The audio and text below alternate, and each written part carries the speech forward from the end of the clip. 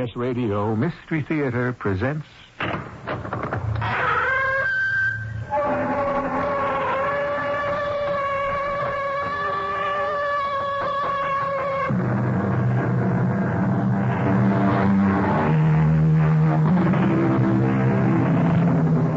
Come in.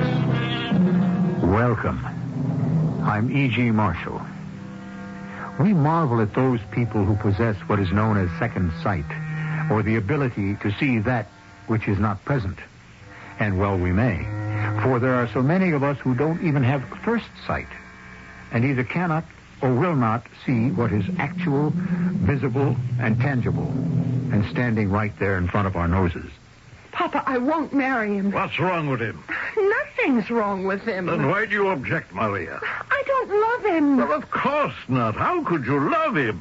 Love comes after marriage, not before. Papa, I'm warning you. If you try to make me marry him, I'll... You'll what? I don't know, Papa. But I'll do something.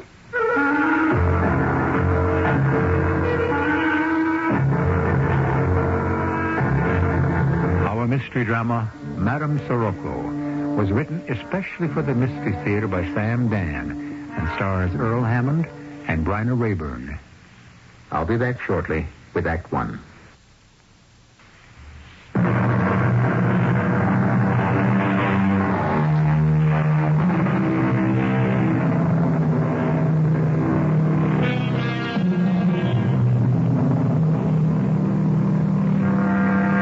The neighborhood is called Old Town. It is where the original settlers built their first log cabins and then tore them down to build huge Victorian mansions. The old settlers moved away and new settlers took their places. They were mostly from Central Europe, and they still proudly maintain many of the customs of the old countries. The old mansions have been cut up into apartments, all of them except the great house on Taylor Place. It belongs to Johannes Svetig, who came here many years ago with nothing. By dint of labor, energy, and intelligence, he created a thriving business and bought this home to be his very own. And yet, while he has achieved the American dream, in so many respects, he is still very much old country. Your soup, Papa. Why are you serving the supper, Maria? Trying to help Lena again? It isn't right. It's her job. You must learn how to treat servants properly, or else they walk all over you. Oh, Lena isn't here, Papa. No, why not?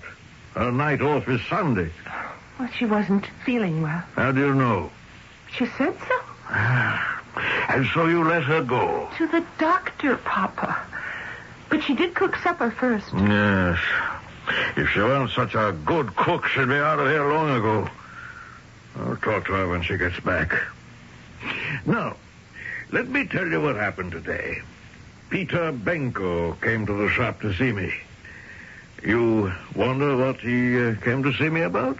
Oh, no, Papa. Well, he came to see me about you. He likes you very much. What have you got to say about that, huh? Well, that's nice. He wants to marry you. But, Papa, he's an old man. Old? What do you mean, old? Oh, My father was 75 when he married his third wife, and he had 2 more children. I only feel that... Old. When a man is old, he has experience and knowledge. I think people do not know how to get old in America. Peter Benko is not an old man. Oh, Papa. Can he be more than 10 years older than you? No. So what's the matter? Well, he behaves like an old man. And besides, I don't love him. What kind of stupid thing is that to say? Oh, please, Papa. Of course you don't love him. How could you love him? You don't really know him. But you'll love him later. Later, after you've had his children and cooked his supper. That's when married people get to know each other and love each other. Ask me. I've been married 2 times. I love both my wives. But later. Love comes later. But, Papa, that's not the way they do things here. Good. Here they do things better, huh? with the divorces and separations and living together, one day with this one day with that one. Here, it's better, huh? No, Papa. Maria, you know I want to do what is best for you, huh? Yes. So trust me. Ah, come on, say you trust me. I know the best. He is a man going to make you happy. Come, say you're going to trust me, huh? Yes, Papa. Thursday night, he'll be here for supper. All right, Maria? All right. Maria, you're going to be happy. Hey, where are you going? I'm not hungry, Papa. I think I'll go for a walk. A walk where? Just down the block. Maybe I'll go see my friend Sophie. All right. Just don't stay out too late now.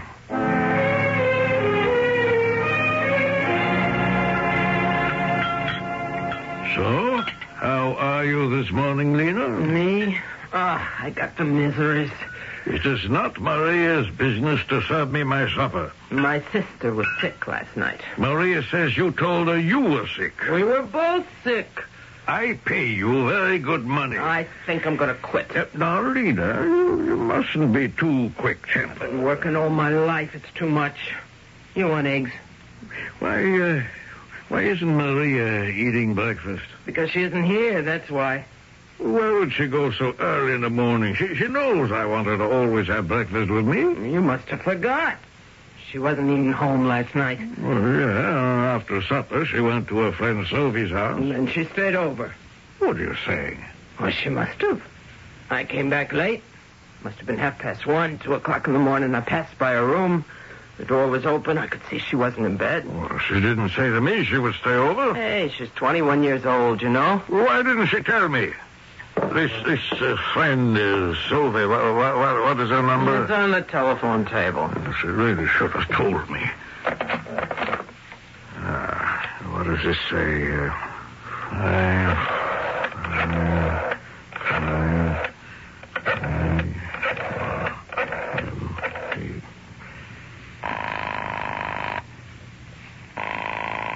Hi. Hello? Yeah? Is this Maria's friend, Sophie? Oh, yeah, who's this? This is Maria's father, Mr. Sleddick. I should like to speak to Maria. Maria? She's not here. Oh, I see. She's already left for home, huh? No, I mean, she hasn't been here. Oh, wait. She didn't stay at your house last night? Mr. Svedek? Mr. Svedek? Is something wrong?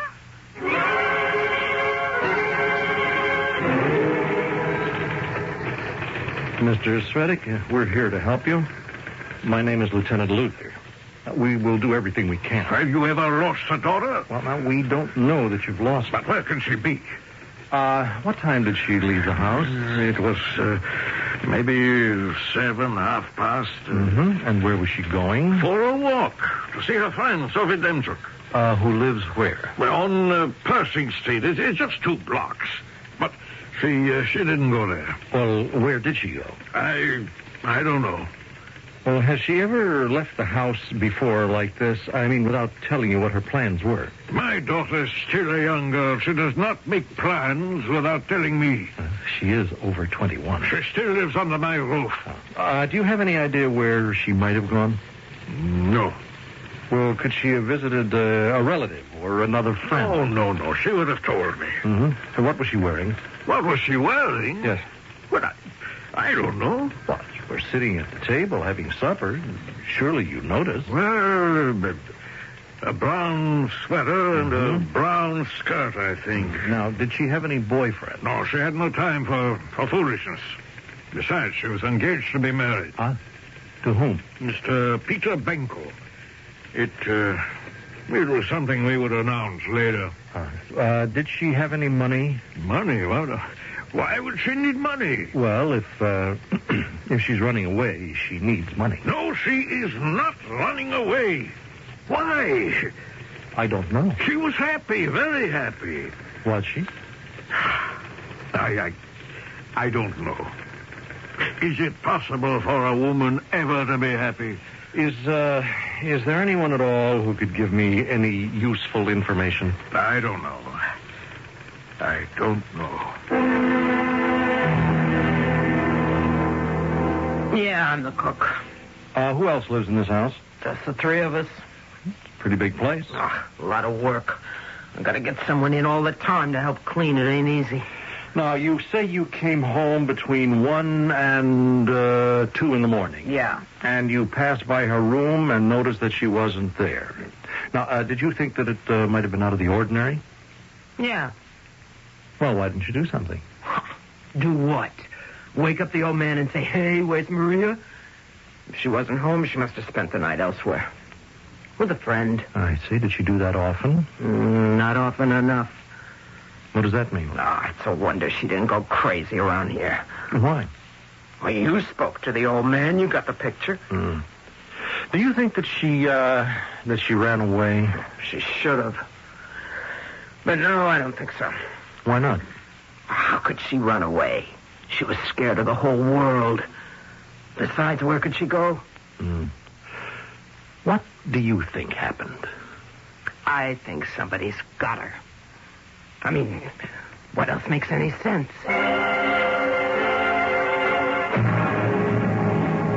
Well, Mr. Bellino, last night at about 8 o'clock, you were closing the store. Yeah, 8 o'clock. Yeah. And as you were closing the door, you saw Maria Svedik. Yeah, that's right. Did she say anything to you? Oh, sure. Polite she is. She said, good evening, Mr. Bellino. Did she stop to talk? No, she kept walking. Do you have any idea where she might have been going? No, I don't. Yes, well, did she seem upset in any way? No, I thought she was okay. I see. Now, where was she headed? Just down the block. You didn't hear anything that might suggest that she might have run into trouble? No. All right. Okay. Thank you, Mr. Bellino. I hope I've been a help.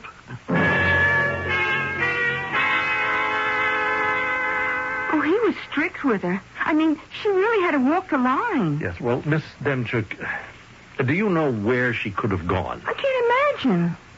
Was she really unhappy at home? Well, if it was me, I would have walked out long ago. I see. Well, she didn't work. What did she do with herself all day? Oh, she read books. She watched the TV. She'd go to the movies. I see. Was this enough for her? Well, maybe not, but it was what her father wanted. He wanted to keep her home, away from, well, all the corruption influences. Oh?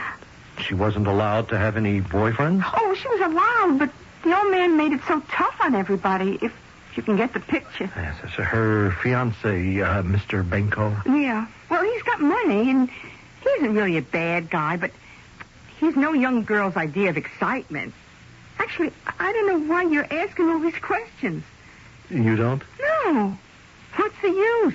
She was walking down the street, and some guy, you know the kind of weirdos we've got running around loose, one of them just did away with her.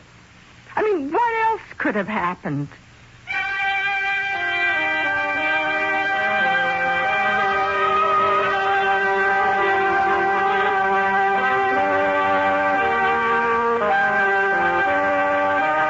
What could have happened?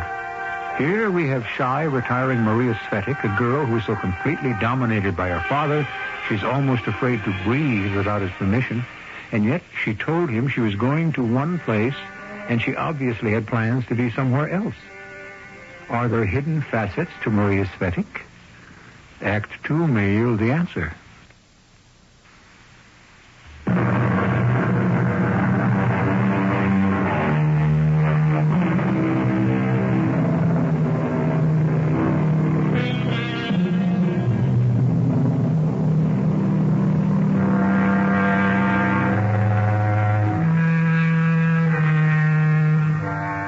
Still waters run deep, said a poet named Mr. John Liley.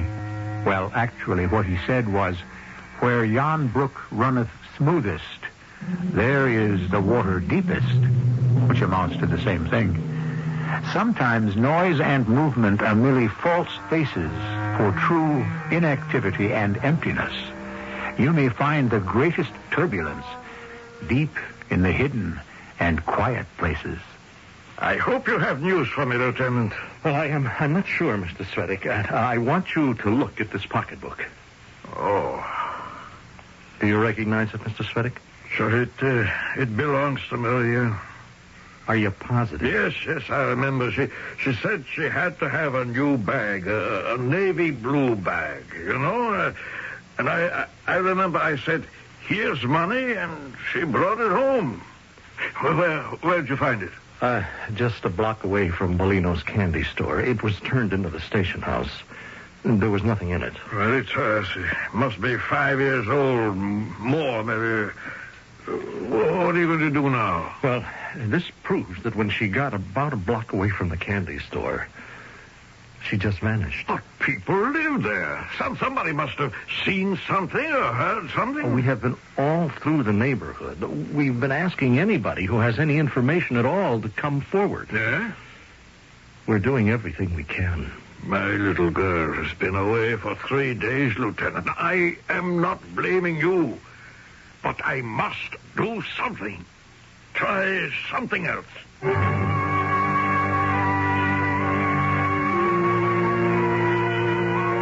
I'm here again, Miss Demchik. Hey, it's okay, Lieutenant. I was hoping that something might have occurred to you that just might help us. I don't know. I've been trying to think. Anything. I mean, anything. Any little incident. Perhaps something that seemed insignificant at the time. Yeah, I know what you mean. Did she mention any names? Of who? Of anybody. No, we just talk about, the usual things. Mm-hmm. Most of the time we listen to records, watch the TV, and so forth. Now, Miss Demchik, look, try to think along these lines. She was a girl who always obeyed her father, right? Oh, yeah. And now, do you, to the best of your knowledge, know of any time when she had disobeyed him? Oh, no. Did she ever lie to him? I don't think so. She wouldn't. I guess she's the kind who couldn't. But she did. The other night. Now, she told him she was coming here. Evidently, she had no intention of doing that. Where could she have been going? I don't know. Well, what could she have been thinking about? I don't have any idea. Now, Miss Demchik, you're the only young person I can talk to. Now, she had no other friends. I have to know what was in this girl's mind. Older people, her father, the cook, Lena, you see, they live in a different world. Oh, they sure do. Well, what does that mean? Well, nothing really. It's just the older a person is, the less he or she remembers how it was to be young, Yeah, but she confided in you, now didn't she? Confided? No, you couldn't say that. But you were her closest friend. Yeah. Well, wouldn't she tell you things? Now, I think she was afraid. Afraid of what? Afraid maybe I'd laugh at her. Oh, I never would, but she was so sensitive, and maybe she was afraid I'd laugh at her father. Maybe he gave her a hard time, but he was still her father. Was she afraid of anything else? Now think. Anything in her manner that might have suggested something was really bothering her? Maybe. I guess she seemed kind of sad about something. Yes? Well, that's it. Sad? And you can't tell me why? I'm sorry, Lieutenant, but I really wish I could. It's just, I can't figure it out either. Yes, well, all right. Thank you, Miss Demchuk. If you hear anything or find out anything, please let me know. Oh, sure. Lieutenant, what does she have to say about all this? What does who have to say? This lady, the one Mr. Svetic asked to help out. What lady is this? Oh, I read it in today's paper. Her name is Madame Sirocco. Madame Sirocco? Yeah. Wait a sec. You see? Here it is. You see, desperate father enlists aid of psychic. Madame Sirocco agrees to establish spiritual contact with missing girl. Mr. Svetic, now this is crazy. Maybe. Now, look, these people, they prey on people like you who are deeply troubled. But she is a good woman. How do you know? I know. I know. You can feel these things. Oh, boy. Mr. Svetic, I could show you hundreds of cases in the file. If you could show me my daughter, this would not be necessary. Madame Sirocco is a con artist. Hello. Are you talking about me? Then who are you? Madame Sirocco. I am working for Mr. Svetic. You mean you're working on Mr. Svetic? Lieutenant, this fine woman is a guest in my house. Yeah, Mr. Svetic, could you excuse us for just a minute? I'd like to talk to this lady in private. Sure. And you should help each other. What are you doing here? He hired me. Now, just a minute. You're not doing too well, Lieutenant. Why don't we compare notes? Compare notes on what and why? At this time, we happen to be two of a trade. We're both looking for the same person, Maria Svetic. What did you say your name was? Madame Sirocco. Madame Sirocco. What does Sirocco mean? A warm wind from the east. Oh, well, I'll tell you what else it means. It means your real name is Thelma Heffinger. Why did you change it? Is it illegal to change one's name? No, but it is suspicious. Now, madam, a hustle is a hustle. But to take advantage of a father's vulnerability... I am only trying to help. What you are doing is illegal. Is it? I only promised I would reach his daughter spiritually, Lieutenant. I approach you filled with the spirit of cooperation. This is a job for scientific police work. Has scientific police work yielded any tangible results so far? Let me contact her spirit. Contact her spirit? You have not been able to contact her body. Look, I really don't have time for this kind of nonsense. Lieutenant, why do you fight me? Why do you refuse to open your mind to an infinite variety of other possibilities? Madam, I am telling you, watch your step.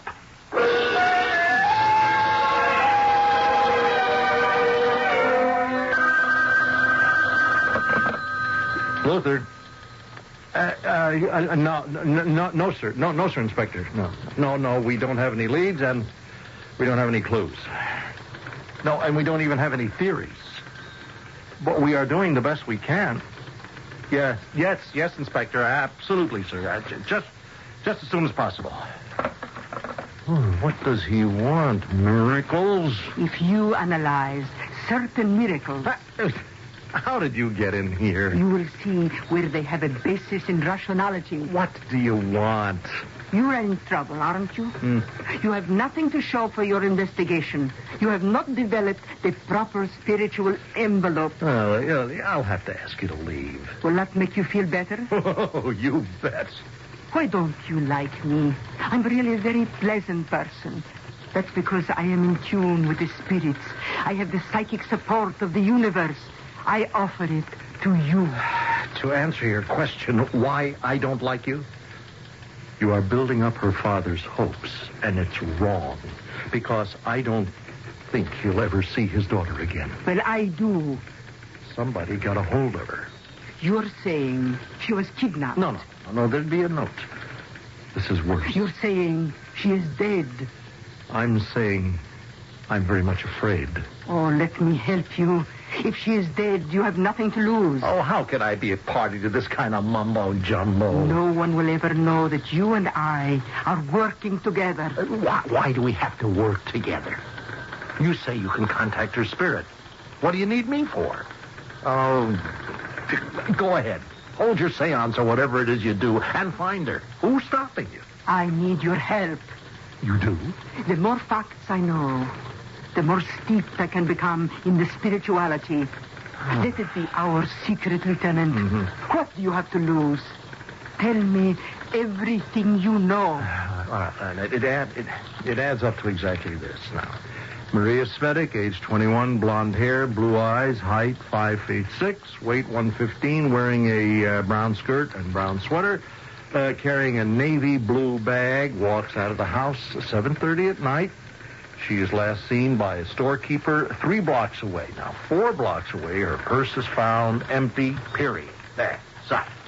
What do you make out of that? May I see the purse?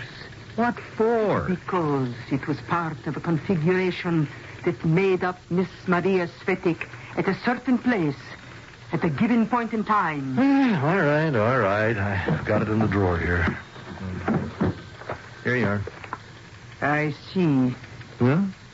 What do you see? A great deal. Oh, I am sure you do. Have you made spiritual contact yet? Huh? I am approaching the outer zone. Hey, good. Come with me. Where? Out to the Svetic house and up to her room. Why? Isn't it obvious? Oh, to me, the only thing that's obvious is that I am falling for a hustle. And that's because I'm at square one and ground zero. I'm grabbing at straws. All right, why do we have to go to her room? See, I have already been there. And I must see it for myself. It's where she lived, spent most of her life. And it's where her hopes, her dreams, her plans were formed. Maybe I shouldn't have asked. I am reaching out to her spirit. Sure. But spirits can only respond to familiar nuances. Is that so? Her spirit and mine must be perfectly in tune. I must familiarize myself with the people and the things in her life.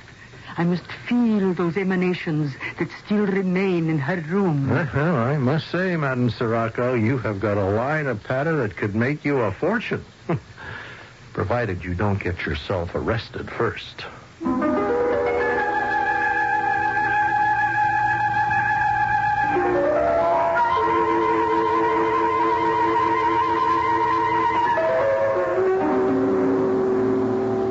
That's always a possibility. And there's always a possibility that she could surprise us all as well. There is such a thing as psychic phenomena in this world. Even the people who deny it so vehemently that it's possible they protest too much. Well, we still have the third act.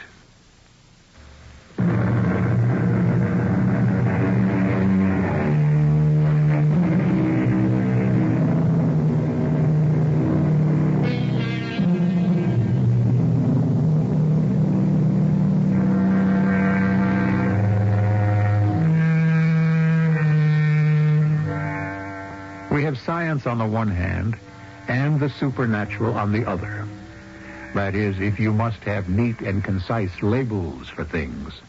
But the basic problem is that things will defy neat and concise definitions. Things cannot be conveniently cubbyholed. Sometimes it is science that offers us the unfathomable mystery, while the supernatural presents us with the logical conclusion. This is her room. Yeah, I have been through it. What were you looking for? Clues. I couldn't find a thing. But this room abounds in clues. See, how charming. What lovely taste this girl has. What an artistic use of color and design. How neatly everything is kept.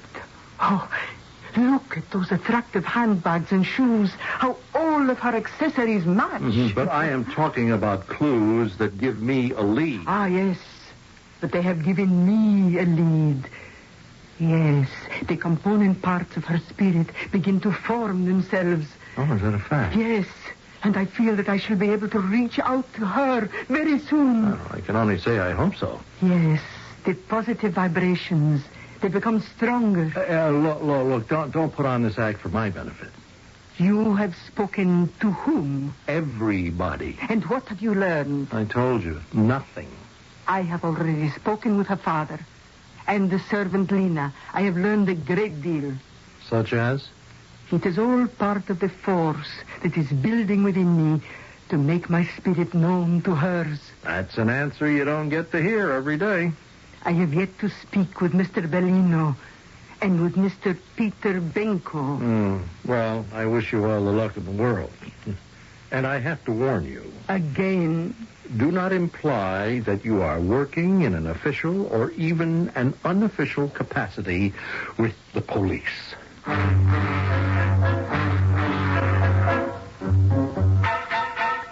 Yeah, I seen her. You writing this up for a paper, huh? Yes. I am gathering material. Yeah, well, the name's Bellino, Vincent Bellino. Yes, Mr. Bellino. You did see Marie Svetic? Yeah, just for a minute. Less. Just long enough to say hello. Long enough to be sure it was Maria Svetic? Oh, sure. To see what she was wearing? Yeah, brown. And she still had the purse? Oh, yeah. I remember. She was holding the pocketbook. Her manner. Did she appear to be upset? Yeah, that's what the cops asked. Was she upset? No, I wouldn't say so. You are sure? Yeah, positive. She just gave me that same nice smile and said, "Good evening, Mr. Bellino." So she did not appear to be disturbed in any way? Yeah, that's right. And looking back at it now, don't you think that might be rather odd? Oh, why would I think so? Well, she's very carefully raised. She's probably doing something for the first time in her life. She's about to disobey her father. When she passed your store, she had already disobeyed him. She was not headed for her friend Sophie's house. I would imagine she would be disturbed in some way. Yeah, now that you mention it. I wonder what that means. We are reaching for the answer, Mr. Bellino. We have been guided to it in ways that are beyond human comprehension at this time. Yeah. Whatever that means, it sounds pretty good to me.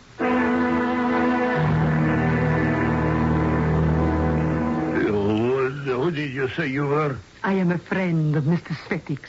My name is Madame Sirocco. Please to come in.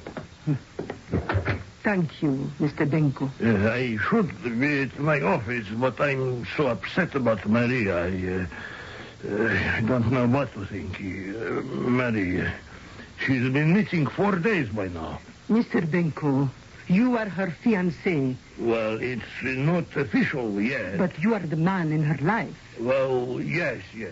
Therefore, there is a closeness between you, and you should know more about her than anyone else. In certain ways. No, I didn't. I don't know her very well. But you want to marry her? Yes. Without knowing her? She is a good person. She must be.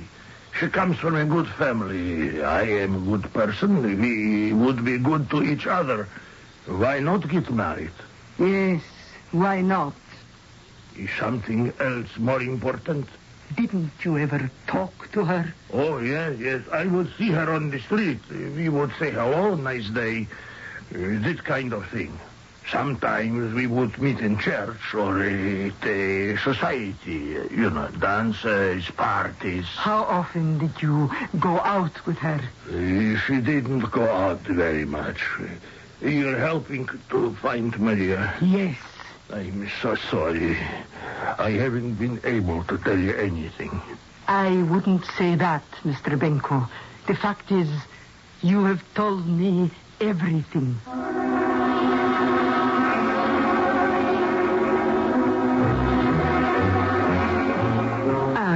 It's the lieutenant, yes? Madam, I'm afraid it's up to you. Listen to me. I'm actually taking you seriously. Well, if this ever becomes known... I am your friend. Would I tell anybody? Perhaps the reward will help. What reward? I suggested to her father that he announce one. He did. $10,000. Well, I hope it does something. Well, it might assist the spirits to assert themselves. You mean the spirits can be influenced by rewards? Oh, the spirits have motives that are too mysterious for any of us to comprehend. Well, that reward had better not wind up in your pocket, Madame Sirocco. Why not? If I find Maria Svetic, shall I not be entitled to it? I don't know. But you have to be doing something wrong. Besides, I won't keep the money. It will all go to the spirits. Sure.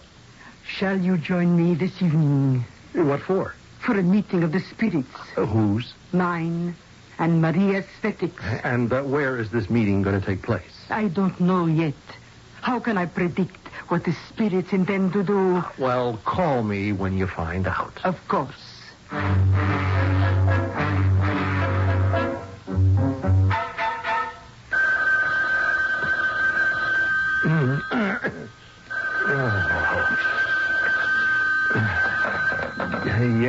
Yes, hello. Lieutenant, Madame Sirocco. Oh, hello. Do you know what time it is? It's only 1:30 a.m. You do go to bed early. Yeah. You asked me to call you when I found out where the spirits are going to meet. Would you care to be present? Where? At the Svetic Mansion. At this hour? I'm sorry, I had nothing to say about the arrangement. Shall I see you?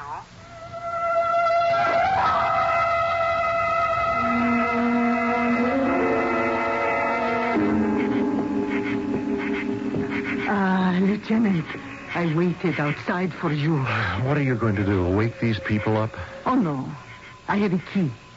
How did you get a key? I told Mr. Svetic that I must be free to come and go at all hours in order to be free to coalesce, as it were, with the spirits. Oh, isn't this a magnificent place? Yeah. Huge, lofty, filled with all sorts of, spiritual debris. Are we going inside? Certainly. And not a sound now.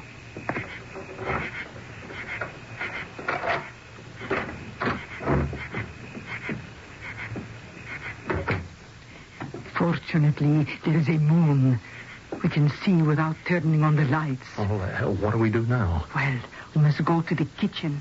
Well, why the kitchen? Because that's where the spirits have decided to meet. Don't make a sound. There, through that door. How could I ever write this up in a report? Why bother? Now, let us sit down at the table. What's going to happen? Wait and see. Okay. I'm waiting. Shh. What is it? I have reached her. You have? My spirit has reached hers. Yeah? Yes. We are making contact. The awareness is spreading between us. Hello, Maria.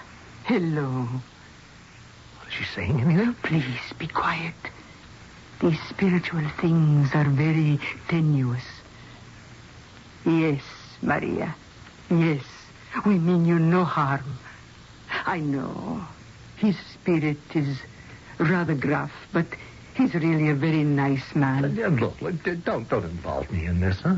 I am sorry, but you're here, and your spirit is very much a part of things. We are going to have much more than just a spirit. Oh, my goodness. Do you know what we are going to have? No. Materialization. Don't make a sound. Don't say a word. Lieutenant, look. The door. It's going to open. What? Why, It's Maria. Oh! What are you doing here? Oh, isn't it obvious? She's hungry. Go ahead, child.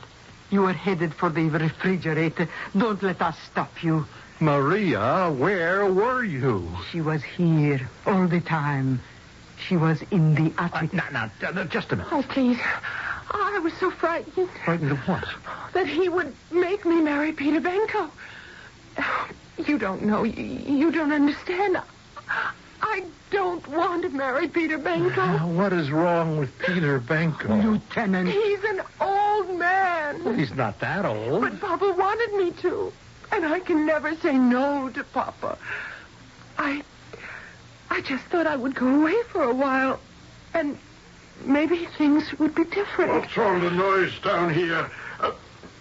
Maria. Papa. Maria. Where have you been? Papa, I've been thinking, Papa. Do you know what I have been going through for the past 4 days? Do you know what I have been going through for the past 21 years? Papa, I will not marry Peter Benko. Now, Maria, I know the man who's best for you. Maybe I don't want the man who's best for me.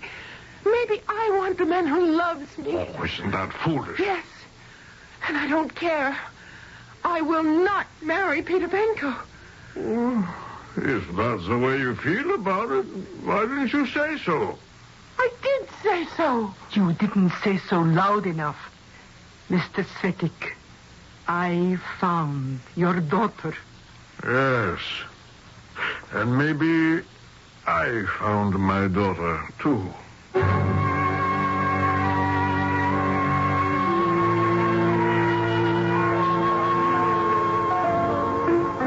No. Dinner is going to be on me, Lieutenant. After all, I just made $10,000. Yeah. So you see, the spirits did it after all. Oh, you're a fraud. But you're also something else. Oh, what is that? You are a better detective than I am. Oh, I should have put it together myself. Really? Do you know how to summon spirits? Oh, what spirits? The whole thing lies there like a rug. A kid like that, so terrified of the world, where would she run to? Nowhere. She'd hide at home. In that enormous place you could hide forever. Really? Yeah, no, she wouldn't go off willingly with a stranger. She'd have to be taken by force. Someone would have to have seen or heard something. I should have walked around that neighborhood. I'll bet you did. Oh, I had to be familiar with the abode of the spirit. I would have learned that she could have doubled back and come home through a side door. And the payoff, the blue purse. She was wearing brown. Why take a navy blue purse? She had good style sense. She wanted to leave the purse on the street to make it look as if she'd been abducted.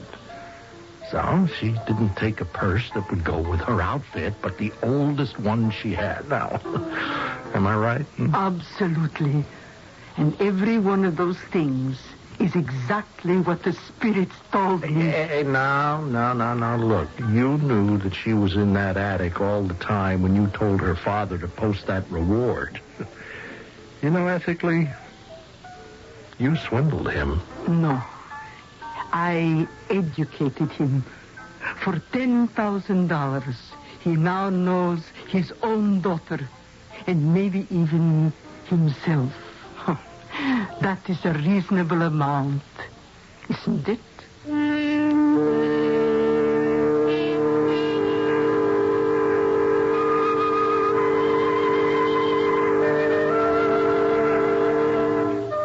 Yes, and cheap at half the price, too. After all, some people pay dearly for lessons that come too late. We hope you've had a lesson. And in just a moment, you may also have a moral.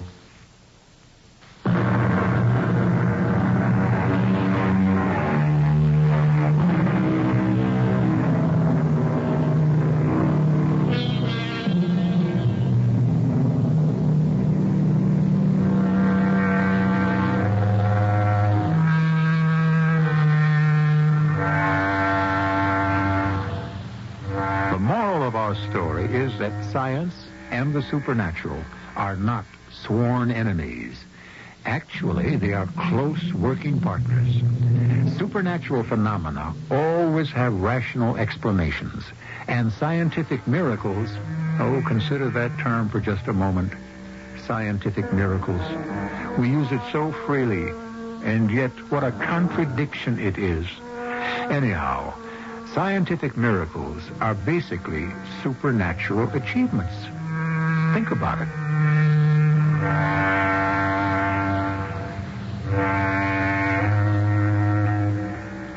Our cast included Bryna Rayburn, Earl Hammond, Joyce Gordon, and William Griffiths. The entire production was under the direction of Hyman Brown. And now, a preview of our next tale. This seems to be the whole point of contention, Elwood. Did I do something? Well, did she? Well, yes, obviously. But I'm not aware of having done anything. It doesn't alter the fact. Even if it were an unconscious act, it would still disqualify her for the position. Mr. Townsend, I wish you would tell me. I would rather not. I was willing to let the entire episode be forgotten, and you would have been well advised to do the same. Elwood, what are you trying to say? As you know, Paul, I always try to avoid an unpleasantness. I was willing to let it go. Take my loss quietly and forget the entire affair. You're lost? You saying that Miss Pruitt took something? Yes. Miss Pruitt stole something. It's a lie. It is true. Miss Pruitt is a thief. This is E.G. Marshall inviting you to return to our Mystery Theater for another adventure in the macabre. Until next time, pleasant dreams.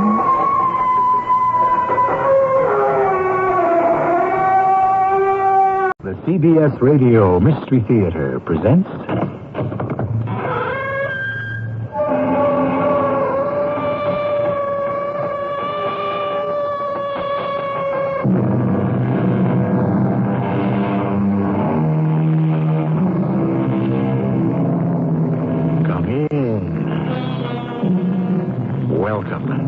I'm E.G. Marshall.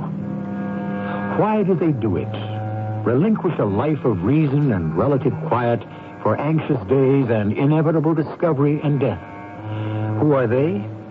The spies, the undercover agents, the counter spies, the double agents, all those who deal in espionage. Today, an account drawn from the life of the most controversial spy of her time, Mata Hari, and an attempt to unseal the mystery of a woman considered too dangerous to live.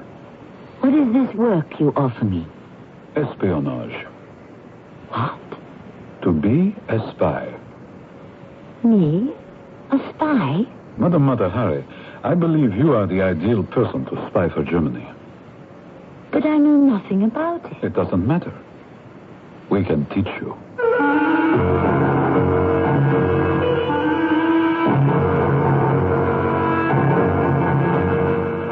Our mystery drama, Mata Hari, was written especially for the Mystery Theater by G. Frederick Lewis and stars Tammy Grimes. I shall return shortly with Act One.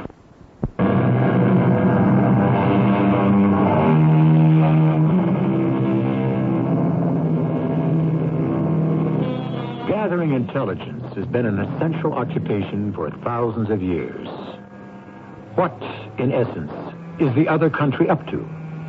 1300 B.C., the Hittites sent spies to check out the intentions of Tutankhamun's widow. Their instructions?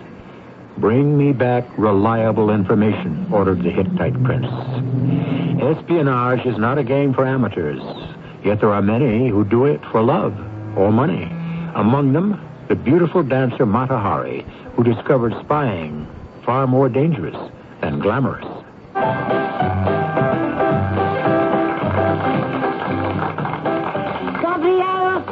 Gabrielle! What are you doing in my dressing room? Waiting for you, my flower. What kind of a manager are you? You're supposed to be out front, putting a stop to this nonsense. I was never so insulted. I don't know what you're talking about, my dear. You are the sensation of Berlin, and there's no nonsense about that. You are a fool, Gabrielle. Don't you hear what that idiot Stuntful is doing with his orchestra?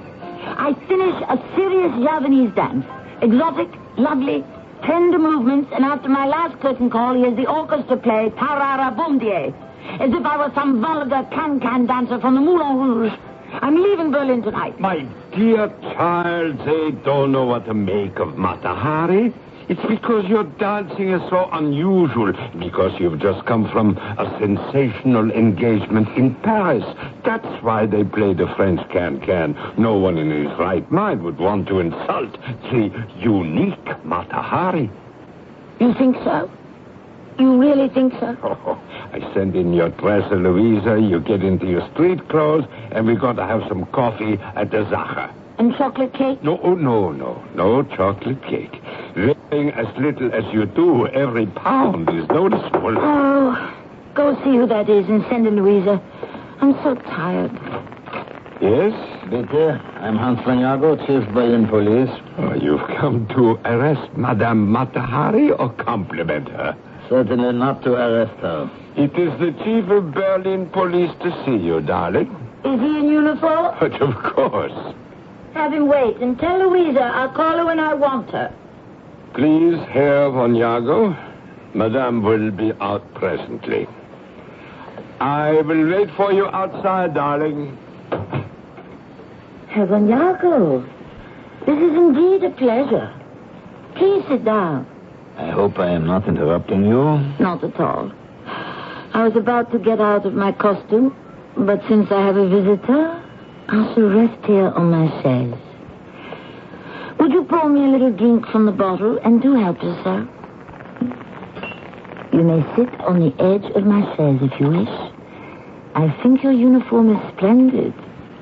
I've always liked men in uniform. Thank you. Here, Prosit. Delicious, nicht wahr? You speak German very well. And French and English and Dutch and Javanese. How nice of Berlin's chief to come and see me backstage. My pleasure. And I brought you these roses. My compliments. Roses. My favorite flower. I cannot get enough of them. Roses. In December. I think, Herr von Jagow, you deserve a little private temple dance as a reward. I keep this phonograph with me always, and when I am sad, I play the music of my people. Why should the beautiful Mata Hari ever be sad? My life is lonely, and I am used to the finer things which the little money I have cannot buy. I should have thought your extraordinary dancers would be very well paid. In the ordinary sense, yes, for ordinary persons. But for Mata Hari, who must ride in her own carriage, my diet can only be the finest of food. Jewels, furs. Mata Hari is not asking too much. We will not talk of money or finding some benefactor truly appreciative of the arts. I shall dance. I wind up the phonograph. I place the needle on the records. So. Then I pick up my finger bells. So.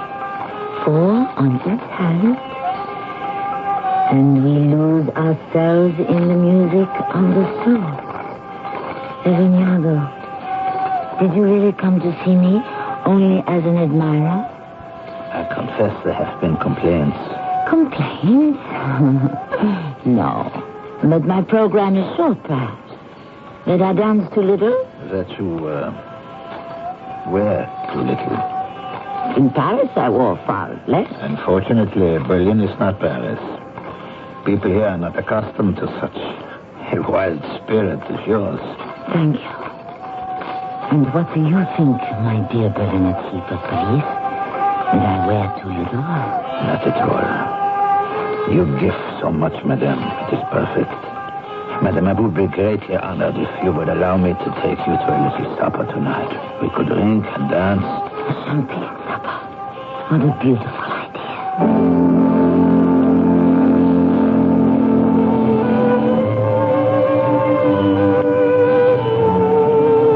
What are you doing at the Berlin Cafe? Walter Nikolai, what a surprise.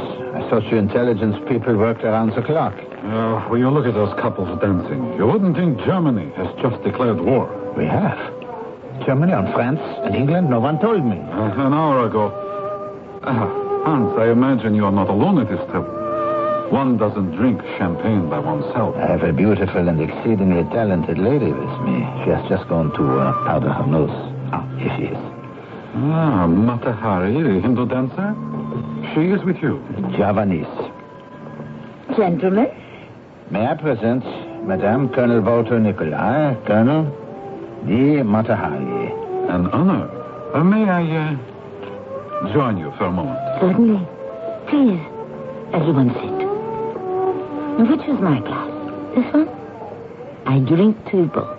The Colonel is in charge of all German intelligence. A master spy. Oh, how I envy you. Especially now that we are at war. Now, what do you think of that, Hans? This beautiful woman is more abreast of military matters than you.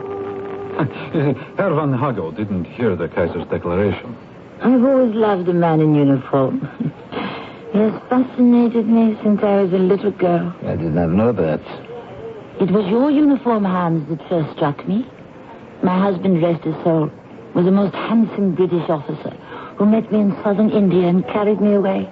I was 17, swept off my feet. You were born in India, madame? In the south, on the coast of Malabar, in the holy city of Javnapatam, of the sacred caste of Brahma. My father was called Asavadam. My mother, a famous temple dancer in the temple of Kandaswami. She died when I was born, and I was adopted by the temple priests. They named me Mata Hari, which you may know means Eye of the Morning. And then in my extreme youth, I was trained in the holy rites of the dance in the temple of Shiva. Wonderful. Fascinating. Every gesture of the dance has a spiritual meaning. Madam, may I have this waltz? Certainly. You'll excuse us, Hans. I have no choice.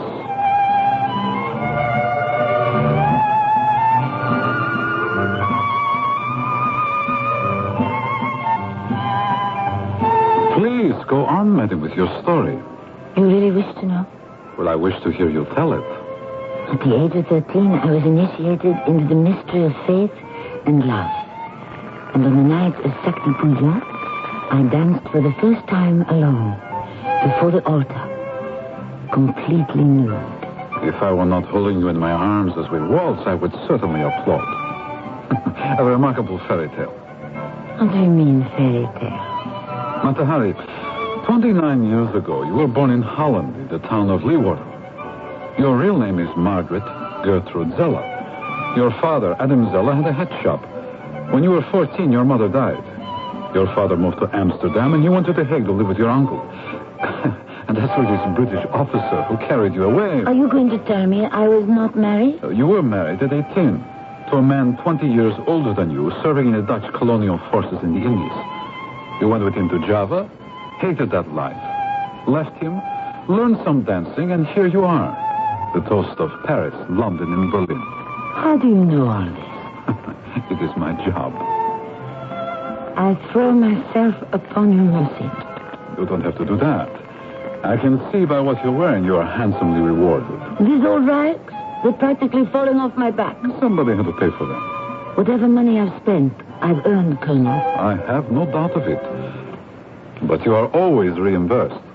For what? For what you are doing now. For dancing? Yes. And for being friendly. I'm always friendly. Especially to men in uniform. There's no money in that. Let me select a gentleman for you to be friendly with. It could be an interesting occupation.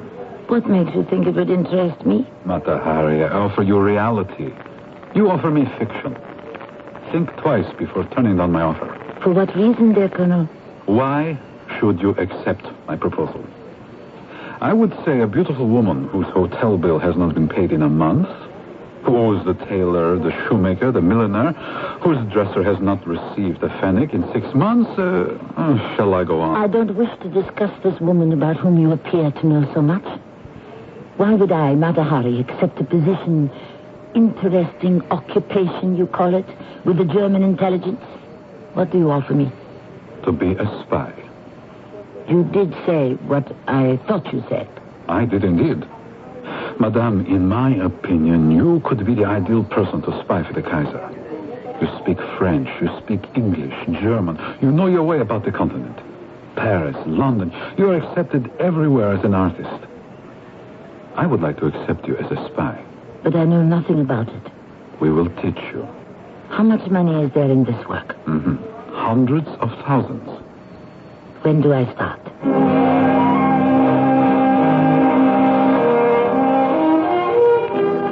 Although she denied it to her dying day, Mata Hari then and there agreed to spy for the Germans. As she had done in the past, she would continue to entertain her old friends of the French military, and whatever she could learn, pass along to German intelligence. It was all a game to her, part of the role of the international entertainer. Besides, the dangers were slight, just enough to lend spice to the adventure. After all, so many loved her. Was there anyone in all Europe who would harm her? I shall return shortly with Act 2.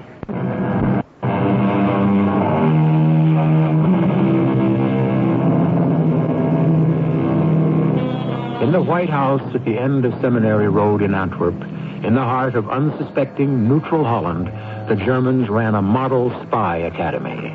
Here Mata Hari went to train with other recruits. All wore masks. No one was identified by name. Weeks, Months of learning cryptography, sabotage, camouflage, etc. At the end of 6 months, Mata Hari was ordered to Paris, there to await instructions. She was now known as H-21. To turn up like this all of a sudden, Mata Hari, what a shock you gave me. Is this your room? Gabrielle, I must have work. My darling child, there is no work in Paris. Half the people are hungry and all the other half thinks about is war. You don't understand. What do I care about a little war? Everything I own is falling apart. I simply cannot appear on any stage in these old rags. Gabrielle, you must find me 30,000 francs. Why don't you ask me for $1 million? It is not possible, that's why. Where have you been for the past 6 months when I could have booked you in St. Petersburg? I'm just as glad. You know, I can't stand the cold. If you cannot arrange for theaters to book me, why not private parties? Well, that perhaps I can arrange. I must dance, Gabrielle, don't you understand? I'm getting rusty. One must dance all the time. I've been too long away from my soul. I'll go anywhere, Spain, Italy, Africa, wherever there is hot sun. No one has the freedom to travel they had before the war. I could get you an engagement in Palermo and perhaps London. But you must secure the necessary papers. Why didn't you say so?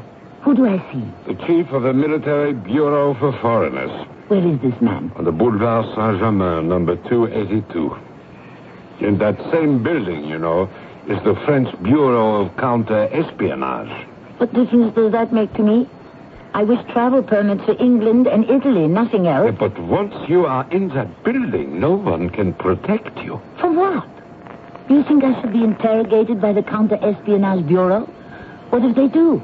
I have nothing to tell them. I'm no spy. I am not saying that you are. Who am I spying for? My dear Mata Hari, when you disappeared in Antwerp for 5 months, 6, do you think nobody cared? My child, look, you can trust me.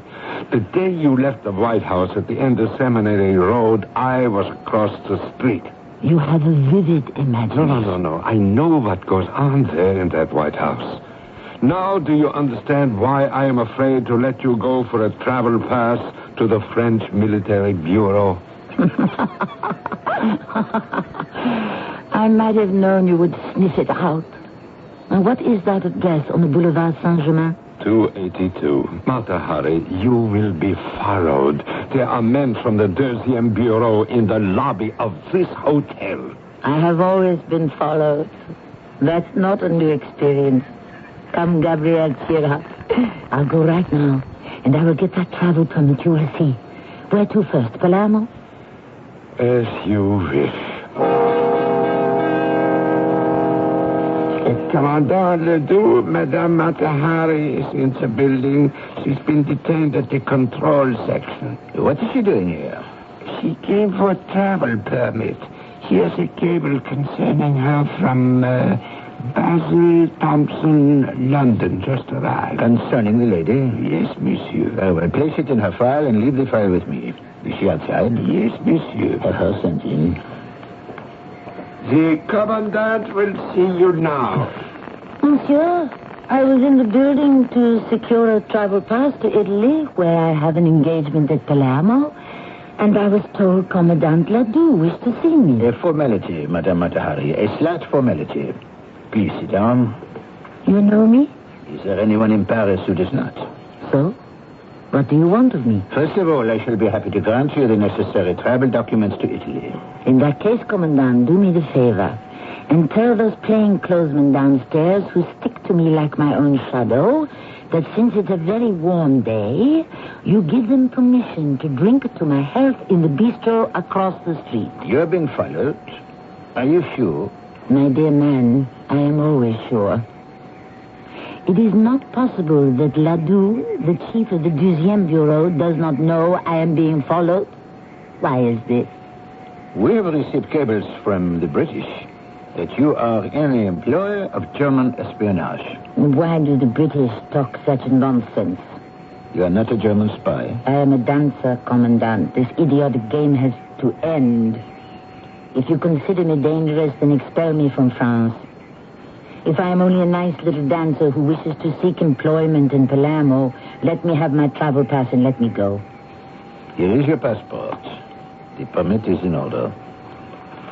You are still a Dutch citizen, no? Proud to be and neutral. Stay neutral. You will live longer. I would like to see you again, madame, when you return from Palermo. My pleasure.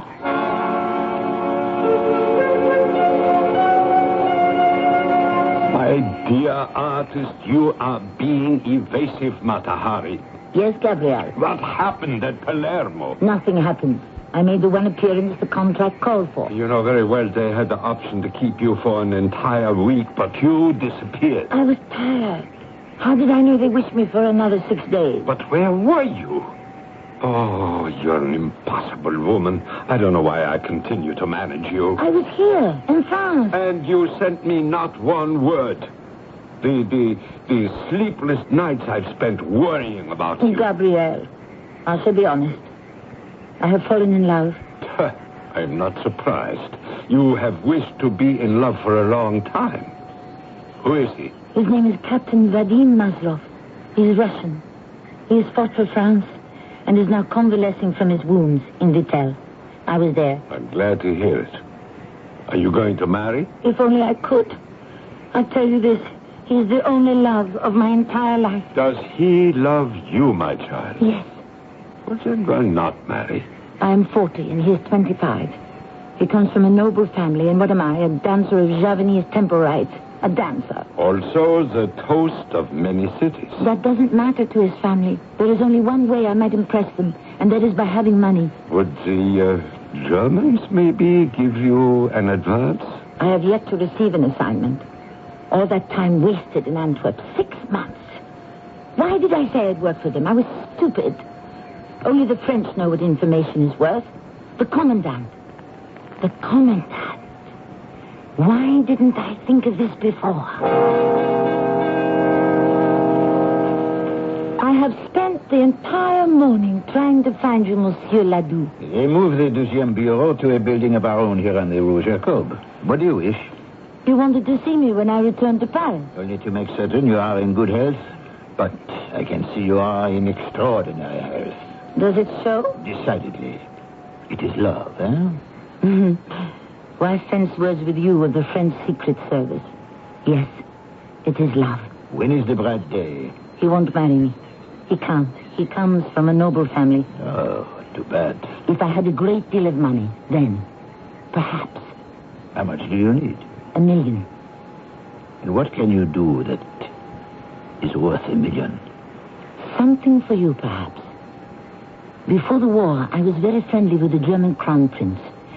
If I became friendly again, and, let us say, during our friendship, I listened while he talked about German war plans, and gave you that information, Monsieur Ledoux, would you give me $1 million?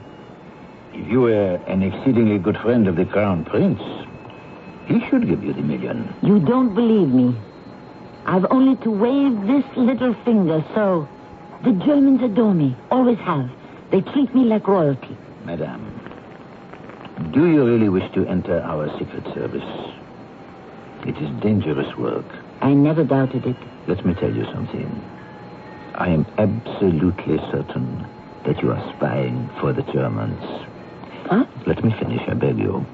What I cannot understand is why you have just made me a proposal which will make it necessary for you either to betray the Germans or ourselves. You are an infant in this business. So let me warn you. If there are any hazards worse than being a spy, it is being a double agent. You don't know women, monsieur. The worst hazard in the world is to be a woman in love. Truly in love for the first time. And to be afraid it could slip through your fingers. It is for that I am gambling. Madame, betray us, and it is the firing squad. Will you stop scolding me and warning me?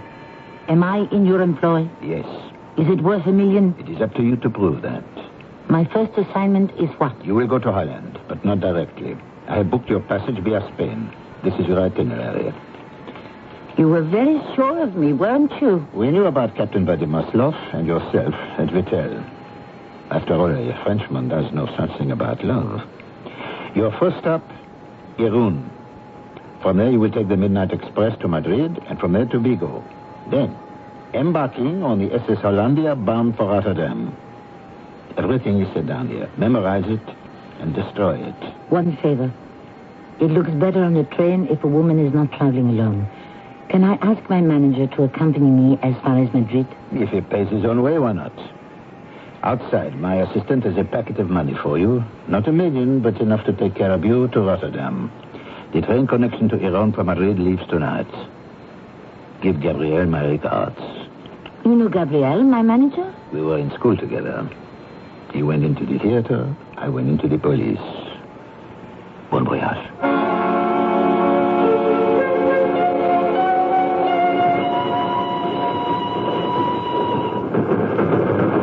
Gabriel, I'd like to get out of the compartment and stretch my legs. Let us walk up and down the corridor. Oh, I agree. 4 hours in one place puts my spine to sleep. I'll slide back to the door. Gabriel, you never told me you knew Ledoux. I had forgotten all about him until you mentioned it. That man in our compartment sitting in the corner. He's watching us, isn't he? He was. He can't see us now. Did you notice his mustache? How could one help it? It's enormous. There's something peculiar about it. Yeah, I agree with you. When do we get to Madrid? Another hour about. The train is slowing down. Are we stopping here? Let's move to the ends of the car. The windows open so I can look out. There's a car on the road below the tracks. It is stopping also. Look! It's a man with a big mustache. He's running down the embankment and getting into the car. Oh, I have a nasty feeling. Let's get back to our seats.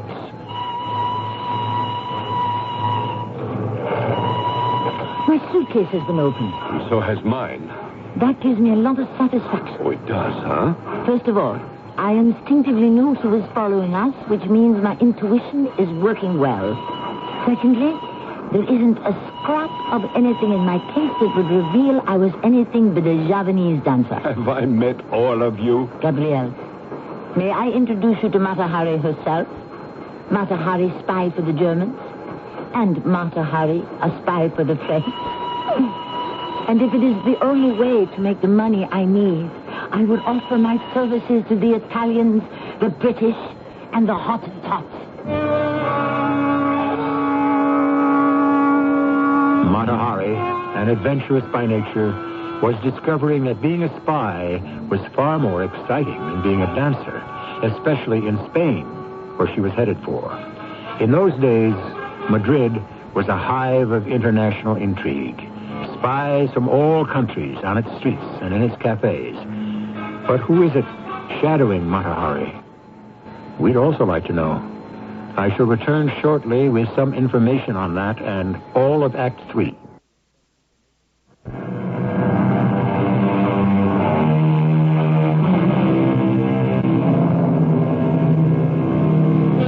The roundabout way Mata Hari was instructed to get to Rotterdam from Paris was typical of the doubling back on one's tracks used by espionage agents. As she made her way out of the Madrid railroad station, Mata Hari was suddenly seized and pushed into a car.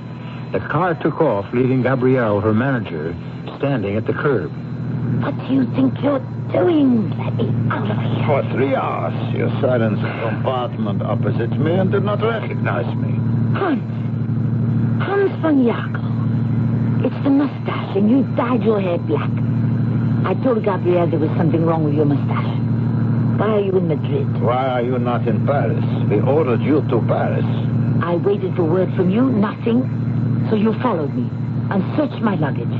I hope you're satisfied. I hope Walter Nikolai will be satisfied. If he wishes my services, he should give me orders and money. These are your orders. Tomorrow's a night train back to Paris. Age 21, we regard you as a full-time employee of the Kaiser. And so that you do not mistake that. Driver, would you be good enough to turn your face around, please? A pleasure. Nikolaya. Everything has been made clear to you, H21. Tomorrow night you leave for Paris. What do I do when I get there? As you were told. Go to the Dutch legation. Your contact will have money and your assignment. I shall stop the car now and let you off.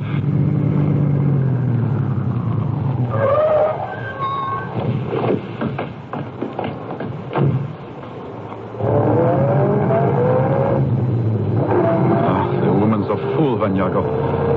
We had no business training her in the first place. A waste of time. I feel sorry for her. People like that get in the way. She made a deal with the Gem Bureau to spy for them as well. What for? To her, this is a game. I see hundreds, thousands of men risking their lives for the Kaiser. What is this Mata Hari good for? Don't tell me I know. She is to be shot right away? Those are the orders I've given. Outside the Dutch legation in Paris.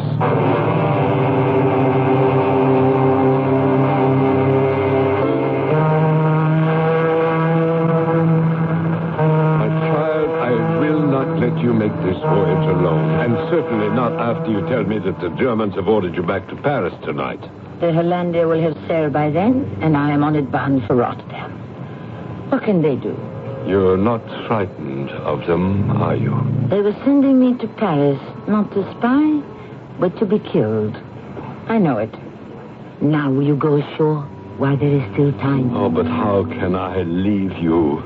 I wouldn't have a moment's peace until I knew that you'd arrived safely in Holland. It's one straight line from Spain to Rotterdam. What can go wrong? You have a facility, my dear, to make the worst happen. There's only one stop before Rotterdam, and that is Falmouth. Falmouth, England. I never had any trouble with the British. They adore me in London. But I am taking the entire trip back with you. I am going below now to speak to the purser, pay for my passage, and I expect to find you right here on deck when I return.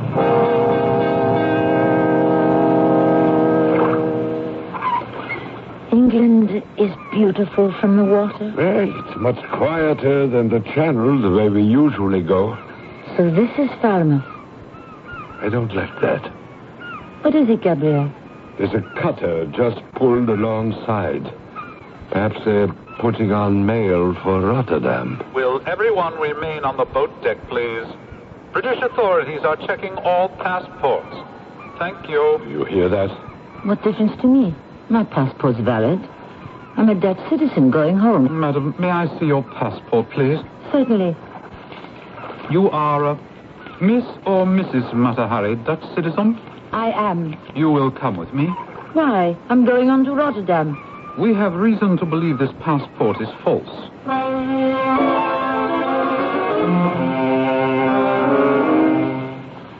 Please, be seated. I demand to know the meaning of this outrage. I am a Dutch citizen on my way from Spain to Rotterdam. I was forced off my ship at Falmouth and brought to London. Where am I?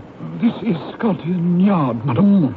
Can you explain why you are traveling to Rotterdam? I am a Dutch citizen. I wish to go home. Who directed you to go to Rotterdam? No one. No one. No one. Is that clear? Well, I hear you clearly enough, but I don't believe you. In Berlin and elsewhere in Germany, you have been seen in the company of the highest military officers. No matter what country I'm in, I will only spend time with the top rank. Do you see me having a cup of tea with one of the small fry in your passport control section? Hardly.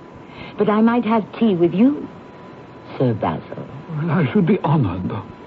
You are a gentleman. You regard me as an enemy spy, yet your manners don't falter.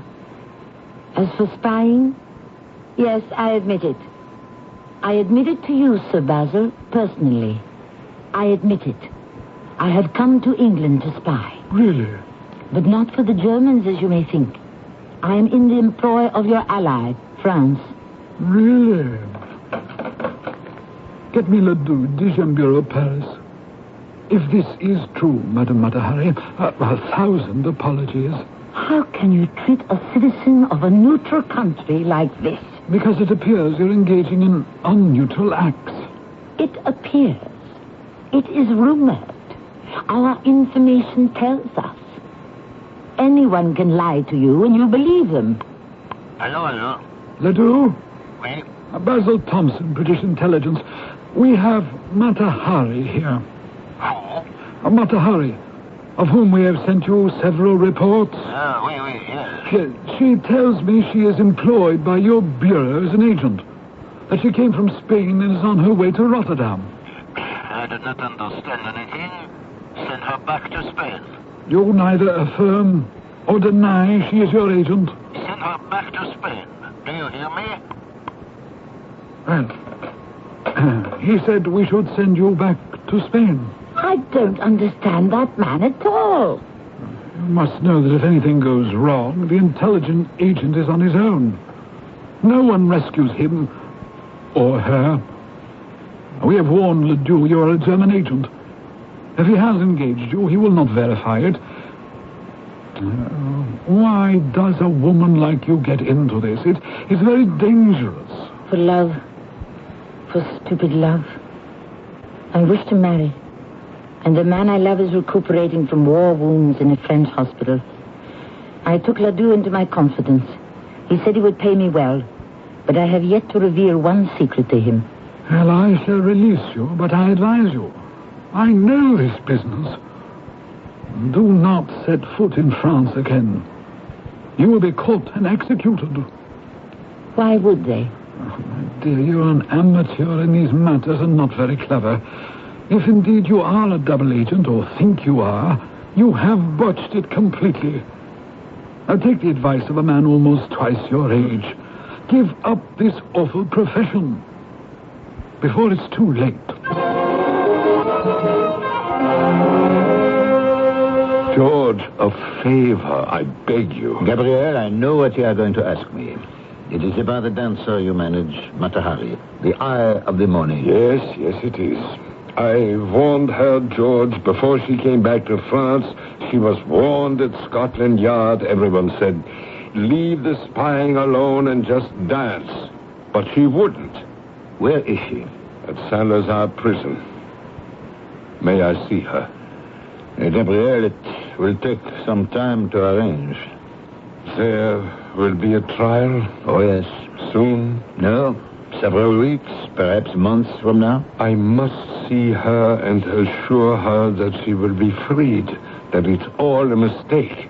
She will not be freed, mon ami. You mean she may be shot? Very likely. Spies are always shot. She played double agent and got caught.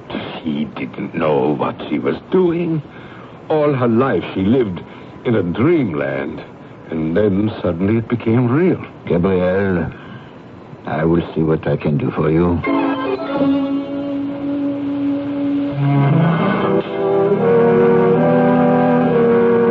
Matahari, do you know me? Who are you? Gabriel. It's so dark in here. Why have you been so long, Gabriel? I didn't think you would desert me like all the others. My child, the day they brought you here, I spoke to everyone I know in Paris for permission to see you. They have kept me waiting all these weeks. I go out of the cell sometimes. There is a military captain who questions me. No one believes me. What do they say? Here is a beautiful woman, they say. Gabriel, it's a good thing you can't see me. My beauty is gone. I'm fat. My skin broken out. I was always so careful of my skin. They don't let me wash. Here's a beautiful woman, they say. She speaks 5 languages. She has friends in every capital in Europe. Where are those friends, Gabriel? Did you see any friends of mine out there? I am trying to get several influential people together to speak of your good character, so you will have help when the trial comes. No one will speak for me. Will you deliver a note to Captain Boucheron? He can get me news. I must write a nice note, not hysterical. Have you pencil and paper? Yeah, I brought some. I will sit on the ground by the door so I can see. Go ahead. I would be grateful if you would give me some news of Captain Maslov. I am worried and weeping such a great deal. Please search for him in the hospital at Epernay. You do not know how I suffer. I can't bear it anymore. Gabrielle, you will take that message. I promise, little one, I will deliver it myself. We were hoping so much to have a life together.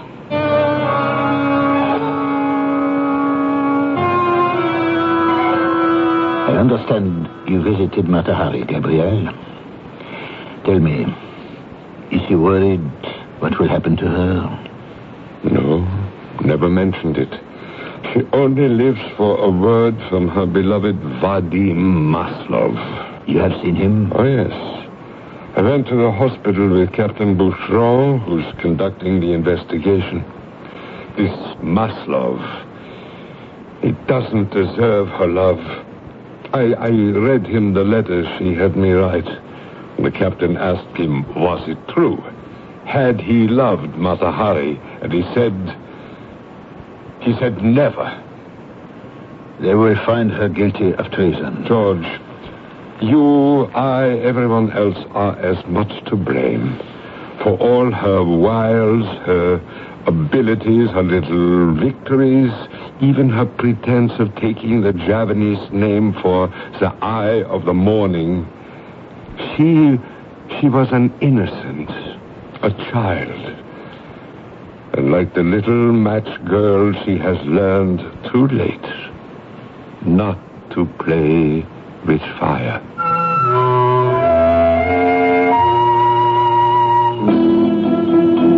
Early in the morning of October 15th, 1917, Mata Hari was taken outside of Paris to face a firing squad.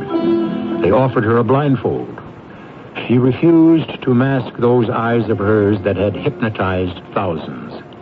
12 shots rang out. At 6:15 a.m., Mata Hari, the eye of the morning, was dead. I shall return shortly.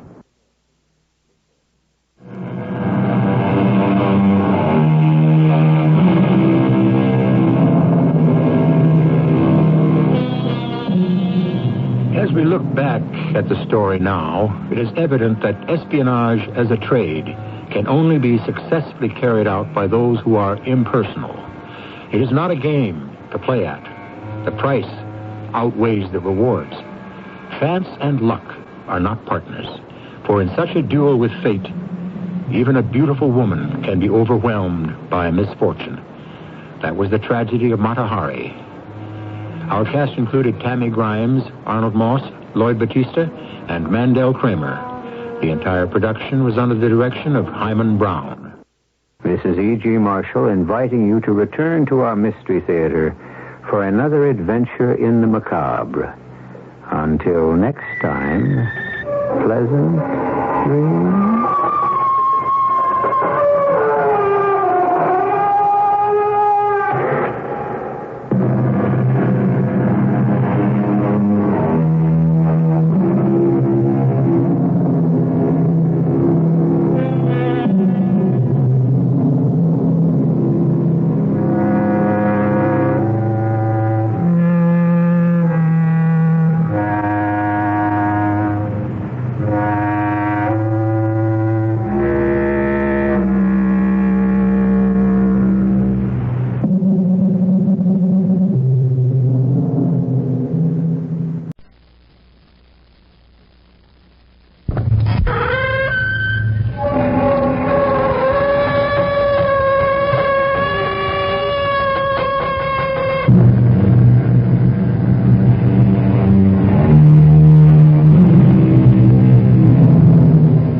Come in. Welcome. I'm E.G. Marshall. The future arrives like an unwelcome guest. How true.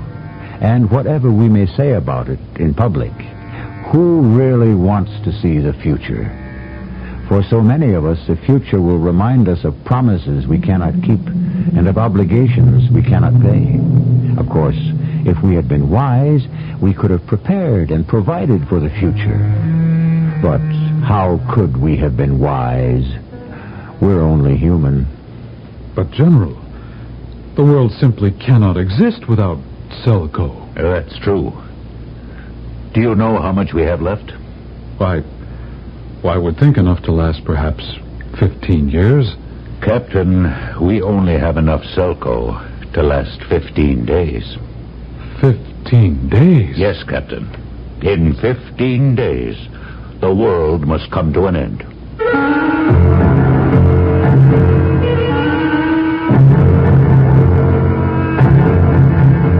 Our mystery drama, The Favor of Women, was written especially for the Mystery Theater by Sam Dan and stars Lloyd Battista.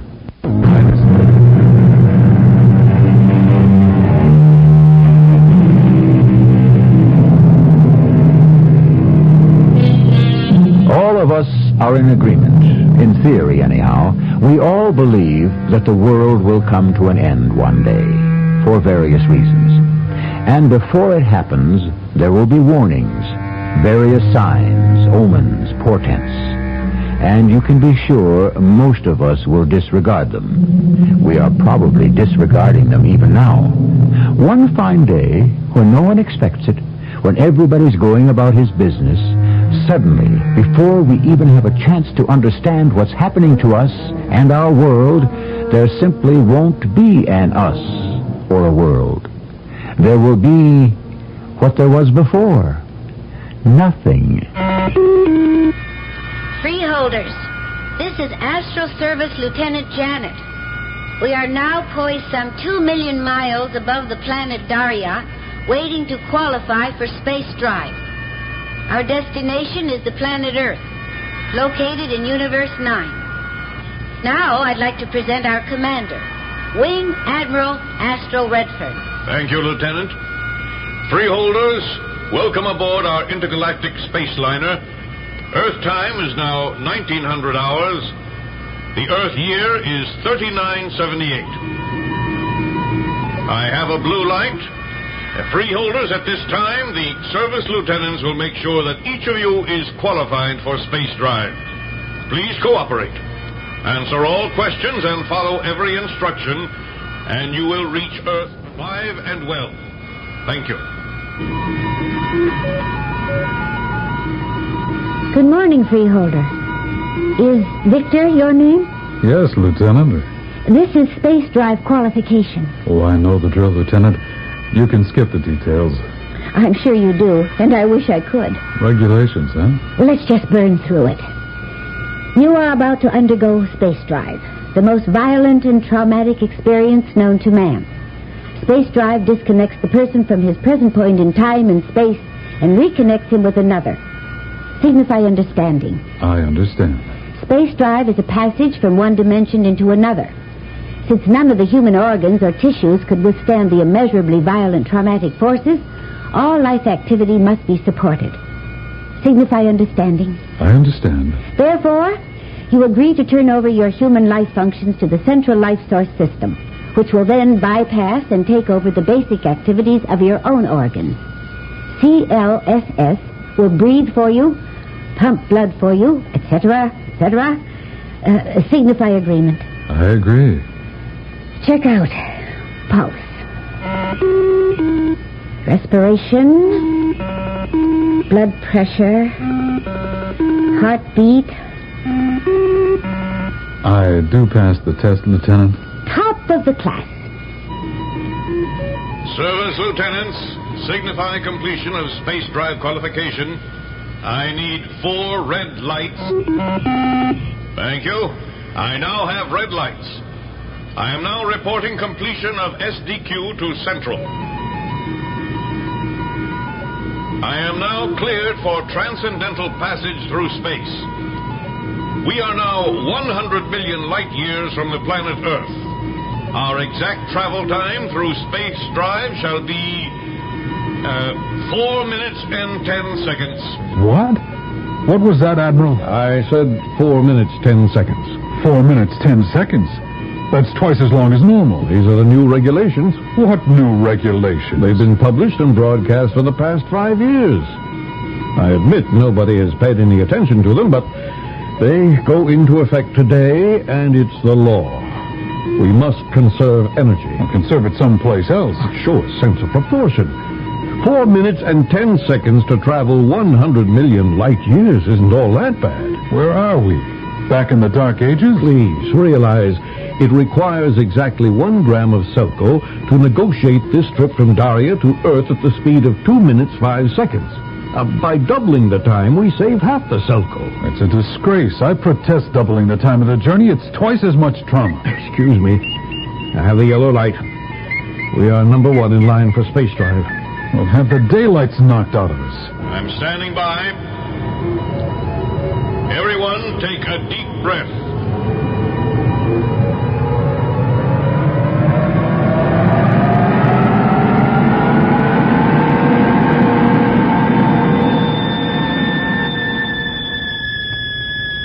It doesn't matter how many times I do it.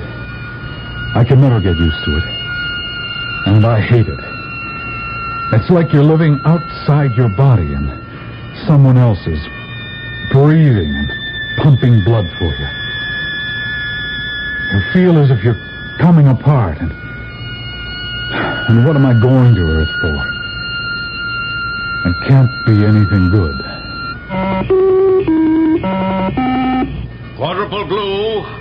Quadruple blue, freeholders. We have completed our journey through space. You are now disconnected from central life source, and each of you is again in control of your own life activity. We are now 1 million miles above the planet Earth. We are waiting for the pilot ship to take us down. I hope you had a pleasant journey, and look forward to seeing you soon on intergalactic space lines. How much longer, Lieutenant? The green lights are on, about 2 minutes. It wasn't a happy trip, was it? No trip is really happy. The human body wasn't meant to thrive in space. Oh, I know mine doesn't. Are you coming to Earth on business?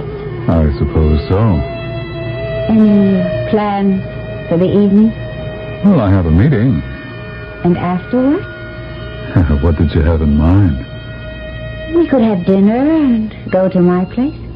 Do we have to get married?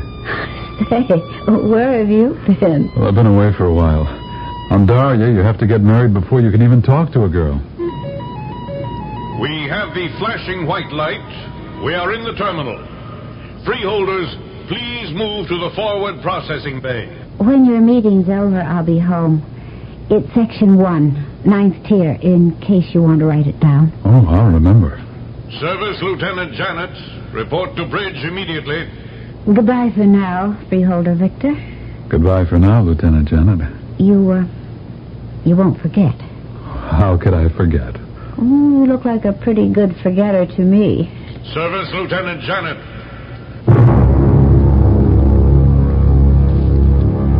Sorry to break up your little tete-a-tete, Lieutenant, but we're alerted. Alerted? Why? For what? For how long? I don't know.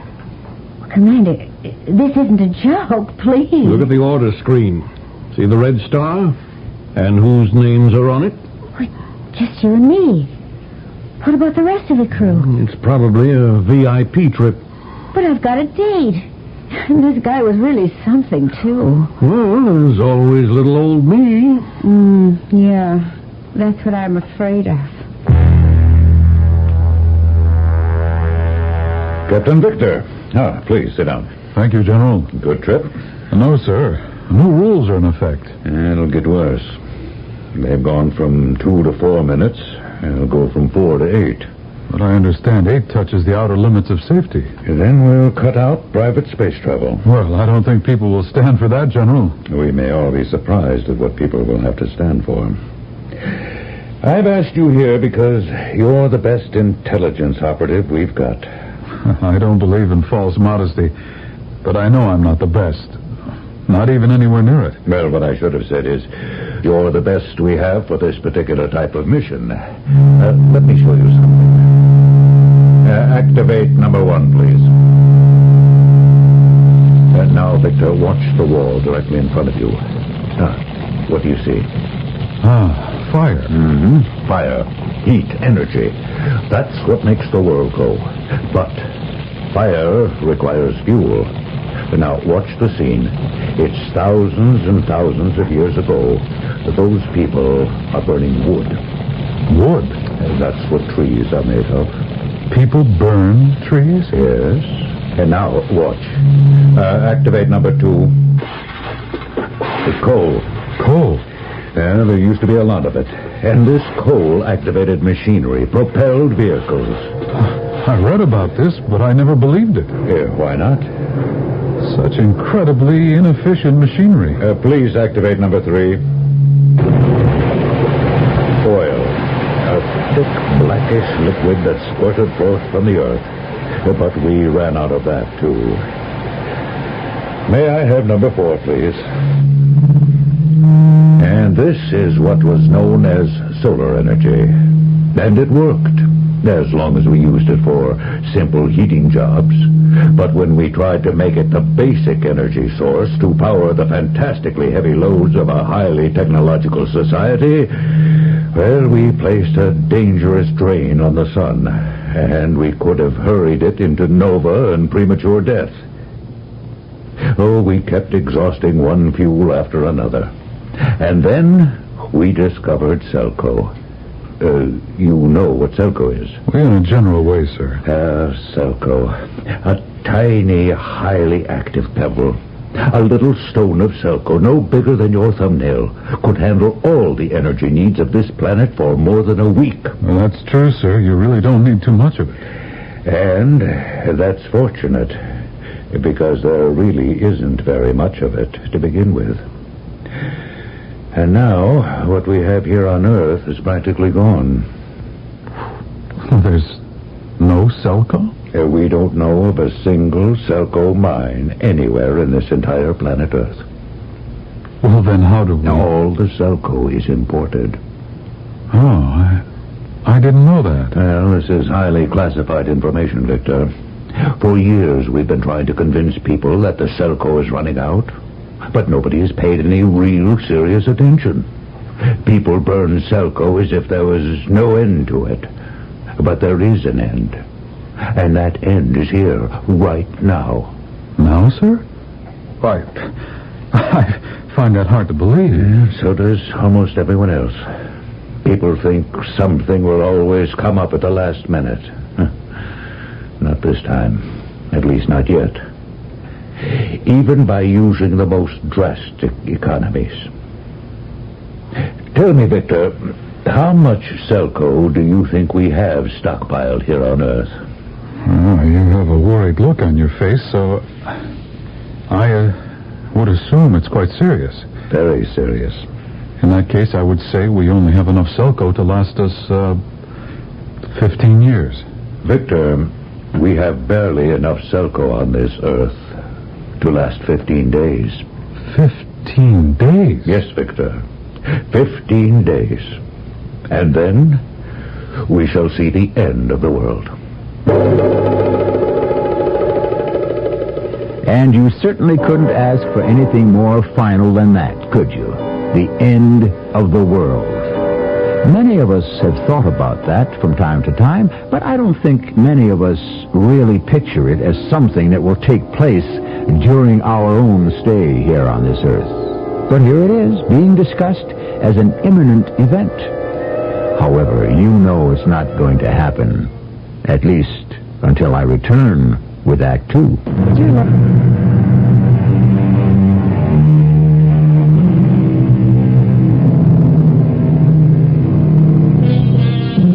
You hear about it, you read about it. An old beggar dies on the street or in some mean little furnished room, or perhaps a charity bed in a city hospital, and someone looks at this poor down-and-out derelict and says, "Oh, I recognize him. He used to be fabulously wealthy, but he spent everything, squandered his fortune." Well, you consider such a man, and you may ask, what did he die of? And the answer is, he died of poverty. As it is with people, so it must be with planets. The world will come to an end in 15 days, General? That's why I sent for you, Captain Victor. Well, me? Well, what can I do about it? You can save the world. For a while, anyway. A year, possibly 2, maybe 3. And during that time, we can try to find another source of energy. I told you, we now import all of our Sirocco. Yes, sir. We get it from a planet called Arana. Oh, I never heard of it, General. Well, neither did most people. It's wild, barbaric, very primitive. And that's a very ironic joke. Why, sir? Well, thousands of years ago, people used a substance called oil. Yes? By an accident of geography, most of the oil happened to come from a wild, barbaric, and primitive place, too. And I understand the ones who owned it charged a pretty penny for it also. I suppose some things never change. Anyway, you are going to Arana. Me, sir? And you will bring back some Sirocco. But why aren't we still getting it in the usual way, whatever that is? In the usual way, we buy it. But for the last year, they have refused to sell us any. But why? We don't know. We know practically nothing about them. No foreigners are permitted on Arana.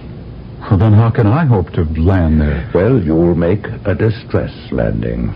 And then what? And then you will proceed as best you can to get some Sirocco. But I'm not... I mean, I don't have... General, why was I chosen? Because you have a way with women. Arana is an absolute monarchy. It's ruled by a queen.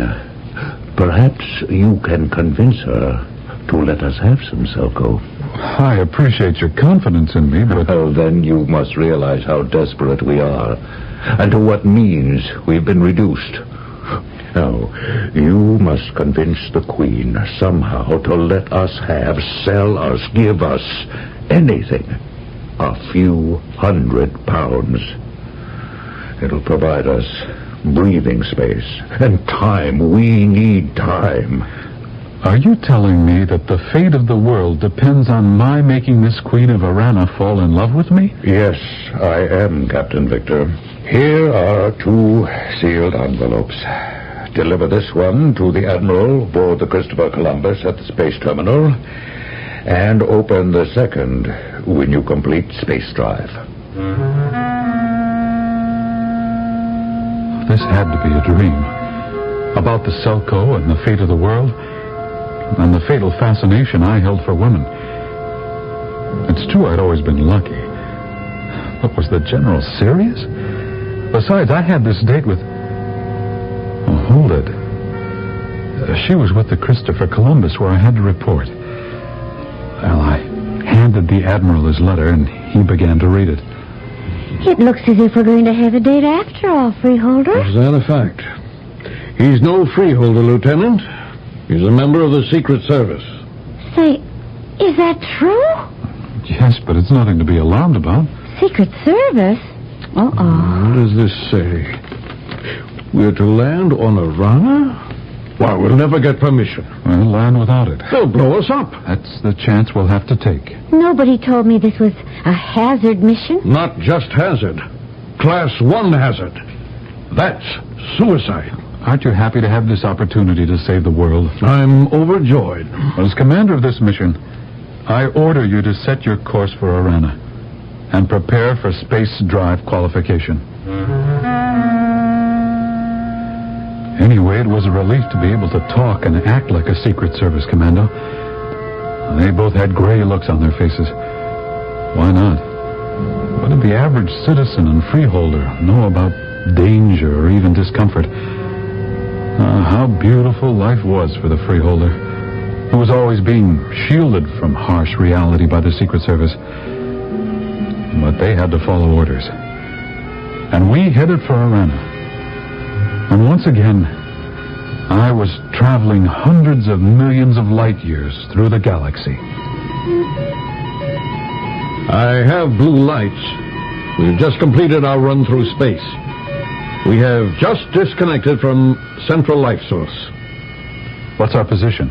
500,000 miles above Arana. What do we do now? Now I read my sealed orders.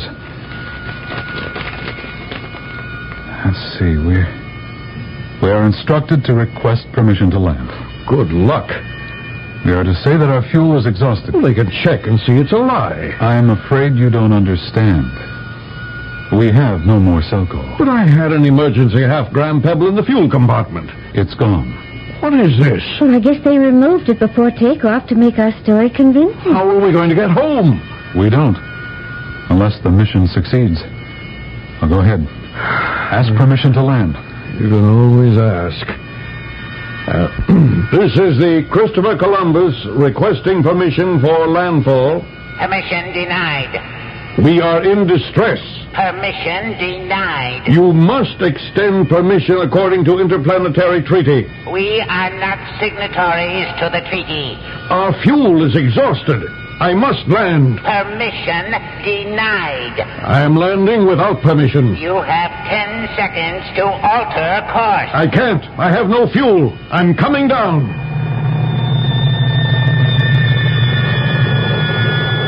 Even if they didn't blast us out of the sky, what would they do to us?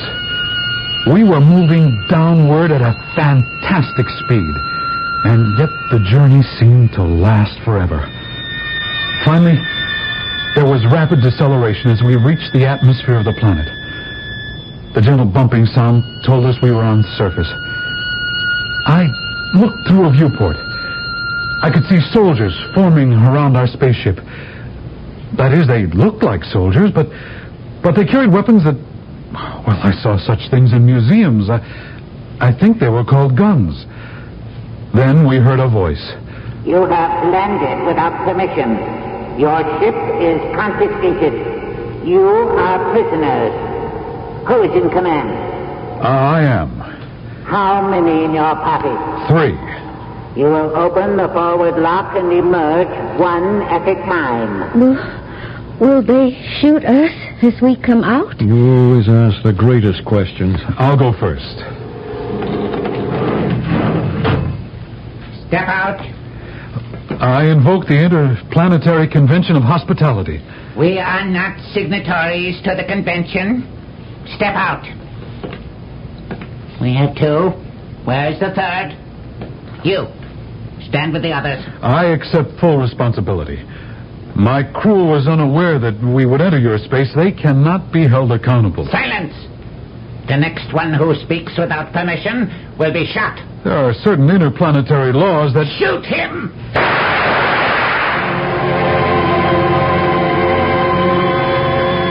There was a great explosion in my chest and a tremendous flare of light in my brain. And then I didn't see anything. I didn't hear anything, feel anything, or even know anything. There was cold, just a feeling of cold against my chest. And then I became aware of a voice. Open your eyes. You're alive. You can open your eyes. What happened to me? My chest. Oh, that hurts. I'm giving you the cure. What cure? The elixir of the god of chance. What's that? You do not have gods on your planet? Oh, yes. We have a god. Only one? How do you manage? Here we have many. We need them all. Your medicine comes from the god that watches over you. Well, how do you know which god watches over me? The god of chance. It is only by chance that you are alive. You could have just as easily been dead. I suppose so. Okay, wasn't I hit in the chest? How did I survive that? When Colonel Orville ordered the number 1 gunner to fire, It so happened that his weapon was set for stun rather than kill. Oh, that was only stun? He had set it that way without thinking. It could have just as easily been set on kill, and you would be dead. So you see, the god of chance had influenced the number one gunner's finger. Say, where's my crew? In the cells, or the mines, or perhaps the temple. Pray it's not the temple. What's wrong with the temple? It means they will be sacrificed. Say, now look here. What is there I can tell you? I am merely a physician third class, which is why I am here with you. What's going to happen? You believe that death is not too high a price to pay for your country. How do you know I believe that? I look at your face, and that is what I see. It simply isn't true. But it does look very much as if I'm going to die here on this desolate barbarian planet, where desperate people have sent me on a fool's errand. And I'll probably die right now. Because here's that officer, that Colonel Orville, the one that gave the order to fire. I have examined your ship. You are from Earth. Yes. Your ship can carry 40 passengers and a crew of 8. Why are there only 3 of you? Oh, well, this was merely a repair cruise. How does it happen you did not have sufficient Sirocco? We made a navigational error, but it was an accident. It was also an invasion. You must pay the price. I demand a trial. A trial? Any accused person may demand a trial. This is part of the Interplanetary Human Rights Concordant. We are not signatories to the Concordant. You and your crew shall be taken to the temple to be sacrificed at the festival of all the gods. Ask for the audience with Her Majesty. What are you saying, physician? I am advising him of his rights. He cannot acceptably be sacrificed if he has not been advised of his privilege. Why are you interfering, physician? By law, I must tell him his rights. Otherwise, I can be guilty of allowing a polluted ceremony. I hope your motive is sincere. I hate foreigners as much as anybody. More. You have the right to ask for an audience with the Queen. Do you wish to exercise it? What have I got to lose?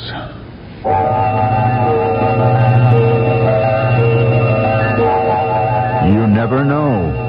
Not in this mad world of the future. Not on this barbarous and unpredictable planet. He was sent here to try to captivate the Queen. And now he's going to get his chance. So far, he's in top form. He has scored with one woman in Act 1. The next woman has been saved, fittingly enough, for Act 3. What is the best gift to possess? Courage? Ability? Determination? Faith? These are all admirable qualities, and they truly enhance the person who has them.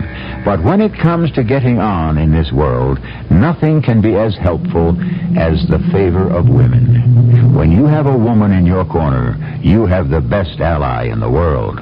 So, you demand to see the Queen? As long as I have that right. You do. And I shall personally convey your request to Her Majesty. Captain Victor? Yes? I have conveyed your request to Her Majesty. She will see you at once. Thank you. I assure you it's merely a formality. Follow me. Goodbye, physician. Goodbye. Never forget me, Captain. Never forget me. My life, the lives of my crew, the fate of the mission, the world were at stake. I followed this Colonel Orville through wide halls, huge rooms past hundreds of armed guards. Finally, we stopped before a huge door.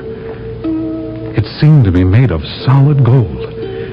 It opened, I saw a room. I expected luxury, but it was small, bare. It contained only a table and a chair, and she was sitting in it. She seemed to be tall, slim, with dark hair. She was writing. When she heard us enter, she looked up. This is the invader? Yes, Your Majesty. What is his planet? His ship comes from Earth. What is your name? Victor. I am Lura, Queen of Arana, by the grace of all the gods. You may speak with me. Your Majesty, I wish to appeal the cruel sentence imposed on us by this gentleman. Cruel? We are to be sacrificed to the gods. Is there a better way to die? Well, the fact is, Your Majesty, these are not our gods. That's blasphemy. Well, I meant no disrespect. I was merely stating that, well, what I think is the truth. We cannot punish him for that, Colonel Orval. He is, after all, standing on the stone of verity. Look down at your feet, Victor. See the stone? The stone? It was placed here by the gods, and all who stand on it will speak the truth. Now then, Victor, you have told Colonel Orval that you and your crew were on a repair cruise when you ran out of fuel. Is that true? Well, answer Her Majesty. There is no need for that, Colonel. The stone of verity will make him speak. Have you told the truth, Victor? No. I knew it.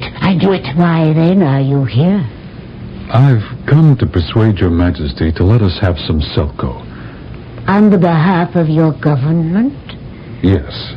Surely your government must be aware that we have decided to ban all shipments of Sirocco from Arana. True, Your Majesty, but we don't understand why. I appeal to Your Majesty.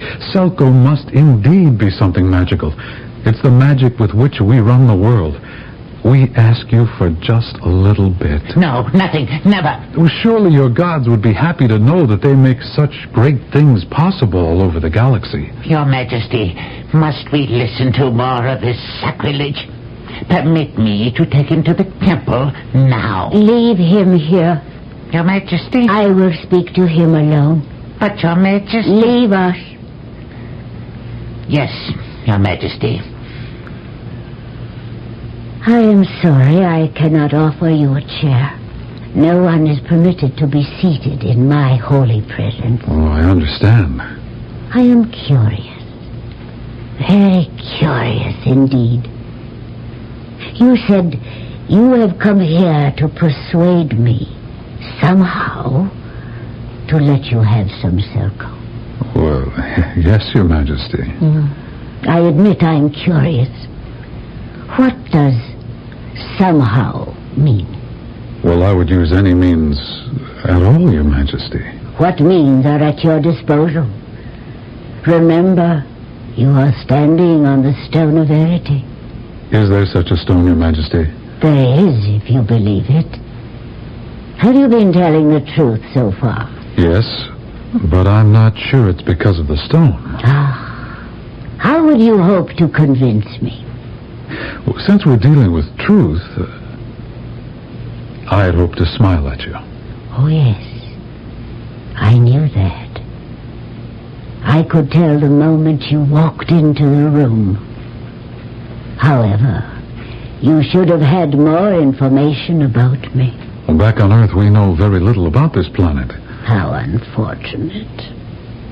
I am not only the absolute Empress, I am also the highest priestess. I am therefore dedicated to the single state. Oh, others in my position, I am sure, may have had furtive little flings, but the risk is too great, and the punishment too severe. What's that? Nothing. But the walls, they're shaking. It's an earth tremor. Your Majesty, how long have they been going on? Does it matter? Well, it may.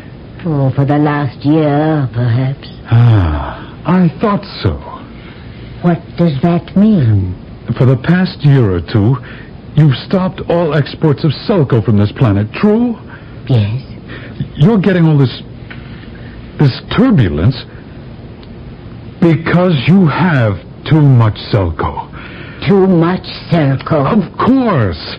It's an active substance. It keeps forming because of the volatile nature of the core of your planet. Now, you must get rid of it to establish some sort of stability. I never heard of such a theory. Theory? But this is fact. As long as you kept exporting Sirocco, you achieved a balance of forces. You weren't doing the other planets a favor. You were saving yourselves. I can't believe that. How long have you been exporting Sirocco? Thousands of years. Well, consult your history. Before the time of export, wasn't this planet rocked by earthquakes? I don't know. Well, all you have to do is check your history. Go ahead. I cannot. Why not? Are you afraid? We have no written history. Oh, yes. And that's another thing. Here you are, on this primitive, barbaric, savage, superstitious planet. How dare you? I myself will hold the sacrificial knife at the altar. Listen, Laura. You call me Laura? Why not? It's your name, isn't it? Look at you. Your hair. It's the way women wear it on Earth. Your gown. I mean, it's very simple. Oh, but the way it fits, the way it seems to enhance you, it seems to be part of you. That's the way women dress on Earth. What are you trying to tell me? You have tastes and ideas and things you want to do and be. But none of it can happen here, not in this terrible backwater. You are talking about my planet. I came here on what I thought was a hopeless mission. Putting it plainly, I was to seduce the Queen and coax her into letting us have some Sirocco. You dare to tell me this? But what do I find here? A bored, nervous, unhappy Queen, out of place where she is, scared that her planet will blow up on her. That isn't true. I've come here to beg for a few pounds of Sirocco. But you're the one who's really in trouble. All right. All right, Your Majesty. These are my terms. Your terms? Yes. I will help you escape from here. Escape? Oh, all right. Don't escape. Stay here. Stay here. Where no woman knows what style is and no man demands it. Stay here where there are no books, places to go, things to do, except participate in some ceremonies you don't even believe in. You go too far. I said I would give you my terms. All right. First, load my ship with at least a ton of Sirocco. What are you saying? Then kill this Colonel Orville. Kill Orville? Or throw him in jail. He's an evil man. Nothing but trouble. He's a fanatic. Get him out of the way. And then release my crew. Say you want to visit or inspect my ship. Make up a reason. Once you're on board, we're off. I see. Oh, you haven't seen anything yet. We'll deliver this ton of Sirocco to Earth. It's yours. They'll buy it from you. You'll become the richest woman in the world. You'll become a queen on Earth. Not the same kind of queen you are here, but a queen who has fun and enjoys life. Now, there you are. That's it. You can't get a better deal anywhere or from anybody. Take it or leave it. What do you say? What do I say? God! Take him to the victim room of the temple and hold him there with his two companions.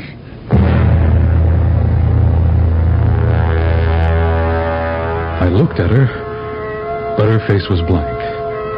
I could read nothing on it. I was supposed to have this terrific gift, this power over women. Well, right here, right now, where I needed it, I didn't have it. Well, everything was a blur after that. Redfern and Janet were waiting in, well, I guess you would call it the victim room. What are they going to do with us? I'm sorry. It isn't your fault. Whatever it is, I hope it'll be quick. You mean we're to be killed? Look at it this way, Janet. We're gone anyhow. Without Sirocco, the world can't function. Somebody's coming. Invaders, defilers of Arana, step forth.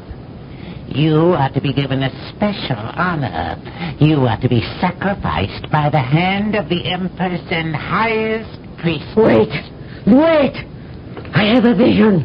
A vision, Your Majesty? Yes, a vision. I see the great conclave of the gods. I hear the voices. They tell me that since the invaders have come in a ship, they must be sacrificed in the ship.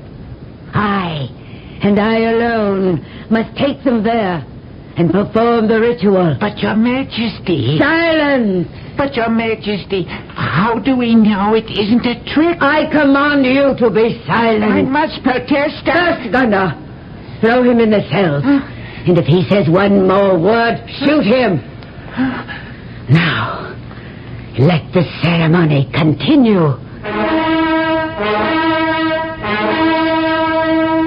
My people, we stand at the doorway to this alien ship. I enter with the invaders to make the sacrifice. Let all kneel. Let all pray.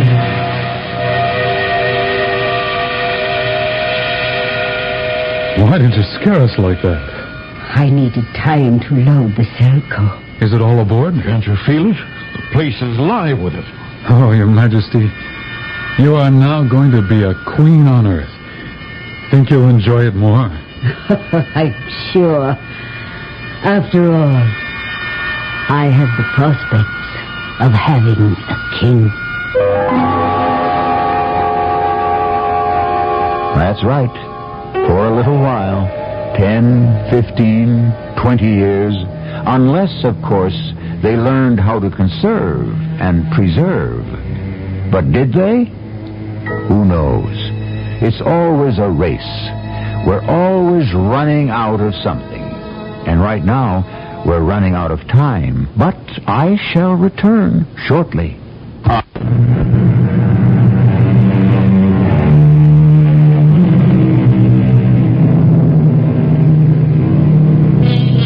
Did Captain Victor and the former Queen Laura marry and live happily ever after? I don't know.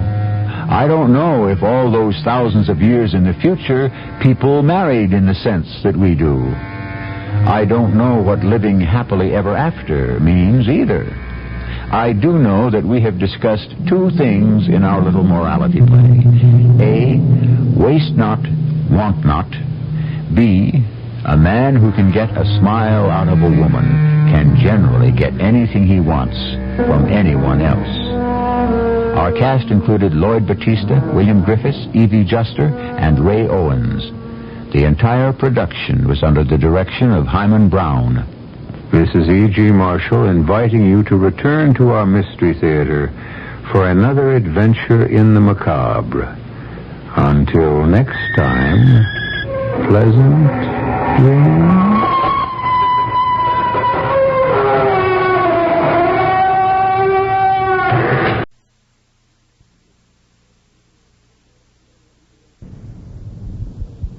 The CBS Radio Mystery Theater presents...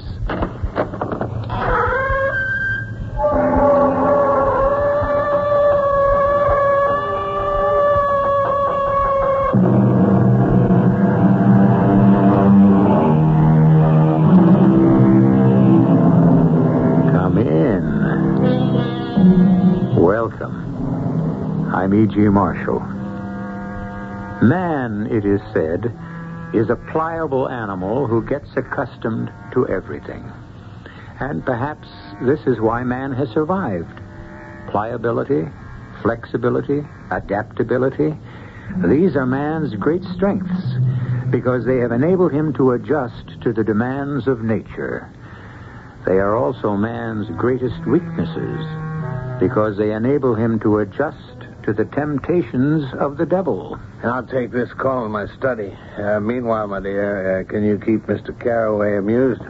Certainly, darling. I won't be long. Mr. Carroway, I'll tell you what would amuse me more than anything in the world. Yes, Mrs. Masters. Since I have fallen in love with you... Oh, Mrs. Masters, we only met an hour ago. As I say, I have fallen in love with you. You're a married woman. And it would be amusing if you helped me murder my husband.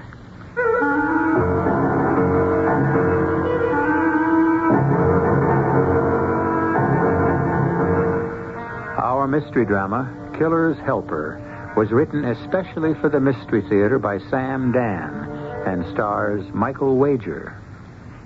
It is sponsored in part by Anheuser-Busch Incorporated, Brewers of Budweiser, and Contact, the 12-hour cold capsule. I'll be back shortly with Act One.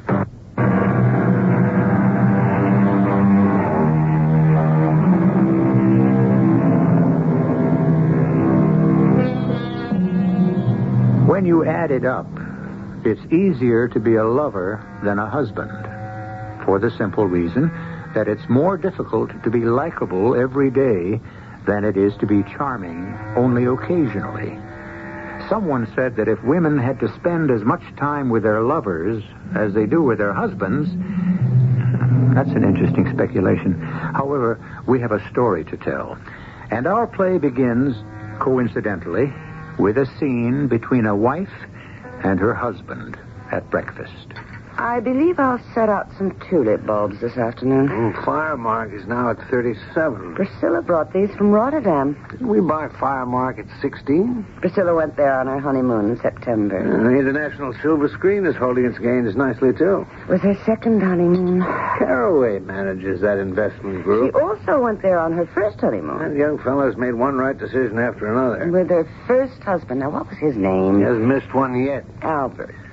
No, Alfred. He isn't merely lucky. He was really quite nondescript. Carroway does solid research.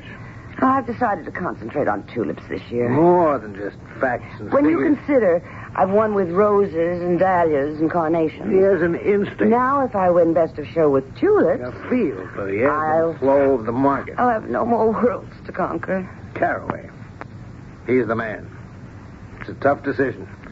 The future of the company's riding on it. Unlike roses, tulips don't reward you. I have to face it. The company's too big, too complex for one man. Yeah. Oh, shall you answer that, Margaret, my dear? My darling, it's exactly 10 minutes after 8. You know perfectly well who it is. Life is filled with surprises. Not everyone's life, John. Yes? Thank you. That was Raphael. He's waiting with the car. Good and faithful Raphael. Well, he should be. You pay him enough. He could earn as much elsewhere, and some places more. Then why doesn't he leave? Loyalty. You build up a sense of loyalty in your employees, and you own them for life. Shall you be home for dinner? I have a 5 o'clock meeting. If it doesn't run late. Oh. Goodbye, darling. Have a good day. But, What is it, dear? Nothing. Nothing at all.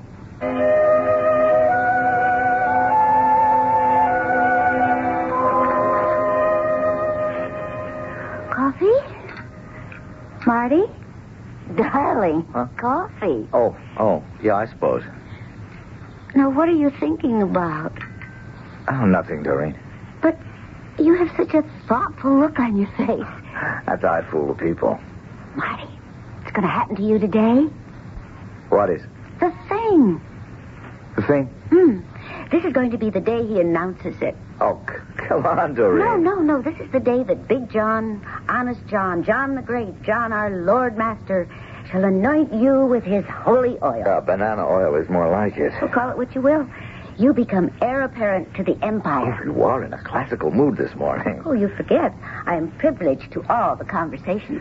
Oh, now, Doreen, it's the most far-fetched thing I ever heard. Miss Doreen Spellman, prim and proper. Prim you're not, and proper you never were. Private secretary to the Wolf of Wall Street. The ferocious John Jacob call me J.J. Masters himself. What's bothering you this morning, Doreen, darling? The moment of truth. I wish I knew the reason for this absolutely weird mood you're in. Did you make a play for me because of my looks, which are about, average? My charm, which has never really registered shockwaves. It is, Doreen. Or is it all because I am the handmaiden to the high priest himself and can keep you informed concerning all the rituals? Wow. And this morning, you will be crowned. You will be named heir apparent. That's the craziest thing I ever heard. Why would J.J. raise me to the rank of top management? He's convinced you're a genius.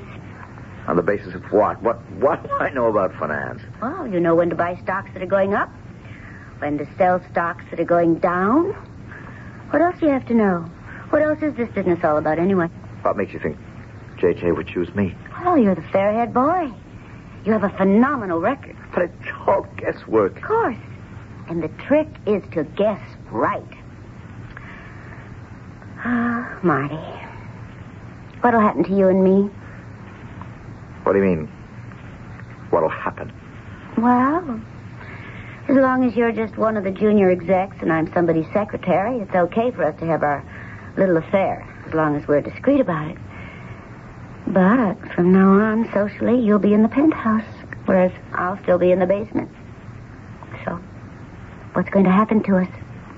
Look, whatever happens to me, promotion or not, you and I'll go the same as ever. The same? Absolutely. Well, that means we won't be getting married. If it means that much to you, we could get married if you like. If I like. Doreen, I must say you are certainly having a very peculiar morning. I better hurry, I'll be late. Why can't we take the same bus downtown? You know we shouldn't be seen together. Don't forget to switch off the coffee. Goodbye, Marty. Wait, I don't like the way that sounded, that goodbye. I don't think we're going to see each other anymore. Oh, Doreen. I took this job as a joke only to prove to myself I could make a go of something stuffy and respectable, and now it's got you all on edge. Look, I am going in there this morning and tell old J.J. I quit. Sure.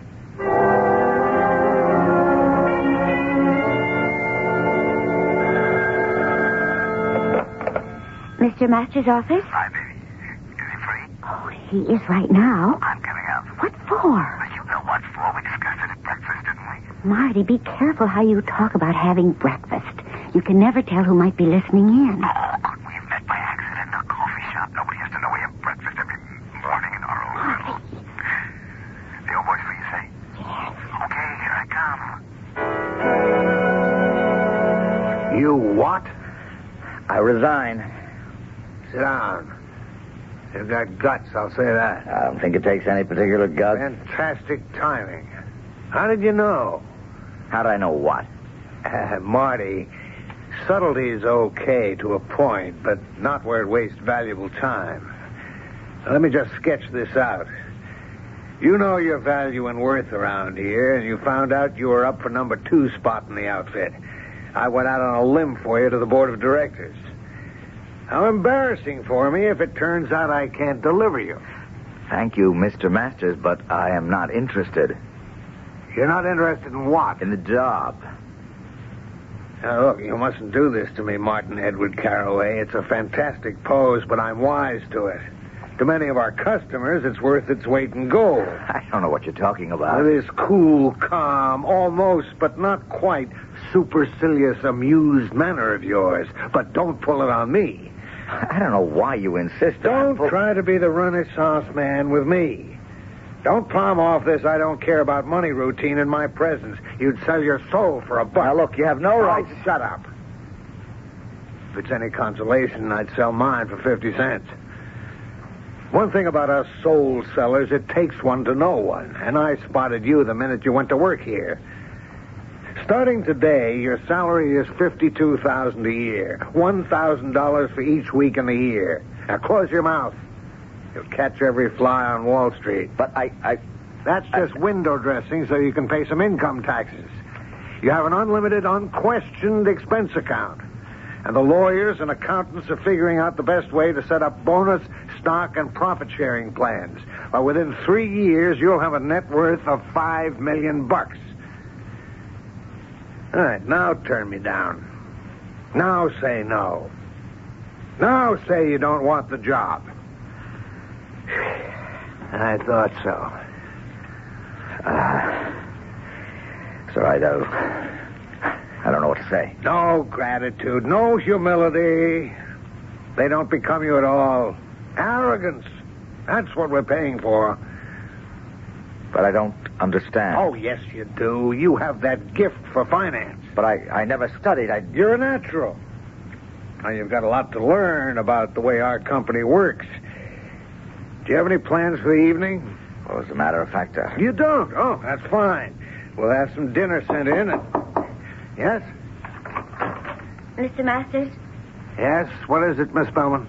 Your daily list of reminders. Oh, of course. What did I forget today? It's your wife's birthday. Oh, damn it. I had the jeweler send this brooch here for your approval. Fine. Have it wrapped. It cost $17,000. That's cheap enough. The diamonds are absolutely magnificent. I told Mrs. Masters to expect you home for dinner early. Oh, Miss Spellman, you shouldn't have done that. I'm sorry, sir. I have a very important meeting scheduled Your with... instructions to me have always been, see to it that I always go home for my wife's birthday. Do you wish to change that? No. You're right. You're always right. Anything else? No, sir. Oh, by the way, place Mr. Carraway's name on the confidential distribution list. He's been promoted. Congratulations, Mr. Carraway. Thank you, Miss Spellman. Well, that'll be all, Miss Spellman. That's the kind of secretary to have. An iceberg. Keeps a man's mind on his work. Yes, sir. Can you imagine trying to make love to that?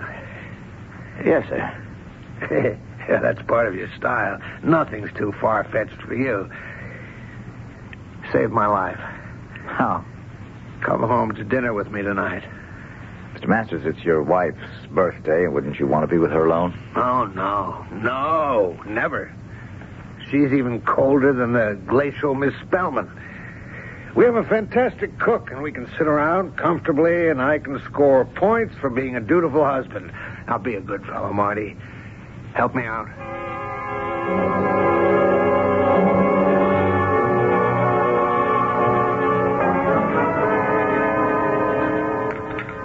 This has been a splendid dinner, Mrs. Masters. I tell you what, Marty. Spend the night. Oh, I couldn't impose on you. No nonsense. We have more rooms in this place than we could ever know what to do with. Besides, in the morning, Margaret could show you her gardens. Well, Hey, excuse me? Yes? Who? Well, tell him no. Might as well settle it now. I'll take it in the library. I'm sorry. Driscoll's on the phone about those Chicago bonds. He'll bend my ear for at least an hour. There's no point in boring you folks with it. I'll cut it as short as I can. Well, may I pour you some more brandy, Mrs. Masters? Another cup of coffee, perhaps? Mrs. Masters, your husband tells me you're quite an avid gardener. Mr. Carraway. Yes? Marcy. What is it, Mrs. Masters? Put your arms around me. I beg your pardon? Hold me close. Excuse me? And kiss me. Mrs. Masters. Make love to me.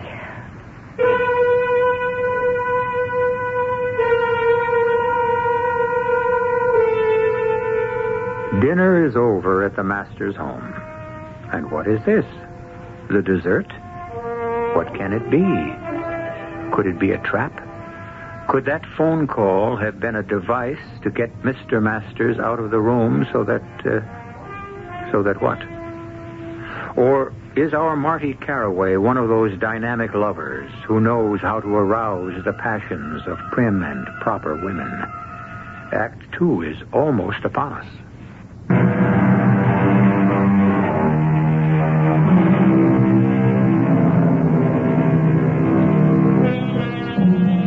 It was said of Napoleon's army that every soldier carried a field marshal's baton in his knapsack. This, of course, because the lightning could strike for anyone at any time. In a like manner, We have those hot and eager young men in all professions today who are always ready to open the door at opportunity's faintest knock. This morning, Marty Carraway was a junior executive in a Wall Street brokerage house. This afternoon, he was raised to the dizzy heights of top management. And this evening, is he being offered one of the fringe benefits of the job? Make love to me, Marty. But Mrs. Masters... Kiss me. Now, come Kiss on. me or I'll scream. Oh, no, please don't. I'll say you attacked me, and there goes your job, and there goes your world. Kiss me.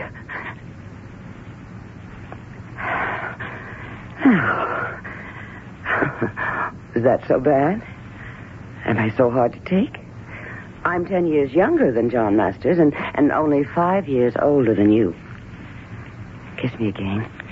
But, Mrs. Masters... Oh, you can't call me Mrs. Masters anymore. My name is Margaret. Margaret? No, don't call me Margaret either. I hate it. It's so formal. Old maid school teachers, spinster librarians, lonely, unloved, defeated women are always called Margaret. I wouldn't say that. Peggy. No one has ever called me Peggy. Call me Peggy. But first kiss me. But your husband might walk in at any minute. Oh, no. He's talking to Driscoll. He's good for hours. Mrs. Masters, Peggy, what do you want? Can't you tell? I want you. Me? Why? You're the kind of engaging scoundrel women like me crave. Mrs. Peggy, you have me all wrong. Oh, no. I'm not the little half-mad fool my husband thinks. Putter about with your flowers, dear. That's it. Dig in the garden and be happy. Peggy, I'm not going to get in the middle of a quarrel between you and John Masters. Oh, but you're there now. And you shall help me resolve it. But Now, why interrupt? You really have nothing to say. So then, I've been watching you, Martin Carraway, a young man on the make in John's office. And you made a brilliant move. You're having an affair with Doreen Spellman. And this makes you privy to everything that goes on. That's not what... You're the new type of robber baron. You know who they were, don't you? The men who exploited the opportunities of this country. A hard, ruthless bunch. Look, I think we should straighten something out. What do you think you're doing? Those men, whatever you want to say about them, were at least honest with themselves. They knew what they were, but you... And so many like you today. Mrs. Masters, I find this intolerable, and I'll leave. Where are the wild horses? What wild horses? The wild horses which, even if they were here, that couldn't drag you away. You young men of today. You're hypocrites. Pious hypocrites. You try to find a noble purpose to disguise your basically crooked aims. But where are you taking me, Peggy? I love you. How can you? How? You excite me. The idea of you excites me. I find you a fascinating man. And I want to marry you. You are married. Yes, but it would be pointless for me to get a divorce. Do you know why? Because I have no money of my own. Therefore, the best way would be for me to become a widow. But you couldn't become a widow. Unless John were dead. Yes. John is only 50. And in the best of health. I'll have no part of it. Do you like your new job? You now have wealth beyond your wildest dreams. That is, you stand in line to get it. There can be a price that's too high to pay. You say that with such a straight face and in such a sincere tone. You're worth everything the company will pay you. There's no limit to how high you can go. And that is why you shall help me kill my husband. There is no way you can convince me Oh, to. of course there is. Pick up the phone. Your husband is on that extension in the library. Yes, talking to Mr. Driscoll. About the Chicago bonds. No, about you. Wouldn't you like to hear what he's saying? He's having second thoughts. What? Well, it's natural. It's normal. We raise a man to power, and immediately we begin to fear him. You've seen it. John is starting to regret. That doesn't make sense. Of course not. It's human nature. Pick up the phone, easily, quietly, and listen. Maybe I was hasty, Driscoll. He's a fireball. He could ease me out. And that's what Powell said. I wanted your opinion. He's a good man, but there are other good men. We'll just have to ease him out. Hang up. Well? I can't believe it. Oh, you can believe it. Actually, the minute you went to work for the company, you were after his job. No, that's not true. Of course it is. And it's in our best tradition. Now, let's see. Let's see what happens. We get rid of John. I inherit everything, his money, the business, the works. We get married, you and I. And you head the company. And we live happily ever after. Mrs. Masters. My name is Peggy. No. To me, you're Mrs. Masters. Am I to assume... Yes, I'll have no part of murder. Well, not tonight, anyway. Well, we'll give it a while. Let it soak and stew. You know that the great new job is now a thing of the past. You're on your way out. I don't believe you. Well, what have I to do with it? You heard him say so. I think in about a week, you'll be ready for me.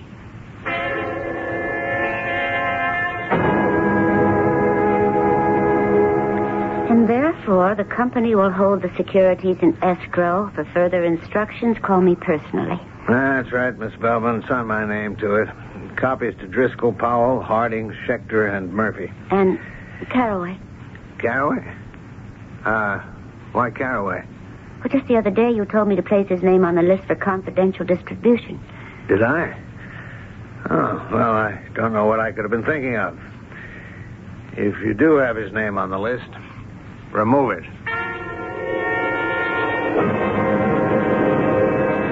But what happened, Marty? What happened? We had a falling out. What do you mean? Well, I guess we couldn't see eye to eye. What are you talking about? You know, I wish you wouldn't make French fried potatoes. Oh, I have to lose weight. What happened? I don't approve of his business methods. We faced each other on an issue. I guess I took a stand that'll cost me the job. But I thought you wanted that job more than anything. No, you thought I wanted it. You had me pegged as a hustler. I never use that word. Opportunist, more respectable. But I'm not. I have ideals. Oh, Marty. Marty. Oh, I think I love you. Now, I think I can be free to paint, to write, to be my own man. No. To be my own man. Oh, I'm so proud of you. So proud. Well, who can that be? I'll get it. Good evening. Are you Mr. Martin Caraway? Yes. Well, perhaps I should have called for an appointment. That's not my style. Ring the bell, raise hell. That's me. And, who are you? Joan Evergreen. A financial writer. Well, I consider myself a journalist. Well, may I come in? Thank you. Lovely place you have here. And this is Mrs. Caraway. Miss Spellman. Miss Doreen Spellman. Miss Evergreen. Oh, I see. Well, how do you do? Mr. Caraway, we got a routine news release that you'd been appointed a vice president and member of the executive committee at J.J. Masters. Yes, but I don't think You don't think the public will be interested, right? That's where you're wrong. You're up and coming. I hardly think so, Miss Evergreen. Oh, and modest. I've spoken to some clients of J.J. Masters, people who seem to know the score. They think you're a genius. I wouldn't agree. Come now, you have some very sound economic theories. Now, you're going to be in a visible position. You may attract political attention. I was never interested in... Consider Secretary of the Treasury. Secretary of the Treasury? Things move quickly. A talented, effective secretary is also handsome, photogenic. I may be leaving J.J. Masters. Sure, I've seen men like you come and go. Ambitious men, driven men. It's written all over your faces. And you see it on mine.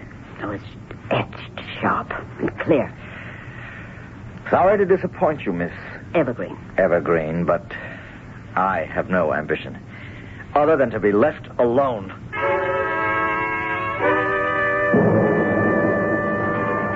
Mind if I join you? What are you doing here, Mrs. Masters? Peggy. I might ask you, what are you doing eating lunch in a dump like this? It's quiet. I can think. About what? How you're being eased out? I told you it would happen. It may not. I met a very powerful lady. Oh, who? Financial columnist Joan Evergreen. She'll write about me. Only if you're still a VP at Masters. And that won't last long. How do you know? I spoke to her. I tipped her off about you. And do you know what she said after she'd seen you? You're a man to watch. As long as you're visible. You know Joan Evergreen? Oh, I know a great many people. I sent her to see you. Why? To remind you of the future you could have.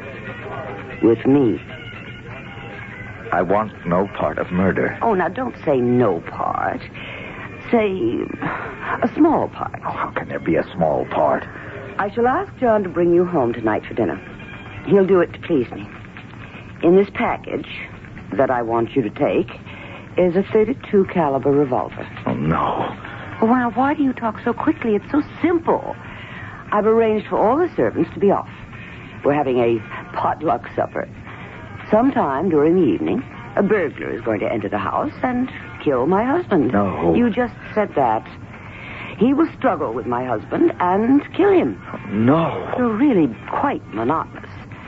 Now, look, no devious, complex plans where things can go wrong. Just bang, bang, bury the gun. It was a burglar, and the deed is done. I won't do it.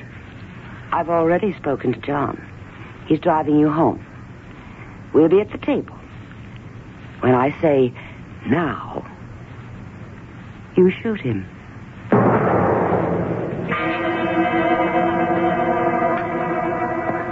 Hey, Margaret, I'd forgotten what a good cook you were. Oh, we didn't always have servants. Oh, yeah. Those were the good old days. Huh? I don't think so. It's no fun to be poor and do without. Don't you agree, Mr. Carraway? Oh, he's a young fellow. If he plays his cards right, he can be president of the United States one day. Sure. That's why this is such a great country. It can happen to anyone. Not anyone. Only to someone special. Someone who has created a reputation for something. In Martin's case, finance.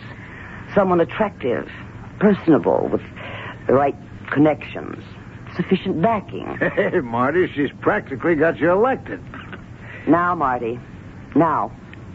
Now what? I said now, Marty. Do it now. Do what now? What's he supposed to do now? Now or never, Marty. Now or say goodbye to it all forever. Marty, do you know what you're talking about? Don't lose your nerve. Hey. What is this? What's that gun for? Show him, Marty. Well, you're crazy. You don't want to kill me. Now, Marty. Now. Kill him. Margaret, you're my wife. Don't even think about it. Just point it at him and squeeze. Squeeze that trigger. But you can't. Marty, don't. Oh, Marty. Again, Marty. Shoot him again.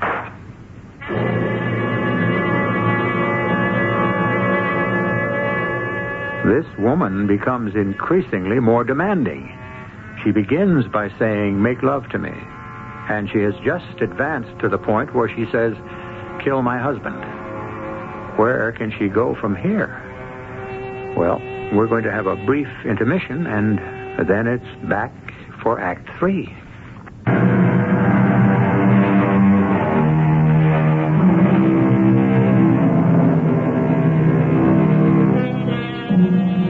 We're in the palatial home of John J. Masters, head of the internationally famous brokerage house. We're in the living room, and we're looking at the following tableau. On the floor, dead, with 2 bullets in him, is John J. Masters himself. Standing over his body with a revolver in his trembling hand and a greenish tinge to his face is Martin Carraway. Standing next to Martin Carraway is the very recently created widow, Mrs. Margaret Masters. Very good. Very good. Oh, you did very well. It's splendid. Perfect. He's dead. Dead. Well, of course. That was the idea of the whole thing, right? Now, give me the revolver, and I'll say that it's never found. What are we going to do? We're going to call the police. Will they believe us? Well, why shouldn't they believe us? Burglars do break into houses and kill people, don't they? Now, pick up the telephone and remember your story. Dial the operator. Ask for the police. There's really nothing to it. You're calling from Mr. Masters' home.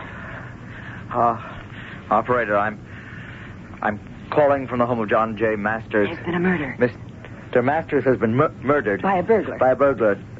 Thank you. Please. Oh, that's very good. Oh, there's nothing to this. Kiss me.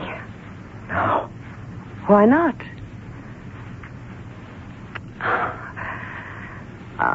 Well, we can't get married for a while. You understand why, but we must see each other. Of course, here would cause a scandal. Rent a quiet little out-of-the-way place. Are you listening? Yes, I killed him. Now, you don't have to go through all that for me. What are we going to do now? We tell the simple story. We were at the table. A burglar broke in. John grappled with him. The burglar killed him and escaped. That's it. Nothing fancy, nothing to get tripped up in. Sweet and simple. Now, about us. You rent a nice little place and live there. Oh, and get rid of Miss Spellman. But she... She what? She's a good secretary. She was John's secretary. You must choose your own. Be generous, though. Give her a year's pay. 2 years. And just don't get rid of her in the office. The other thing, too. What other thing? I don't intend to share you with anyone. Do it, and at once.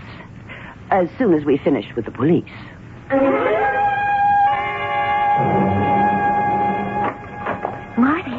Marty, are you all right?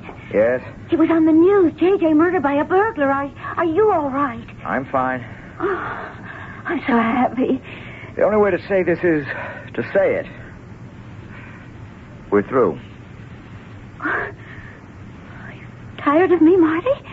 For whatever reason. We're finished. At the office, too? You'll get a very generous severance arrangement. Oh, sure I will.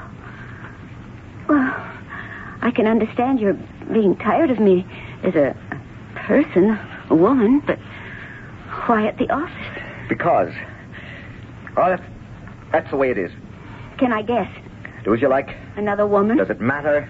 Let me guess again. Mrs. Masters. How can you say that? It could be dangerous for you, Marty, if the wrong people found out. Doreen, we're both adults. We know that whatever begins must always end. No speeches, please. Must I leave tonight, or can I stay here till morning? You don't have to leave at all. I'm going. I'll see the rent is paid for the remainder of the lease. Oh, that's 3 years. You are generous. The burglary. The police believed your story? Why shouldn't they? It's true. Of course. Well, it was fun while it lasted. Yes. It was fun. That's all it ever was? Yes. Good luck, Marty. The best.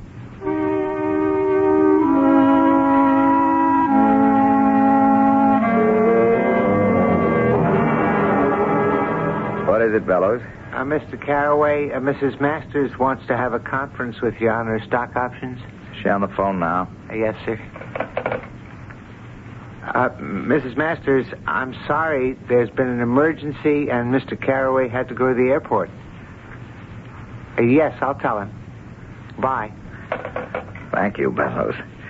Incidentally, did you do this work up on the Calgary land prospectus? Yes, sir. I hope you don't mind. That's a splendid job. It was due for the printers on Monday, and you were in Washington with the President's Advisory Council, so... Well, some of this is inspired. And I'm getting rather involved politically. It's good to know I've got a man I can count on. Oh, thank you, sir. I'm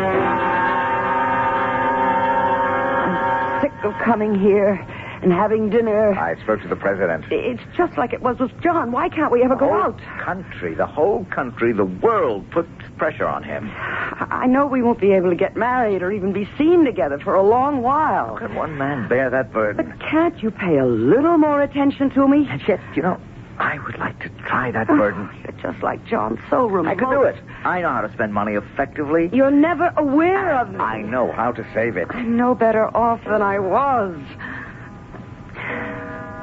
Listen to that. Midnight. Yes. And we'd better be getting you home. I wonder why I even come here. Oh, darling, you're upset.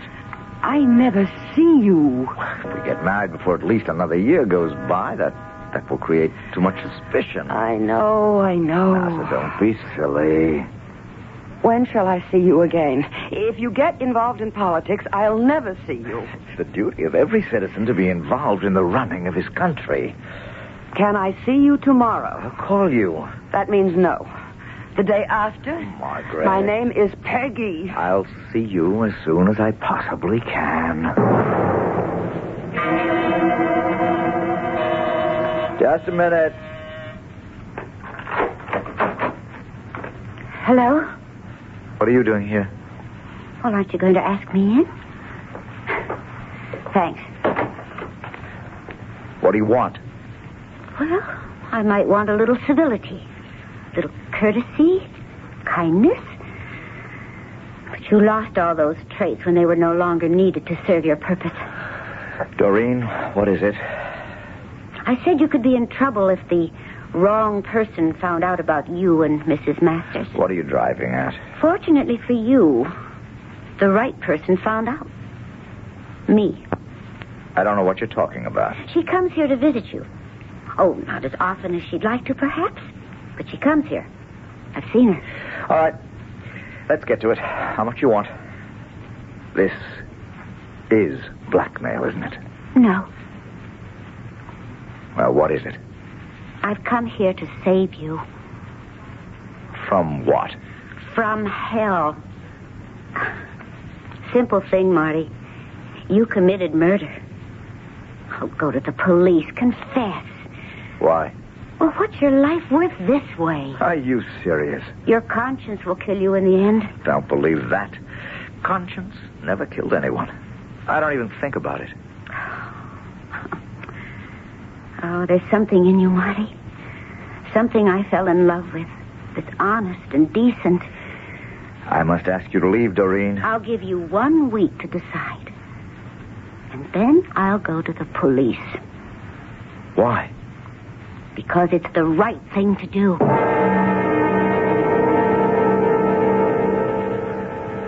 Sit down, Bellows. I know you're very discreet, and so I want to ask you about a very confidential matter. Yes, sir? There's someone who's quite capable of doing me great damage. Yes, sir? And I understand there are people who can eliminate various... Oh, yes, indeed, sir. And would you be able, in a very discreet way, to ascertain who some of these people might be?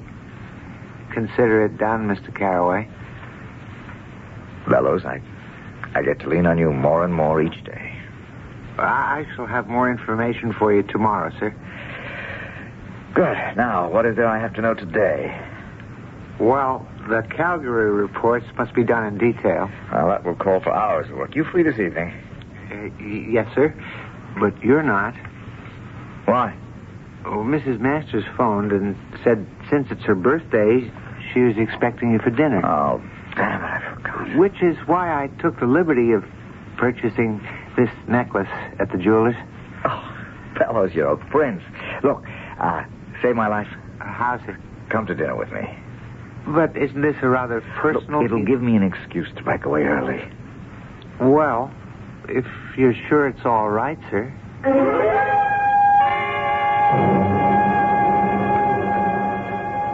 Excellent dinner, Mrs. Masters. You should see this place by day. Mrs. Masters has the most fantastic garden. Oh, excuse me. Let me get that, Peggy. Hello? O'Driscoll. Yeah, we're going to work on that. Hold on. I can never get Driscoll off in under an hour. Maybe I'd better talk to him in the library. Excuse me. I'll cut it very short. May I pour you some brandy, Mrs. Masters? Another cup of coffee, perhaps? I understand you're an excellent gardener. I have no luck with plants myself. Well, now, this is an interesting silver piece. I'd like to collect silver someday. Mr. Bellows. Yes? Kiss me. What? Put your arms around me. I beg your pardon? Hold me close. But, Kiss me. Mrs. Masters. Make love to me.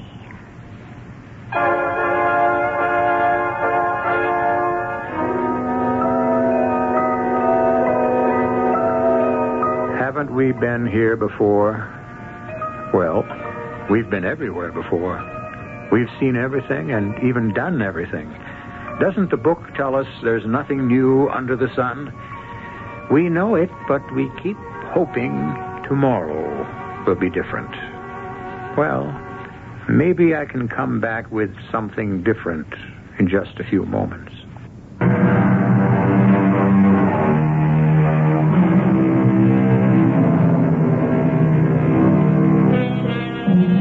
Can we learn anything from what we have just heard?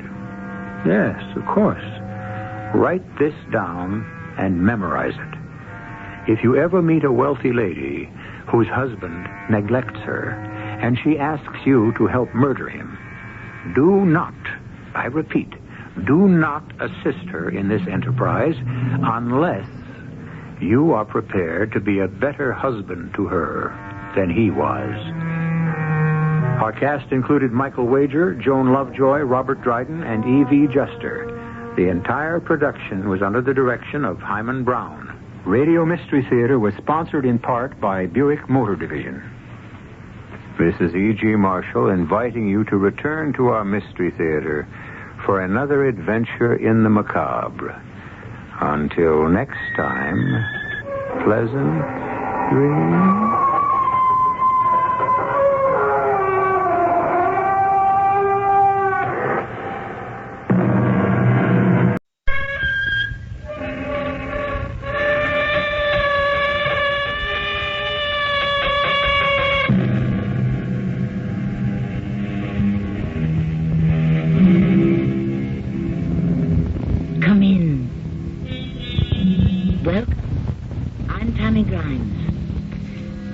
I should ask you, do you believe in ghosts? Probably you'd answer, certainly not. That would be my answer if you were to ask me. But then if I say, are you afraid of them? What would your answer be? I would say yes, scared to death. Now how can this be? That something we do not believe in can rouse such terror in us. We'll attempt to tell you in the story that follows. He was so handsome. You have no idea. Tell me. And very intelligent, too. I'm sure he was. And kind and thoughtful. Of course. And he loved me. I'm sure he did. And I loved him. Of course you did. Then how did it happen? If we loved each other, how did it happen that I killed him?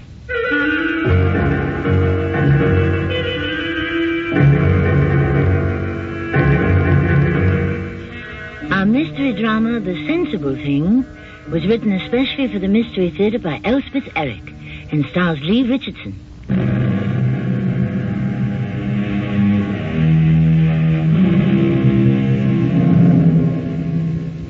Now for our story about ghosts. Those non-existent forms, shapes, spirits, specters, apparitions that track us by day, hover over us by night, color our thoughts and affect our feelings, pervade our work and decide our destinies. We could call our story How to Kill a Ghost, but instead we shall title it The Sensible Thing. I'm Curtis Bisbee. I was almost 60 when my wife Emily died very suddenly. I did the only sensible thing. Sold the house and everything in it and moved to a hotel near my office. Then last year I became bored, restless, and I couldn't understand it. I'm not a neurotic man, never one to become depressed or unhappy. But I began to feel there was a threat hanging over me like a small black cloud. And I decided the sensible thing was to get married again. Only I hadn't the faintest idea how to go about it. Until suddenly, it struck me. Yes, Mr. Bisbee? Come in here, will you, Helen? Don't bother to bring your book. Why hadn't I thought of it before? It was the only sensible thing. Sit down, Helen. Yes, Mr. Bisbee. I'm not taking you away from anything important, am I? Oh, no, sir. How long have you worked for me, Helen? Why, 22 years, Mr. Bisbee. Come June. That's a long time. Yes, sir. Do you mind my asking, how old are you, Helen? I'm 47. You live alone? Yes, I do.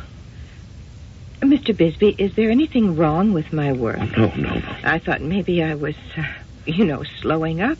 No, nothing like that. You're fine, Helen. We've always got along pretty well, haven't we? I've always thought so. Would you care to marry me? Did you say? My wife, Emily, died a few years back, Helen. Yes, I know. I'm all alone. You alone? Well, yes. Where do you live? I have my parents' house. When they died, I stayed on in it. We could live there, I suppose. I'd like to live in a house again. It's a nice house. All right, then. We'll get married. If you really want to, Mr. Bisbee. You'd best start calling me Curtis. I got a judge, friend of mine, to marry us in his chambers, and we moved into Helen's house that afternoon. I was surprised and pleased when we pulled up at the curb. Nice house, very nice, small, white frame with green shutters, nice lawn, not too big, some fine shade trees. Mrs. Bisbee, we're home. May I assist you? Thank you, Curtis. The house looks nice. I had somebody in to clean. I thought I should. My wedding day. Generally speaking, I do the cleaning myself. What's that? Oh, that's Trixie. A dog? Mm-hmm. I guess I forgot to tell you. Oh, that's all right. I like dogs. I have my keys right here. Dogs are okay. Dogs are fine. There we are. After you, madam. Well, now, here we are. Trixie, this is Mr. Bisbee. Trixie? Oh, good dog. Nice dog. A very nice dog. Oh, I'm so glad you like her. It would have been terrible if you didn't. Of course I like her. We'll be good friends, won't we, Trixie? Sure we will. How old is she? 17, going on 18. 17? It's pretty old. Oh, no, it isn't. When a person, 17, will be the same as 119. I call that pretty old. Some dogs live to be 20, 21. I knew one once. A friend of mine had a dog live to be 24. No, 17 is nothing. 17 is young. See, Trixie is a young dog. Now, you look at her. She's not old. She's young. Okay. She's young. Have it your way. She's a young dog. That was a shocker, all right. I'd never have suspected Helen could be so emotional. She'd never shown the least sign of instability during the 22 years she'd worked for me. Maybe I'd made a mistake. The thought did cross my mind. Maybe I'd been foolishly impulsive about this marriage. Well, too late now. Helen soon got hold of herself and settled down. I regained my faith that this marriage would turn out to be just what I needed. Till about a month later. Trixie won't eat her dinner. Oh? Wouldn't eat yesterday either. Last week she threw up twice. Well, what do you think you should do? Take her to see Dr. Damon, I guess. He's her doctor.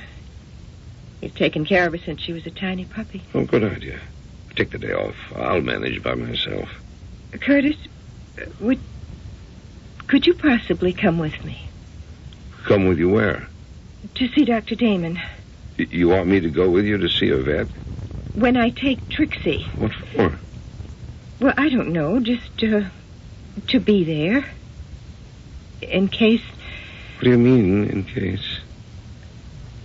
Nothing. I didn't mean anything. I don't know why I said that. You mean in case the vet says she's an old dog and the best thing would be to... He's not going to say that. If I went with you, what about the office? We can't both stay out. I know. It's all right. Just forget it. I'll take her by myself. Well, what difference would it make if I came with you? No difference at all. Just forget it.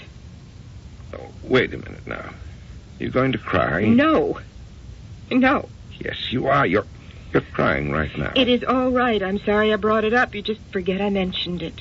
Look, if it's important, I'll come with you. You mean that? Why, sure I mean it. I won't go to the office at all. We'll take Trixie to the vet together. Feel better? Yes, I do. I do. I feel better. With Trixie huddled in the bottom of the carrier, we arrived at Dr. Damon's place. The doctor turned out to be my age or older, but very energetic, very agreeable, and he let us stay in the examining room while he went over the dog from nose to tail. How old is Trixie now, Helen? 17. She'll be all right, won't she, Dr. Damon? Why don't you leave her here for a while, Helen? We'll run some tests on her, take some x-rays. Give me a call tomorrow. What time? Anytime. I'll be here all day. Now, let's have Tony here take her downstairs and get her bedded down, okay? Let me go with her. Now, Helen, you know we don't like the owners to go down there. Let Tony take her. She likes Tony, you know that. Please, Dr. Damon, please let me. It's not good for the dog, Helen. I'll take my word for it. But I have to. I have to go with her. I may never see her again. No, let's not be so pessimistic. Just let me, please. Okay.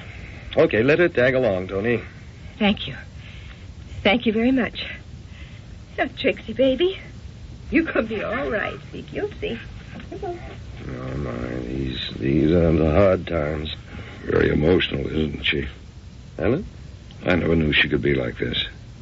You're married to her, aren't you? We've only been married a short while, but I've known her for more than 20 years. She was my private secretary, still is.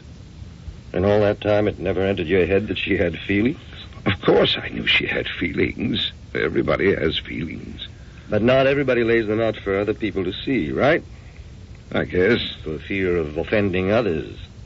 For fear that others might turn away in embarrassment or, worse still, in disgust. I'm not sure I'd put it that way. No?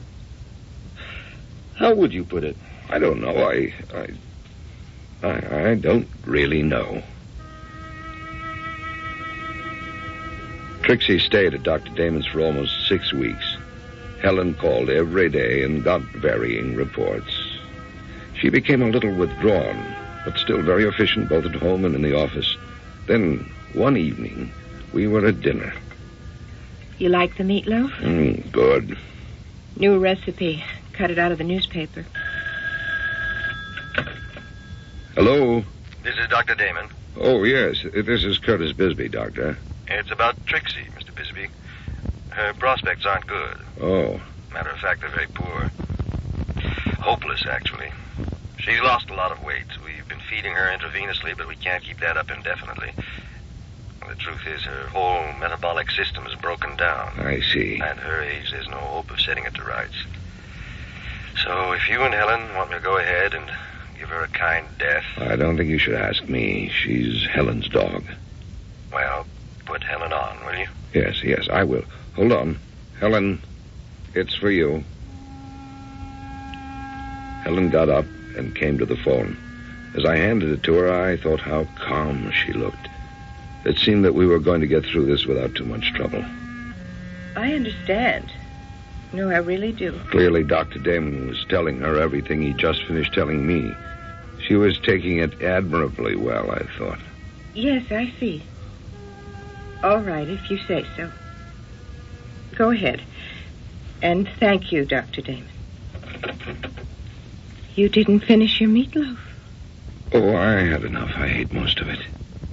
Didn't you like it? I did. I thought it was very good. I'll tell you what. You take the broccoli off your plate and put it on your salad plate. Trixie doesn't like vegetables. She won't eat them. But she does love meatloaf. So put it down on the floor for her. She'll gobble it up. I stared at her. She was engaged in finishing her dinner and didn't look up. I hunted for something to say, but couldn't find anything that would bring us back to Dr. Damon's phone call.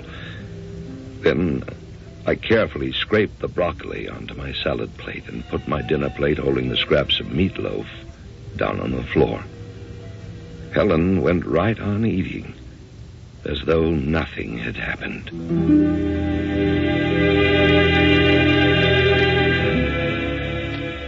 Is there anything more painful than love and loss? Is there anything more universal? Has anyone ever lived who did not at some time or other love deeply and then lose the loved one? The fact that in this account the loved and lost is a small dog does not in the least change the grief or alter its complexion. I'll be back shortly with that too.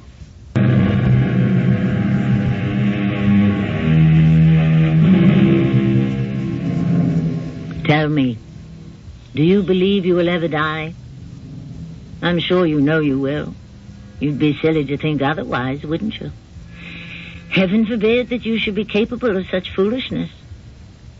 But isn't there a secret segment of your personality which obstinately refuses to entertain the idea that one day you will abandon this world?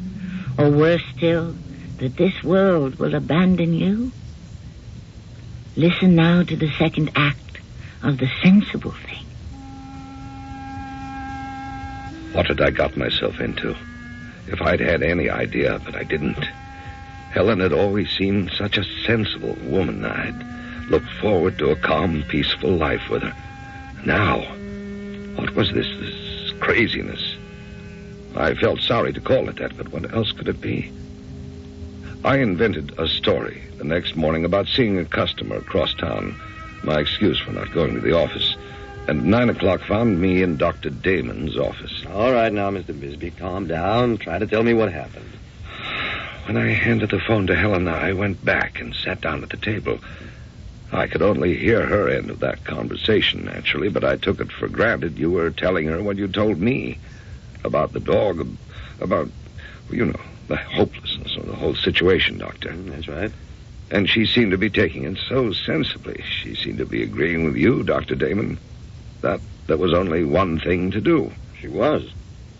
But then she comes back to the table and, calm as you please, she tells me to take the broccoli off my plate. Trixie doesn't like vegetables, she says, but she likes meatloaf. So I should put my plate on the floor and Trixie will gobble it up. Well, that's what she said, Dr. Damon. Trixie will gobble it up. As though you'd never told her, as though she'd never agreed, as though the dog was right there. Mm-hmm.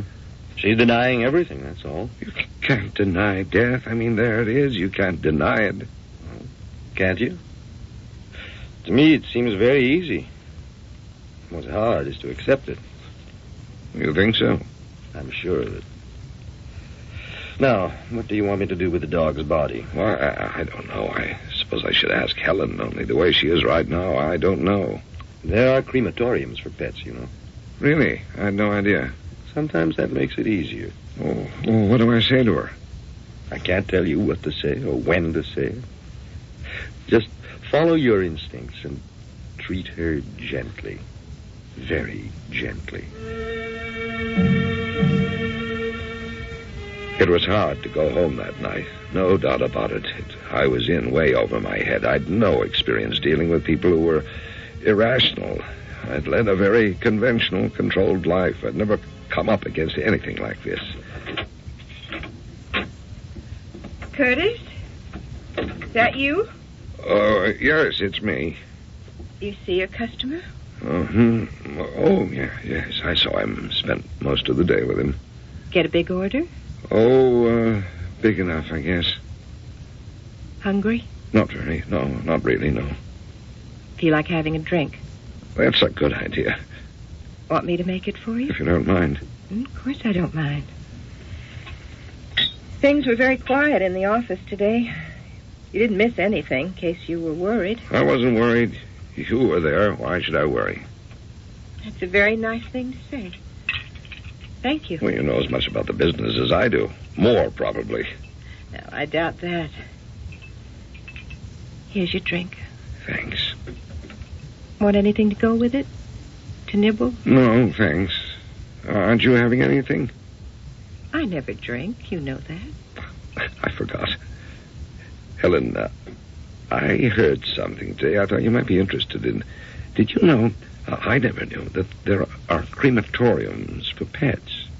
You know, when the time comes, they have crematoriums. Did you know that? I didn't. No, I didn't know that. Well, they do. They're very nice. Really? Yeah, well, so I was told by somebody who should know. Well, it's something to keep in mind, isn't it? Helen? Oh, that's Trixie. You let her in, will you? Helen, it isn't Trixie. It's the dog next door. No, it's Trixie. I know her bark.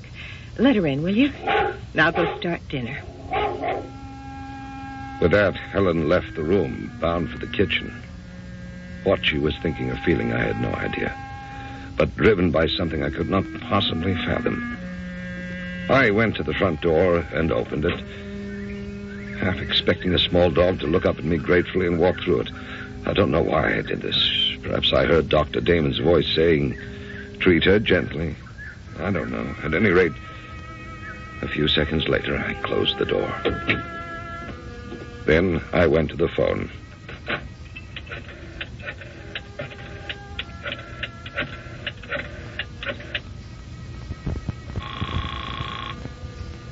Hello. Dr. Damon. Yes? I'm sorry to call you at home, Doctor. That's quite all right. I hope I didn't take you away from dinner. You didn't. Helen's in the kitchen right now. Give me a chance to call you without her hearing me. Dr. Damon, when I came home tonight, I told her about the place you mentioned. You know, the crematorium for pets. Oh, yes. Helen seemed interested, mildly anyway. I was sort of leading up to, Trixie and everything. She just said very calmly, "Well, it's something to keep in mind, isn't it?" And then, Dr. Damon, a dog barked outside. I happen to know that it was the dog that lives next door to us, Irish setter, I think. But as soon as she heard the bark, Helen said, "That's Trixie. Let her in." Oh, dear. I told her, I said, "Helen, it's not Trixie. It's the dog next door." But she just said, "Calm as you please," but very firm. "No, it's Trixie. I know her bark. Let her in, and I'll go get dinner started." Which she did, and I called you. I didn't know what else to do. Mr. Bisbee, there's a conflict going on in Helen. She knows the dog is dead, but she doesn't know it. Does that make sense? In a way it does. Not the kind of sense we're used to, but on another level it makes perfect sense. And it'll go on making sense till she's ready. Ready? Ready for what? Ready to accept the reality of her dear little dog's death. She hasn't done that yet. Until she does. What about me? I think you're showing admirable understanding and forbearance. I am. There's nothing to be gained by trying to crash into another's obsession, hallucination, whatever you want to call it. You don't destroy it that way. You might even reinforce it. So the best thing to do is go along with it, which is what you're doing. And I congratulate you.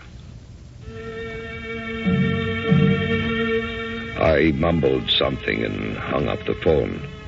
When Helen called me for dinner, I put on some kind of a face for her benefit, and one way or another we got through dinner, mostly by talking about the office. Afterward, I took her to a movie. It must have been long after midnight when I woke up, suddenly wide awake and staring at the moonlight. The bed next to mine was empty, and from somewhere far off, I heard Helen's voice. "Oh, Stanley, darling." At least, it sounded like Helen's voice, but different from the voice I was used to. It seemed to be coming from downstairs. I put on a robe and slippers and crept down to the living room door and pressed my ear against it. I never knew anybody could be so happy. Certainly not me. I don't deserve happiness like this. I never expected it. It was meant for other people, not for me. Oh, I am so happy I think I may die of it. It's too much for me. It's too good for me. Could this be my wife, talking this way, and to whom? I waited, fear clawing at my heart, to hear a man's voice. Stanley, will it always be like this? I mean, forever and ever. Tell me it will always be like this forever. Tell me it will never end till we grow old and we die. Die together. And then go on together even after we've died. Tell me that, Stanley. Make me believe that. She sounded so young, so ardent, so alive, so in love, so lost in the wonder of things as though she were standing on the threshold of life itself. There has never been such a love as ours. Never. And never will be again. It was hardly bearable, standing there in the hall listening to this ecstatic testimony to the power of love. I thought I felt tears in my eyes as though my heart could not bear to hear any more. It felt such pain it was to listen to so much love. And everyone will be good and kind, Stanley, because they will see.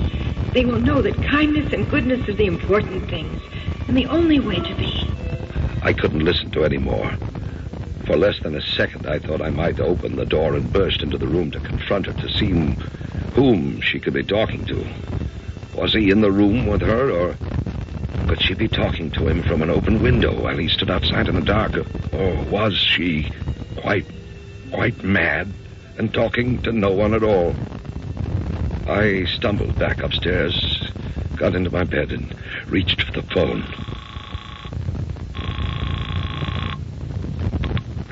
Yes, Dr. Damon speaking. Dr. Damon, I'm so sorry. I apologize for doing this to you at this hour, but I can't help it. Who is this, please? Oh, I'm sorry. It's Curtis Bisbee. Will you forgive me? Oh, it's quite all right. You sound very upset. I am, or I wouldn't be calling you at such an ungodly hour. Is it about Helen? Yes, about Helen. Yes, it's about Helen, Doctor. Tell me. Okay, I woke up a little while ago and Helen wasn't in her bed. And then I heard her voice. It sounded as though it was coming from downstairs. So I went down. I heard her voice coming from the living room. So I went over to the door and I listened. Yes. Go on. It was Helen, all right, only she didn't sound like Helen. What do you mean by that?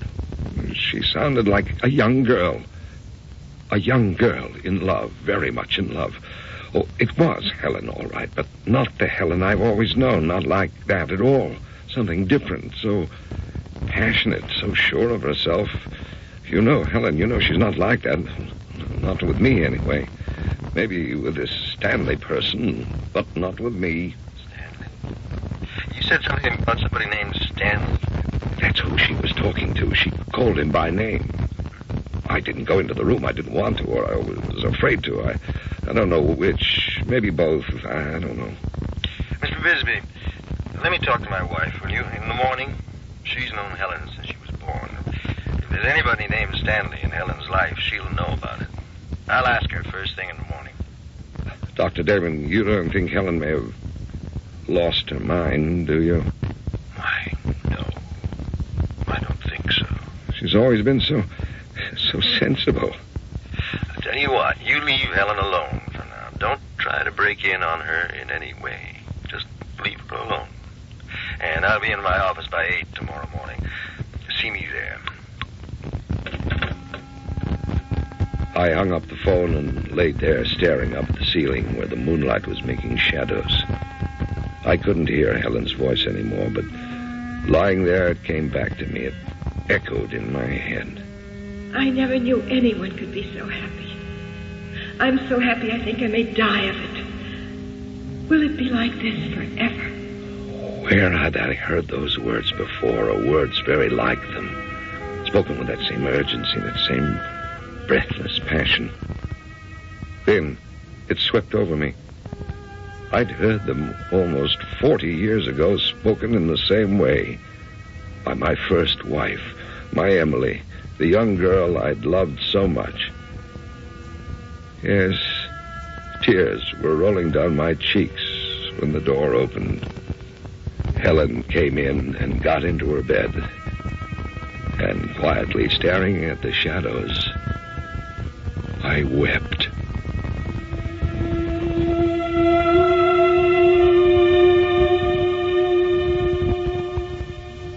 We forget nothing. I believe that. Sometimes we think we do. We are forever telling ourselves or being told by others to forget what happened. It's over. Forget it. Put it out of your mind. It's all in the past. Just forget it. And we try and we think we've succeeded. Till something happens or fails to happen. And there it is, fresh and clear and poignant. And not forgotten at all. I'll be back with Act 3 shortly.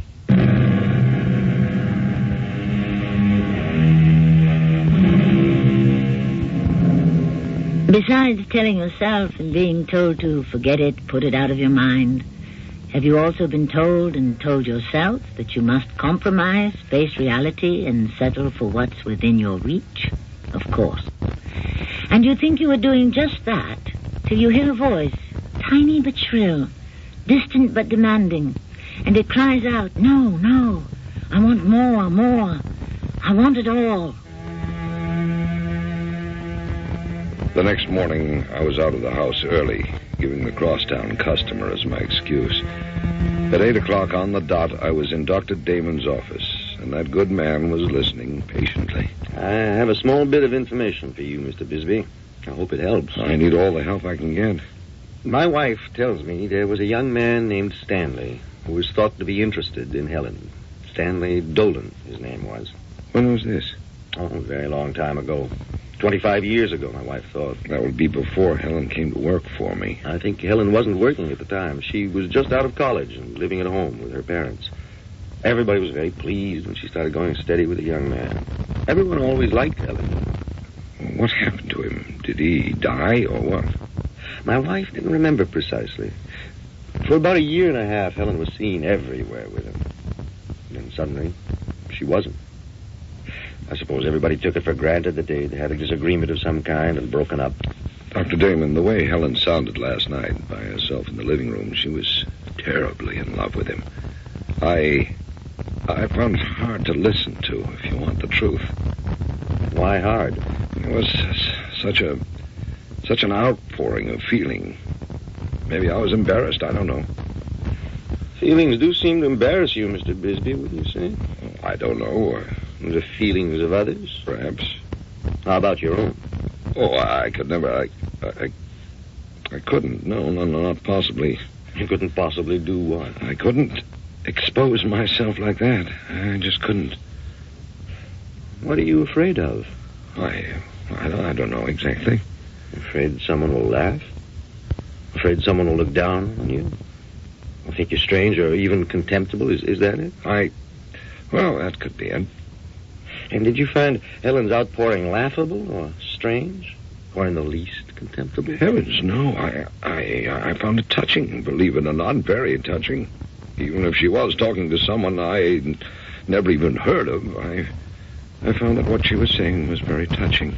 You know why? Tell me. After I went back to bed, I lay there wondering why, and it came to me that was the way Emily used to talk to me when we first found out we loved each other. Good Lord, I thought I'd forgotten years ago, but there it was, the memory of my dead wife and how she'd talked to me about the miracle that had happened to the two of us. Almost 40 years ago, Dr. Damon. 40 years. I have to tell you, I laid there in my bed, staring up at the ceiling, and I cried. I cried. Good for you. Good for me. I stayed out all day, wandering around. Finally, I got home in time for dinner. Everything was uneventful until, again, I woke suddenly, as I had before, to find the moonlight filling the room, Helen's bed, empty, and her voice coming up to me from downstairs. Mother? Mother, has the mail come yet? As before, I got into my robe and slippers and went downstairs, where I put my ear to the living room door and listened. Wasn't there a letter for me? Mother? But there must have been. He always answers mine. He always answers right away. Well, almost right away. In a day or two, anyway. A week at the most. It's never been more than a week. This was a different girl from the other time. Still young, still eager, but anxious now. Trembling and insecure, almost desperate, but still holding on, holding on. He could be on his way home, couldn't he, Mother? Couldn't that be it? That he's on his way home, and he's coming back by boat? And you can't mail letters from a boat.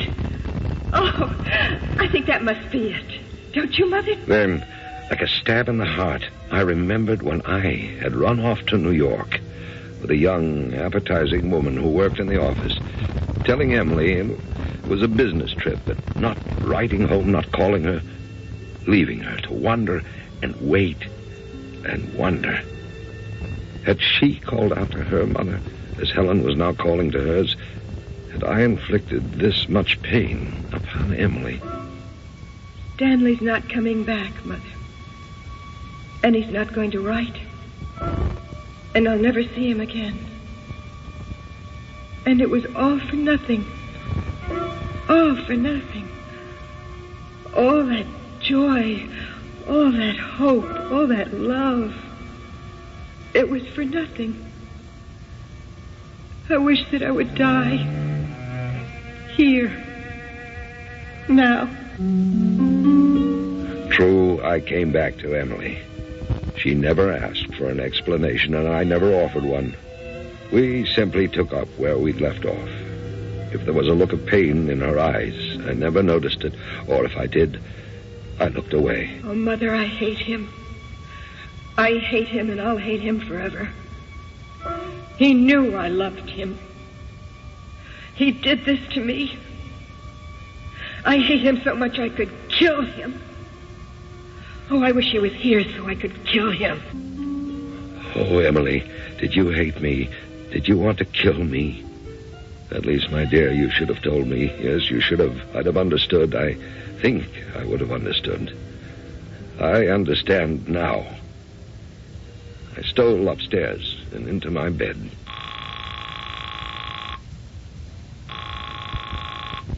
Dr. Damon here. Doctor, this is me. Curtis Bisbee, Doctor. It's happened again. Helen was talking to her mother about that young man. He must have gone off somewhere. Yes. I was speaking to my wife at dinner. He went to England, she thinks. He never did come back. He never wrote to her. She never heard from him again. Did he die? Could be, I suppose. But death's a separation, too, isn't it? I don't think I know what you mean, Doctor. Either way, abandonment or death, something's been torn away, obliterated. Does that mean anything to you? In a way it does. People think death is easier than being abandoned. Maybe so. But to my way of thinking, they're pretty near one and the same thing. Doctor, I have to hang up now. Helen's coming back. I do apologize for waking you. That's all right. I have some idea of what you're going through. Thank you, Doctor.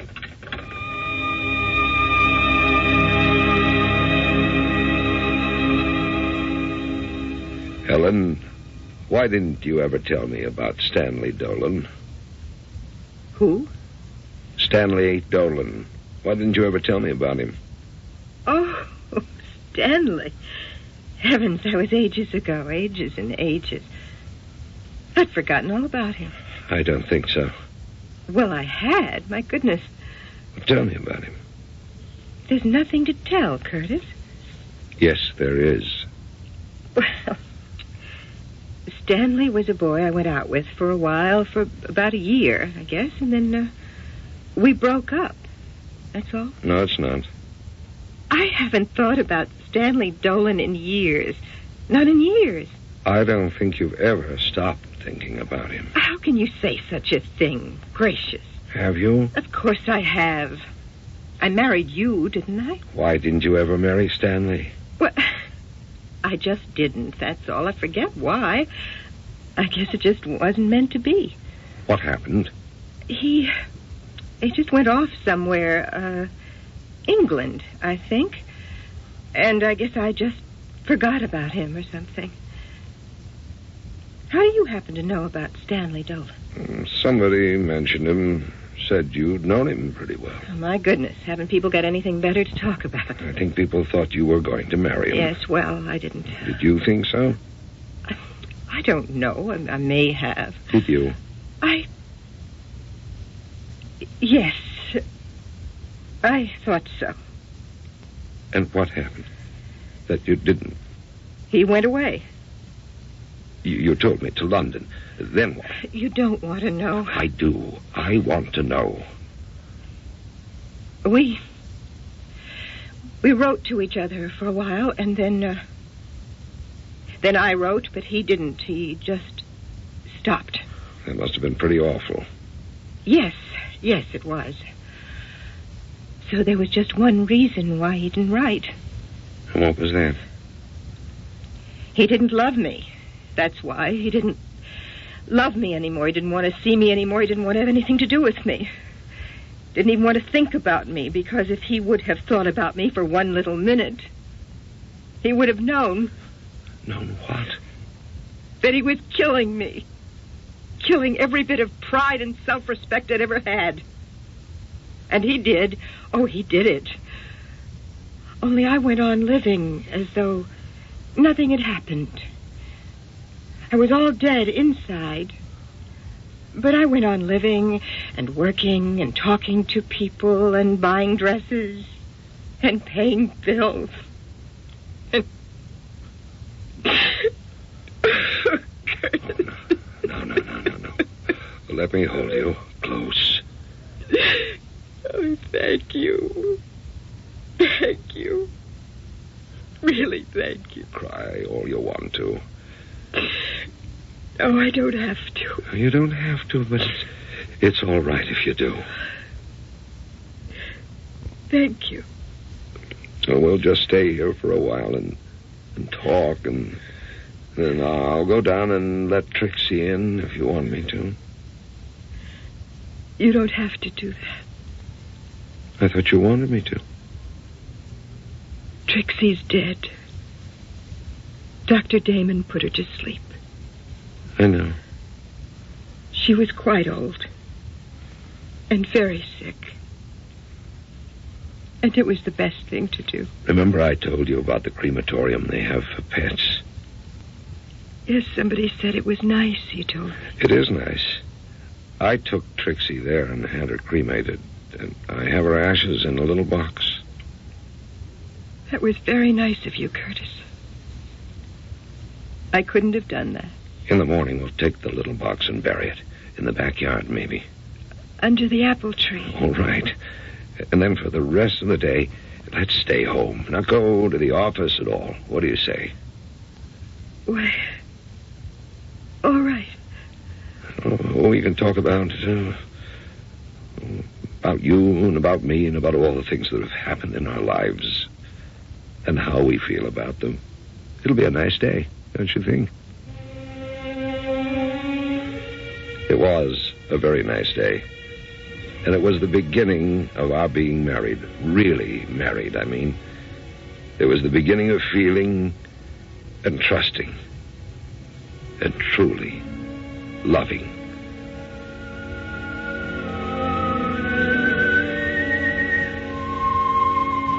That's the end of the story, called The Sensible Thing, whose alternate title we told you at the start is How to Kill a Ghost.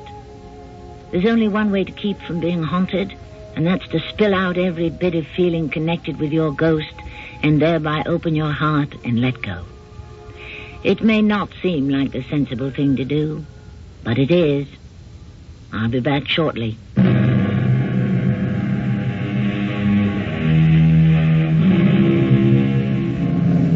When you find the courage to open your heart and let your feelings spill out, try to be sure of two things. That you know what your real feelings are, and that the person to whom you expose them will not turn away. If you are truly honest, there is a very good chance that person will take courage from you and do what you have done.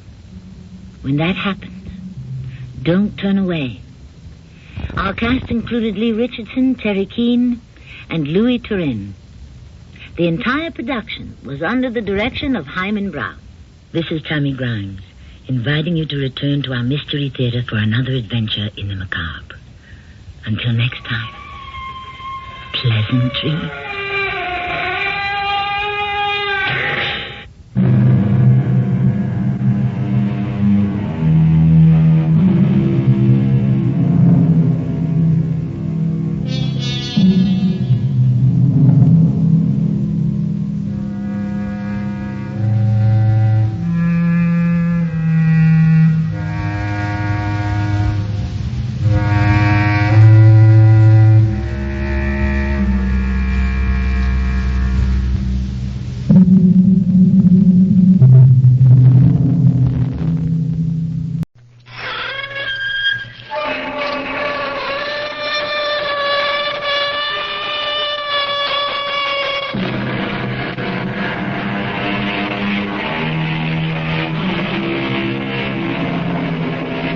in.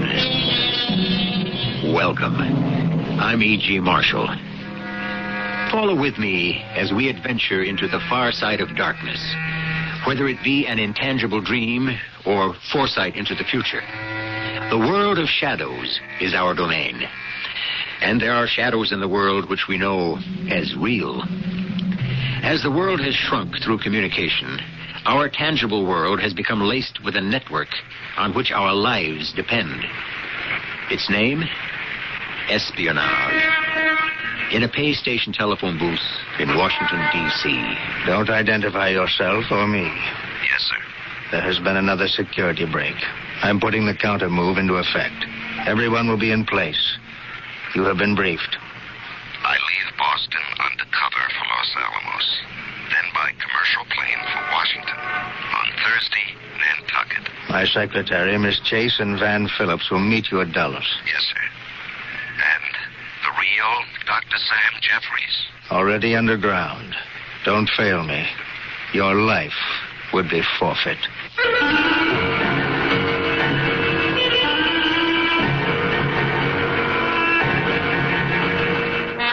Our mystery story, The Cat's Paw, was written especially for the Mystery Theater by Roy Windsor and stars Larry Haynes. I shall return shortly with Act 1.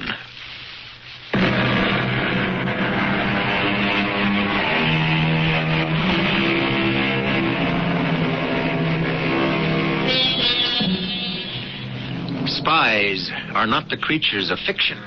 They are real. They exist because nations, to preserve peace, must be alert to others that want to destroy peace. The spy, in high positions and in lowly ones, ferrets out secrets which give advantages to his nation over another. They are mostly, but not entirely, military secrets. At Dulles International Airport in Washington, D.C., Alfreda Chase watches the runway with Van Phillips. Why a commercial flight, Alfreda? Don't know. Mr. Parker didn't explain. I'd expect him to fly in by Air Force. He's top security. He sure is. You ever see him before? No, Van. They've kept him squirreled away. We'll find out when he lands. The plane's late. What time have you got, Ben? 4:02. What's the scoop on this guy, Alfreda? No, Parker hasn't said. Dr. Jeffries is reporting to Parker and then to Defense? Parker first, because he's security chief for the Nuclear Regulatory Agency. Then to Defense, which oversees him and his operation. No idea what this guy has up his sleeve? Just a hunch.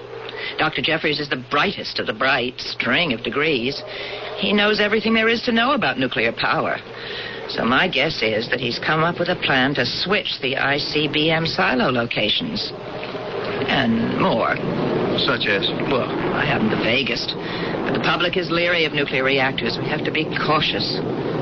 Plane's coming in, Van. Look, I'll go help him with his luggage. Wait here. I won't be long.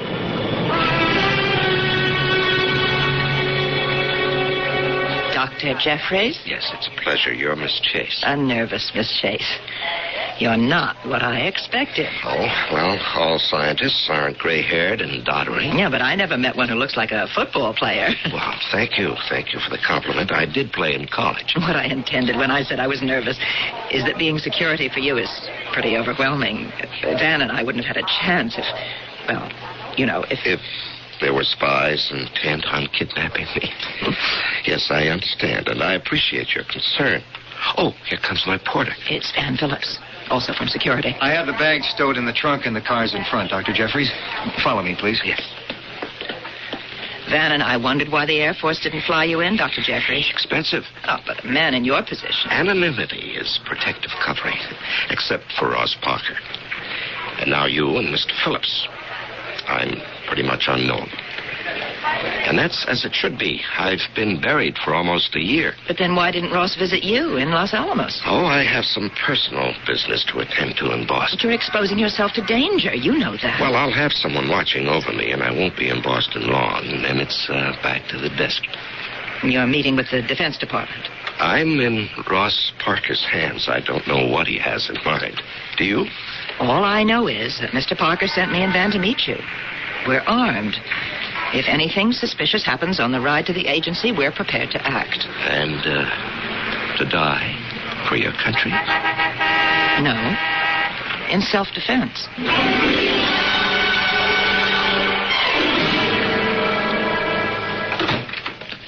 Dr. Jeffries, welcome to Washington. Hello, Mr. Parker. Any complications, Miss Chase? No, sir. None. Good. Doctor, we slipped you into town unsuspected. Sit down, please. Do you need me, Mr. Parker? If you have the time, I wish you'd stay. Oh, of course. Thank you. Miss Chase is to be trusted, absolutely. She's as much a part of the security system as I am. I understand that the countermoves have you steaming, to quote Miss Chase. Yes, we've been infiltrated by someone devilishly clever who is selling information vital to our defense. It will be stopped, but it will take time. One slip and it's ended. Defense has what you created. I've been told that it is brilliant. Oh, well, thank you. It's 2 parts of practicable, I believe. But there's still you. Oh, I can take care of myself. Famous last words. It's a violent world, Dr. Jeffries. I don't want anything to happen to you. You'll stay with me in Alexandria until next Monday, and we'll meet with defense. Well, this is only Wednesday, Mr. Parker. Well, you can use 4 days' rest. Yes, I can. And, I don't intend any rudeness, but I'm flying to Nantucket tonight. What? I have strict orders from defense. Well, I'm not under their jurisdiction, Mr. Parker. I have important personal business in Nantucket, and this weekend is my only chance to attend to it. May I ask what's so important about Nantucket? My mother's funeral. Oh. Please forgive me. Miss Chase, order an Air Force plane. He will fly to Boston at 10 tonight and spend the night at headquarters. In the morning, he'll be flown to the island. Maximum security. You'll return, Dr. Jeffries, early Monday morning. The secretary arrives before noon from Madrid. Clear? Yes, sir. Questions? No, none. And thank you for understanding. That will be all, Miss Chase. Where will I notify... Dr. Jeffries will be with me at my home. I'll drive him to the airport. If it doesn't upset your plans for the evening, Miss Chase, I'd appreciate it if you'd stand by. Van Phillips and I will be there, sir. Thank you. That is all.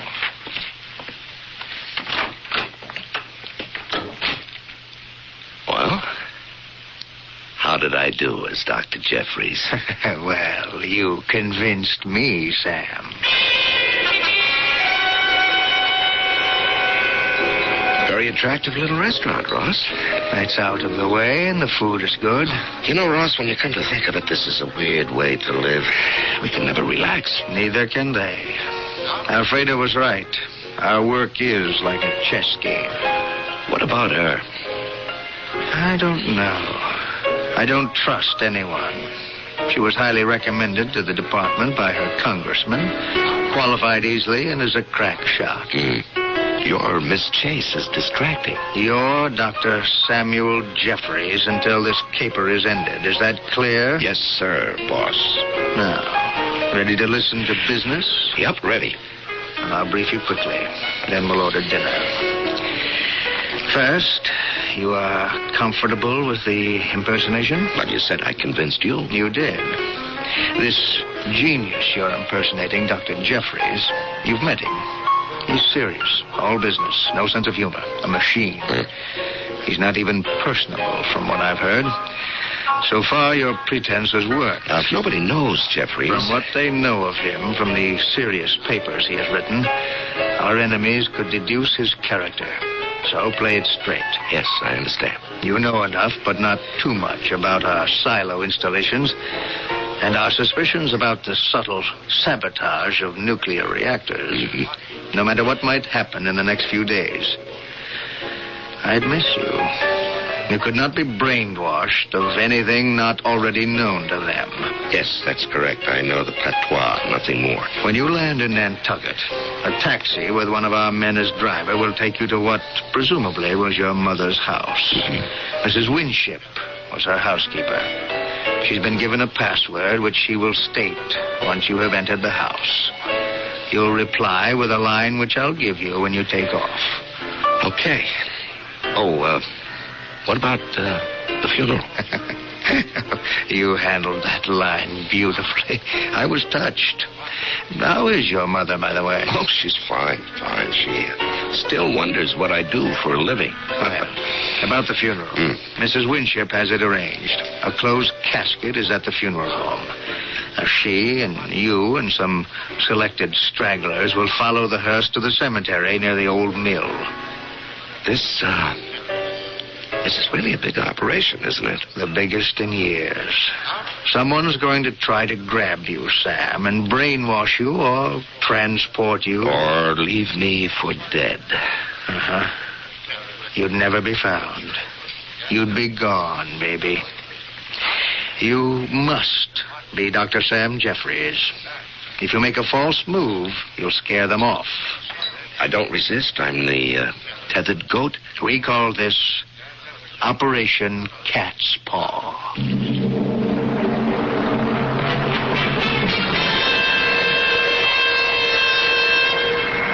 Well, this is more like it, Dr. Jeffries. He rates an Air Force fighter. Oh, that thing scares me.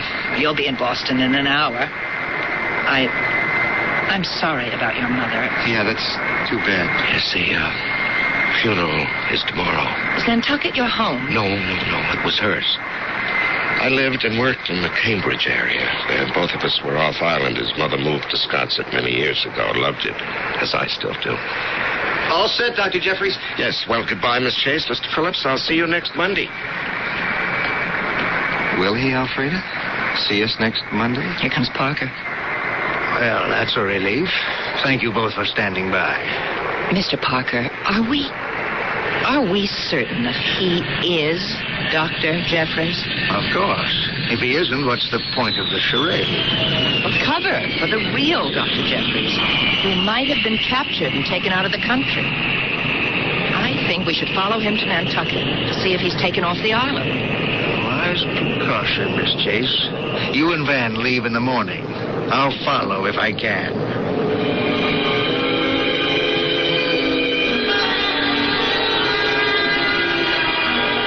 What we have heard is not fanciful. It is reported on good authority that Free Germany, for example, is infested with 3,000 spies who work for a country behind the Iron Curtain. They infiltrate and cause disruption. The result is a weakening of a free country.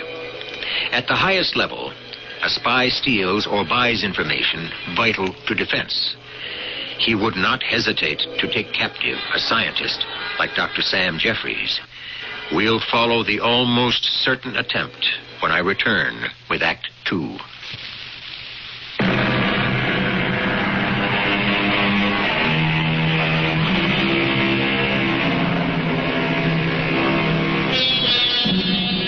What is it that leads a person to become a spy? Money? Other jobs pay much more and usually provide security. Glamour? Hardly. If you're a spy, you're safe only as long as you're anonymous. What is it, then, that causes a man or a woman to choose this dangerous occupation? Danger is part of the challenge. It is more than that, though, but more about that later. The man impersonating Dr. Jeffries has arrived in Nantucket. Who is it? Dr. Jeffries. Silos ain't just for corn. Eagles nest in quite a few. Come in, Sam. All set at this end? Yep. The cottage is clean. Ike Folger and I checked it out from light bulbs to wiring, curtains, bed springs, everything. Okay. Even found a microfilament recorder in a flower arrangement sent here when the body was lying in wait. And, the funeral tomorrow? Yep. 10 in the morning. There'll be a short service at graveside. They moved in pretty fast, didn't they? You must have done a good job in Washington. That's my fatal charm. Parker pretended not to like it, but it worked. I made a pass at his secretary, Miss Chase. Parker doesn't suspect her, does he? No. The idea was to start some gossip. Ladies' rooms don't hold secrets.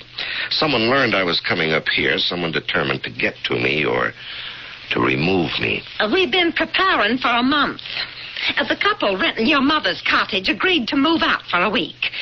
We're putting them up at Nantucket Town at the White Elephant. All expenses paid. I told them you were coming up because your mother was dying. You had to settle the estate. She didn't object. My mother? She was delighted to be part of the counter-espionage. Even told us what flowers to order for her funeral. Mm-hmm. And, where have we got it tucked away? Visiting your sister and brother-in-law in Cambridge. They're discreet. My mother is not. She will be this time. She knows your life is on the line. You know that, of course. Yeah.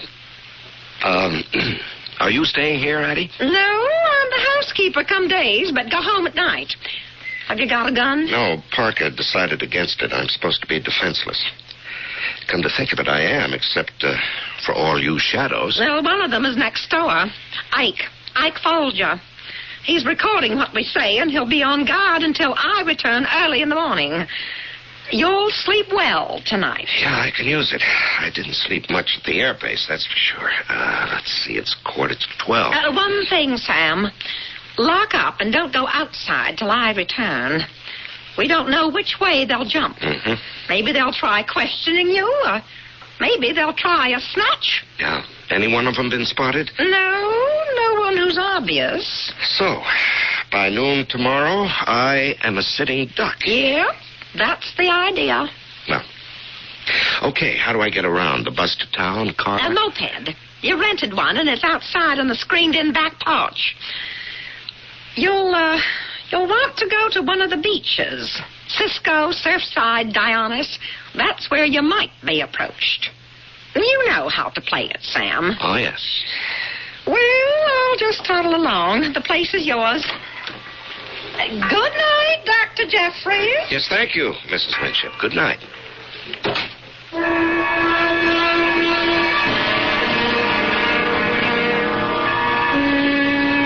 Now, that wasn't so bad, was it, Sam? Oh, as funerals go, probably not. Mm-hmm. That was quite a cast you assembled, Addie. Well, the minister was real. He had to be told the purpose. Oh, his eyebrows went up and his eyes widened. Like most, spies to him are about as real as Martians.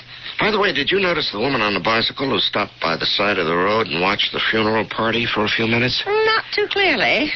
But we had a man sightseeing at the old mill. Binoculars. He followed her back to Sconset.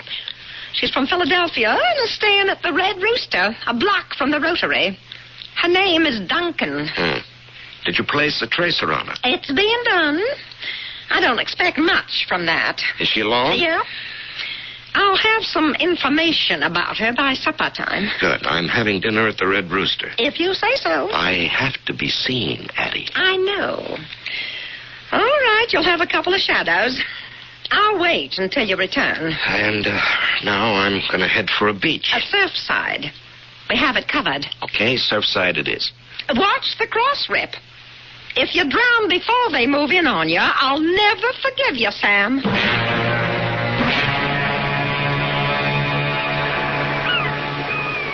Hello there. If you don't mind. Pardon me? Sorry. Bad habit of mine. You just go back to your book. I can't resist smiling at a beautiful woman. Well, I didn't expect you to look like a halfback. Do you mind if I sit down? You have. What did you mean you didn't expect me to look like this? Do you know me? I don't know you. You're Dr. Samuel Jeffries, a very distinguished expert in all kinds of nuclear things. And how would you know that? Is it true? Well, yes, I am Sam Jeffries. I thought my whereabouts were unknown except to a very few persons. Have you seen me before? I've never seen you, or I would certainly remember. Thank you.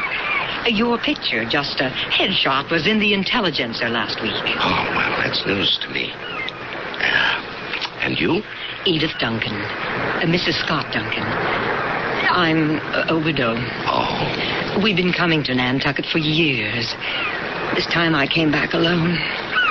I won't again. The memories are too sharp. I'm leaving in a few days. Oh, so am I.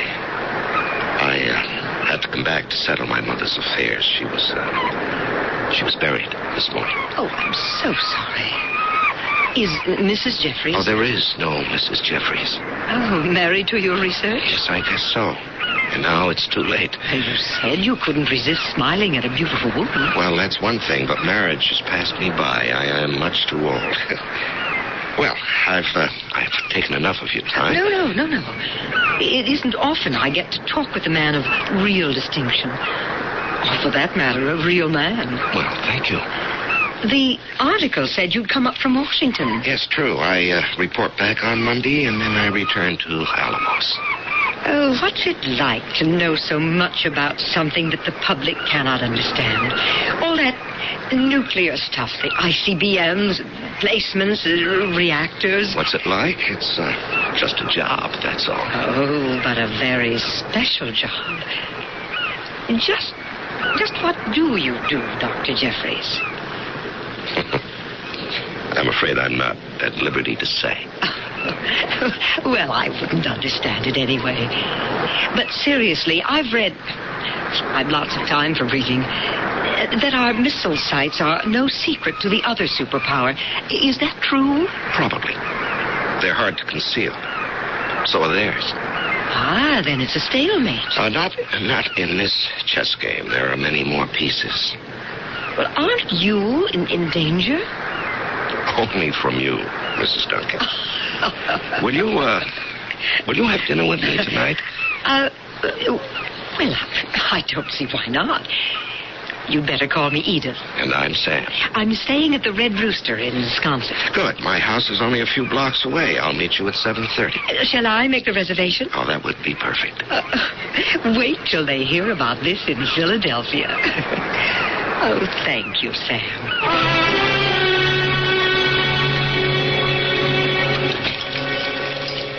Well, have a good swim.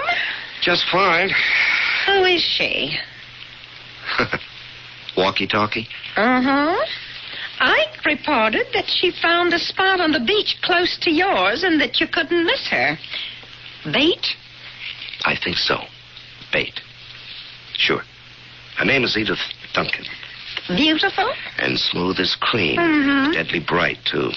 Did she check out? No trace of her in Philadelphia. It's an assumed name. Well, they sure got her in place in a hurry. There's a leak in Parker's division as big as a broken pipe. It's your job to plug it, Sam. Well, I have a date with her at 7:30 tonight at the Red Rooster. We can cover that easy. It's after dinner that she'll make her move. Hypnosis, probably. Oh, I can fake that. I was briefed for that routine. And then probably a dose of truth serum. I won't fight it. I don't know any secrets, just enough to make her wonder. I hope. We'll have the inn staked out. You'll be all right tonight. I hope you have a strong stomach. So do I. Good luck, Sam.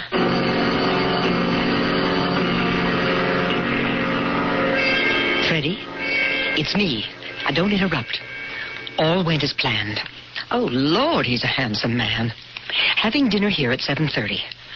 Now, I don't know what I'll learn. He's bright. He could be the real thing. I don't know. If he's an imposter, he's pretty good. After I manage the test and get him to his house, I'll drive into town and report. I'll get what he has. If it's nothing, I'll know what we have to do.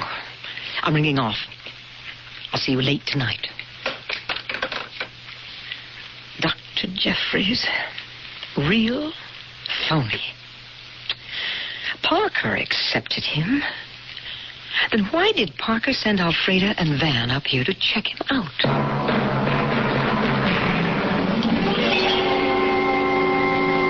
Well, they've given you a nice suite here, Edith, and dinner was excellent. Would you like an after-dinner drink, Sam? Oh, no, thank you. I'm full.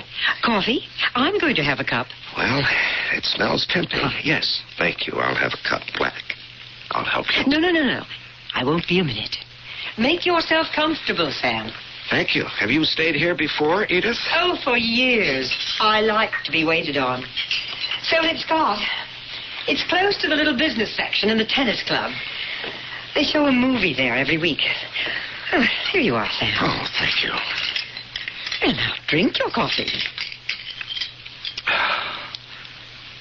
Gorgeous and efficient. Efficient? Yes, we We walk in, you say, have some coffee, and in 30 seconds... It was prepared. I thought you might want a cup. You watch a fella pretty close, don't you? Well, I've had reason to. You're a very nice man, Sam. Well, thank you. And I'm afraid a sleepy one, too. Well, take a little snooze. What's that? Isn't it lovely? Necklace with a big pendant. Emerald. I'll take it off. When I swing it back and forth slowly, it's a prism of colors.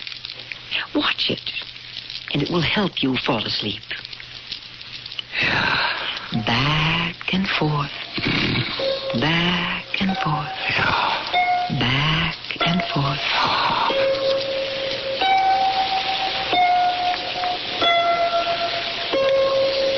Are you Dr. Jeffries? Dr. Samuel Jeffries, the expert in nuclear research? Jeffries. Expert. Logistics. Silos. Sabotage. Where are the silos, Dr. Jeffries? The silos where they keep the intercontinental missiles. Silos. In Dakotas. Nevada. Where else, Dr. Jeffries? Dakotas. Nevada. You plan to move the missile sites, don't you, Dr. Jeffries? Dakotas. Tell me the truth. Tell me your plan for relocating the missile silos. Plan in Washington. Your plan. There was something in coffee. Something to bring out the truth. My head hurts. Think of nuclear reactor plants. Nuclear reactor plants. Sabotage. What is your counter-sabotage plan, Dr. Jeffries? I feel sick. You're going to feel a lot sicker, you phony. How do I get you out of here? Let's see. Ice water. Hot coffee. Half an hour will do it. Oh, if you had been Dr. Jeffries, Sam, you might have lived. A spy has insatiable curiosity. That motivates him. So does patriotism. They risk their lives in the service of the country without public acclaim. Other so-called spies are no more than informers who eavesdrop for money. Dr. Sam Jeffries, if that is his real name, has placed himself in jeopardy to plug a security leak. We will find out what happens to the man, now condemned, when I return with Act 3.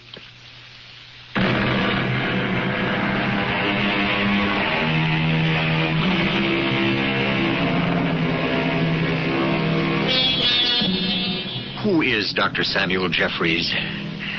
We know that such a man is a scientist from Los Alamos. He is a man of great importance in our ongoing efforts to anticipate an attack and to defend against it. Is he being used as a cat's paw to help security root out the spies who have infiltrated that branch of our service? Or is the man we have met as Dr. Jeffries an imposter? Someone clever enough to be working for the enemy? It is the morning after his dinner with Mrs. Duncan. Oh, Lord. Well, good morning, Sam. Oh, hi, Addie. Oh, how did I get here? Well, the gorgeous Mrs. Duncan led you into the street and sent you staggering home. Well, good for me. Ike Folger said you weighed as much as a sack of cement. He brought you home. Well, you're alive. You know what that means? Yeah, I know. It means they know I'm not the real Dr. Jeffries. So, now what? Well, they're in a tough spot, Sam. You could blow the whistle on Edith Duncan, and we could sweat her about her connections in security. Then we could find the security leak. Yeah, we can still do that, even if they knock me off. Well, we could try, but you're the witness we have to have. If they get rid of you, Mr. Parker's Operation Cat's Paw is blown. We have no evidence against Mrs. Duncan. Parker's tongue would be tied. I see. So, today might be the last day of my life, huh? That's too bad. I feel so rotten. I've started breakfast. Addie, Edith Duncan alone can't eliminate me. Now, there must be others on the island here. Yep, and you're the bait. They'll act fast. Today? Yep. Well, I'll have breakfast and then shower and shave and go for a walk. We'll have our eyes on you, Sam. Oh, by the by, who is Freddie? Well, I don't know why. Well, last night she talked to some Freddie, made arrangements to meet at Steamboat Wharf. No one showed up. Well, I'll ask her when Put on a robe. I'll get it. Yeah, I'll do that. And I'll brush my teeth. Good morning. Good morning. I'm Edith Duncan. I'd like to see Dr. Jeffries. Come in. He ain't feeling too good. Just getting up. Well, hello there, Edith. Oh, this is Winship, my housekeeper. How do you do? I'll just fix your breakfast, Dr. Jeffries. Well, you're even gorgeous in the morning. Oh, I worried about you all night long. Oh, I was all right. Let me apologize for overindulging. Was I offensive? Oh, not at all. Just sleepy. I helped you out and told you to take a few deep breaths. I'm relieved that you got home. Oh, I'll be fine. So, what are your plans for this beautiful day? Oh, nothing much. We're having a clam bake tonight at Cisco. Why? Oh, I thought we might sightsee, have lunch in Nantucket. Oh, that sounds fine. Oh, would you like to join us for an evening on the beach? Well, sure. If one more won't spoil the fun. Promise you won't. I won't. I don't like the morning after. So I'll walk over to the Red Rooster at, what's good, 10 or so? Fine. I'll be expecting you, Sam. Good. Well, goodbye. Oh, what a slick, venomous... Well? Well, the game is on, as Holmes said to Watson. Clam bake tonight at Cisco. Me and some of our other friends. Human? The, assassination squad.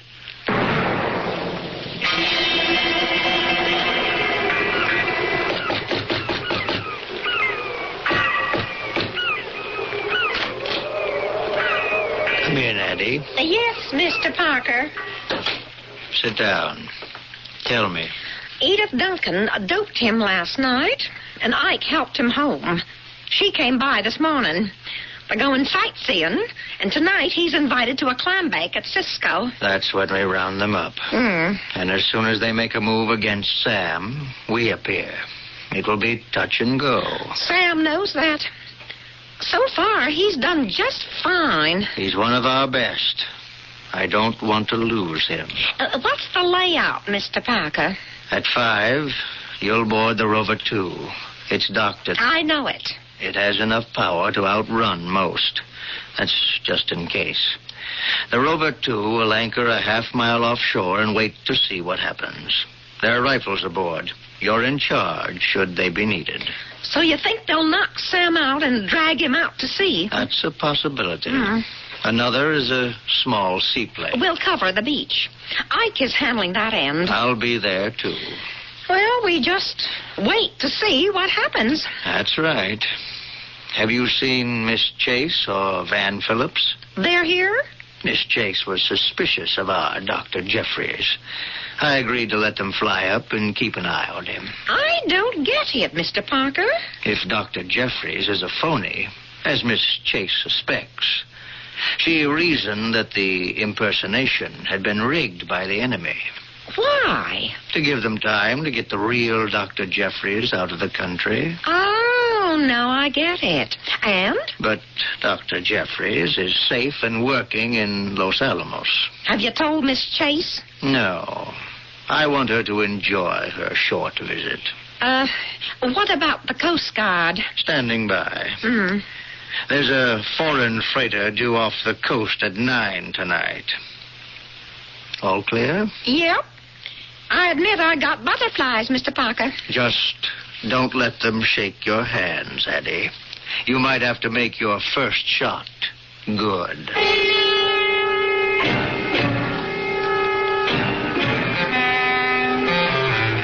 What's happened to your friends? Oh, they'll join us soon.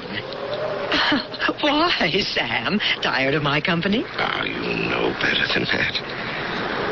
Are you, really leaving tomorrow, Edith? On the 9 o'clock flight. New York? Boston, and then from Logan to Philadelphia. Will I ever see you again? With you in Los Alamos?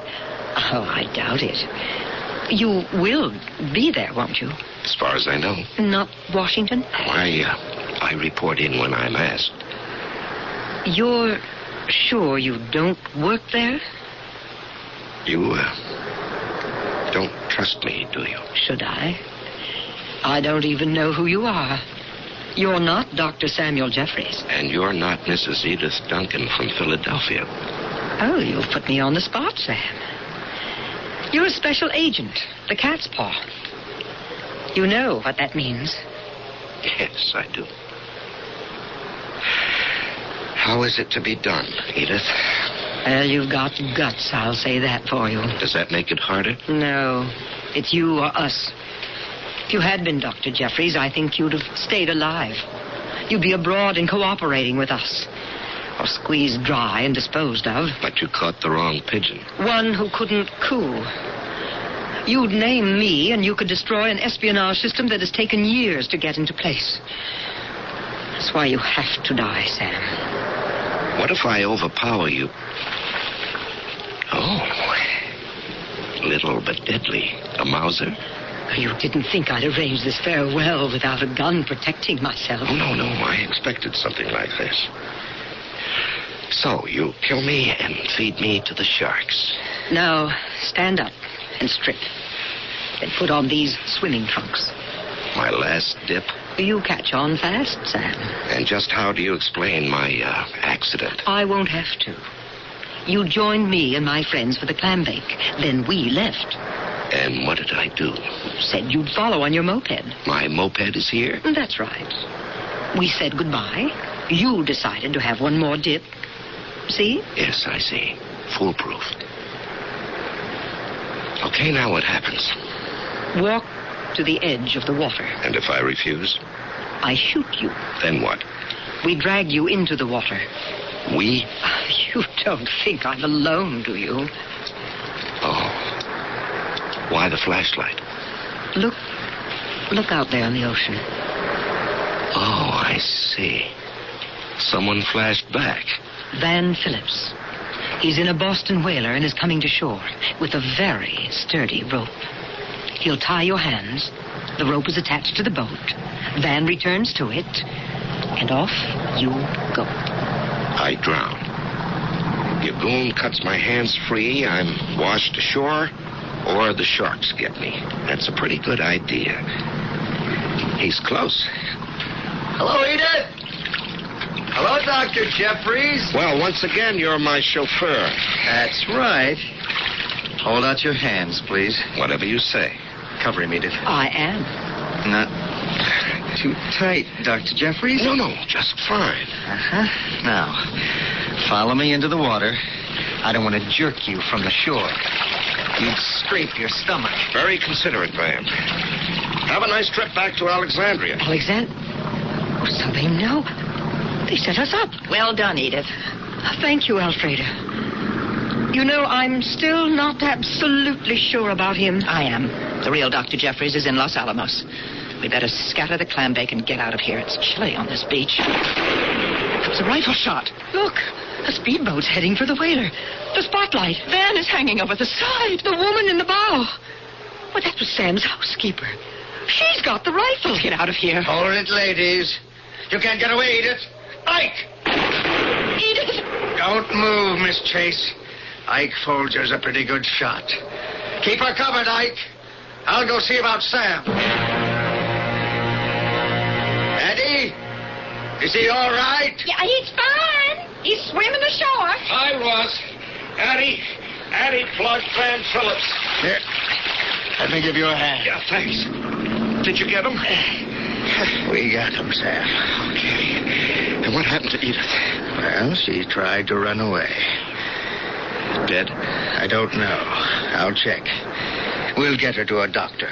Well, hello, Miss Chase. Here, Sam. Use the handcuffs. Is she the one? Miss Chase is the one. Nothing to say, Miss Chase? Shut up.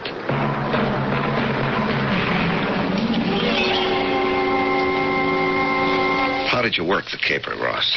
Well, we suspected that they'd try to dispose of you at sea. We anticipated them, that's all.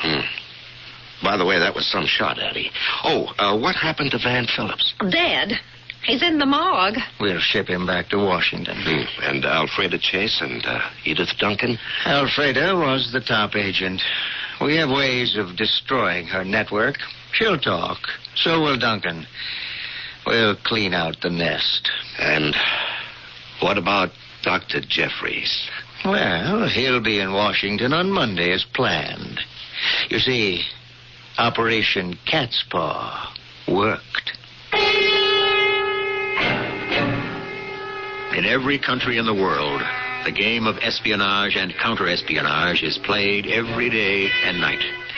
Ferrets are at work to undermine the stability of countries. They wage wars that seldom reach the newspapers. Someone is deported, someone else is freed for a price. That we read about. Only a few such stories come to our attention. There are thousands that do not. I'll return with another observation shortly.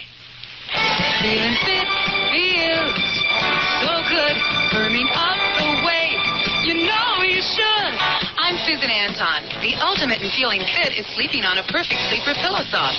Extra thick comfort on top and ultra firm support inside. Perfect Sleeper Pillow Soft. Be a perfect sleeper. Buy a Perfect Sleeper. Perfect Sleeper. Buy it up. It's a healthy investment in yourself. Pour on the snap. Pour on the crap. Barbecue sauce. Pour on the snap. Ooh, pour on the crap. Barbecue sauce. Pour on the snap. Ooh, pour on the crap. Barbecue sauce. Only one barbecue sauce can give you the snap of this secret blend of 16 herbs and spices. Ours. Pour on the snap. Pour on the crap. Barbecue sauce. Pour on the snap. Did you ever want to own your own business? It might be simpler than you think. We can take the mystery out of it. Here's the first clue. We're the largest instant printing chain in the world. Right. You got it. Postal Instant Press. PIP. Now, clue number 2. You can get into a franchise for a lot less than you think, and the balance of the purchase price after your down payment will be completely financed by PIP at below the prime interest rate upon credit approval. We can bring a lot of witnesses, too. Take the man and wife running their own business and doing well. The singles who are part of PIP's success story. The retirees. Or many more in the growing PIP family. All of these people are just part of the evidence. PIP trains you, backs you, helps you get started, keeps you going. If you really want to be your own boss, take a tip from PIP. Call toll-free 800-331-1000, except in Oklahoma. For a solution that makes money and good sense, call 800-331-1000 right now.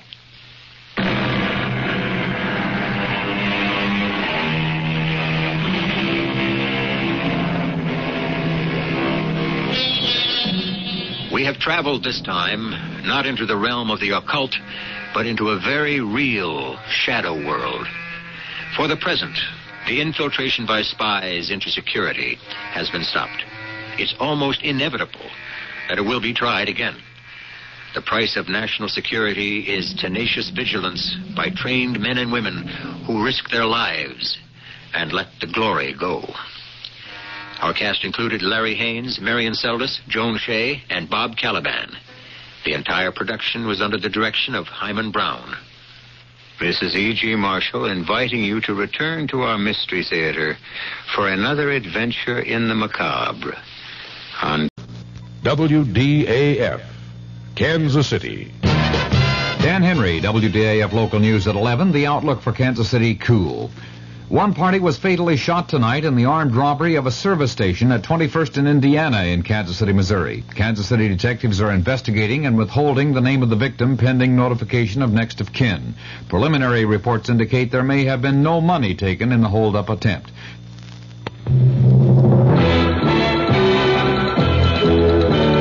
News of the hour on the hour from American Information Radio.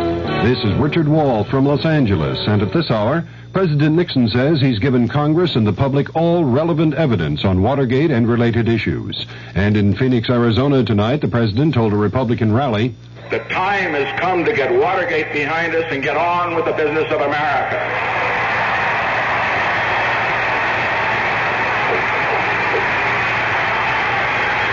The time has come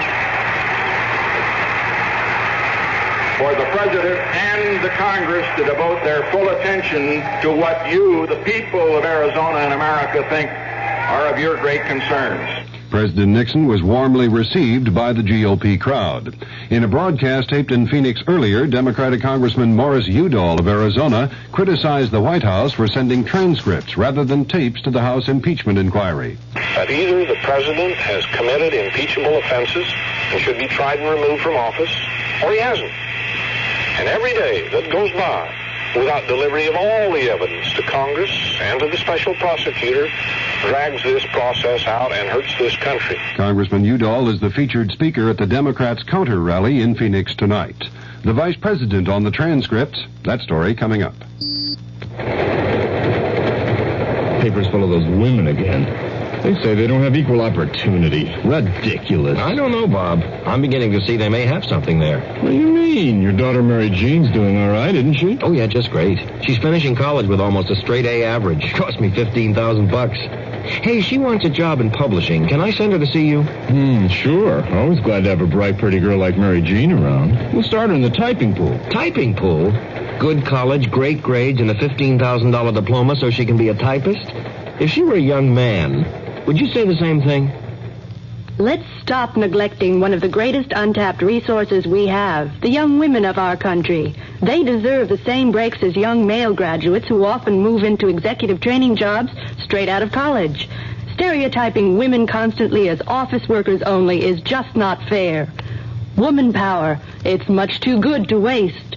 This message sponsored by the Now Legal Defense and Education Fund. Vice President Gerald Ford has outlined his impressions of the transcripts released in answer to the House Judiciary Committee subpoena for tapes for the impeachment investigation. Correspondent Bill Zimmerman reports from Myrtle Beach, South Carolina. The Vice President told a news conference here in Myrtle Beach, South Carolina, that he has been disappointed at some of the talk and harsh language indicated by the edited White House transcripts. Said Ford, you can't help but be a little disappointed in what you've seen and read. But overall, the Vice President said he still believes President Nixon is innocent of Watergate and its cover-up. Bill Zimmerman, ABC News, with the Vice President in Myrtle Beach, South Carolina. State tax officials in Sacramento say President Nixon has paid more than $5,000 in back taxes, interest, and penalties here in California. Senator Edward Kennedy says he disagrees with critics who say President Nixon might give away too much on nuclear arms limitation with the Soviets to draw attention from Watergate. Kennedy says the president should make a Moscow trip this summer. U.S. officials with Secretary of State Henry Kissinger in Damascus say there was some progress toward a disengagement agreement with Israel in Kissinger's talks with Syrian President Hafez Assad. But Reuters quotes sources in Damascus as saying there was no agreement by Assad and Kissinger on any point. In San Francisco, the FBI says it's believed that Patricia Hearst stayed in the Symbionese Liberation Army apartment raided last night. The FBI says the SLA apparently pulled out of the apartment about a week ago. 3 men have been arraigned in San Francisco on murder charges in the zebra killings. 4 others arrested in the zebra case were released for lack of evidence. Atomic Energy Commission officials say a cloud of radioactive gas has drifted off the South Carolina coast. The tritium gas was accidentally released from the AEC Savannah River plant. This is Information Radio News.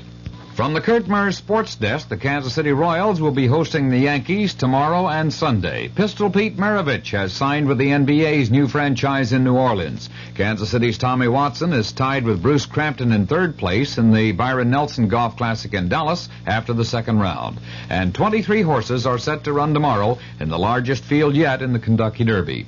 The Kansas City outlook fair and colder tonight with a chance for scattered light frost in low-lying areas. The low in the upper 30s generally. Sunny and warmer tomorrow with a high near 70. Dan Henry, WDAF News. Mystery Theater presents...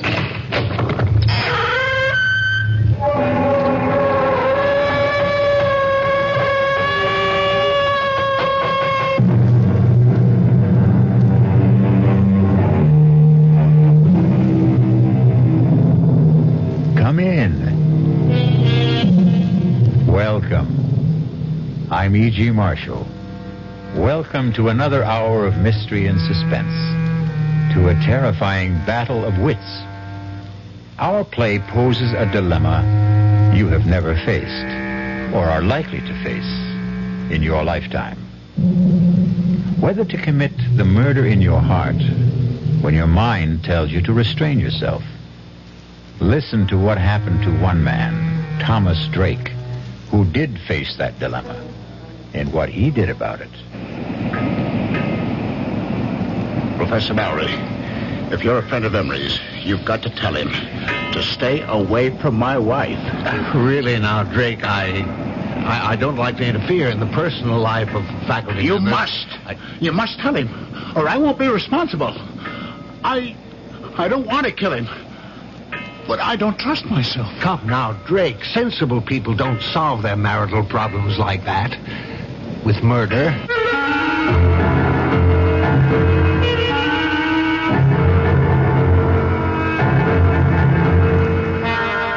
Our mystery drama, Under Grave Suspicion, was written especially for the Mystery Theater by Hank Warner and stars Ralph Bell. It is sponsored in part by the Kellogg Company, makers of Kellogg's Special K cereal, and by Anheuser-Busch Incorporated, brewers of Budweiser. I'll be back shortly with Act One. You've seen the Budweiser commercials on television, and maybe you've wondered how long people have been putting that famous Bud label on things. Well, not as long as the brewers of Bud have been putting things on the label. Things like a list of Bud's most important ingredients. Quote, brewed by our original process from the choicest hops, rice, and best barley malt. And things like the following statement. This is the famous Budweiser beer. We know of no brand produced by any other brewer which costs so much to brew and age.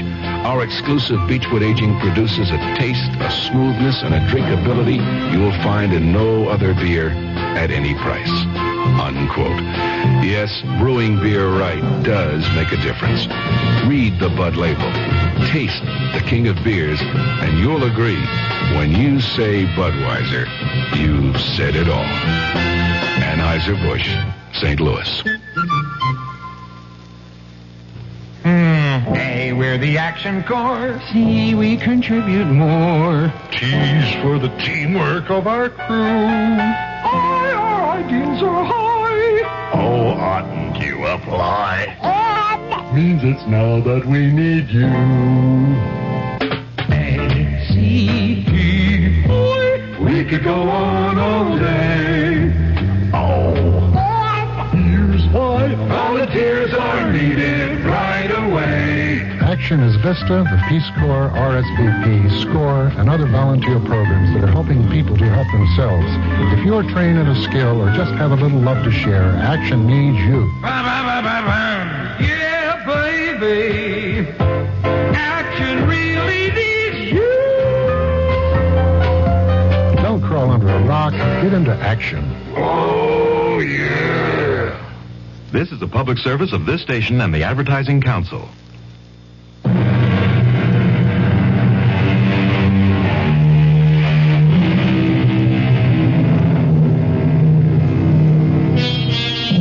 Have you ever returned home late one night and listened in the still darkness, tense and trembling, hoping and praying that you would not hear the whispered passions of your wife and a stranger, fearful that you would not control a blinding fury to kill? That man getting out of the car on that dark dead-end road on the windswept bluff overlooking the desolate Long Island Sound beach, hurrying by cloud-veiled moonlight down the winding footpath through the scrub pines and brush to his isolated cottage, is Thomas Drake. Despondent, depressed.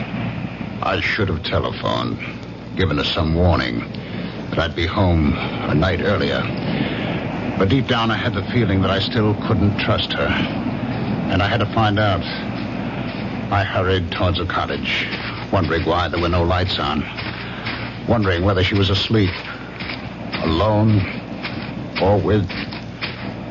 I walked around from the back of the house, across the gravel mound, toward the waterside porch steps, not caring whether the crunch of my footsteps could be heard inside.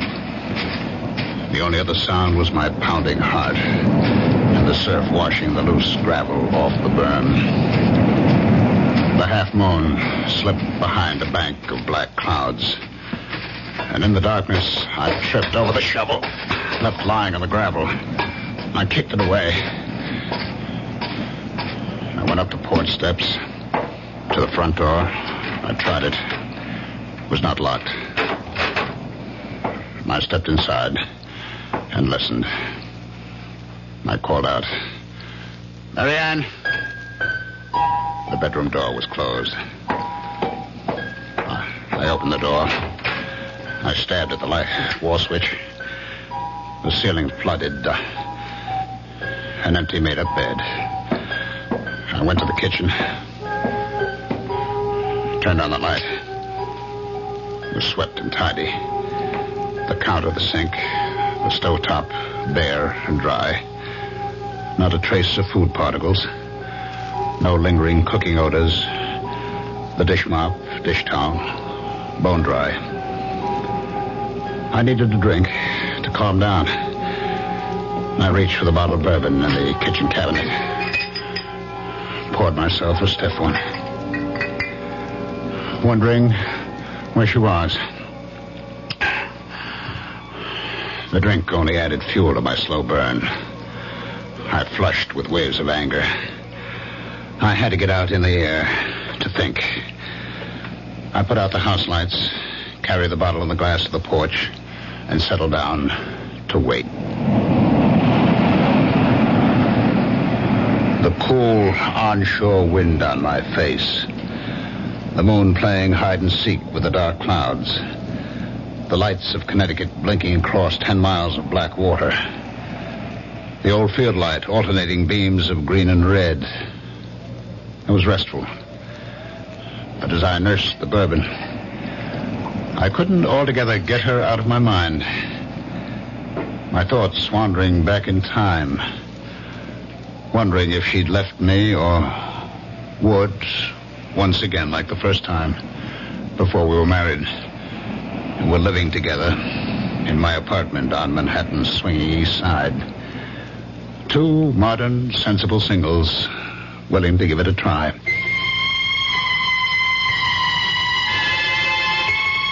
I had a job then.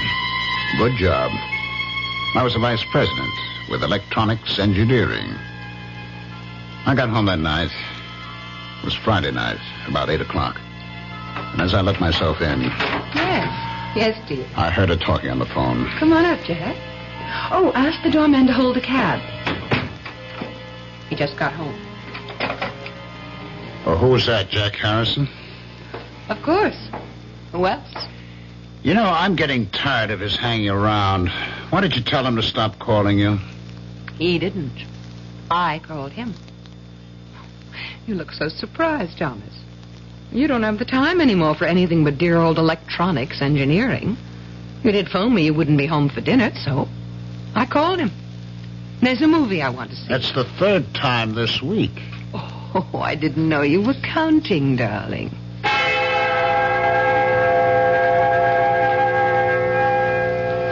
I waited that night, watching television, dozing fitfully. My mind going back to the smiles and looks they had exchanged as they left. I could see them after the movies going to the Purple Camellia for nightcaps and the wild rock of the panting cougars. And then senses-stimulated bodies pulsating with savage beats to spend the night with him.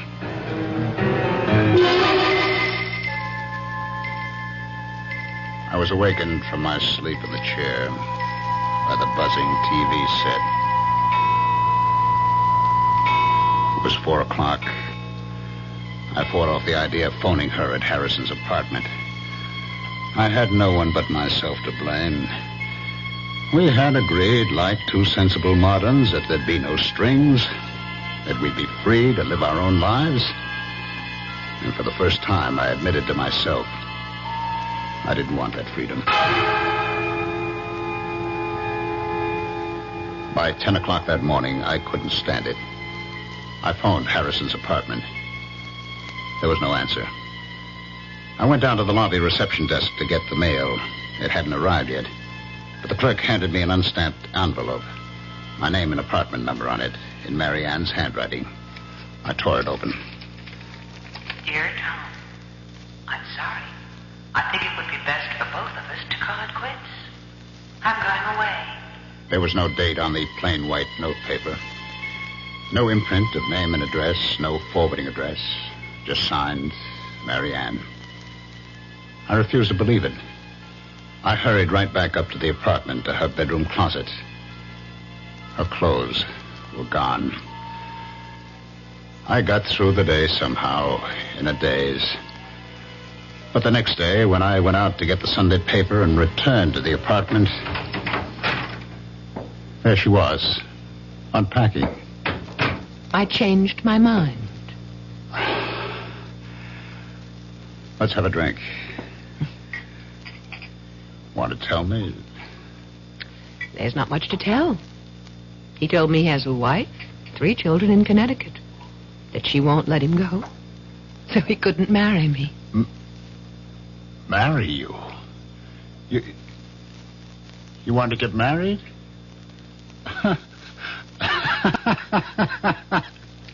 Is that all? You wanted to get married? Will you marry me? Yes.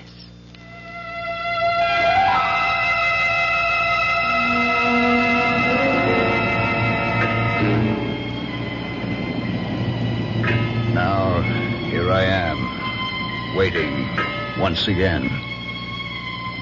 Like 2 sensible moderns, we adjusted to marriage. We seemed to be making a go of it. Until I lost my job and the cutbacks of government contracts. We subleased the apartment, moved to the cottage to make the rounds of electronic firms on Long Island. I sat there on the porch, waiting once again, looking up and down the beach. And suddenly I saw a flashlight about 100 yards down the beach. It moved around, but it did not advance. And then it went out. I listened. The crunch of footsteps on gravel, carried by the wind, grew louder. I could make out the silhouettes of a man and a fishing rod on his shoulder. He was alone, hugging the waterline. As he came abreast, I called out, any luck? It was Professor Mallory of the State University Marine Laboratory at nearby Flax Pond. Oh, not a thing. I was hoping to pick up a striper. Line got snarled and the reel too tangled to bother with tonight. Well, I'm just having a nightcap. Did you join me, Professor? Yeah, I could stand one short one. Getting a bit nippy. We talked. He sipped his whiskey. I don't know how many I had. He talked about projects at the Marine Lab, the need for more state funds for research on wetlands, water pollution, erosion. He knew I was trying to get relocated, had given me a letter to an executive at the Grumman plant. Hear anything from Grumman? No, not a thing. I've about exhausted the job possibilities on Long Island. I spent yesterday and today in New England. Well, thanks for the drink. I'm sure the job market will open up. Say hello to Mrs. Drake. Thanks again. Dr. Mallory. Yes? Would you do me a favor? Favor? Well, you're a friend of Emery, Richard Emery. I know you know him. But are you a friend of his? Well, he's one of several new young chaps doing postdoctorate work at the Marine Lab. It's a small group, and we're all more or less friendly. I mean, will he listen to you as a friend? Listen? Yes. Tell him to stay away from my wife. What? Emery? Your wife? That's right.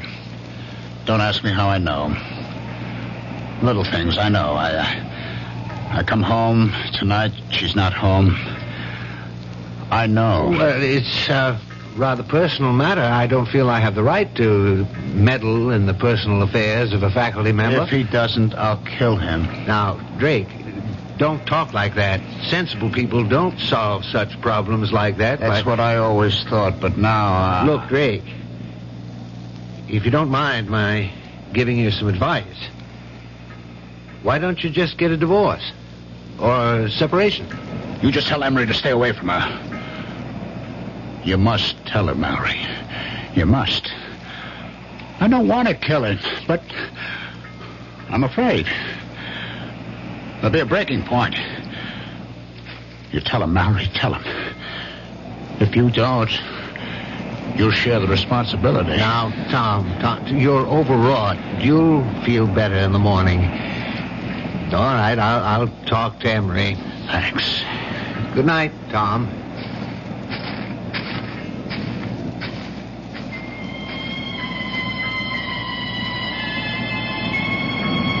I picked up the bottle.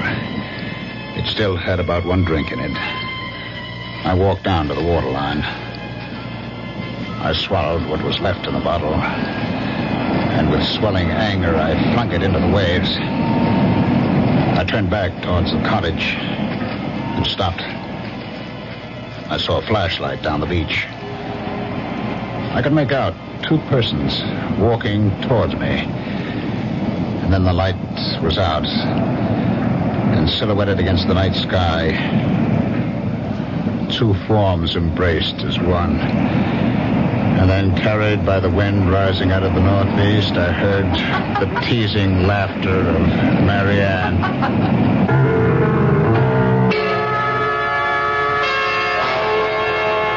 Well, there may be laughter in the wind, but for poor Tom, this is no time for levity. Wonder whether he knows that it's an ill wind and will blow him no good. I'll be back shortly with Act 2. Breakfast in the morning. Kellogg's has that wholesome taste to get you up and grinning. This is Jerry Coffer for Kellogg's Special K. You know, for years we've been talking about the Special K breakfast, a great way to start the day if you have a weight problem. You may have seen or heard our latest commercials, which symbolize the problem of being a few pounds overweight by using this ball and chain. That's the sound effect. But so many people have come to know the Special K breakfast that can help solve weight problems, they sometimes forget that Special K is America's favorite high-protein cereal. It has 8 essential vitamins and iron, and so delicious that lots of folks, kids as well as adults, eat Special K just for the sheer good taste of it. So we don't want you to think that you have to wear a ball and chain to eat Special K. All you need is an appreciation for the finer things of life, a 1-ounce bowl of Special K, 4 ounces of skim milk, tomato juice, coffee, and maybe a little sugar. The Special K breakfast can help you lose weight all by itself, but it really is a good start. Who knows how to help you solve your shopping problems? The Better Business Bureau knows. Wednesday, 10 o'clock. I'm back at the office working on the case when my secretary brings me the mail. Thanks, kid. The usual stuff. Then I see it. It's addressed to me, resident. Inside, a fake rabbit's foot. The pitch, a $2 donation or send back the rabbit's foot. My problem, what to do about it. I'll help you with good advice from the Better Business Bureau. Oh, yeah? Spill it. If you receive unordered merchandise in the mail, you are under no obligation to return it or pay for it. Thanks, pal. You're okay. Just another consumer tip from your Better Business Bureau.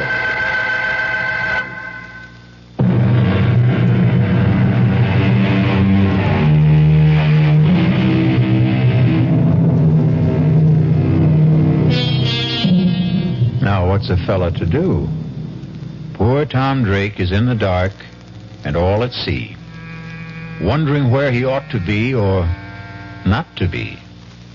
But let's not blow the man down. Just lend me your ears, and we'll listen.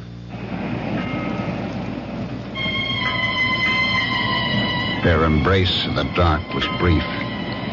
and they started walking towards the cottage without using the flashlight. For a split second, I thought of walking towards them for a showdown.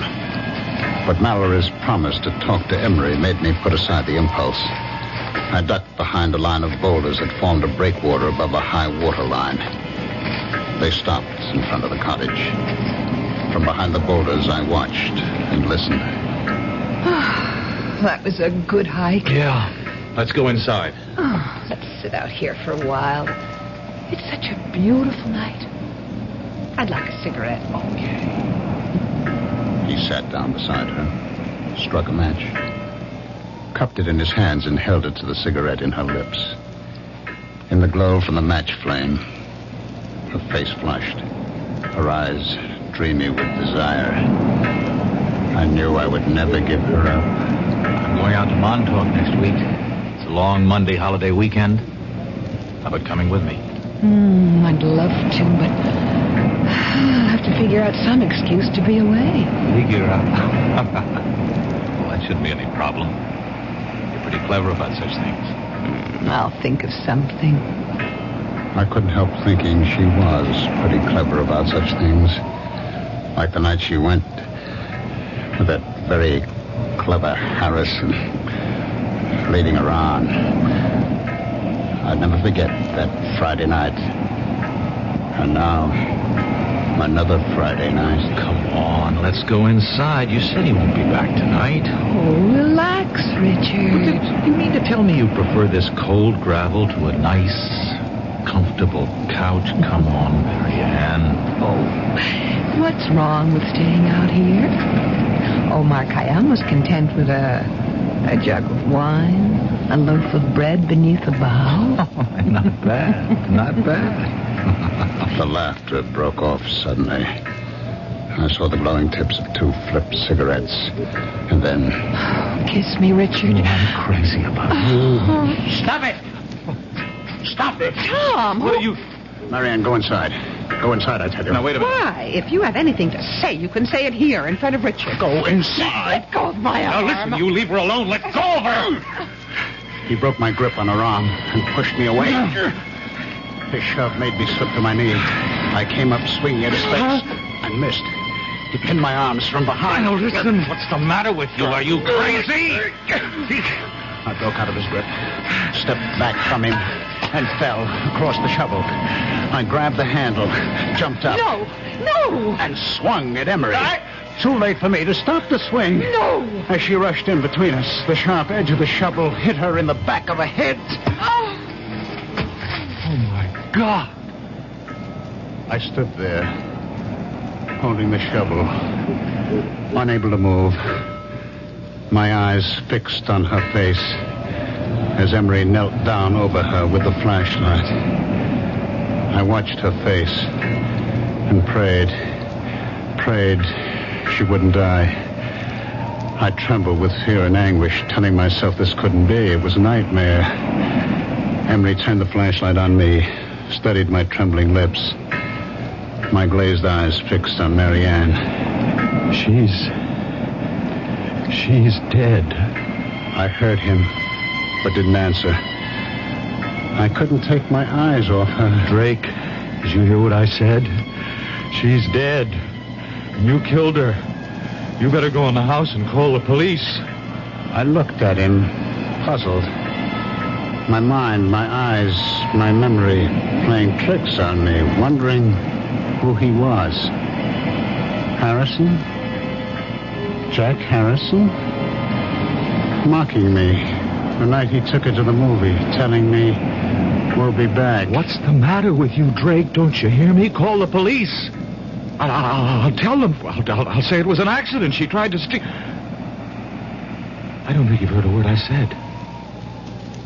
I'll call the police myself. Where are you going, Harrison? Call the... Who's Harrison? I'm Emery, Richard Emery. Drake. I'll be right back. Don't turn your back on me. What? He looked back as I swung the shovel, his mouth open, his eyes unbelieving. He went down. I hit him again. He was still, lying on his face, I staggered, gasping for air, my head pounding, thousands of pinpoints of light exploding inside my head. I sank down on the steps of the porch, holding my head in my hands, trying to clear my head, groping to recall, understand what had happened to me, to them. Slowly, the horror of it all returned. Marianne was dead. I turned the other body face up. It was not Harrison. It was Emery.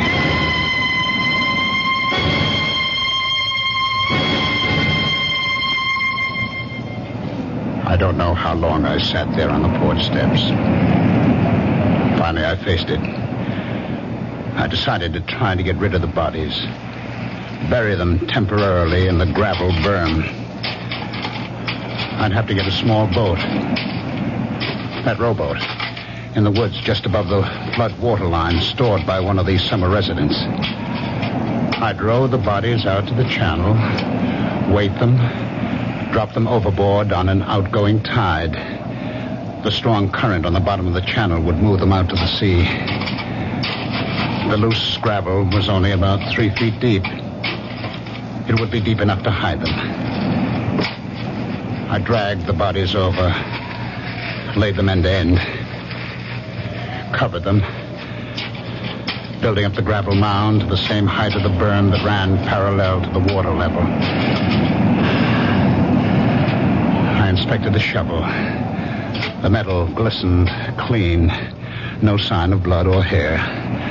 I stood it against the porch rail, went inside. I sprawled out on the bed, exhausted, and fell into a heavy, dreamless sleep.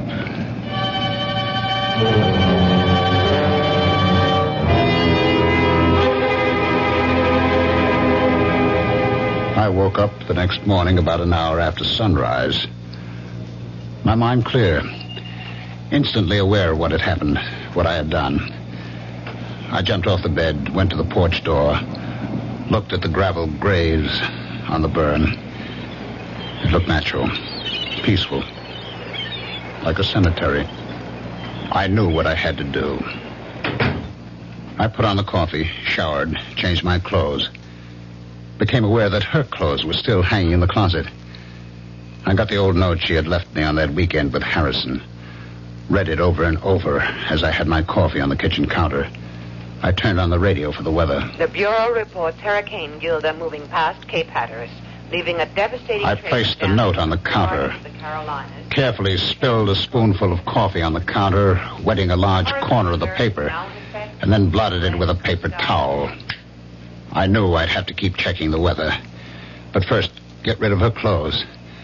I put them in a large plastic garbage bag. I knew I'd have to stay close to the cottage until I got rid of the bodies. Lay in a supply of food, so I drove to the supermarket, put the clothes into the collection bin of the Salvation Army on the parking lot. I did my shopping and was back in less than an hour. I went up to where the rowboat was on the bank of trees. It looked all right. Aluminum, light enough to drag. The oars were in it, and burlap fish bags, strong enough to hold the rocks I'd use for weights. I'd have to wait until dark to move the bodies. In the meantime, I could move the boat. It was a couple of 100 yards. I placed the boat on top of the grave. By nightfall, the Coast Guard was sending out small craft warnings, and all through the night, I was glued to the radio for weather checks, feeling trapped, helpless to do what I had planned. I finally fell asleep on the couch. I was awakened by the Sunday morning church music and a loud knocking on the porch door. Dave, are you in there? I didn't recognize the voice. I hesitated. The knocking stopped. I heard him walk down the porch steps. I put on my shoes, went to the door. He was sitting on the edge of the transom of the boat, his back to me, smoking a cigarette, fishing pole across his knees. It was Mallory. He turned. Didn't wake you, did I? I heard the radio, and I thought I'd stop by. Feel all right? Okay now, but yesterday, what a head. All day. How about some coffee? Oh, thanks, but I've got to get back to the lab. I didn't know you had a boat. Oh, it's not mine.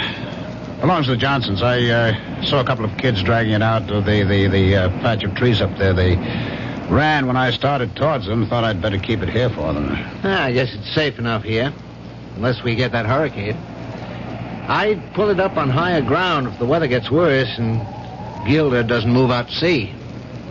Well, I'm glad to see you feeling better. Dr. Mowry, did you get a chance to talk to Emery? No. Matter of fact, I haven't seen him. I stopped by his room Friday night after I left you. He wasn't in. I left a note to call me. I didn't hear from him all day Saturday. He wasn't in Saturday night.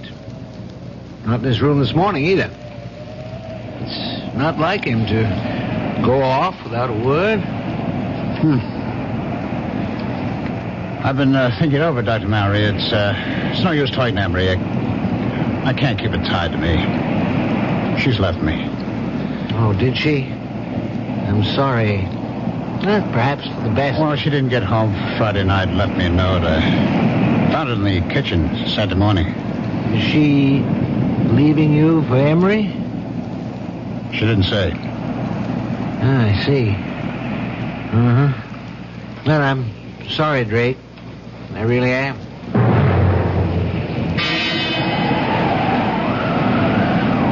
Sunday night, I was still trapped by the weather. It got worse through the night.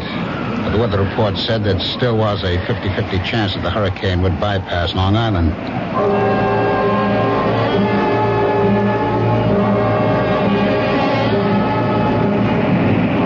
About noon the next day, the wind died down. I stood there by the rowboat, wondering whether I should take the chance in broad daylight. Long Island Sound was still, calm as a lake. I heard a helicopter coming across Crane Neck. Routine patrol of the shore. I could read Suffolk Police. And then Dr. Mowry coming down the beach towards me. I stood there waiting for him. Well, I'm glad I found you home, Drake. I just been answering more job ads. Yeah, have you heard from Mrs. Drake? A letter, perhaps? A phone call? Why, no, I haven't. Well, I'm getting really concerned about Emery. No one at the lab has seen him or heard from him for 3 days. This morning, I looked through his room. His clothes, his suitcases were there. I can't understand. I was hoping if you'd heard from Mrs. Drake and knew where she was, I'd ask her if she had any idea about where Emery might be. Well, I do have her mother's phone number in Ohio and her sister's in Connecticut. If you don't mind. Do you want to call from here? Thanks, but I'm on my way to the village hall to see Police Chief Raymond. I stood there watching him make his way along the beach to the village hall at the old field lighthouse, wondering just what he'd tell Chief Raymond. Well, you know what they say. The path of gory murder leads but to the grave. What do you suppose will happen to Tom Drake? Will he be like that comedian who murdered people with stolen jokes and was hanged by his wits' end? I'll be back shortly with Act 3. Hi, Ms. Goldilocks here. Professionally taste-testing diet drinks can be very difficult, but I've just had to bear with it. Then I found sugar-free Diet 7-Up. It doesn't taste like other diet drinks. It's fresh, light, natural, delicious. Sugar-free Diet 7-Up tastes so good that I've taste-tested it hundreds of times, and each time I've given it my seal of approval. Yes, this one's just right. You've finally made your gift list. Your neighbor's child is 2, your niece is 6, and nephew is 7. But before you go to the toy store, there's something else you should do. Write Toys, Washington, D.C., 20207 for a free booklet on toy safety. That's Toys, Washington, D.C., 20207. This message is brought to you by the U.S. Consumer Product Safety Commission.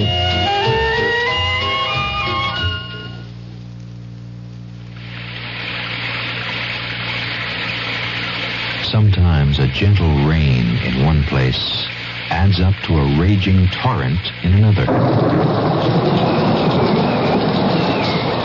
A torrent that can uproot lives as well as trees. To remedy the things that can be remedied in a disaster, America has a unique emergency force, the American Red Cross, America's good neighbor. Red Cross is on call 24 hours a day, every day, to cope with emergencies, whether they're on the next block or a continent away. Most of the help that's given is from volunteers. The money's from volunteers, too. Volunteers like you.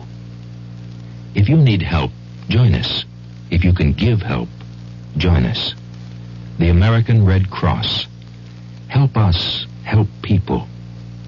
Just like you.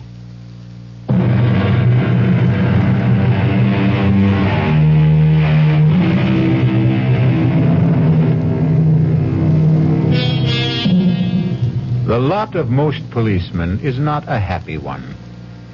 Wonder how Police Chief Raymond will receive Professor Mallory. Will he use the right bait and make a haul, or lose hook, line, and sinker? Let's follow our troubled professor and find out. What's this all about? Emma said to tell me it was urgent. Well, I mean, it's not a matter of life or death, is it? I hope not. Ooh, well, you sound like you're not so sure. I'm not, but I am getting worried. Somebody been stealing typewriters and lab equipment again? No, Chief. Well, this may sound odd, but a member of the lab faculty seems to be missing. Oh? That's so. What do you mean, missing? No one's seen him since Friday afternoon. Well, this is only Monday. Yes, but he was not in his room Friday night, Saturday night, Sunday night. He didn't show up in the lab today. Well, what about his weekends? Did he have them free? Oh, sometimes, when scheduled. He was not scheduled to be off this weekend. Uh-huh. The chap he rooms with, Garrison, says he saw Emery Friday noon. Well, Garrison was off this past weekend. He got back Sunday night. I saw Garrison this morning. He wasn't surprised or upset over the fact that Emery hadn't spent the night in his room. Mm-hmm. It wasn't the first time.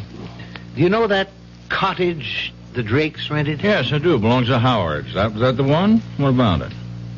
Well, last Friday night, I was out casting along the beach.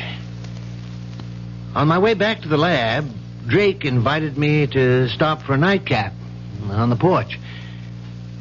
He'd already had quite a few. I had one drink with him, and he asked me, was I a friend of Emery's? And he asked me, the way he put it, would I do him a favor? Mm-hmm. Go on. What he wanted me to do was for me to tell Emery to stay away from his wife. Now, did he explain that? Did he mean Emery was annoying his wife, or did he mean they were having an affair? Well, my first impression was that it was more or less a dalliance. Well, that's kind of par for the course in this university town, you know. Yes, perhaps, but I told him I'd prefer not to get involved in personal affairs of faculty members. And what'd he say? He said if Emery didn't stay away, he'd kill him. His exact words. Huh? Of course, he was very drunk when he said it. I told Drake to calm him down, that I'd talked to Emery. Yes, I see. Well, now, what about Mrs. Drake? Was there anything said to indicate whether she was inside the cottage while Drake was blowing his top this way to you? No. There were no lights on inside. Matter of fact, Drake made it clear that she was not home. he implied, without mentioning Emery by name, that she was out somewhere with him. Well, in that case, she could have some idea about where he might be. That occurred to me. I went back there yesterday morning with that in mind. And did she? She wasn't there. Drake told me she'd left him. He said she didn't come home at all Friday night. He said he found a note from her in the kitchen Saturday morning. Well, that's quite a coincidence, to say the least. Did the note say she'd gone away with Emery? Well, Drake didn't show me the note, but as much as said, there was no mention of Emery. Have you been to the cottage since yesterday? I stopped there on my way here. Drake says he hasn't heard a word from her. No mail, no phone call. But I asked him, would she perhaps have gone to her parents' home, to a relative? He gave me these phone numbers. Oh, yes, let me see that. Ohio and Connecticut. You think we ought to call them? No. I'll drop in on Drake. I'd rather he made the call. You see, if we can't locate Mrs. Drake and you don't hear from Emery, that leaves us with 2 missing persons. We'll put out an all-points teletype alarm, full descriptions and photos. I'll keep you posted, Mallory.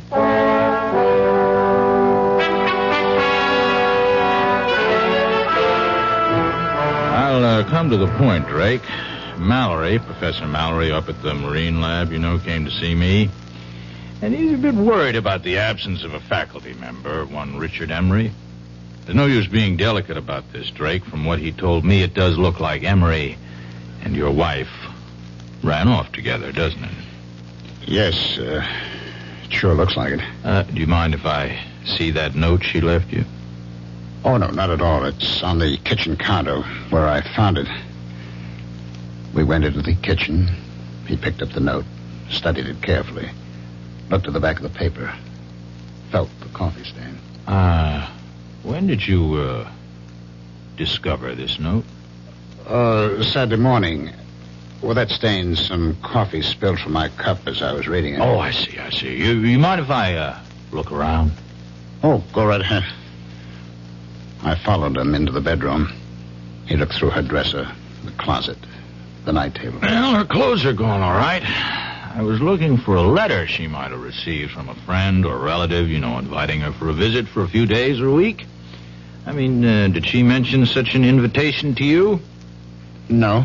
Well, if she did get such a letter, she could have taken it with her. I mean, have you called her parents or her sister? Well, frankly, no. I was hoping I wouldn't have to do that when she'd come back, or write or phone. Well, if they don't turn up in a week or two, we might perhaps go on the assumption that they're dead. You see? And start a search for their bodies. You don't think... Well, look, Chief, I was drunk when I told Mallory... No. I don't think you killed them. Of course not. What would you do with the bodies? Bury them out there? Let's not get morbid about this. You don't think I'm going to call out the tractors to scrape down the gravel, do you? Oh, by the way, how long are you planning to stay on here? A couple of weeks. All right, fine. Well, now keep in touch. I'll call you if anything develops. Phone me if you get a letter or a call from your wife. I followed him out.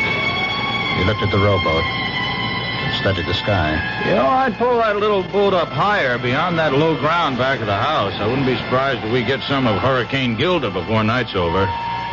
Better keep the radio set on the Coast Guard reports. I watched him go down the footpath across the low ground behind the cottage and then uphill to where his car was parked, top of the bluff. It was not till he was out of sight that I stopped sweating.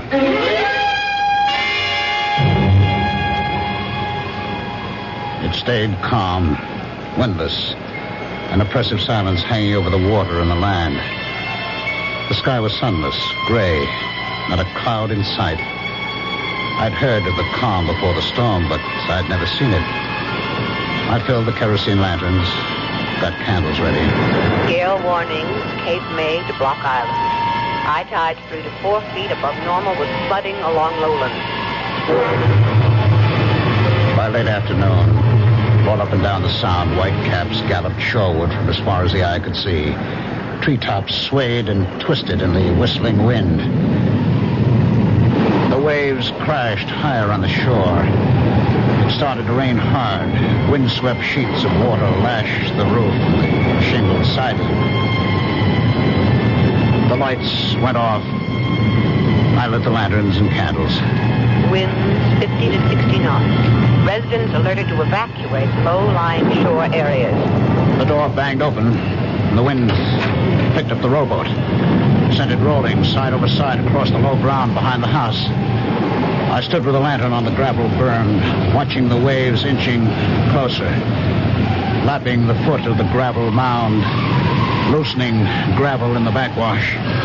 And then I heard the phone ringing. I went to it, picked it up, still watching through the open door, the waves breaking over the gravel. Hello? Hello, Drake. This is Police Chief Raymond. What the hell are you still doing out there? Didn't you hear the evacuation alerts? Oh, the phone fell out of my hand. I saw waves crashing over the grave and ran out. Now, Drake, you listen to me carefully. There's been a breach in the shore about a quarter-mile down the beach. Get the hell out of there. You'll be cut off. You hear me? Are you there? Hello? Hello? I must have gone dead, that idiot.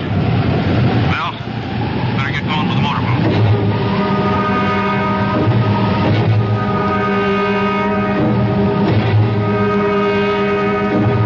I knew I had to keep shoveling on the gravel and sand as fast as the waves washed it off. But for every shovelful I threw on the grave, the waves washed off too. I lost track of time. I knew I had to keep at it to keep the grave covered.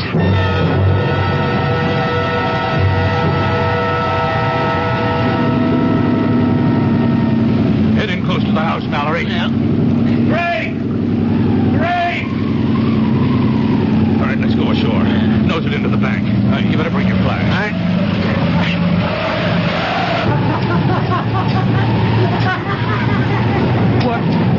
What the hell is he doing? No!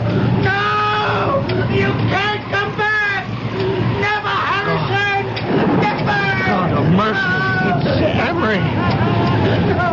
Well, I better get him over to the Riverhead Prison Hospital. Tide will be going out in a little while. Let's put this rope around the ankles and secure it to the porch. Mallory, you stay here until the county police and the coroner get here.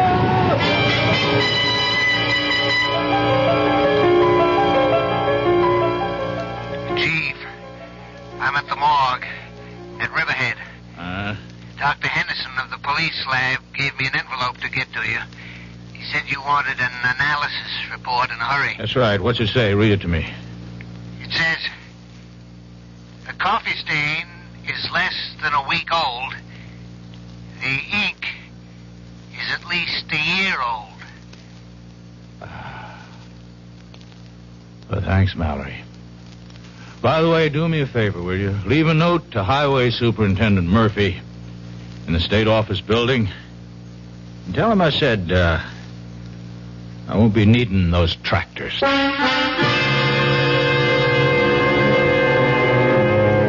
Well, imagine. What do you think of that police chief? Isn't he the fishy character? Anyhow, we didn't have to scrape bottom. I'll be back shortly. Hello, this is Goldilocks. It seems like only yesterday that I was a little girl tasting porridge. You know, this one's too hot. This one's too cold. And now I conduct taste tests on diet drinks. And there's one I must tell you about. Sugar-free diet 7-Up. It has a fresh, natural, delicious taste. It drives my taste-o-meter crazy. Sugar-free diet 7-Up. This one's just right. Answer on. I'm building a kite out of tissue paper, and it's beginning to rain. What do I need? Umbrella or plastic kite. Answer on. How many children are born with birth defects? 250,000 a year in the United States. What's being done? The March of Dimes supports research, medical service, and public education programs. How can I help? Answer on.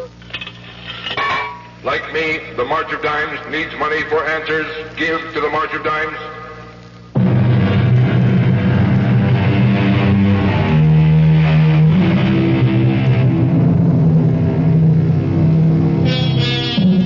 Still in a dilemma? We hope you never have to face it. We can offer some advice, though. When you are uptight about any matter, nothing like settling down at your radio and letting the cares of the day slip away as your mind and ears carry you off on a relaxing journey of mystery adventure. Our cast included Ralph Bell, Patricia Wheel, Robert Dryden, and William Redfield. The entire production was under the direction of Hyman Brown. And now, a preview of our next tale. No, I want to know. I'm afraid he had the head impaled on a pike and left to wither on the battlements. The body, of course, was interred. Oh, my God. Nasty types they were in those days. How old was she? Oh, see, I think I remember. Oh, yes, 24. Just my age. So young to die and be buried forever. Well, the legend is, of course, that she hasn't been. You mean she haunts? Oh, rather. She was quite a horsewoman, history tells us. And any night, but particularly when the moon is full, she rides the grounds, searching for her lost head. Radio Mystery Theater was sponsored in part by new sugar-free Diet 7-Up. This is E.G. Marshall inviting you to return to our Mystery Theater for another adventure in the macabre. Until next time, pleasant dreams.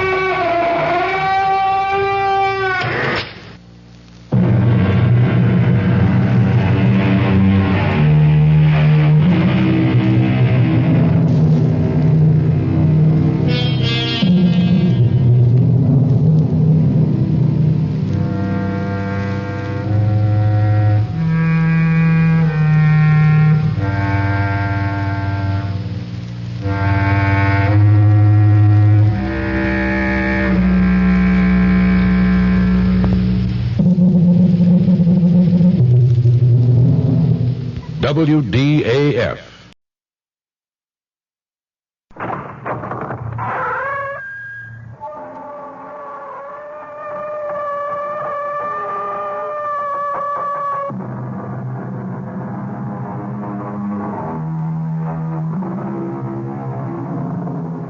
Come in. Welcome. I am E.G. Marshall. Welcome to the sound of suspense. The voices of victims. The fear you can hear. For the next 52 minutes, we're going to take you into the world of mystery and murder, but mostly into the world of terrifying imagination. The story you're about to hear might be called a morality play. It's a story which has a question you can ask yourself. What is your price tag for killing a man? If you think you don't have one, listen to the story of Walter Van Haas and the Chinaman button. Mr. Van Haas, I'm making this as easy for you as pushing a button. Now, if you give your approval, my agents in Johannesburg will be contacted within hours. The rest will be handled simply and with dispatch. My God, I really think you mean it. I really think you'd commit murder.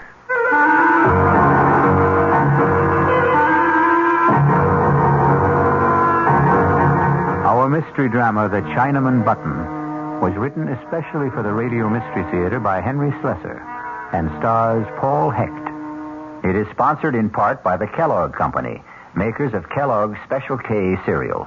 I'll be back shortly with Act One.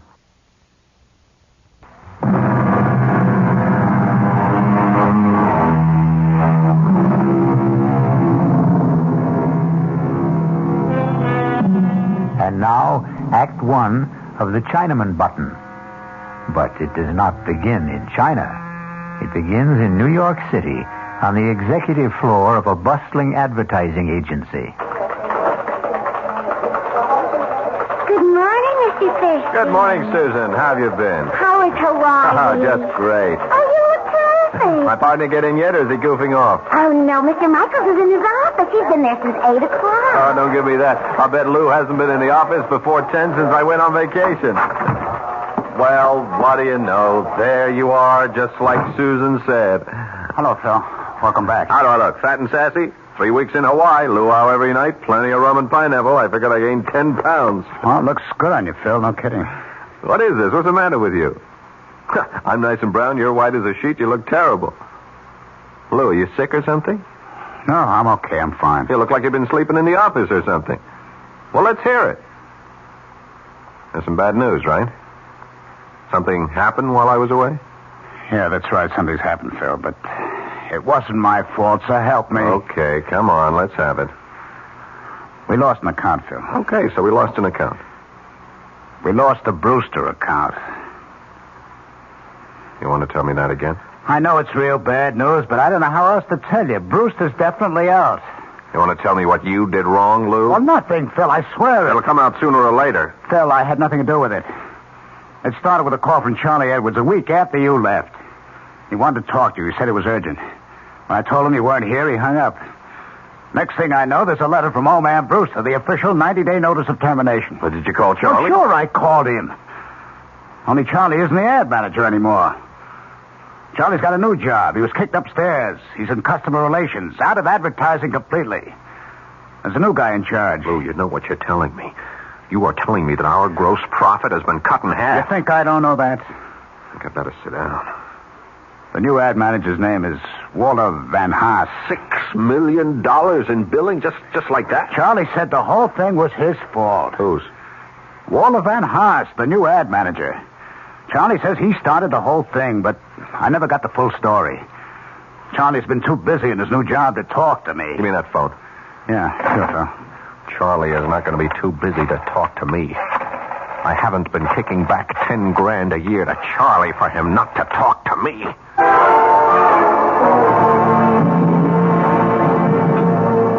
You want to know who Walter Van Haas is? I'll tell you, Phil.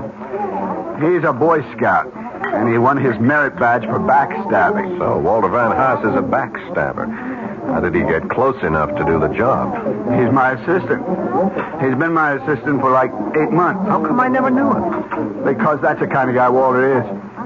He keeps in the background. He's a mouse, Phil. A $200 a week mouse. Only this mouse roared like a lion, right? 2 weeks ago, he came running into my office with a box full of invoices. It seems he was conducting a private investigation, Phil. Can you believe that guy? He was checking into all the supplier bills you guys sent over. He was actually checking out every engraver, every stat house, every printer, every artist bill. Phil, he found overcharges like 50, 60, even 100%. You were his boss, Charlie. Why didn't you tell him what to do with his invoices? He thought I'd be shocked. He wanted us both to go to old man Brewster and expose your agency. That's when I did the only sensible thing. And what was that? I offered him part of my take. A third of it. Phil, he practically turned blue when I offered him that money. Him take a bribe, the Honorable Walter Van Haas. Are you kidding me? It could have been the whole $10,000, and it wouldn't have been enough. It was a matter of principle. You dig? No, I don't. He didn't tell Brewster about my offer. He wouldn't rat on me. That was part of his code, too, but he did tell the old man about the phony charges. I couldn't stop him. That's when I got booted upstairs, and you got booted out. And Mr. Walter Van Haas gets your job. He didn't even want to accept that. Can you believe it? Old man had to twist his arm to get him to accept it. And a $50 a week raise. What is this guy? Some kind of a fanatic? I don't know how to describe Walter. He's so square. He's so honest. I swear it's true. You couldn't budge this guy for $1 million. $1 million, $1 million. The great American words. The incantation of the American dream. Charlie, did you ever hear of the Chinaman button? The which? When you were a kid. Didn't anybody ever ask you about it? It's kind of a puzzle. I guess you could call it a moral dilemma. No, I never heard of it. What's a Chinaman button? It goes like this. Now, suppose you were told that by simply pressing a button, you could kill the Chinaman, thousands of miles away. A Chinaman whose fate meant nothing to you, no more than the fate of a fly on a table. And yet, by pushing this button, by sending just one anonymous Oriental to his death, you would receive $1 million. Tax-free. What would you do, Charlie? I don't know. Press the button, I guess. Sure, that's right. You'd press the button. I'd press the button. Even Walter Van What's-His-Face would press the button. No, not him. Not that guy. Oh, yeah, sure he would, Charlie. No, I really don't think so, Phil. Walter would think about it and begin wondering if that Chinaman might not have a wife and kids. Walter does. He's got 5 kids, as a matter of fact. You're wrong, Charlie. Everybody's the same when it comes to money. It's the great leveler. No, I really mean it. Walter wouldn't push that button for $10 million. That's the kind of guy he is. And that's why you don't have the Brewster account anymore. He pushed that button just like anybody else. Okay.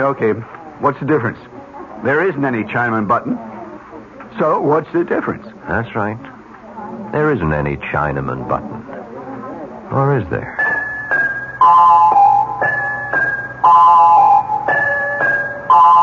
I don't get you, Phil. What's all this talk about a button? I didn't say there had to be a button, Lou. Not literally. Or a Chinaman, for that matter. Van Haas sounds Dutch. How about a Dutchman? What are you talking about? I think you drank a little too much at lunch. He wouldn't be so high and mighty once he pressed that button, would he? That would knock his halo off. What?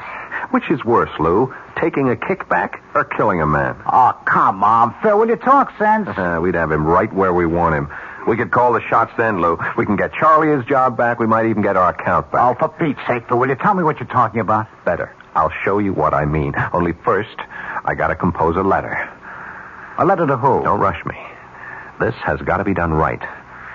We're going to have to print up a special letterhead, something that really looks authentic. Somebody in the art department can do that. But what for? Here, let me use that portable of yours. We'll have to find one of those services that post letters from overseas. Dear Mr. Van Haas, you're writing this guy? Yep. Well, what are you going to say to him? I am going to offer him the American dream, Lou.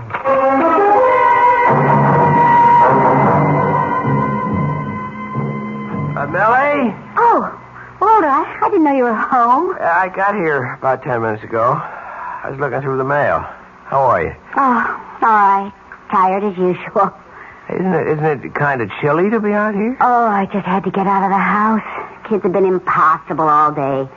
You know how hard it rained this morning. Yes, I know. Honey, did you see the letter? The one from South Africa? Oh, yeah, sure, I noticed it. Say the stamps, will you? Peter wants them. Yeah, Millie, do you know what the letter's about? No, can't imagine. You don't know anyone in South Africa, do you? Of course not. But somebody there knows me. It's from some law firm. Look at the letterhead. Uh-huh. Dries Hertog and Berenbroek? What a name. It's Dutch, I guess. Dries Hertog and Berenbroek. 200 Commissioner Street, Johannesburg, South Africa. Read it, huh? Well, it says, Dear Mr. Van Haas, our firm is collecting data for record-keeping purposes concerning the surviving family of one of our clients. Would you be so good as to confirm the following facts? Your name, Walter Van Haas. I can confirm that, all right. Well, go on. Read the rest. Your father's name, Benjamin Van Haas. Right again. Your mother's name, Sylvia Reach. I didn't know your mother's name was Sylvia. She always hated the name. That's why she called herself Sally. Anyway, now let's see. Paternal grandparents, Jan Van Haas, Elsa Voort. If the foregoing facts are not correct, would you kindly advise us by return mail? Well, I just saved some postage anyway. Is that all it says? Now, just one more sentence. If these facts are correct, there is no need for further communication. Thank you for your attention to this matter. Yours faithfully, L. something or other. I can't make out the signature. For heaven's sakes, Walter, what do you suppose it means? I haven't the faintest idea. Maybe I've got a rich uncle in South Africa. Maybe he owns one of those diamond or gold mines. Oh, if only. tell him to send us a couple of diamonds fast. Maybe we could start looking for a new house. If I don't get out of this cheese box soon, I'll just go out of my mind. I'll settle for a couple of golden nuggets. We can melt them down and use them to fill Elsa's teeth. That ought to cut down that dental bill. Look, why don't you write to those people in South Africa and ask them what it's all about? Well, you heard what the man wrote. If these facts are correct, there is no need for further communication.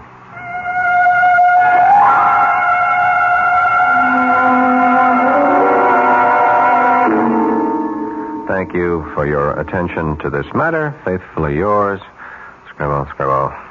How does that sound, Lou? Sounds like the real thing, Phil. Look at that letterhead. Is that perfect or is that perfect? Harry Twinner in the art department did it. Use the transfer type you just rub on the paper. You can't tell it from the real thing. Well, where'd you get the names from? Van Haas's family? I got them from Charlie Edwards, right out of the files at the Brewster Company. You really got it mailed from South Africa? Yeah, straight from Johannesburg. Airmail special delivery. Should have arrived by now. Phil, it's crazy. You're going to all that trouble just for a joke on the guy? It's not a joke. It's serious business. Hand me that phone. Yeah. What are you doing now? Hello, Brewster Company? Mr. Van Haas, please. My name is Thompson. Just tell Mr. Van Haas that I wish to speak to him in connection with South Africa. I'm sure he'll understand. Yeah, I'll wait. Phil, will you please tell me what you're doing? I'm going to make an appointment with this man, Lou. I'm going to make a deal with him. For the Chinaman button.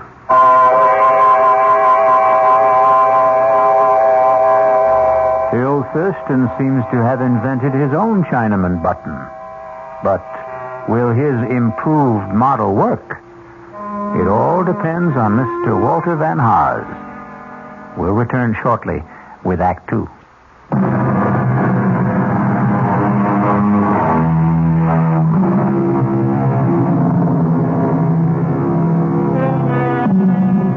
Now, let's go back to Phil Thurston.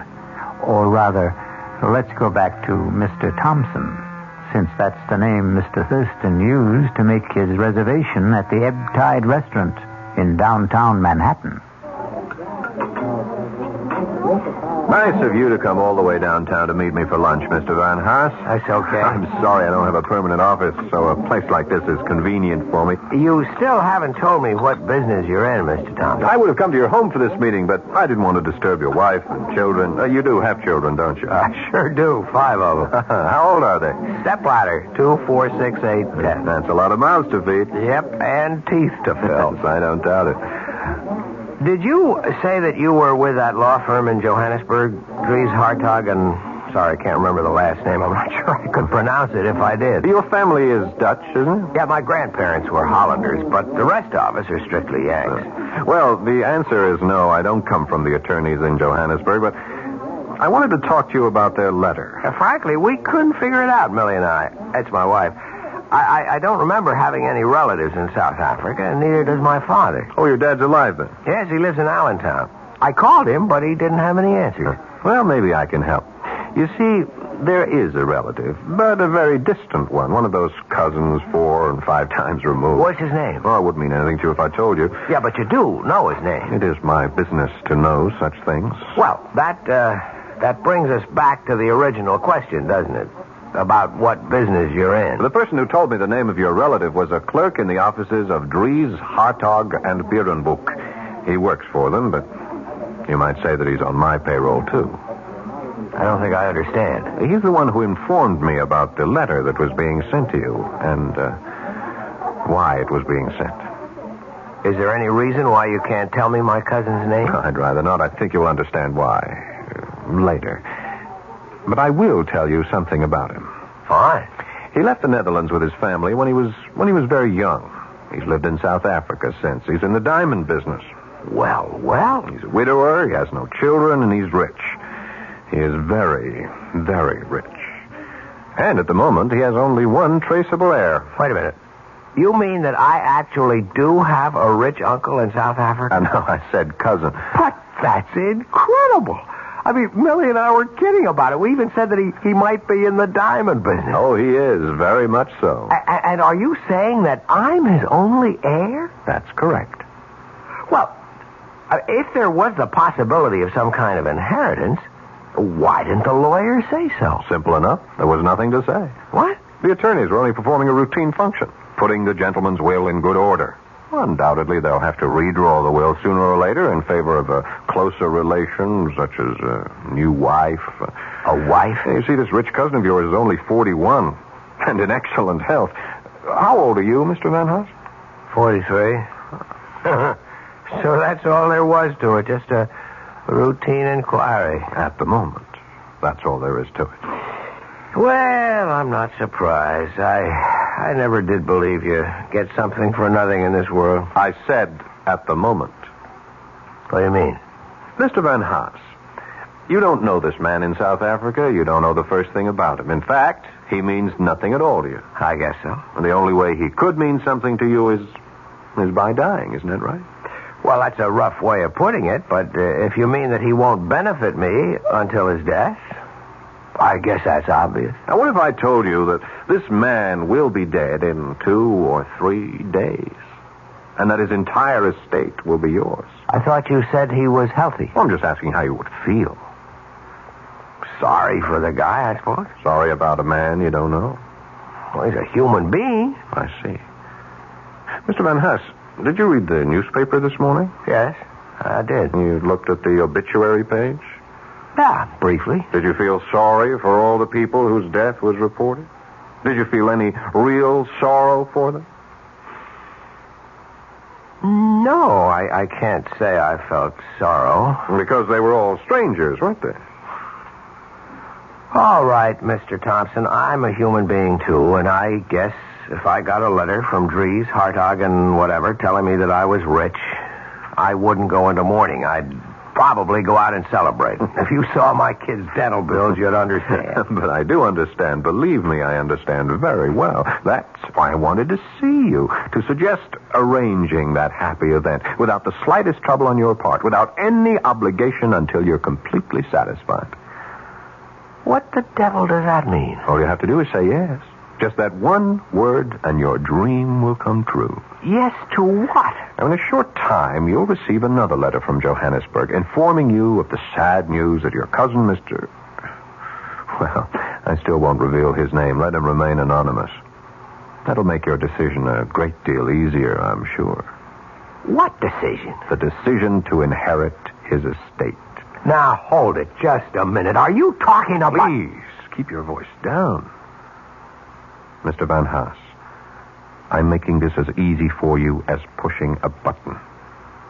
If you give your approval, my agents in Johannesburg will be contacted within hours.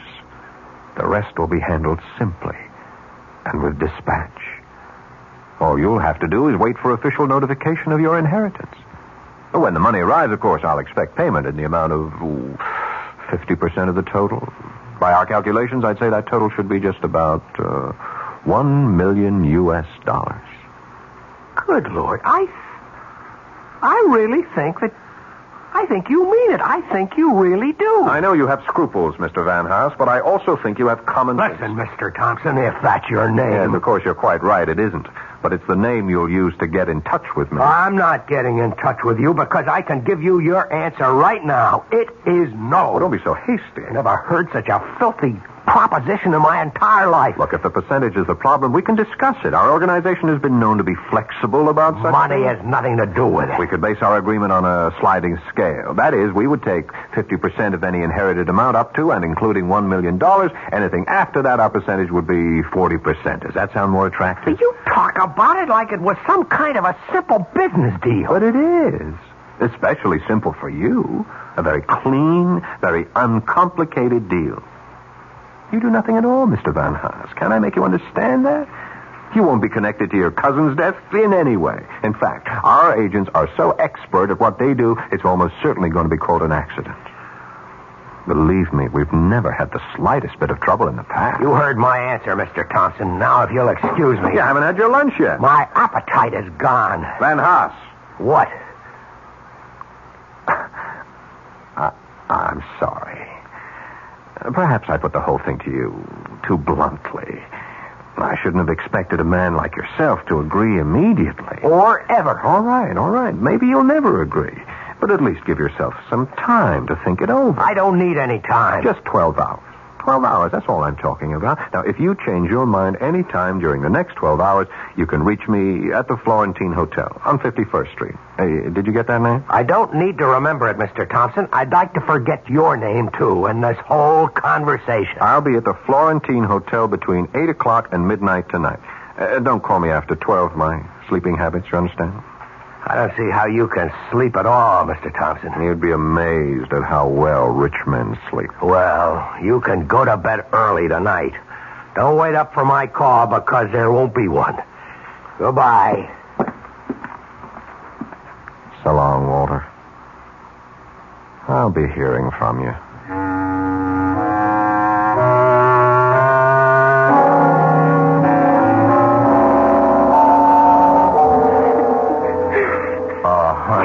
Honey, cut it out. Stop it. No. Tell me what the matter is. Nothing. It's nothing. It's got to be something, Millie. Are the kids okay? Yes, they're all right. It's pretty quiet in the playroom. Well, that's because I packed the twins off to Mother. They were getting out of hand, Walter. I just couldn't stand it anymore. Okay, fine. And I'm sure your mother is delighted. No, she isn't. Maybe she used to be when she was younger, but she's getting too old for that sort of thing now. Maybe I'm getting too old, too. Come on, what are you talking about? I'm 41 years old, Walter. Sometimes I feel like 141. You know what's wrong with you? You're not eating right. You're eating like a bird these days. Well, that's practically all I can afford to buy these days. Bird food. I didn't mean that, Walter. Honest, I didn't. I know you didn't. I know it. Look, honey, I wish you'd see Dr. Julian and have him check you over.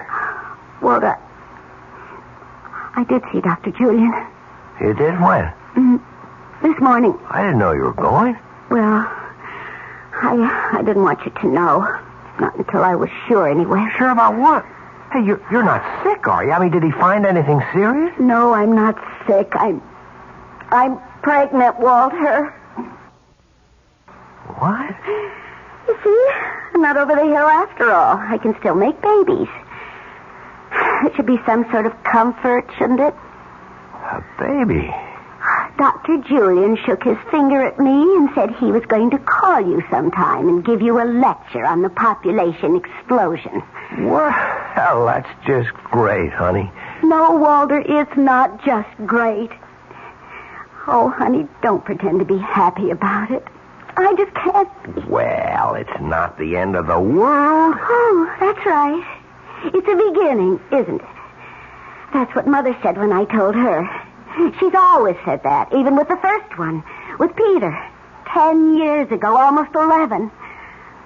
Walter, do you realize we've been married almost 13 years? I know, Millie, and I know they haven't always been easy years. Why is everything always beginning? When does the middle of everything start for us? Is our life just going to go from beginning to end without anything worthwhile in the middle? Oh, no! What was that? I asked Elsa to wash the dishes and put them away. Oh, I better get in there before they're all broken. Millie, we have to talk. After dinner, all right? I haven't even started it yet. I'm sorry. It's all right. I've got some work to do anyway.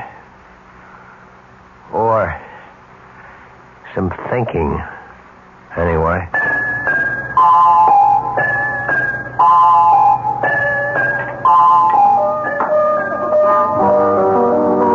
That's right, Charlie. I'm staying downtown tonight. Ah, you got something going for you, Phil? You might say that. Oh, you bachelors really have a good life. Where does she live? Pat around here? Actually, I took a hotel room for a couple of days at the Florentine. She wouldn't have a friend, would she? Well, I could call Louise and tell her I have to work tonight. Now, forget it. She'll never buy that My wife's got a built-in lie detector. Don't eat your heart out, Charlie. This is strictly a business proposition. Yeah, I know your business propositions, Phil. Monkey business. You're trying to get a new client for the agency, right? Something like that. How do you think he looks? Will you get the deal? Charlie, I'm almost dead sure of it.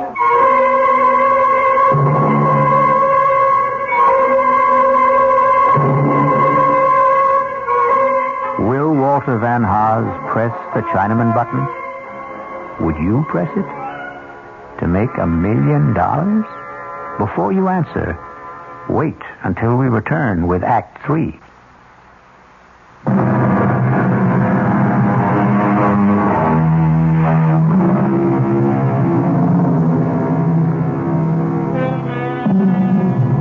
Now let's pay a visit to the Florentine Hotel. It's a posh little hotel with all the conveniences. And in room 610, there's a gentleman registered under the name of Thompson.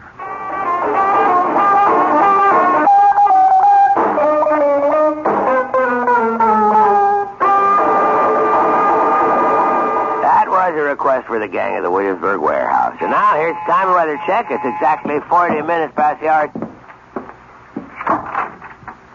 Hello, Phil. Hi, Lou. Come on in.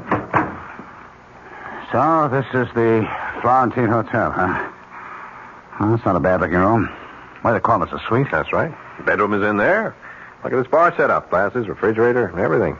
It's nice. Very nice. You want a drink? All I got is vodka. Oh, no, thanks. I'm strictly a Scotch, man. You know that. Sorry about that. That's okay.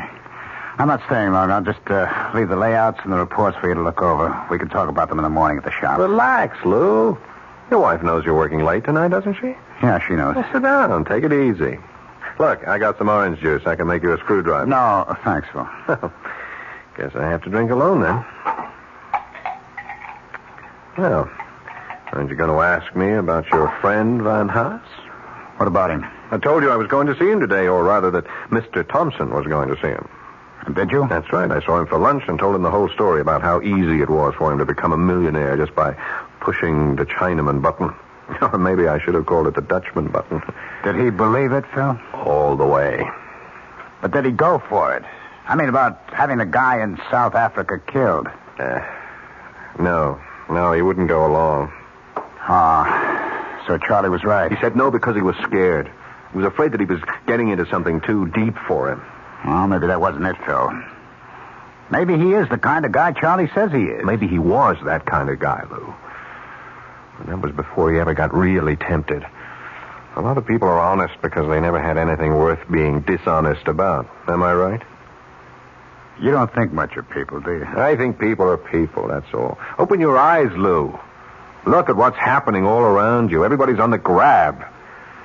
You don't know that by now. You've been living in a cave all your life. All right. I don't want to argue with you. Everybody's corruptible, Lou. Everybody. High and low. Yeah, it sure looks like it these days. These days, old days, any days. We're just hearing more about it now. That's the only difference. But there are limits, Phil. I mean, like what you offered Van Haas. Well, let's face it, you were talking about murder. Maybe that's the word that came to his mind, too. But when he thinks it over, he'll give it a different name. He'll come to the conclusion that all I was talking about was pushing a button. You mean you still think he'll say yes? I told him to call me here. That's why I took this suite at the hotel under the name of Thompson. So that's what it was. And I figured, I don't know, that you had some chick you didn't want to know your right name. I told Van Haas to call me here any time before midnight, in case he changed his mind. Before midnight? It's almost 11 o'clock now. That's right. Well, why did you give him a deadline? Because he needs one. We all need one, or we postpone things forever. Phil, I don't think he'll call. Why not? I think the guy's already made up his mind. Oh, no, he hasn't. He's watching the clock right now, just as we are. He's watching those hands move towards 12, thinking about how simple it would be to pick up the phone and call. You see, that's the beauty part of the whole thing. The simplicity. You remember that old camera slogan? You press the button, we do the rest. No, I don't think you're right. I don't think he'll do it. I can see him right this minute, Lou. Maybe he's in bed, looking up at the ceiling. Maybe he's locked himself up in the study, and he's telling himself all the reasons why he shouldn't say yes. Then he wonders if he's really fair to make the decision all by himself. I mean, there's his wife, too. He remembers all the little deprivations, all the promises he made to her when they were younger, those trips to Europe, the mink coat. Then there are the kids, of course. 5 kids, Lou. Think what that money would mean to them. He's really moved by the thought of the kids. Maybe I'll have a drink after all. He's not thinking of himself, of course. No, he doesn't count. The things he would like to do, the places he wants to see, or that car he wants to own. You ever know a man who didn't want some car he couldn't afford? Yeah. And then there's that nice smug feeling of security he could have with that pile of money swelling with interest in some bank that never thought he was worth more than a calendar at Christmas. Well, maybe he is thinking all that, Phil, but just the same, I don't think he'll call.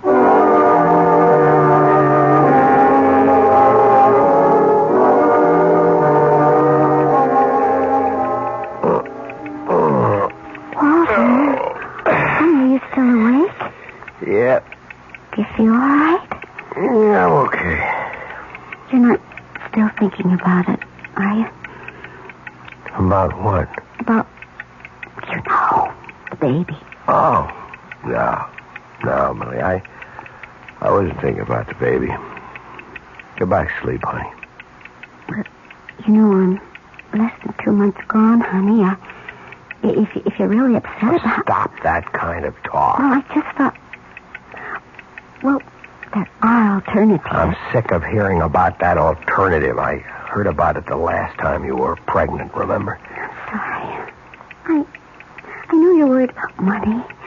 I know all the debts we have. We'll get along. Honey, you're not angry with me. No, I'm not angry. I'm just restless. I've got business worries. Can't turn my mind off. Why don't you read a while? The light will keep you awake. I'll go to the living room. Walter? Yep. I love you. I love you too, Millie. Listen to that clock. Why do cheap clocks have to tick so loud? Yeah, we've got to get ourselves an electric one, maybe one of those digital clocks. Darling, they cost money. Yes. What doesn't?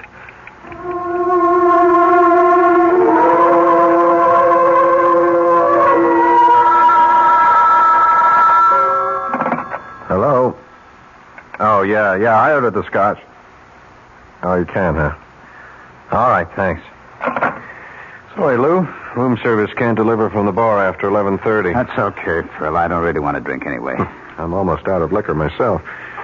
You're almost out of time, too. 11:45. See, I just can't believe it. I can't believe that guy could be that stupid. Is that what you call it? Of course. I mean, who wouldn't jump at a chance like this? Lou, I'm making it so easy for him, so painless. Easier than scratching along on a paycheck shot through with deductions. Easier than bowing and scraping every day of your life to people whose guts he hates. You know old man Brewster. Can you imagine having to be nice to that guy every day? We did it. Yes. That's why I know. Phil. I think you're taking this joke much too much to heart. You're letting it mean too much to you. There's still time left for him to call. But he won't. And he's probably getting panicky right now. What about you, Phil? He sees the whole thing slipping away from him. He's telling himself how dumb he is.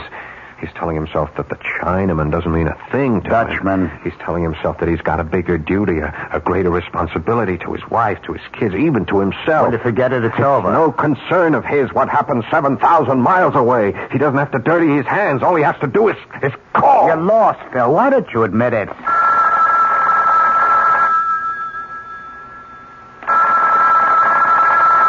Aren't you going to answer it? Sure. I'll answer it. Maybe room service again. Maybe. Hello? Mr. Thompson, this is Walter von Haas.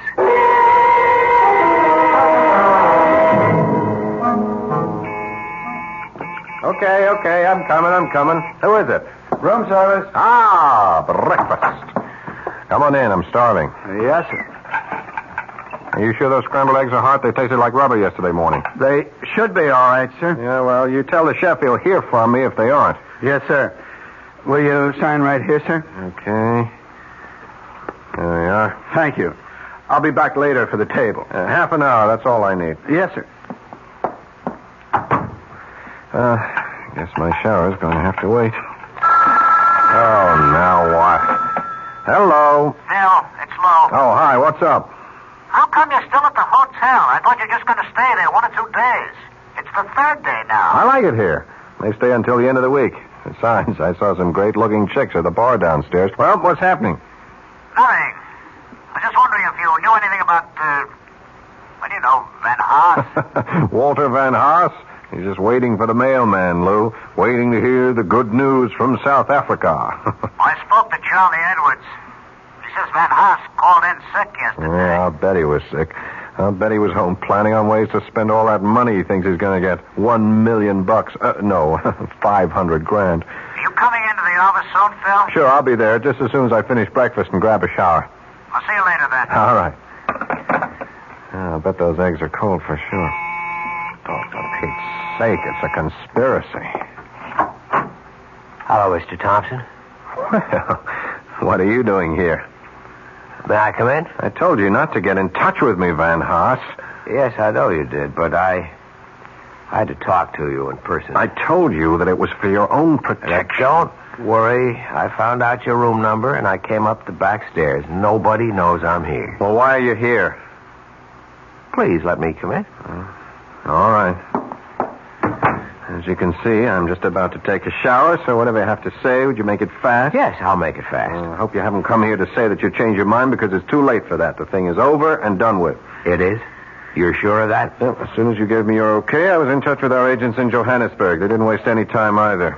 And it went, all right? Flawlessly, just as I promised. Now, all you have to do is wait. Yes, I see. I just had to hear it from you, Mr. Thompson. I had to hear it from myself. Well, now you've heard it. Now you go home and you wait for the mailman. Yes, the mailman. What's the matter, Van Haas? You look strange. You feel all right? Oh, yes, I feel fine. Truth is, I never felt better in my life. Good. I'm glad to hear it. I feel a lot different than I felt 2 days ago. I can't tell you what a torture it was for me to make that phone call to you. Absolute torture. But after I hung up, I felt as light as a feather. You did, huh? Yeah, felt fine. It felt wonderful.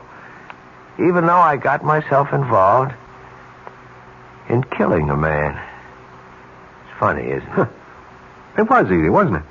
Just like I said it would be. Yes, that's the word. I never knew anything could be that easy. Changed me, Mr. Thompson. I saw how stupid I'd been all my life. How stupid most of us are. To waste the one life we're given. I owe you a lot. Well, if you came to say thanks, you're welcome. Now, if you'll excuse me... I felt me... like a giant. I felt there was nothing I couldn't do. I was a coward before, a weakling. But you showed me a better way. Okay. Would you go home now, Mr. Van Haas? I mean, the less we see of each other, the better. Now, when the money arrives, I'll be in touch with you. About my 50%. Yes, your 50%. That's really what I wanted to discuss, Mr. Thompson. Tell me, does this fireplace work, or is it just for show? I really wouldn't know. But I see that they have all the implements. What are you doing with that poker? Van Haas, are you crazy? Sorry, Mr. Thompson, but 100% is so much better. I thought I'd have to bring a hammer or something, but a poker was so much better. Now, into the bathroom, Mr. Thompson. Up into the shower. Yeah. What a shame that you slipped in the tub, Mr. Thompson. What a terrible shame. Now I have to go home to wait for the mailman.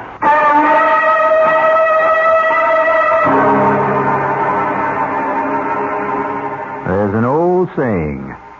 If you're going to dig a grave for a man, make sure you dig two. I'll return shortly.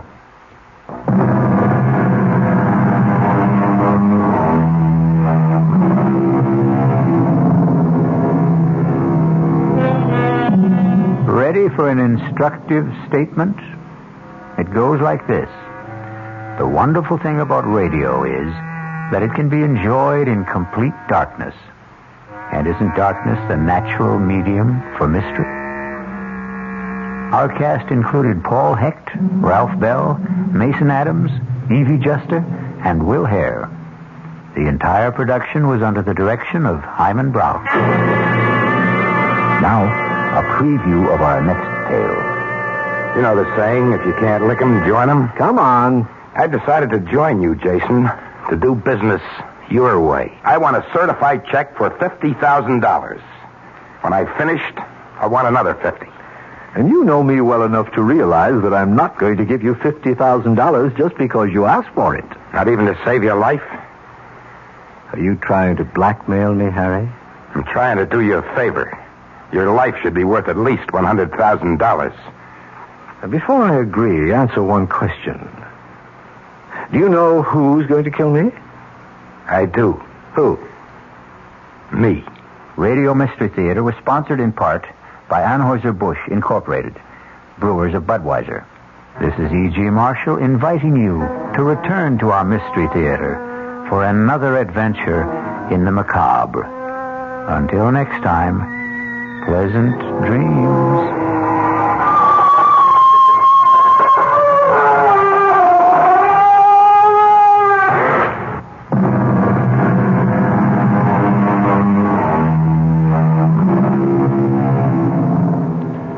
WOR Mystery Theater was brought to you by ShopRite Supermarkets, where you get a lot more for a little less, and by Suburban Savings, with offices throughout North Jersey. The preceding Mystery Theater program was furnished by the CBS Radio Network. Time magazine calls it the most outspoken and honest play about homosexuality that has ever appeared on Broadway. Clive Barnes of the New York Times agrees. Kevin Sanders of ABC TV said, as brilliant and ruthless a dissection of modern marriage as I've ever seen on stage. They're all talking about Find Your Way Home, the new Broadway hit starring Jane Alexander, Lee Richardson, and the sensational new star Michael Moriarty, hailed as the most exciting new performer to hit Broadway since Marlon Brando in Streetcar. It's at the Brooks Atkinson Theater, the play of the season. It's Find Your Way Home. The news is next with Bert Wilson on WOR New York, your station for the Mystery Theater.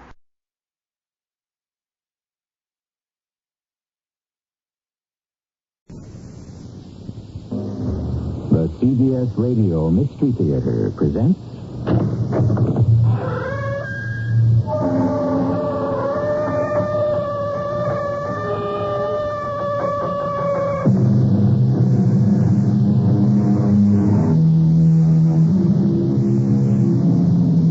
Come in. Welcome. I'm E.G. Marshall. I have a detective friend who from time to time gives me the inside story, a behind-the-headlines report on how the high become mighty, how robbers become barons, and the grand larcenous. This tale of skullduggery I'm about to reveal to you has never been surpassed or even equaled in the annals of crime. But then they don't make crooks like Donald Harvey anymore. At least I hope not.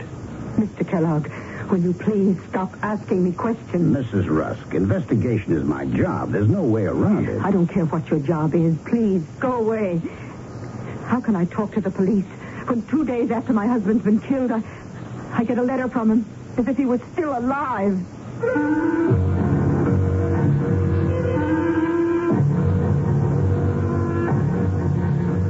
Our mystery drama, The Copenhagen Connection, written especially for the Mystery Theater by Gerald Keane, stars Ralph Bell.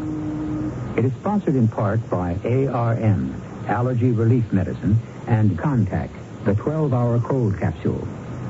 I'll be back shortly with Act One.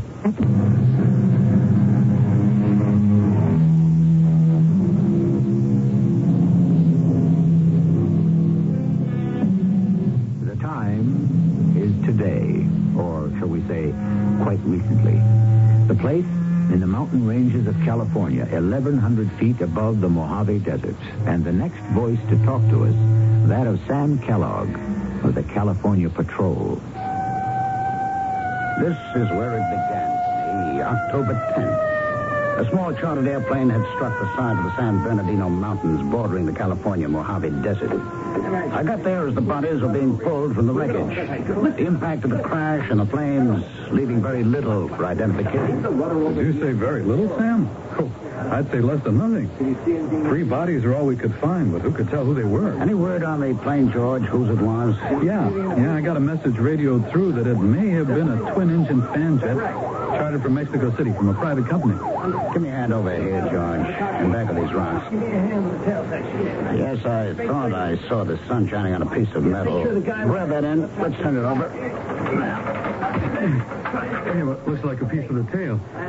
Can you read it, Sam? Letters are sort of scorched. Is that an N? And an L. NL109. Yeah, that's a 9, or is it an 8? 109A. Get that onto the radio, George. Yeah, will do. 109A. Now, what do you think, Sam? Feel like guessing what happened? I hate guessing. Better wait and see what the FAA reads out of the flight instrument recorder. Yeah, you're the boss. George, send out that radio description, and then let's head back to town. There's nothing else we can do here right now.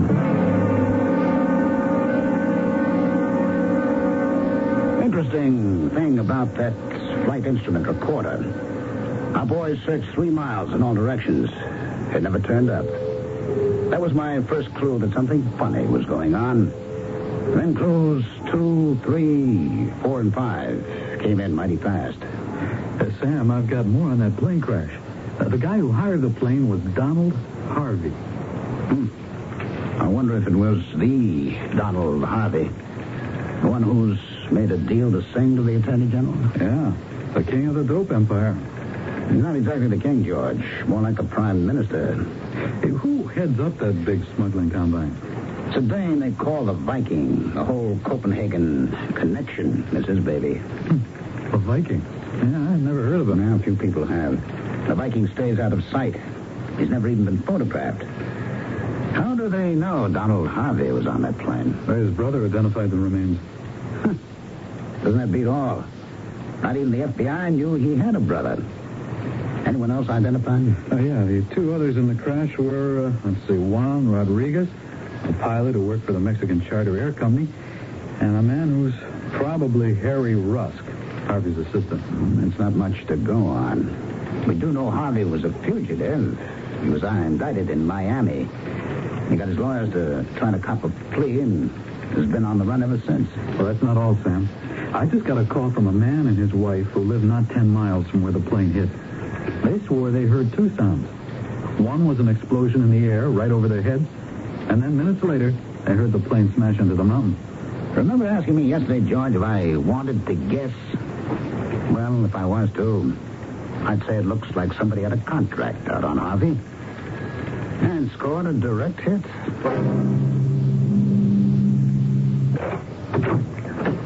Yes? What do you want?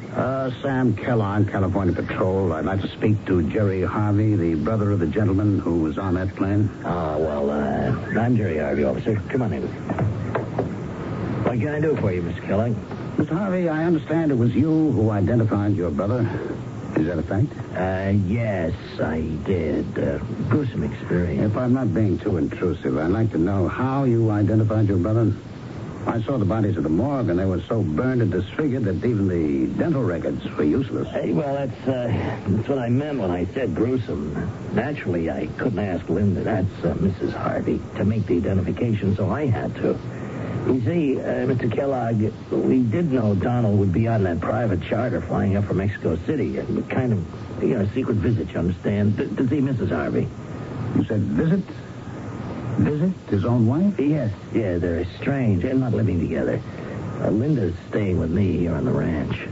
You mean she's here now? Yes, she is, but she's still very shook up about the accident. It's true they didn't get along, but when the man you married dies all of a sudden like that, well, that takes a lot out of you. How about answering my question, Mr. Harvey? You were able to identify your brother, Donald Harvey? Yes, there was one piece of clothing I was shown that made me fairly certain. What was that? Just a little piece of a tie. A necktie? Yeah. Since I'd given it to Don for his birthday. Had it specially made for him. A tie with a red boat on it. I'd like to see that, if I may. Oh, well, I'm afraid you can't. Oh, why not? Well, after the body was released to me, out of deference to Linda and the family, I had Don cremated. The cause of the crash was as mysterious as ever. I took the next commercial flight out of L.A., touched down in Mexico City, and went to see the widow of the deceased pilot. She wasn't home. I waited.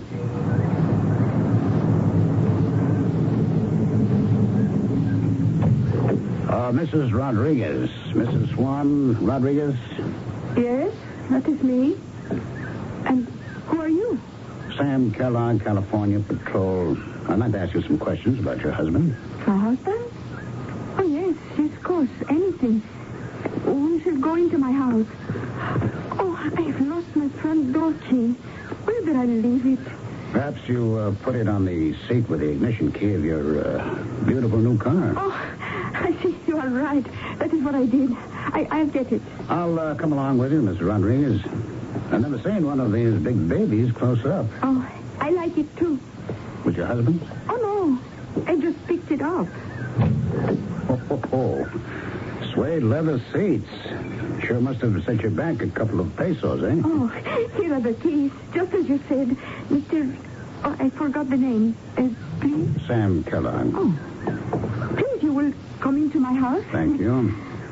How about answering my question, Mrs. Rodriguez? You asked me a question? What was it? I'm just interested to know how many pesos this big new car set you back. Oh, I have no idea. It was paid for by the company. The airplane charter company gave you that car as a gift? Oh, a gift? I don't know. They call it compensation. Oh, the insurance on his life, I suppose. I don't know. They just call me and say, it is yours, Mrs. Rodriguez. Take it home. Yeah. Mrs. Rodriguez, I plan to be here in Mexico City for a few days, and if I may, I'll call on you again.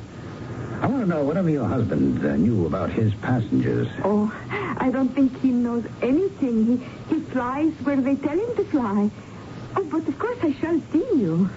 Anytime. Good. By the way, what's the name of the head of the airplane charter service your husband worked for? Oh, the head? Oh, the man who owns it is Carlos Palacios. Ah, thank you, Mrs. Rodriguez. Much obliged. Hello, Mr. Palacios. This is Sam Kellogg, California Patrol. I'd like to come to talk to you about that accident involving one of your planes last week up our way. Kellogg. Yes, that's right. This evening? Be fine. I'll take a taxi out to your hangar. 8 o'clock. I'll be there. Oh, by the way, that was a rather nice gift you made to your pilot's widow. Well, I'm talking about that expensive new car. Are you sure? Well, she said your company gave it to her. Part of the insurance. Oh, really? Wow. Yeah, that's what she said. We'll discuss it further when I see you tonight, Mr. Palacios. See you. California Patrol. Hello, George. This is Sam. Oh, hi, Sam. I'm down in Mexico City. Check out if there is any other connection between the pilot Rodriguez and Donald Harvey. You mean other than the fatal flight? Will do. Is there anything new? Yeah. Harvey's widow has left California. Took an eastbound flight last night for New York. And is booked through to Copenhagen, Denmark. What does Jerry Harvey have to say? He knows from nothing. He's taken off for Big Bear up in the hills where he's got a vacation log cabin. Can you assign a man to follow him, George? I've already done that. Are you winding up in Mexico City, Sam? Well, I hope to. Maybe the day after tomorrow I'll go on to Chicago. Chicago? Yes, the third man on that plane may have been Harvey's assistant, Harry Rusk. Chicago was his home base, and if he's got any relatives in the Windy City, I plan to talk to him. I'll call you from there, George. It checked out. Harry Rusk's wife, or perhaps widow, lived in a fancier part of Chicago. You're sure I can't give you a cup of coffee? Thank you. No, Mrs. Rusk, I know it's a bad time to start asking questions when one has suffered the kind of tragedy you have. But it is my job, and I'll try to be as tactful and as delicate as I can. I understand, Mr. Kellogg. I'll tell you whatever I know. Good. First of all, you did go to the morgue to identify your husband's remains? To California? No. I just couldn't bring myself to do it. They sent me a photograph, but I tore it up. But I telegraphed back that it was Harry. So you don't really know then? What difference does seeing him make?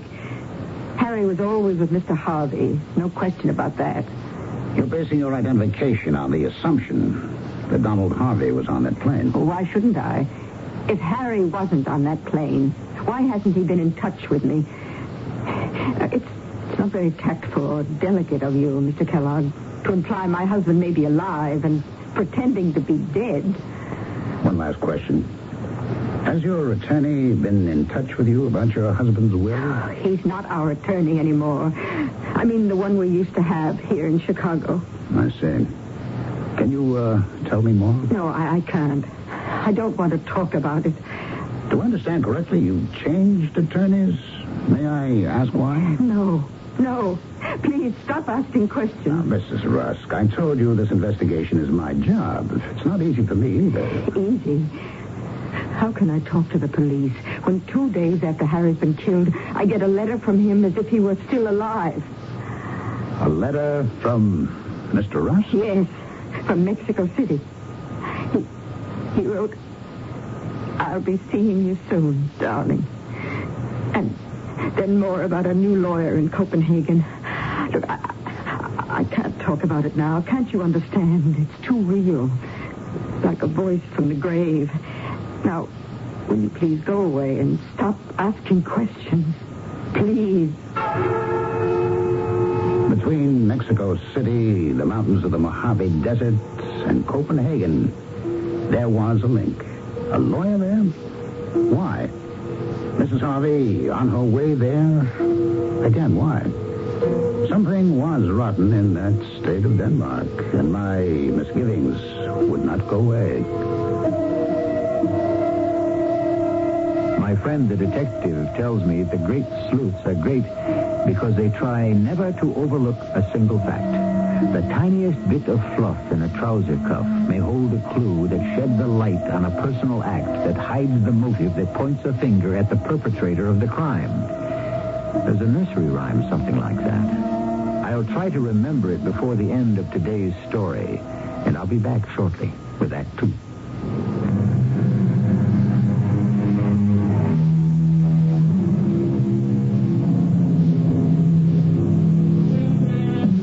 Again with Act 2, the second of what may be an extraordinary series of acts to disguise a triple murder. The how it was done, the why it was done, is the mystery that confronts Sam Kellogg as he weighs the evidence in his California office with George Towers, his deputy. You know, George, when the facts don't dovetail, I work from the end back to the beginning. Take Donald Harvey. Tell me about him, George. Indicted in Miami. Implicated in a multi-million-dollar cocaine traffic. I got away to Mexico before the marshals could grab him. All right, that was step one. Then his attorneys got in touch with the FBI and the Attorney General and offered to squeal on the entire worldwide operation for a grant of immunity. I suppose Harvey had gotten safety for blowing off the lid. Who would want him dead? Well, the guys he was going to rat on. Exploding his plane could have been their solution. So, who do we look for? Well, whoever's been afraid of him. Yes, whoever they are. In the meantime, what do we know? I studied this FBI report. They say the proceeds are laundered through Denmark. Uh-huh. The Copenhagen connection. Is there anything else? Not that I can see. Take a good look at that report. It doesn't hit you? No photograph of him? Not a single one? Well, I don't see how that matters now. Oh, you don't, huh? Okay. Now let's count up suspects who may have had a hand in that crash. Any suspects? Everyone. Starting with his brother Jerry, who cremates the body in a real hurry. Well, let's see. Harvey's estranged wife, Linda, who takes a sudden, unexplained trip to Copenhagen. Well, Those two are it. Oh, no, there's more. The pilot's wife, Carmen Rodriguez, who gets a gift of 100,000 pesos worth of a new automobile. Who gave it to her? She lies. Yeah, not a very bright dame, I'd say. Well, she's suspect number 3. Perhaps not directly involved, but she knows more than she says. 4, the widow of Harry Rusk. She gets a letter from her husband telling her his new attorney lives in Copenhagen. Copenhagen again. Now, have you got a report on the conversations between the L.A. control tower and the NL-109A before she crashed? Well, you're not going to like this, Sam. Well, all right, hit me. When I checked there yesterday, they told me the taped conversation had been accidentally erased. The plot gets thicker and thicker. What about the flight recorder? It never showed up. Now, we combed the crash area. That doesn't smell good either. Those flight recorders are virtually indestructible. Conclusion? It was never on the plane. Oh, what's behind this? A lot of money. Somebody had to make it worthwhile for Rodriguez in Mexico City. Somebody else had to monkey with the tape in L.A. And somewhere, a great big cocaine empire is still doing business as usual. George, get yourself down to Mexico City. Start with the head of the charter service, a Mr. Carlos Palacios, and grill him. Then move over to the pilot's widow. You're a nice-looking young fella. Don't leave her until you get something out of her. What are you going to do? I'm packing a bag for Copenhagen.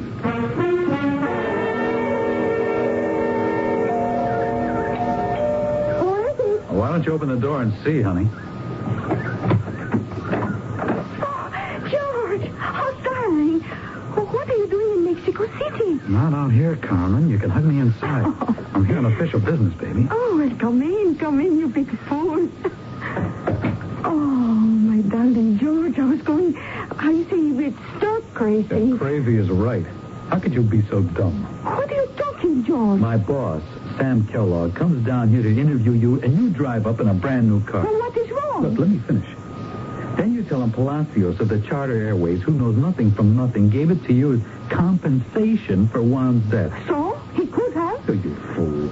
Don't you think Sam would check on your story? Why did you have to tell him that? In fact, why did you have to wave all your money around so soon? Couldn't you keep it until everything cooled off? Is this why you came all the way from California to scold me? Oh, George, I thought you loved me. Yeah, I do love you, baby, but there's too much at stake for me to get hooked up with a stupid dame. Why do you keep calling me stupid?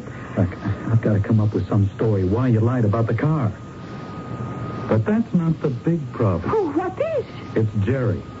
If he finds out you were out of line, come on, you know what he's like. He would do nothing for a little mistake. Aren't we partners? Let me set you straight, Carmen. Right now, the number one man in the USA is Jerry, taking over from Don. Well, did he make the accident? Jerry had nothing to do with it, believe me. Then who? The Viking. Copenhagen. From the top? They gave the order? Who else? I mean, Jerry's trying to find out. He's afraid, I think. Maybe Copenhagen doesn't like Jerry either. Jerry could be next. So could you or I. Now do you understand, Carmen? No, George. Oh, thank heavens you're beautiful. It makes up for everything else. You like me, don't you, George? One last word, honey. Lay low. Don't spend any money. You're leaving? But you just got here. Got to put on my shield and go back to California and go see Jerry. Let me make myself clear, Mr. Knudsen. The reason I come here to Copenhagen is that we're trying to clear up the death of Mr. Donald Harvey, the husband of your client, Mrs. Harvey. Now, there are a number of suspicious circumstances surrounding his death, and I have not yet been able to talk to his widow. Oh, I don't think, Mr. Kellogg, I can be of much help to you. There's such a thing as attorney-client privilege, and I'm not free to answer any questions unless I have my client's permission. I understand that, Mr. Knudsen, but my questions are so simple they won't require jeopardizing any confidences. Well, if we can proceed on that basis, by all means. All right, I gather then that you are representing Mrs. Donald Harvey. It's quite true, yes. Were you representing Mr. Harvey before that? I'm afraid I can't answer that. Well, could you arrange for me to see his widow? Well, when I see your speaker, I shall ask her, but as yet I haven't seen her. She's in Copenhagen, I believe, but I've yet to hear from her. One last question. Would you say that the matter you wish to discuss with Mrs. Harvey involves a great deal of money? Mr. Kellogg, you tickle me. You've asked what in both our law courts, yours and mine here in Denmark, is called a leading question. Now, I have not seen Mrs. Harvey, nor have I said there was something about which I wish to see her. As for money, a little or a great deal, what difference would that make? Mr. Harvey worked very hard for his money and made a considerable amount, so his widow is likely to benefit.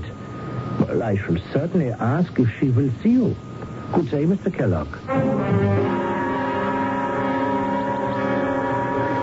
Hi, Jerry. How's the fishing? What are you doing up here, George? Boy, you got a good thing going for you up here at Big Bear.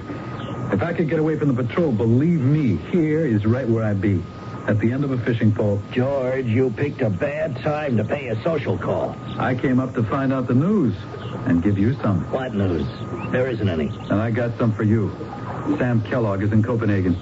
He went to talk to Don's wife. That's Linda? He's getting mighty suspicious. Suspicious of what?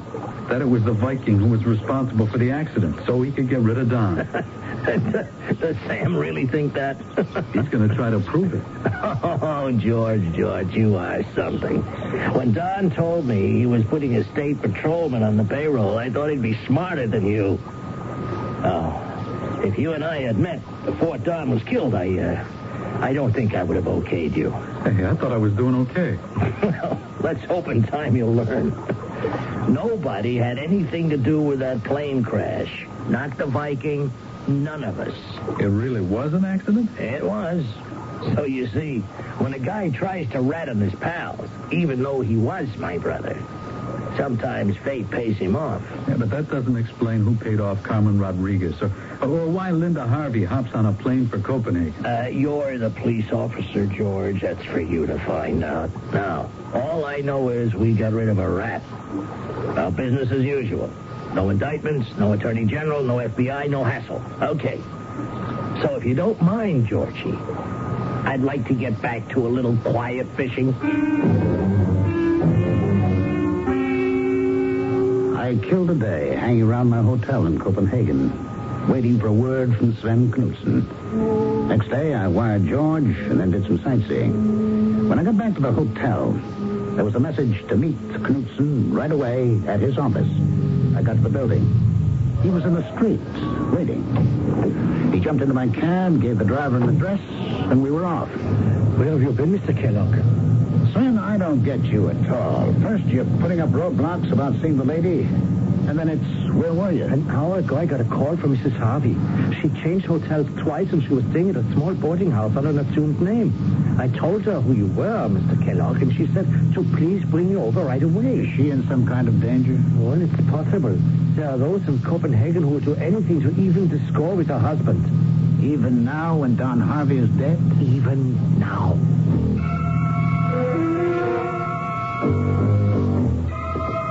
This is it. Room 313. Mrs. Harvey. Mrs. Harvey? It's me, Sven Knudsen. Try the door. Yeah. The door's locked. Mrs. Harvey. Mrs. Harvey, are you all right? We'd better break the door down. Stand away. Don't know how to do this. Mrs. Harvey. You better let me handle this, Sven. Call the Copenhagen police. Tell them that someone's been shot to death. More deaths, more problems, and the solution seems further away with every passing hour. So far, Sam Kellogg has kept us completely in the picture. We know everything that he does. So that if there are detectives among us, we could solve this mystery. In fact, we know more than Sam does. For we know his deputy George is not on the side of the law. I'll return shortly with Act 3.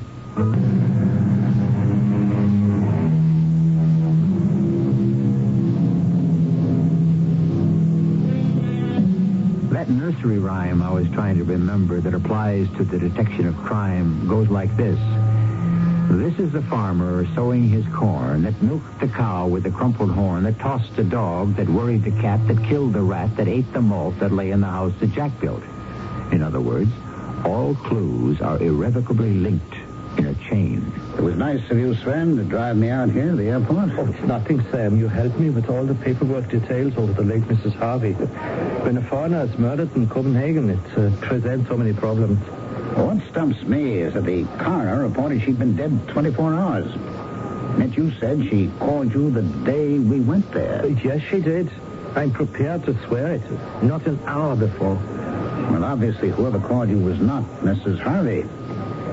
I wish I could stay on to tie up all these loose threads, but I've got to get back to California. Yes, well, I wish you could too, Sam. I learned a lot being with you. Well, let's hope the Copenhagen police come up with something. One thing I haven't resolved, Sven. That is the matter of Mrs. Harvey's money. Oh, you mean the $1 million deposited in her name? Exactly. You have no idea why that money was put there? No, none whatsoever, Sam. I received my instruction from Mr. Harvey before he died, and I followed them. From where was it sent? Mexico City. When? It was mailed 8 days before the plane crashed that took his life. Then what did you do, Sven? Well, Linda Harvey was still legally Mr. Harvey's wife. I telephoned her and told her to come over and claim the money. Well, why didn't you merely have it transferred to her account in California? It didn't occur to me, and she didn't mention it. That's hard to believe, Sven. Couldn't it have been because you were not certain it was clean money? I beg your pardon? No, never mind. You wouldn't tell me anyway. You will make sure that $1 million does not leave Copenhagen? It may very well belong to Uncle Sam. Oh, certainly. I'm only the trustee. Oh, by the way, do you have your plane ticket? Yes, I'm on the Intercontinental noon flight with a stopover in New York. Well, why don't you give me your ticket? I'll have it validated, and so you won't have to stand in line. All right. There you are. Good. And your passport? Yeah. Thanks. I'll be right back. You wait here. Sven, where are you going? What is it? What's the matter? Intercontinental's ticket counter's around to your right. We walked past it. It's not that way. Oh, I know it is. But if I go through the operations door over there, I can have it taken care of in the office much faster. Boy, you really know your way around this airport. Well, I should. Before I became a lawyer, I used to pilot these 707s for Intercontinental. I'll be back in a few minutes. So Sven Knudsen used to be a pilot. Stow away that bit of information. It was as automatic a reflex of me as blinking my eye. I knew I should follow that Danish lawyer, and I did. Through a door, up some stairs, and into a room filled with tickers and flight monitors. I could see Sven Knudsen at the far end of the room talking to someone. Trying to get closer, I didn't see an airport guard bearing down on me. Excuse me, sir. Huh? But passengers are not allowed in this part of the tunnel. I'm an officer of the law, California. I've been following someone. Oh, may I see your identification? Yes. Here we are. That's my badge and ID card. Samuel Kellogg, California Patrol. May I see your passport, please? Well, I haven't got it on me. I gave it to an attorney. Oh, yes? He was over there a moment ago. Oh, Mr. Kellogg, if you don't mind, I have to ask you to accompany me to the security office. This way, please. Which way are we headed? Oh, no, not that way, Mr. Kellogg. Not up the escalator. Follow me. Well, that woman halfway up the escalator, I'm sure I've seen her. Mr. Kellogg, let's not play games. Through this door, please. Say, where have you been? I've been looking for you everywhere. Your flight leaves in a few minutes. God, this is the attorney who has my passport. Sven, will you show it to the airport security guard, please? Of course. Here you are. I can vouch for this man. He's an American police officer. Yes, very good. Have a pleasant journey back to America. Good day, sir. And here's your ticket and your boarding pass, Sam. Yes. Of course. That's who it was, Mrs. Harry Rusk. Who? I saw her just now going up an escalator in the terminal. What do you suppose she's doing in Copenhagen? I don't know the lady. Oh, come on, Sven. You must Harry Rusk's wife, Rusk, Harvey's right-hand man. I'm sorry, I was never introduced. Oh, that's me. All right, friend. Thanks again. I hope I see you again soon. Well, why would you wish that? Well, maybe because I learned a lot being with you. Why was that Danish lawyer, Sven Knudsen, stonewalling me? Of course he knew Mrs. Harry Rusk and a great deal more. The time and the plane's takeoff stopped me from checking into. We were airborne, and as the flight attendants pulled down the shades for the in-flight movie, it occurred to me that perhaps Mrs. Rusk was on this very same plane. I started my search up one aisle and down the other. You? Hello, Mrs. Rusk. Do you mind if I sit beside you? I didn't expect to find you on your way back to the States from Copenhagen. Well, I came to Copenhagen to meet with Howard, the new lawyer. Yes, was his name Sven Knudsen? Oh, I guess. Well, I thought so. And you came because a large sum of money was to be given to you from your husband? Oh, you seem to know much more about this than I do. Mrs. Rusk, of all those connected with the plane accident, I do believe that you've tried to be honest with me. So I'll be candid with you. What would you say if I said it's possible that your husband is alive? What? That someone took his place on that fatal trip from Mexico City? Oh, you've upset me terribly. Excuse me for a moment. Which way are the bathrooms? They're somewhere up forward. Oh, I want to take something. I really don't feel at all well. Minutes went by. I kept my eye on the forward part of the plane, but it was hard to see anything. After about 10 minutes, I got up and went forward to find Mrs. Rusk. I found her all right. Doubled up in one of the toilets. Someone had tried to strangle her, and she had fainted. Mrs. Rusk, how are you feeling? Oh, scared. All right. Just settle back and take it easy, huh? Oh, I don't know what would have happened if you hadn't found me. All right. That's all behind us. Now, what I'd like you to do is try to recall exactly what happened after you left your seat and went forward to the bathroom. Welcome home, Sam. You look pretty beat. Yeah. You try 6,000 miles in a plane with an attempted murder, and the assailant on board who gets away from it. Someone tried to strangle Mrs. Rusk. And although I had the plane searched during our New York stopover, everybody on the plane checked out and was cleared. Well, that doesn't make much sense. Why would anyone try to kill Mrs. Rusk? I asked myself the same question. Did you get my wire about Mrs. Harvey being shot? Oh, I didn't know what to make out of that either. You didn't? It beats me, Sam. Now, let me think about it. Maybe I can figure something out. Yeah, you do that, George. Hey, are you angry at me? No, I'm just tired. I'm going to hit the showers and then the sack. Then I'll tell you where we go from here. Jerry, let me in the cabin. Open up. It's me, George. What in the blazes is the matter with you? You want the whole mountain to know you're here? Sam's back. The crash was no accident, Jerry. You say. Sam says it was fixed. And I tell you, the Viking told me he had no hand in it. That must have been an accident. But it is possible the Viking had a contract out on Don, and whoever had it, may have let it get out of hand. They could have jumped the gun. Sure, it's possible. Anything's possible. But in this business, George, there's a chain of command.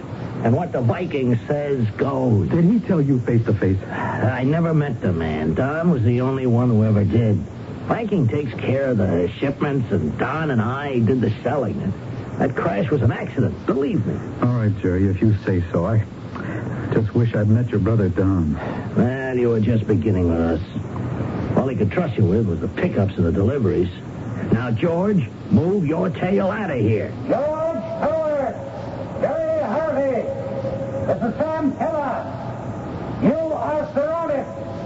I advise you to open this cabin door and come out with your hands up. That's Sam. What's the matter with him? I'll go and talk to him. Hey, Sam! Everything's under control. It's me, George. I know it's you, George. Now, you just tell your friend Harvey to come out that door with you. But, Sam! Don't make me do anything hasty, George. Your hands up, and Harvey's right high in the air. Now, come on out. Both of you. Unless you'd like us to come in there after you.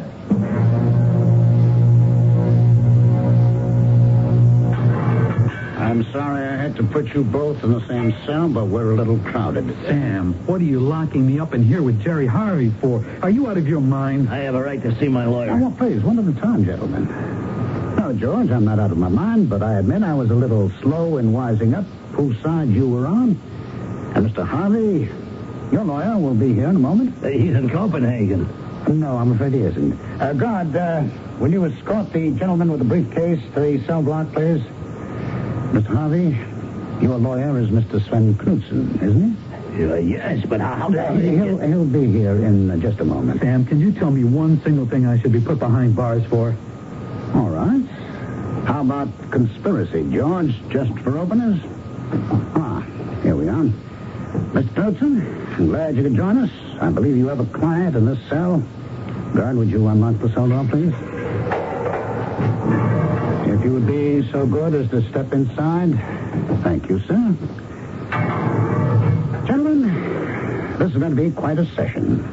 I advise the three of you to make yourselves comfortable and listen. I should like it understood that I'm in your jail under protest and as a Danish citizen, I demand to be released. Demands? You can demand all you like, Sven, but I think you'll not want to miss what I have to say. You see, there was once a man called Don Harvey. He knew that another gentleman, whom we shall call the Viking, had a contract out on him. So Harvey engineered that crash to make it look accidental. He got some poor slob to substitute on the plane for him, and with a time bomb, also sent an innocent pilot and his own assistant to their death. As Mr. Knudsen will confirm, Donald Harvey did not die. Isn't that so, Sven? I have never met the gentleman. All right, then let me introduce you. The gentleman seated right next to you is Donald Harvey. He has no brother called Jerry. He never had. Jerry is Don Harvey? Oh, yes, George. But Don wasn't all bad. Were you, Don? He took care of people so they'd keep quiet, wouldn't question his death. He had money sent to the pilot's widow, to his own ex-wife, to his assistant's wife. Sizable sums. But you had other ideas, didn't you, Sven? Why hand all that money over to those women? Perhaps a little double cross? You are holding me in an American prison under protest. He has no jurisdiction over a Danish citizen. Oh, but I do. For crimes committed against an American citizen. I think we can prove that you shot and killed Mrs. Harvey in Copenhagen and attempted to strangle Mrs. Rusk on an intercontinental flight in midair. I was not on that flight. Have you forgotten, Sven? You most certainly were. As a former pilot, all you had to do was ask your old buddies, could you fly with them in the cockpit? And naturally, when we came into New York, they were reluctant to tell the authorities of your little joyride. It's against regulations, isn't it? It's pure speculation, Mr. Kellogg.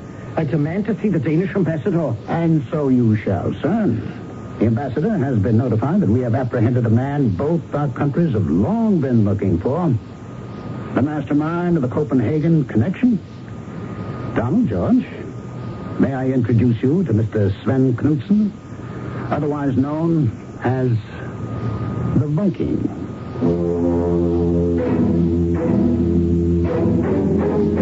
By way of postscript, I'd like to reassure you about one thing. Should you run into any person with a similar name to the characters just portrayed on Mystery Theater, don't be alarmed. Their real names I have kept secret. So you can shake hands with any Sven Knudsen or Don Harvey or George Towers without any hesitation. They are all quite innocent. I shall be back shortly. I'm Susan Anton, and there is a better way to sleep. The perfect sleeper. It's a good feeling to sleep the night away on a perfect sleeper. Faster be a perfect sleeper. Buy a perfect sleeper, faster. Firmness that feels good. Every perfect sleeper has it. From the Signature One to the fabulous Avanti with Pillow Soft Top. Choose from a full range of comfort and firmness combinations and enjoy firm, deep support for your back and luxurious comfort on top for you. Be a perfect sleeper. Buy a perfect sleeper, Be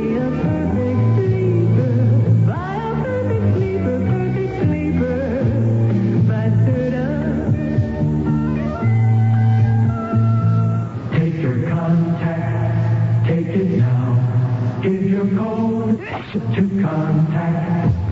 Before you choose a cold medicine, you should know that no cold tablet, no cold liquid has found the way to give you Contact's continuous relief. One Contact works after 12 hours. Helps relieve all your congestive symptoms. All day, all night. That's the wonder of Contact. If you're cold, to Contact. Take O'Neill's direct. I'm not at all old-fashioned, except about my thirst. 'Cause when I need refreshment, old-fashioned days come first.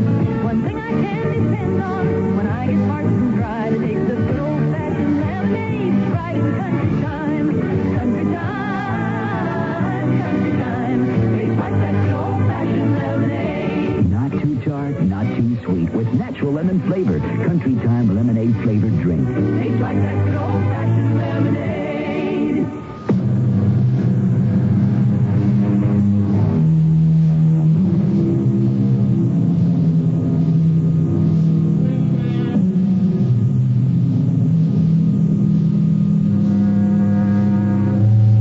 Napoleon, 150 years ago, warned us against the conspiracy of criminals when he said, "The contagion of crime is like that of the plague. Criminals collected together corrupt each other.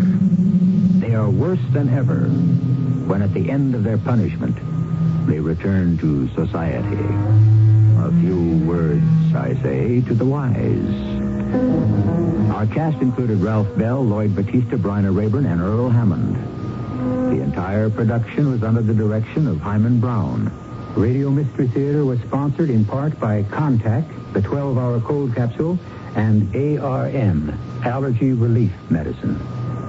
This is E.G. Marshall inviting you to return to our Mystery Theater for another adventure in the macabre. Until next time, pleasant dreams.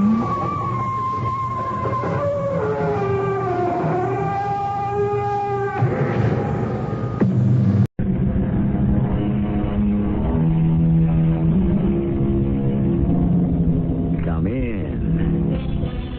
Welcome. I'm E.G. Marshall. It is said that each of us takes the limits of our field of vision for the limits of the world. And why not? For what is the world? Obviously, it must be the realm of the five senses. Plus, yes, plus now and then, here and there, perhaps a few extra ones. I said, Miss Towers, that I want you. I'm shocked. You should be overjoyed. Here you are, a mousy little school teacher. If I'm a mousy little school teacher, why do you want to marry me? Who said anything about marriage? You'll live with me, travel with me, enjoy the world. And what happens to me afterward? Miss Towers, you're one of those people who've been brought up to worry about tomorrow. What if tomorrow never comes?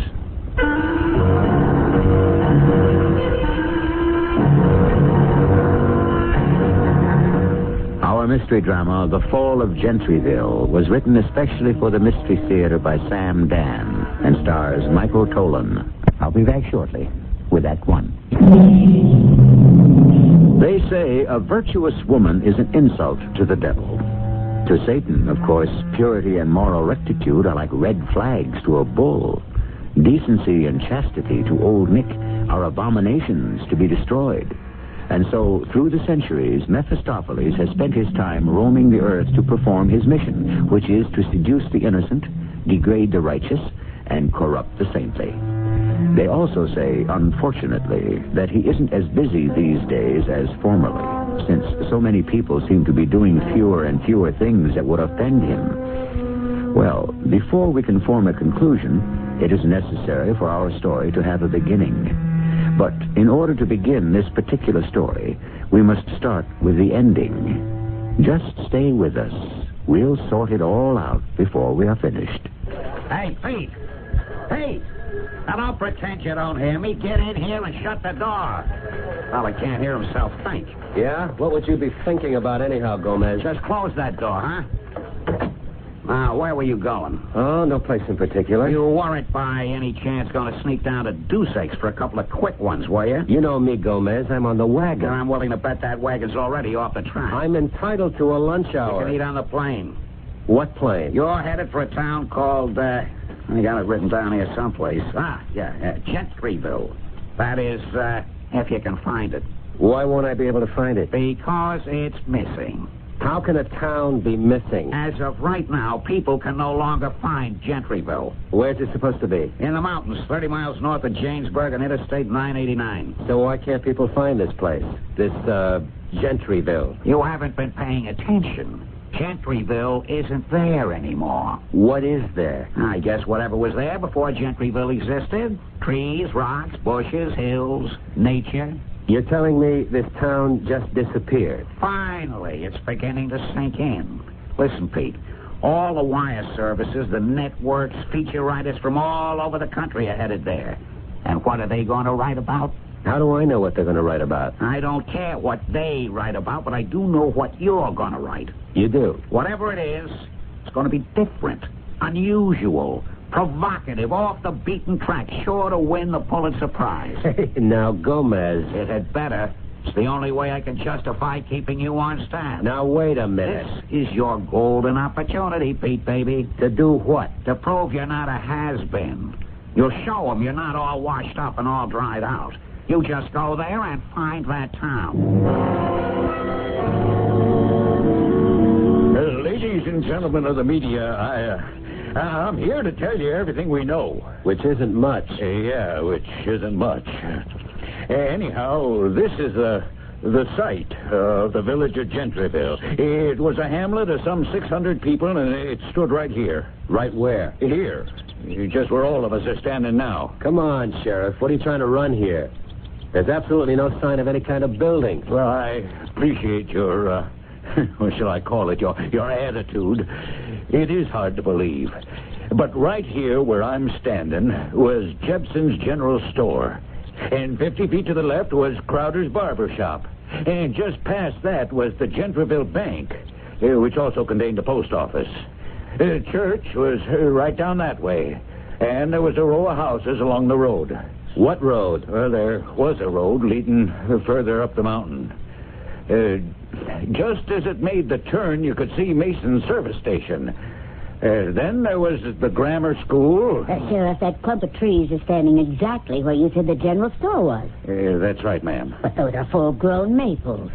Elm trees, ma'am. Well, whatever they are, they have to be, 30, 40, 50 years old? Oh, some of them appear to be a couple of hundred. But you're saying that only yesterday there was a town where these trees are standing. Folks, we're trying to cooperate with the media as best we can. All we can say is the village of Gentryville has disappeared as if the earth has just swallowed her up. And the people? And the people, too. Every last living soul. But how could all... Folks, there's no point asking me any questions. All I can tell you is what happened. Now, from here on, you know as much as I do. Is it all right if we look around? I sure wish you would. Maybe you all might come up with something. Hello, Pete. Hello, Kate. Who are you working for? Gomez took me on. Gomez? I bet he isn't paying you a fraction of what you're worth. He's the only one who's willing to pay me anything at all. You all right, Pete? I'm all right today. That's the best I can hope for. What do you make of this thing? It could be a hoax. What kind of a hoax? This whole region is having a bad summer. Hotels are half empty. So it could be a publicity dodge. But it isn't. This was a place called Gentryville. It's on the state roster. It stood right here. How could the town and everybody in it just vanish? And without a trace, as if it had never existed. I've got a camera crew up here. They're shooting, but I don't know how to handle the pictures. Use the mystery angle. Mystery? What strange trick of fate? What mysterious force of nature? That's good for the 11 o'clock news tonight. Where do I go from there? This is the kind of story you have to wait for. Oh, Sheriff. Yes, sir. You were telling us there was a row of houses. Yeah, that's right. There was. Street down this way. Oh, there was 15, 20 houses, I'm trying to recall. And that's where everyone lived? No. There were some farms going further out away from town. And they're gone, too? Yes, sir. Every last one of them. We had the National Guard and the U.S. government. Nobody knows what to say. I'd advise you folks of the media to start heading back for Jamesburg in a little bit. Why? For your own good. It gets dark up here fast. And these roads can be mighty treacherous, even in the daylight.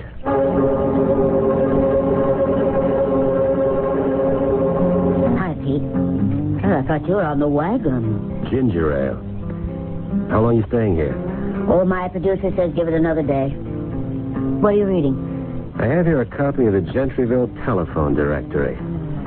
It is, as you can see, a rather slim volume. More like a pamphlet. You could almost memorize all the names. Bacons, Crowders, Jepsons, Masons, Quentons, Stallworths. Less than 50 all told. The Earth simply swallowed them up. How? How is unimportant. The Earth just did it. The question we should ask is, why? Why? Yes, why? What did they do? You mean the Earth swallowed them up because of something they may have done? Why not? Is there another explanation? Sure. What is it? As a matter of fact, I'm writing it up now. You want to tell me about it? Well, the Army engineers are in town, plus some people from the Department of the Interior. Also, engineer types. These learned folk will come up with a variation on the Earth fall hypothesis. You think so? What else can they do? Various and sundry shifts in the subsurface. Beneath the crust of the Earth is molten lava, gas, and whatnot. This stuff is always forcing itself up here, there, everywhere, causing sudden chasms and things. That's what happened to Gentryville. But you know that's how it'll all come out. You sound as if you don't believe it. Oh, I believe it. I mean, what else can you believe? What else? Well, what else is there? There was some sort of subterranean regurgitation in the area of Gentryville. And the whole place fell into a hole, which was covered up immediately by the surrounding terrain. There.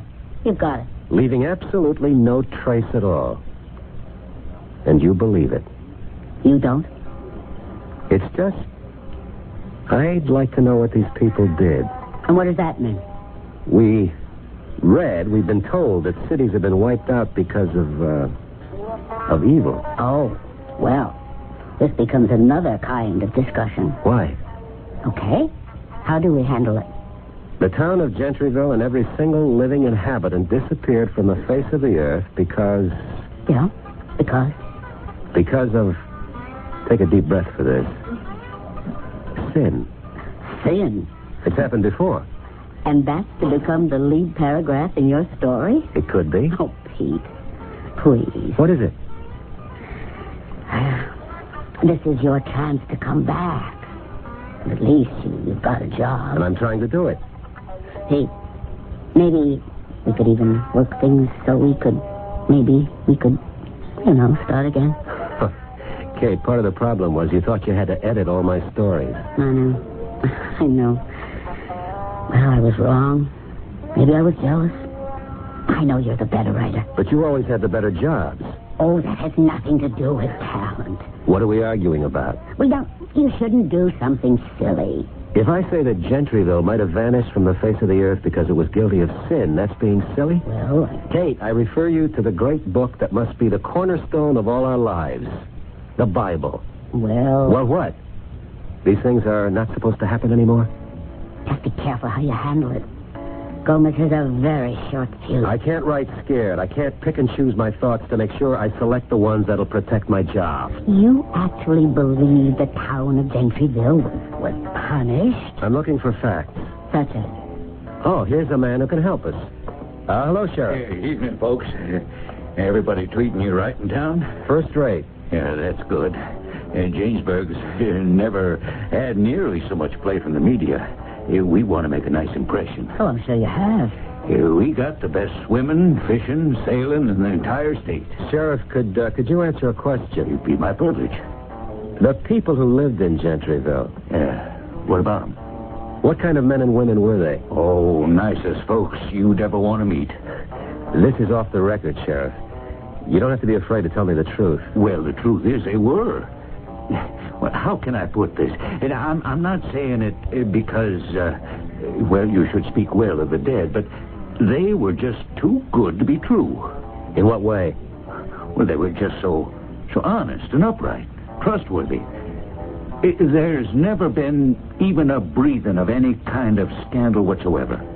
Then you would classify it as a moral sort of town. I would say without fear, doubt, or hesitation, Gentryville was the most moral, law-abiding, righteous, sin-free town in all these United States. All right, Pete. Now, what do you say?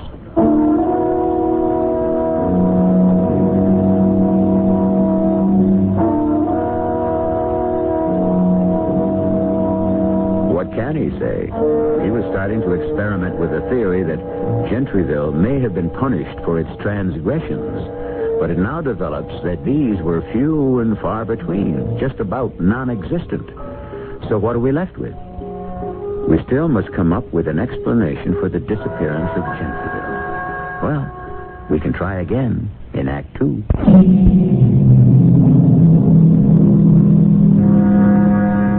And the night shall be filled with music, and the cares that infest the day shall fold their tents like the Arabs, and silently steal away. The reason we quote Mr. Longfellow here is because those Arabs who still lead the Bedouin life leave no trace in the desert sand when they decide to move their temporary villages. They disappear completely. But how could that happen to a town in these United States? A permanent place made of wood and stone, built to last forever. Hello, Pete. Oh, phone in your story? Thanks to you, I had one. Thanks to me. I used your mystery hooker. What strange trick of fate, what mysterious force of nature, and so on. Do you mind? It's okay. What have you written? Nothing, Kate. At all? I got my trusty little tape recorder, and I haven't put a single word on it. Well, I see you're still looking at that Gentryville telephone book. Yeah. Why? There's a name here. Towers, Miss Jenny Towers. So? It's the only miss in the book. And? She fascinates me, this Miss Jenny Towers. Why? Who was she? What was she? A young girl, an old maid? Well, you could ask the sheriff. I did. She was both. How could she be both? She was a young girl who also happened to be an old maid. Up around here, if a girl isn't married by the time she's 19, she's written off as a spinster. That doesn't look like ginger ale. It isn't. Oh? Now, don't worry. I'm not starting anything. This is just to fortify myself against the night air. It's not that cold outside. It's supposed to be close to freezing up in the mountains. The mountains? Hey, where are you going? Me and my trusty tape recorder are driving up to Gentryville. Or up to where it used to be. Now? Why not wait till day? I've been there during the day. Well, what will you be able to see in the dark? What were you able to see in the light? Well, Pete, you can't go up there. Up there is where my story is. That being the case, what am I doing down here? Pete, don't go. I'll see you around, Kate.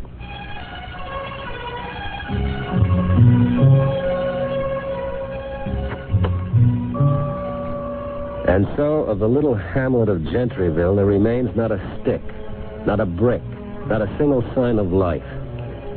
And where have they gone? The Bacons, the Crowders, the Jepsons, the Masons. And where has she gone? Miss Jenny Towers, who lived all alone in a house on Gentryville Lane. Where is she? And who was she? Would you know what happened, Miss Jenny Towers? Yes? Would you know why it happened, Miss Jenny Towers? Yes. Will you tell me? Will you promise to believe me? Of course I... Wait. Who are you? Jenny? Jenny Towers? Jenny Towers? You came up here to see me, didn't you? Jenny Towers? Yes. You're real? Of course. But what are you doing here? I live here. That here doesn't exist any longer. I know. Well, what are you doing here in the forest, all alone at night? I was waiting for you. For me? You don't even know me. I wanted to make sure someone would know the story. What story? What happened to us here in Gentryville? I saw all of you, reporters, writers, correspondents, here today. Of them all, I think only you would know how to tell it. Look, you don't want to stand out there. Come into the car and sit down. No. You better come with me. Where? To where my house used to be. Jenny, Miss Towers. Jenny is all right. Is it wise to go wandering around here at night? We're not wandering around. I know where I am. Yes, but I... Don't you want to come with me? All right. I find it hard to believe that all this is actually happening. Why? Oh, be careful. The ground is rough. Now, you see, just on this rise, this is where my house used to be. And this is where he came. He? Yes. The one who began and ended it all. Who are you talking about? Mr. Mallow. Oh, Mr. Mallow. He was young, no more than 30, and handsome and rich. Oh, you could see he was rich. Mr. Mallow. What was his first name? I don't know.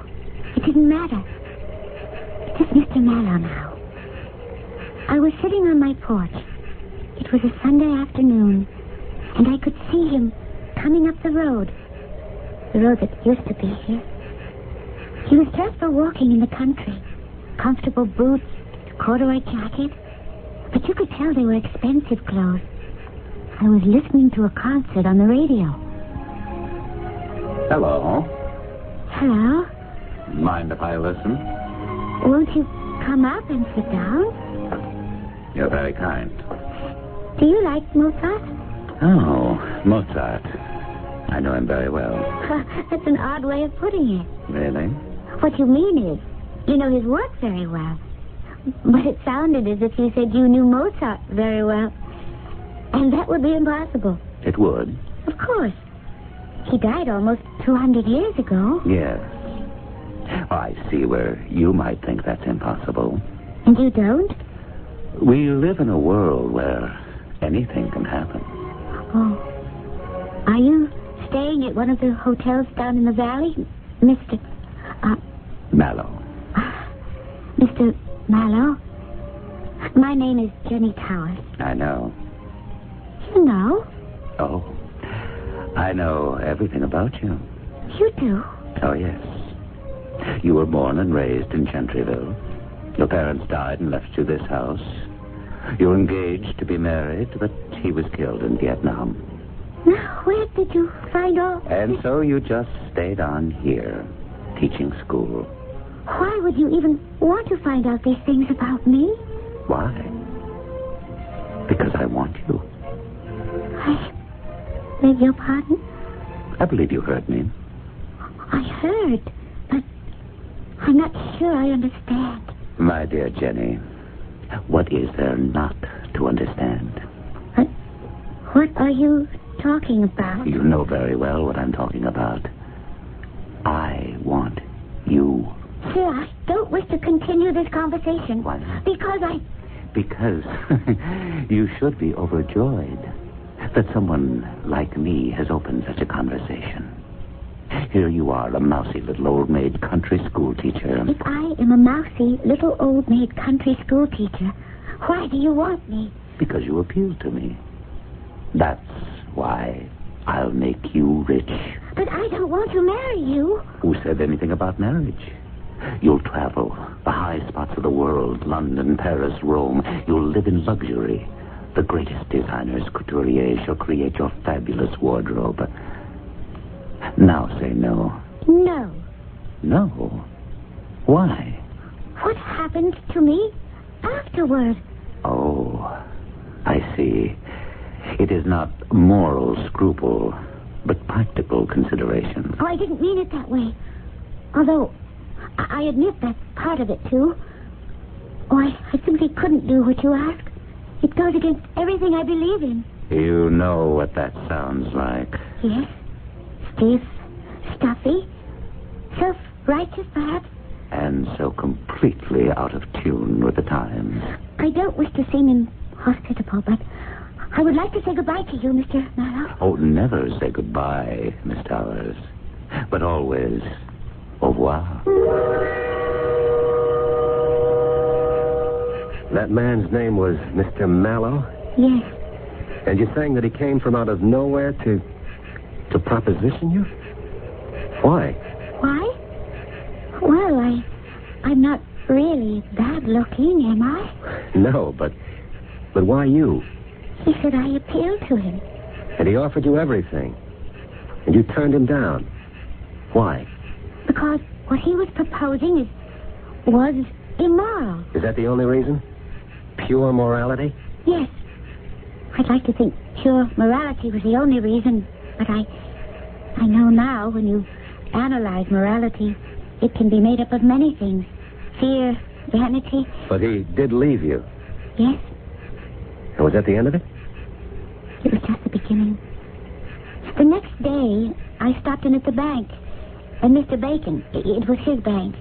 You know, he was just coming out of his office, and with him was Mr. Mallow. Morning, Jenny. Good morning, Mr. Bacon. Jenny, I'd like you to meet our newest depositor, Mr. Mallow. Miss Towers and I have already met. That a fact. I am so glad to see you again, Miss Towers. May I invite you to have lunch with me? No, thank you. Well, another time, perhaps. Good day, Miss Towers. Mr. Bacon? Yes. Good day, sir.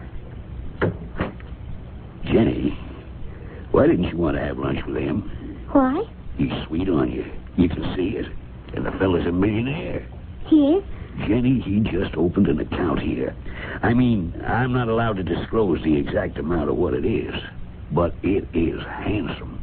Mr. Bacon, why did he open an account with you? He didn't say. He implied. He said this town looks like a potential gold mine. What kind of gold mine? Yes, sir, Jenny. He said the potential here was unlimited. Absolutely unlimited. And he wanted to get in on the ground floor. The ground floor of what? The greatest development this part of the country's ever seen. Development? What does that mean? Exactly. Well, growth. After all, what do they got in the valley that we don't have up here and better? We can become one of the biggest resorts in the world. Is that what we really want? Why shouldn't we want it? What happens to our sleepy little village? We wake up, that's what happens. But I thought everyone around here was happy with the way things are. How can you be happy just stagnating? Mr. Bacon... Take your own property now. Forget the house, but you got 4 acres. And we were talking, Mr. Mallow and I. Do you have any idea how much that land will be worth? Mr. Bacon, please, don't listen to this, Mr. Mallow. Don't pay any attention to him. Why not, Jenny? I'm scared. Terribly scared. Of what? Of what's going to happen to all of us. Now, Jenny, what could happen?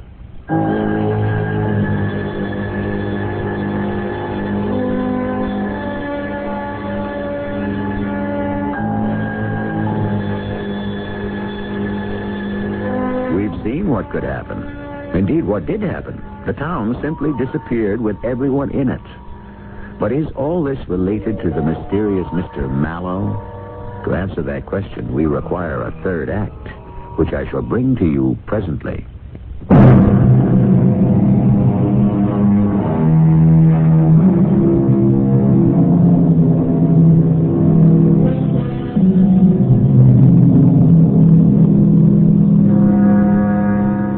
The history of the world is, in a very real sense, the story of disappearances.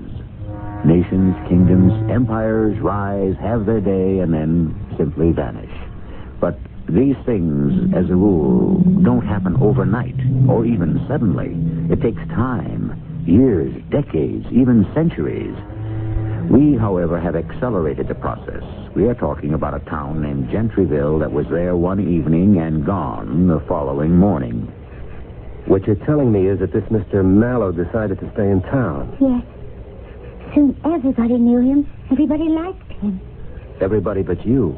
I was a minority of one. But every day, Mr. Mallow would stop at my house.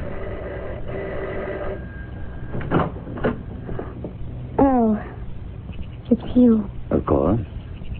May I come in? For what purpose? For what purpose? Oh, my goodness. Well, I know how that sounds. Then why did you say it? Because it needed saying. There is no future for you and me. Who if you said don't... anything about a future? I'm only talking about a present. An exciting, exhilarating, fantastic present. But I am not interested. Well, tomorrow's another day. Goodbye, Mr. Mallow. Never say goodbye. Just auf Wiedersehen.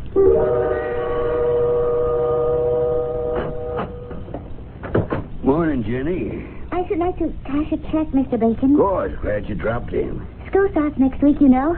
I thought I'd go over to Jamesburg and see about my fall wardrobe. Year or two from this time, you won't have to do that anymore.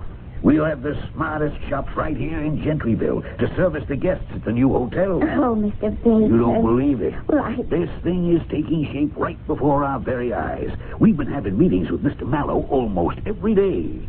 Meetings? I'm to handle all the financing. You won't believe it if I tell you how much money Mr. Mallow put into the bank for that purpose. Joe Crowder and Marv Jepson are going to build this fantastic shopping arcade. Conrad Mason's going to construct the hotel. I tell you, everyone stands to make a fortune selling his land. But why? Why is this Mr. Mallow doing it? Because it's a sound investment. That's why. But why here? Why this place? Jenny, you reach a certain point where you say, take the money and run. I never heard you talk like that, Mr. Bacon. When opportunity knocks, don't leave her standing cold and lonely on the doorstep, because sure as you're born, she's going to go knock somewhere else. I still don't know why. I am going to make you an offer for your property, Jenny. A tremendous offer. I still don't understand that, Mr. Mallow. Jenny, I've known you since you were a baby. What is it, Mr. Bacon? You're a wonderful girl. In every way. Yes? But, you know, it's been some years now since Teddy was killed in the war. What are you trying to say? And it isn't as if the two of you were married. As I recall, you weren't really even engaged. You just had a sort of an understanding. What does all this have to do with what You've got to start showing an interest in fellas again, or else you'll really wind up an old maid. Now, what's wrong with Mr. Mallow? Can't you just talk to him, keep him happy? I have already talked to him. Oh? And we have reached an understanding. You have? Yes. He wants to have an affair with me. And we both understand that I won't agree to it. Jenny, I can't believe that. That's what I would have to do to keep him happy. Would you want me to do it? Jenny, what a thing to say. I had this terrible feeling. I knew something was going to happen. The whole town was going crazy. Crazy? How? There was... Well, it was a change in character. It had always been kind of a happy, lazy place. Nobody worked too hard, and if the trout were biting, certainly during deer season, nobody worked at all. And now? Now? Oh, now it was, I don't know, frantic. Frantic and frightening. In what way? Mr. Bacon called me and asked me to come over to the bank. Sit down, Jenny. Oh, what am I going to do about this phone? It won't stop ringing. Hello? Yes, Mary. Just go right ahead. The money's available. No question, no problem. Start hiring labor. It's a madhouse. Madhouse. But that's progress. What did you want to see me about, Mr. Bacon? What do I want to see you about? Oh, I got a million things here. Oh, yes. Mr. Mallow worked things out so that we could all have a better deal. I am not interested in anything, Mr. We're Mallow. not going to sell him the land. We'll just sell him the rights to use it. I said I am not interested. Can you imagine? We get all that money and we still Mr. Bacon, was there anything else you wanted to talk to me about? Anything else? What else could be possibly so important? In that case, I'll be going. Jenny, please, listen. There's something we do have to talk about. Yes? We had a meeting last night. Who did? Most of us. I guess you could say all of us. Except you. A meeting? What was it about? Mr. Mallow was there. Things are going fine, first rate. Except Mr. Mallow seems very sad. He does. He felt that everybody in this town was being very nice to him. Except you. Except me. Oh, yes, that's true. You admit it. But you have to understand. I am the only one in this town who's supposed to be nice to him in a special way. Jenny, he's really very nice. What are you saying, Mr. Now, Wilson? Jenny, don't get excited. Don't jump to conclusions. It's just what? It's just that there's so much involved here. Well, good morning, everyone. Mr. Mallow, won't you have a seat? Thank you. Good morning, Jenny. How are things going this morning? How are they going? Well, we have encountered a stumbling block. What do you mean?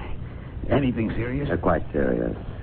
Indeed, serious enough to cast a fatal shadow over the entire enterprise. But I thought things were just humming along. Oh, they were. But we seem to have struck a sour note. I'm sure you gentlemen will excuse me. Oh, don't go, Jenny Towers.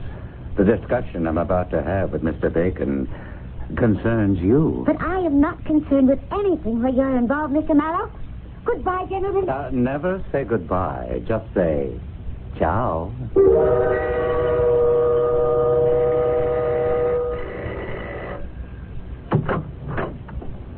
Good evening.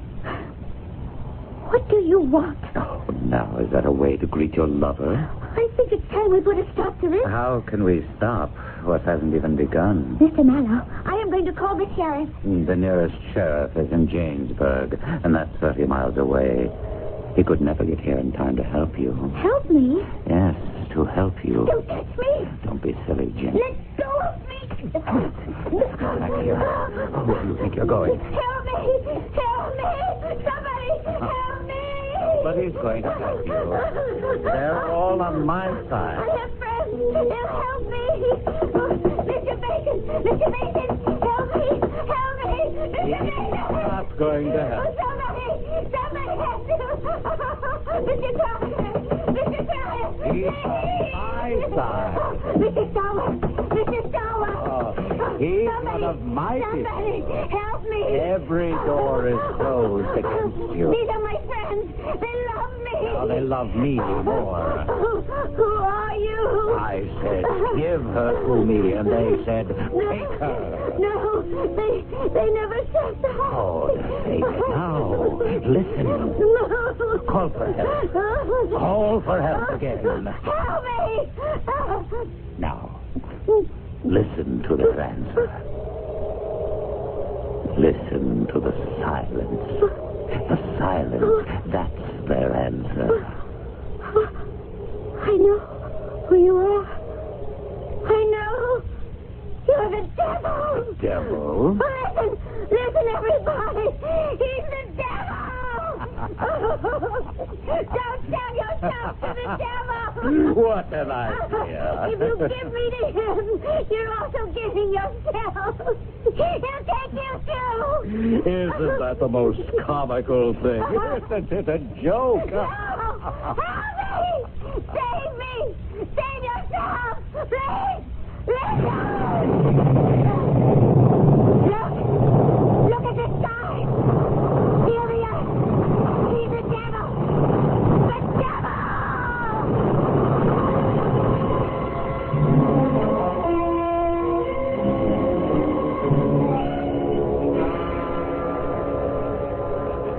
And I think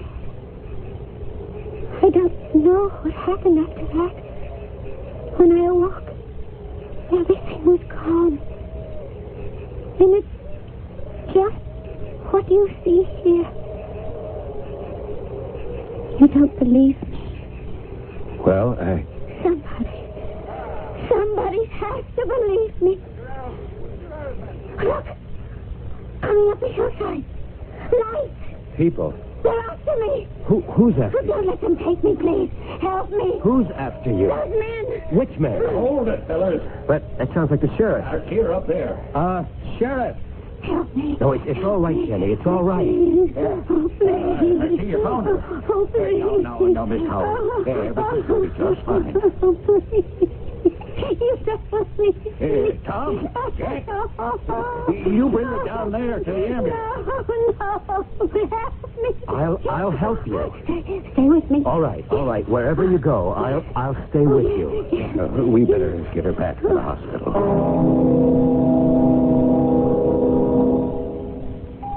The doctor gave her a shot. She's sleeping now. Poor girl. But what happened? A couple of nights ago, she came staggering into my office, down here in town. She looked a sight. Clothes were ripped and torn, bruised all over. And she kept muttering some kind of story about the devil. The devil? Yeah. And how everyone in Gentryville has sold their souls to him. Now, that has to be nonsense. Does it? Well, of course. Gentryville? Why, everybody knows those were the most honest, upright folks you'd ever hope to find. Still, the town just disappeared from the face of the earth. As if the devil had decided to claim his own. Son, I'm just a plain hometown sheriff. But what happened was two separate and distinct incidents. One, she lived alone. She must have been attacked by some prowler, you see? Yes? That can be a terrible experience for a woman.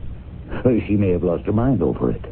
And therefore, she fabricated this whole yarn. That's what the doctor said. Anyhow, earlier this evening, we got a report she'd run away from the hospital.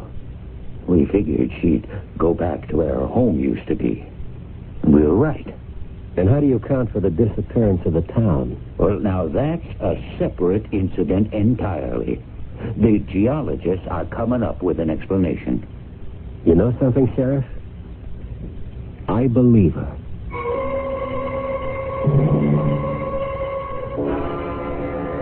Hello, Gomez. Did you get the story? Yeah, it's beautiful. Beautiful. You gonna run it? If I do, they'll run you and me right into the nut house. Look, listen, Gomez. You listen, Pete. You had your fun, you wrote your fantasy, and you can send it to a movie producer. Now, send me the story of what really happened. But Gomez! Gomez! That's what did happen.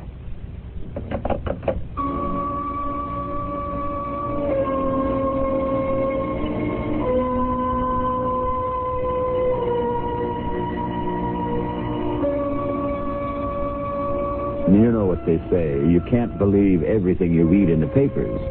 And that's not necessarily because something may be an outright lie. It's just that everyone has a different sort of perception.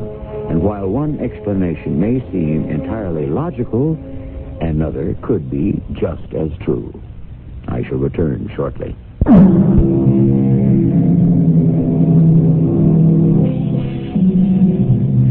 And so, what did happen to the town of Gentryville? A natural disaster, which is reasonable, or a sellout to the devil, which seems far-fetched, but that's only at first glance. If entire nations can disappear, why not small villages? And all the great nations in history that held sway briefly and disappeared from the scene, wasn't it because they became corrupt and decadent? And in a very real sense, isn't that the same as selling one's soul to the devil? Our cast included Michael Tolan, E.B. Juster, Jackson Beck, and Ray Owens. The entire production was under the direction of Hyman Brown. This is E.G. Marshall inviting you to return to our Mystery Theater for another adventure in the macabre. Until next time, pleasant dreams.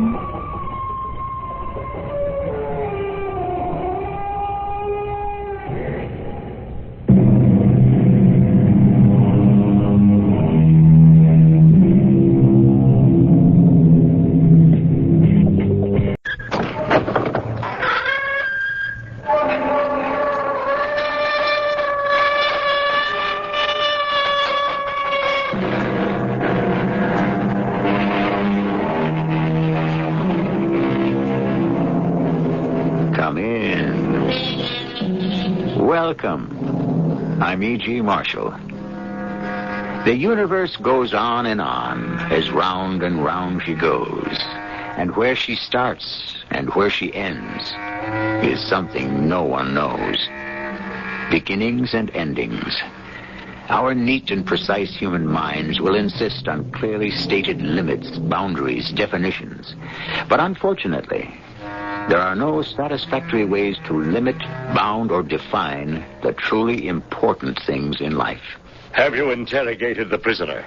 I have. Hey, who says I'm a prisoner? We have no use for the cargo. Destroy it and confiscate the ship. What are you trying to pull? And dispose of the prisoner. What do you mean, dispose of the prisoner? Am I being sentenced to something? To death. Don't I get a trial? You have been tried and found guilty.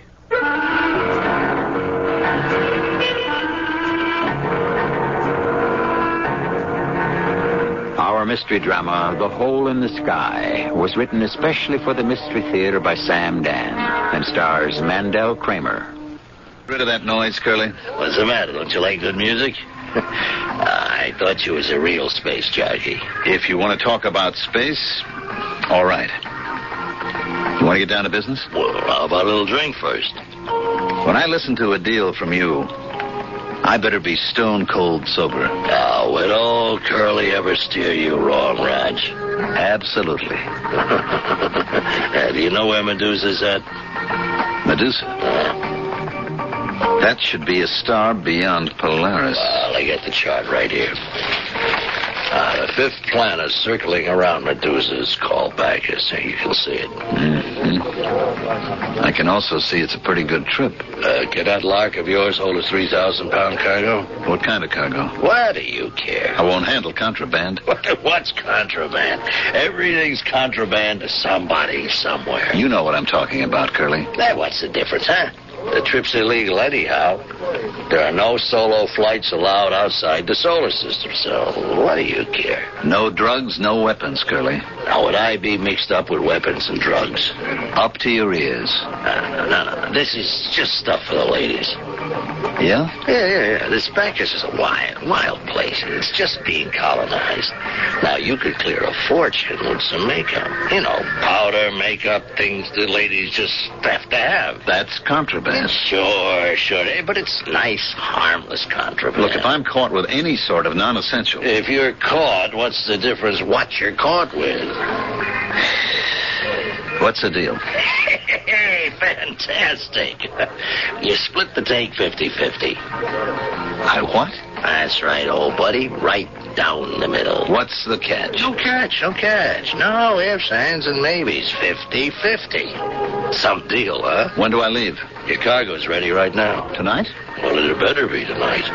You're due to sit down on Bacchus no later than the 21st. 21st of what? 21st of this month. 21st? That's in 6 days. Well, actually, 6.5. Look at the chart. You see where Bacchus is? Sure. Well, this trip should take 6 weeks. There's no way I could ever cover this distance in 6 days. Oh, sure there is. How? Why, Roger, old buddy, you know how. You just go through the hole. Oh, I see. That's the catch. Oh, now don't tell me you're scared of the hole. I'm scared out of my wits. Now, look, if anybody had ever told me that Rog Thorpe had that little streak of yellow... Don't try to get a rise out of me, Curly. I'm not yellow. I'm smart. I'll see you around. Make it around 8 o'clock. That's as long as I can hold the job open. Goodbye, Curly. Hey, don't go away, man. It'll make it harder for you to come back here. I'm not coming back.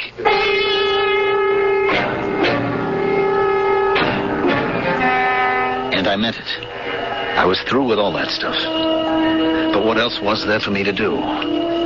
What else did I know how to do? I could join the Space Navy and wear a uniform and be assigned to contraband control, which meant I'd have to prowl through space hunting down guys like me or guys like I used to be. Magda was waiting for me when I got home. Curly called. Yeah? He said your ship is loaded and ready. Mm-hmm. That's what he told you, huh? Well, he's in for the surprise of his life because I'm not going. What did you say? I said I'm not going. Honey, that's just great. Is it? Well, it means you got something better. Oh, is that what you think? You do have something better, don't you? I don't have anything at all. Well, then I don't understand. How could you turn Curly down? Because How do you think I've lived this long? Being scared is what keeps you being careful. Okay. It's just I understood there was a fortune in this trip. But I'd have to go through the hole. And I'm never going to do that again. Roger, you've come through it before. Do you have any idea what it is? That hole in the sky? I don't know. Some people say it's all in the spaceman's imagination. Let somebody tell me that. You don't know what it's like. Okay, Raj, okay. It's a hole. A big black hole in the sky. I believe you, Raj. And there is nothing in there. Nothing. Honey, don't you think you need a drink? Nothing. You understand? It's a kind of corridor. A crazy kind of corridor. Whatever you say. It's like the back door to everywhere. Wherever you want to go, it's right there. Sounds like fun. Like everything opens up on it. Everything is right there. Once you're there, you're everywhere. I believe you. Stars that are billions and billions of light years away from each other, like Polaris and Orion, like Taurus and Ursa Major. It's as if you can just move from one to the other, like crossing the street. That's why it's only 6 days from here, because 6 days is how long it takes to get to the hole in the sky. And once you get to the hole, you're anywhere you want to be. Do you understand? I keep telling you, it's not all that complicated. But I'm not going there again. Oh, honey, just try a little goblet of this and you'll go anywhere. It's a wild place. Hey, maybe I'd like to go there. A place where the whole universe is twisted and turned on itself. Sometimes it's quiet. Silent as the grave. And then it explodes. Explode? Everything goes haywire. Crazy. There's no longer any sense of time or space or place. And you can just disappear. How can you just disappear? Take just a little sip of this. It's good for what ails you. Look. Right here on Earth, okay? There used to be a big ocean between Buenos Aires and Cape Town.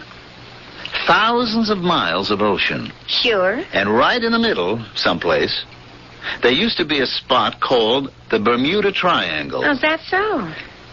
And the ships that they had, the ships that sailed over that spot, disappeared.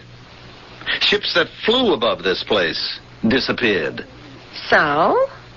So this kind of thing has happened before. Maybe that was a hole in the ocean. Sure, Raj. If you say so. Look, get that tone out of your voice. I can't go through that hole in the sky again. I can't. I made a dozen trips. And nothing happened. How long can I be lucky? No, if I go this time, I'll be lost. I'll disappear. Oh, come on, honey. Take a drink. You'll feel better. You always do. I've been thinking about it. I'm going to sell the Lark. And do what? I can sell the Lark to the Navy and raise a stake. And go where? Where? To a planet like Bacchus. Or maybe right here in our own solar system. And you could raise enough from the sale of the Lark? Oh, a good piece of it. For the rest, well, I gave you plenty of jewels, money, credits. I know you did. All I'm asking is for you to give me some of it so I can get started. That's not all you're asking, Raj. You're also asking me to go with you and break my back in a mine or on a ranch. It's only tough for the first couple of years. I don't want to go. And as far as the money's concerned, it's mine. You gave it to me. I thought you and I were beyond words like yours and mine. And just said ours. Yeah.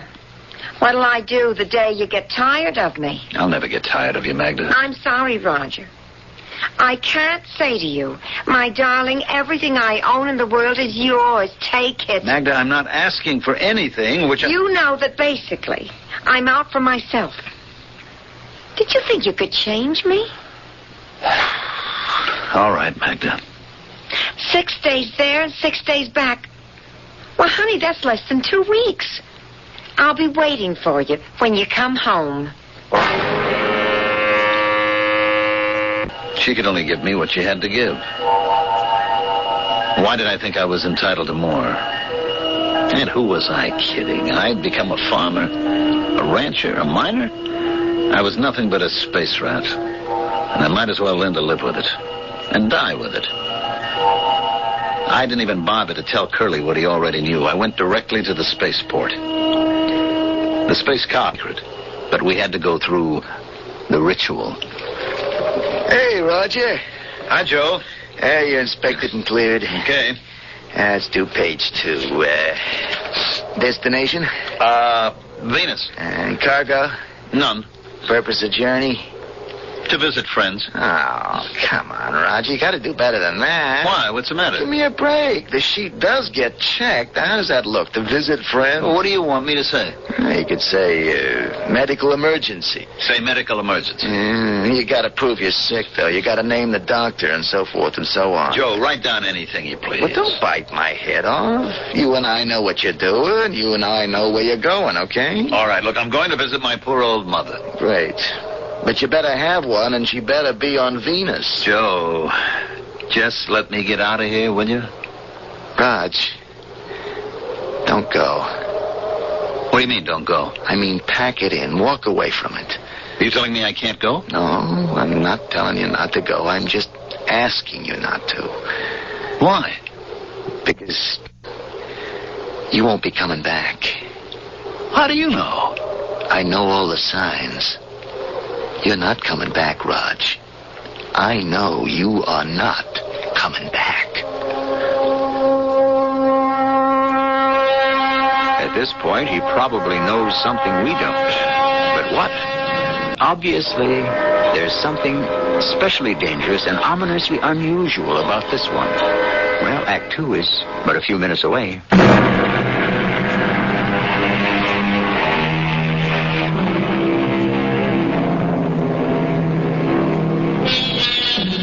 What was that popular song from a generation ago? It was called Faraway Places. And what were those faraway places? Oh, they were in Asia, Africa, Europe. Just a hop, skip, and a jump away. But our story today is about really faraway places with strange names like Tau Ceti, Betelgeuse. And on a clear night, sometimes you may see them up there in the sky. What kind of thing is that to say to me? I'm not coming back. Because it's true. Raj, 5 years ago, I had my own ship, too. 5 years ago, Curly had a job for me. Something like this, only mine was in Orion someplace. Look, why don't we swap stories when I come back? You are not coming back, Raj. You better listen. I came out to the field here feeling just like you do. Everything inside me like jelly, and like you, I knew I wasn't coming home again. I'd been through that hole in the sky too many times. Like you, I was scared. Scared to face guys like Curly. Also scared of starving. What was I going to do to make a living? What else can I do to make a living? Join up, Raj. No, I could never do that. That's what I thought at first. But isn't it better all around if guys like you and me wear the uniform? At least we understand. I have to go now. It isn't too bad. The money's good. It's clean. Bribery, that's clean? Maybe not, but hey, you can protect your friends. I'm only on the take as far as cargo and destination's concerned. All the money in the world wouldn't get you off the ground if I knew your ship wasn't spaceworthy. Yeah. Well, look, I got a schedule to keep. Don't go, Raj. I have to. Well, then, don't go through the hole. You know as well as I do I have no choice. Okay, I'm on the desk tonight. Maybe I can keep the hounds off your trail. In 15 minutes, I was completely clear of the Earth. I would have no problem while in the boundaries of our own solar system. But as soon as I was out in the galaxy, the patrols would be after me. I could outdistance any single pursuit ship. But if they had my position and course, they could set up a fire network that could destroy me in the fraction of a second. I could hear Joe Dresden on the monitor. He was getting reports from all of his scouts who had sighted or thought they had sighted me. He would be feeding all this data into a computer, which would calculate my exact position. Attention all ships, Rainbow Command. Illegal craft identified as Lark, registered Captain Roger Thorpe, probably headed for Polaris. Consult charts 946 and 202. Subtract coordinates 4 and 8 from coordinates 12 and 18. Lock. Challenge. Allow 5 minutes for reply, then open fire. Thank you, Joe. He had sent the pursuit off in exactly the opposite direction. He had bought me at least 2 days' time. Attention, all ships. Rainbow Command. Fugitive reported headed for Ursa Major. Consult charts 380426. Fugitive reported headed for Tau Ceti. How skillfully he kept directing the pursuit away from me. I was coming to the end of the 5th day, and now I didn't have to worry. I was near the hole in the sky, and even though so many people were convinced that it was all fiction, that was back down there in the safety and security of Earth. Up here, even the most skeptical suddenly became believers. I could rest assured there was nobody within 1 trillion miles of me now. Roger. Roger. You can answer me, Rog. You won't give away your position. I'm on a sealed frequency. Joe? You're at the edge of the hole, Rog. I know. Turn back. I can't. I'll clear a path for you. I have to keep going. I'll bring you home safe and sound. I'm going in now, Joe. I'm here. And I was there. I was in the hole in the sky. It was so quiet. So peaceful. So tranquil. I'd better feed my computer. My speed, my course, my declination. I could expect to find myself orbiting Medusa. Then I could set my bearing for the planet Bacchus. I could still hear Joe's voice. Roger, it isn't too late. Now get out of there. It's quiet, Joe. It's quiet. That doesn't mean anything. You know as well as I do it can all change in a fraction of a second. Thanks for everything, Joe. I'm all right now. Come home, Roger. Come home before it's too late. Roger, come home before it's too late. Joe! Joe, where are you? Where are you? Suddenly, everything started to spin. Everything went out of control. Not just my computer and my instruments, but everything inside of me. It was as if I was just coming apart under some terrible pressure. An unbelievable stress and strain that began to pull me in every direction. It was as if it were the end of the world. Or maybe it was the beginning. Maybe it was the chaos that was in the very beginning. Then, there was nothing.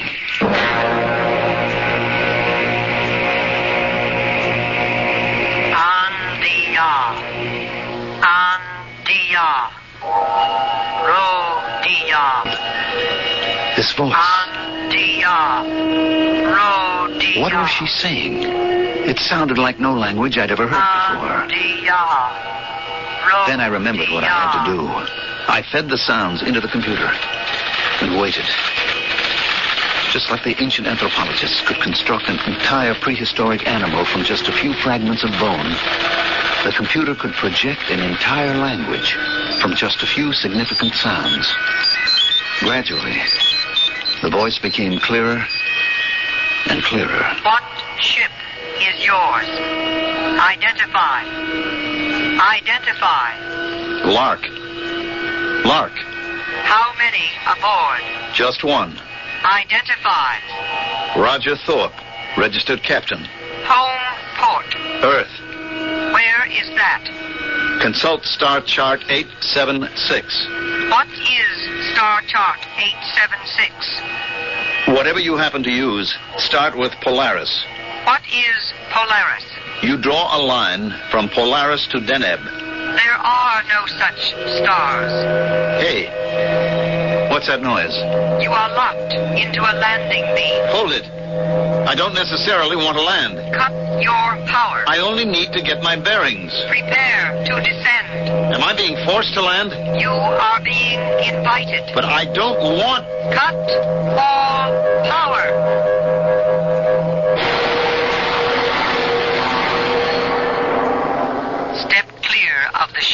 But where... Follow instructions. Under protest. Follow the red line. Where am I going? Stop at the door. Wait. For what? It will slide open. Step inside. What's in there? Step inside. There's nothing in here. Step inside. Oh, all right. All right. What do I do now? Wait. What do you people want? Who are you? Where am I? I was in a room of some kind. A plain, bare space. There was a chair. Just a single chair, and that was the only furniture. I sat down. I waited. Who were these people? What did they want? Then the wall slid away. And facing me was a woman. She was sitting behind a desk of some kind. She was young, about 30-ish. She wore a black robe. Her red hair was short. She might have been good-looking if she didn't have such a serious look on her face. She touched a switch, and suddenly on the entire wall behind, there appeared an enormous sky chart. Point out your home star. My home star? Well, it doesn't show up too well, you see. It's a red dwarf. I can give you its position. Yes? Just let me orient myself. I'll have to find Polaris. And then Tau Ceti. I've never heard of any... Wait a minute. Wait a minute. This isn't possible. I don't recognize any of these patterns. I warn you to tell the truth. But this is all very strange. Orion should be right there. Orion? I don't see a single thing I know in this entire sky. This is the universe. Well, maybe it's a part of it that's off somewhere. This is the complete universe. Wait a minute. The universe is infinite. Why did you do that? Blasphemy. Everyone knows the universe is closed and limited. Okay, have it your way. Why are there no papers on your ship? Because I didn't need any. What is your cargo? I'm sure you looked it over by now. Cosmetics. What are cosmetics? Didn't your translating computer tell you? Yes, but I don't understand. Well, it's just stuff that women put on their face. For what purpose? I guess it makes them look better. Better? What's the difference? Please, answer the question. Is it important? It may be the most important thing in the universe. These cosmetics, they change people's faces? You could say that. It disguises them. Well, strictly speaking, it might. I see. Yes. Yes, I see. Well, I hope you see something, because I don't. Interrogator. Yes, censor. We have examined the ship. Have you examined the prisoner? Who says I'm a prisoner? You have not been spoken to. I have examined the prisoner. We see no use for the cargo. Destroy it. At once. Confiscate the ship. Immediately. Dispose of the prisoner. What does that mean, dispose? Save him for the games, or eliminate him quietly. Whatever suits you. What is he talking about? I shall save him for the games. Look, am I being sentenced to something? To death. Wait a minute. Don't I get a trial? You have been tried and found guilty. I have the right to defend myself. You have no rights at all. What sort of place is this? It could very easily fit certain places here on our own Earth. But this is a story that takes place far in the future, in a place so far away that the imagination can scarcely encompass the distance. But space, time, what do these things matter? People are people everywhere, aren't they? I shall be back shortly with Act 3.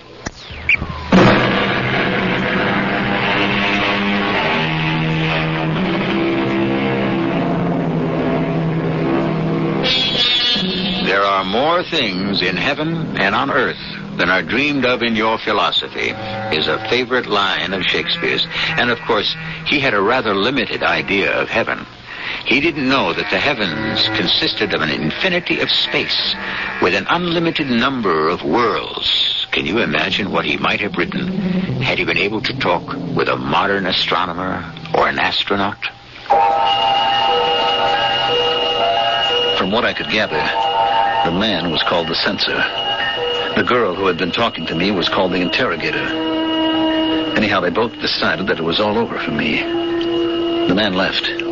You will be executed at the games. What games are these supposed to be? The games to honor the establishment of the autocracy. Look, I don't have anything to do with all this.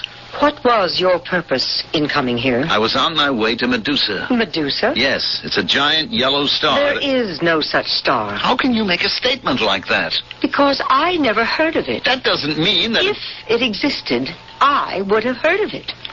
Since I have never heard of it, that is proof that it never existed. Why do I have to be killed? Because you have come here to overthrow the autocrat. That isn't true. Are you a stranger? Yes. The only reason strangers come here is to overthrow the autocrat. Since you admit to being a stranger, now, just hold on. That doesn't necessarily follow. Do you have legitimate business on this planet? Well, no. Then you admit it.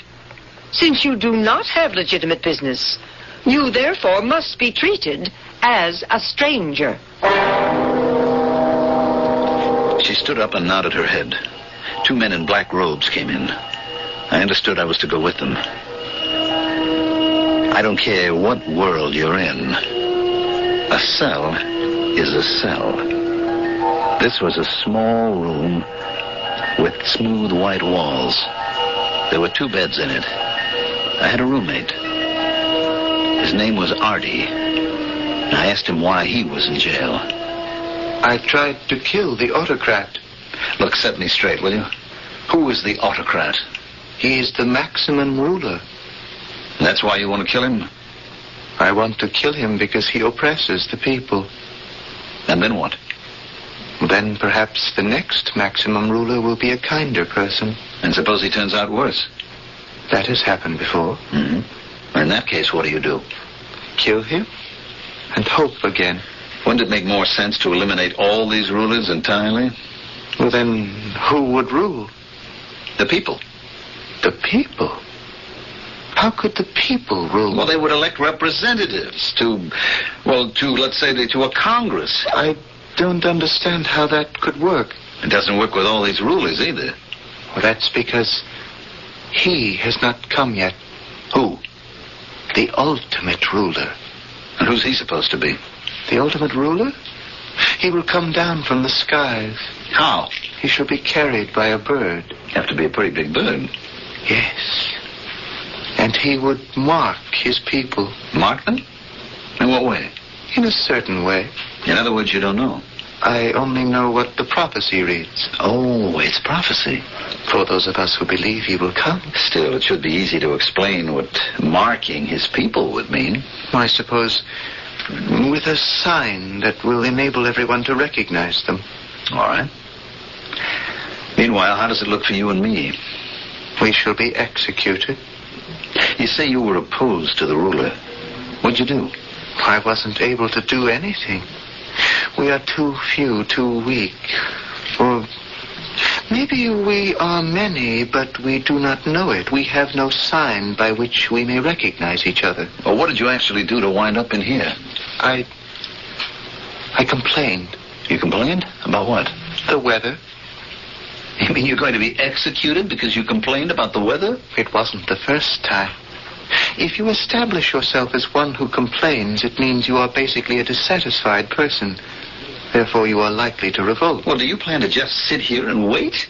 It does no good at all to make other plans. Why not? How can plans be carried out? We are sealed in here. There is no hope of escape. There has to be something we can do. We must face our fate bravely. I can't accept that. Accept it, since you may not reject it. It seemed there was no help at all.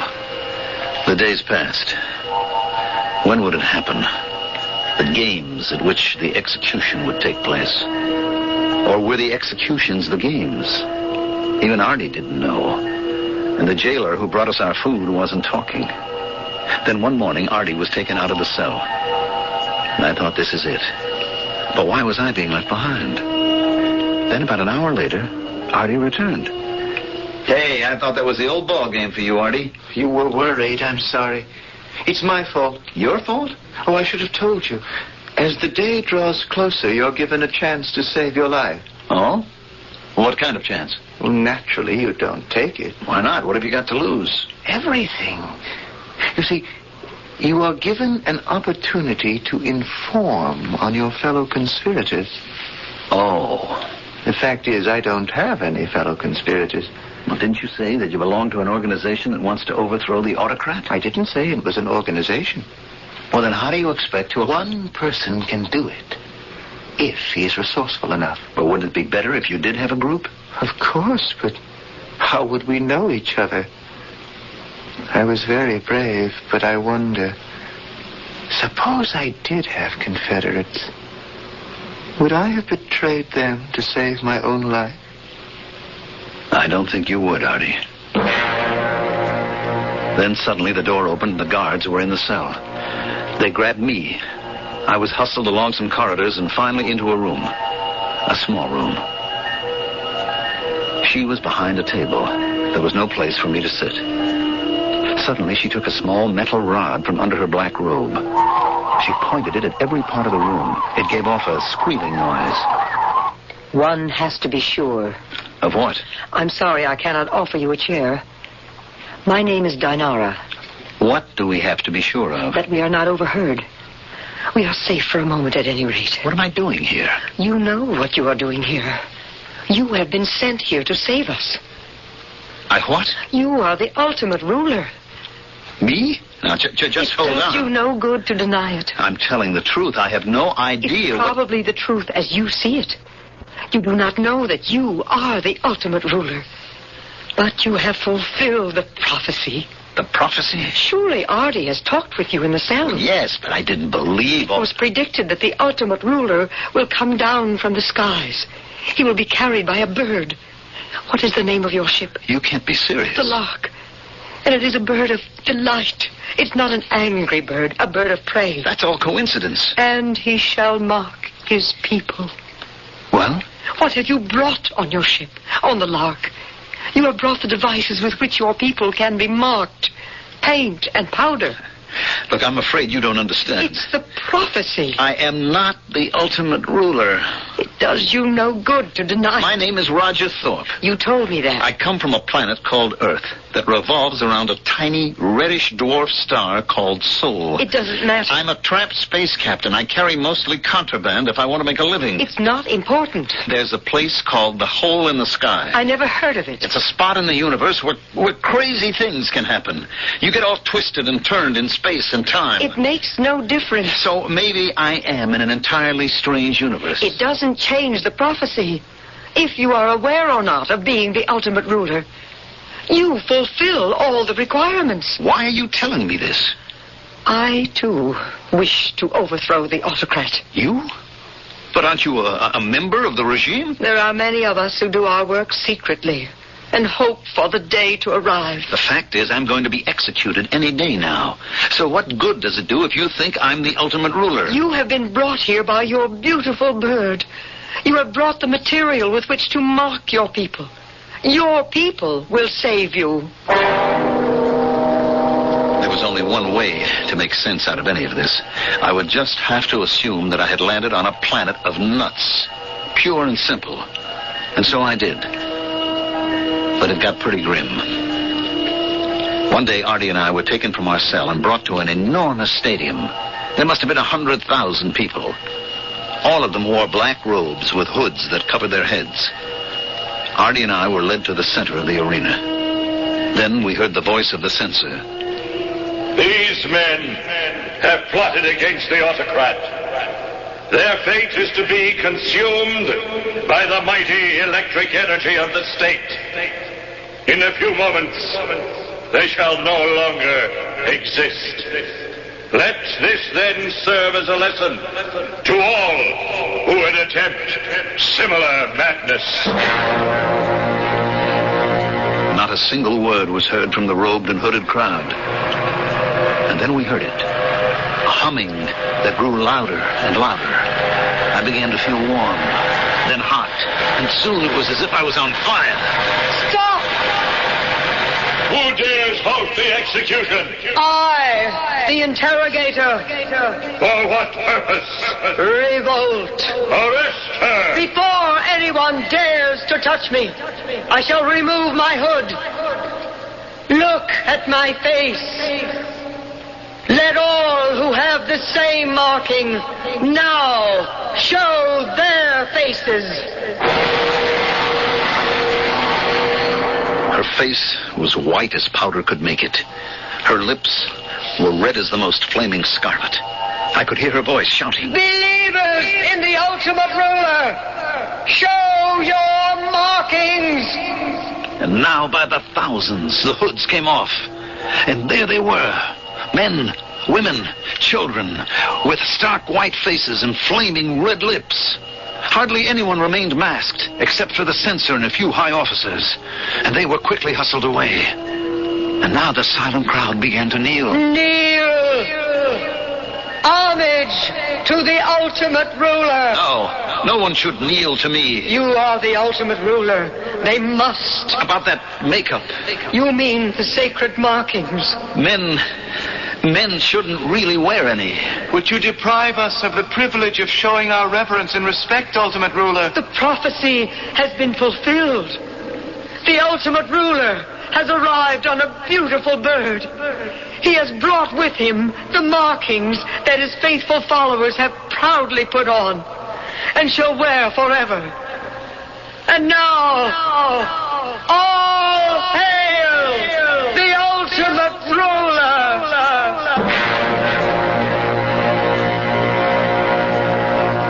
I don't understand completely. I'm the ultimate ruler. I'm treated with respect and reverence. I have whatever I want. There are times when I can't believe it. Am I lost in space? Or am I lost in my own imagination? Who knows? At times, this is real. And times when it seems like a dream. I only know one thing. I entered the hole in the sky. And I'm still in there.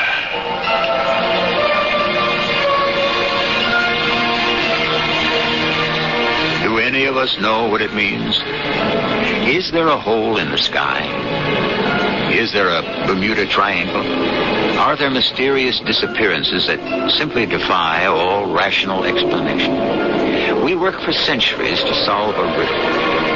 And then when we think we know the answer, suddenly the original question looms larger than ever. I'll be back shortly.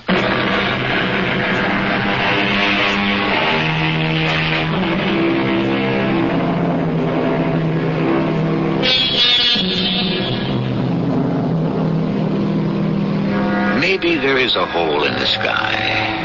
After all, Einstein spoke of a place where the past, the present, the future are all intermixed and intermingled. He says it occurs at the speed of light. But just think, in the universe that's surrounded by our own minds, the private universe that each of us presides over, the past, present, and future frequently mix and mingle. And that truly can be where you find the hole in the sky. Our cast included Mandel Kramer, Joan Shea, Earl Hammond, and Russell Horton. The entire production was under the direction of Hyman Brown. This is E.G. Marshall inviting you to return to our Mystery Theater for another adventure in the macabre. Until next time, pleasant dreams.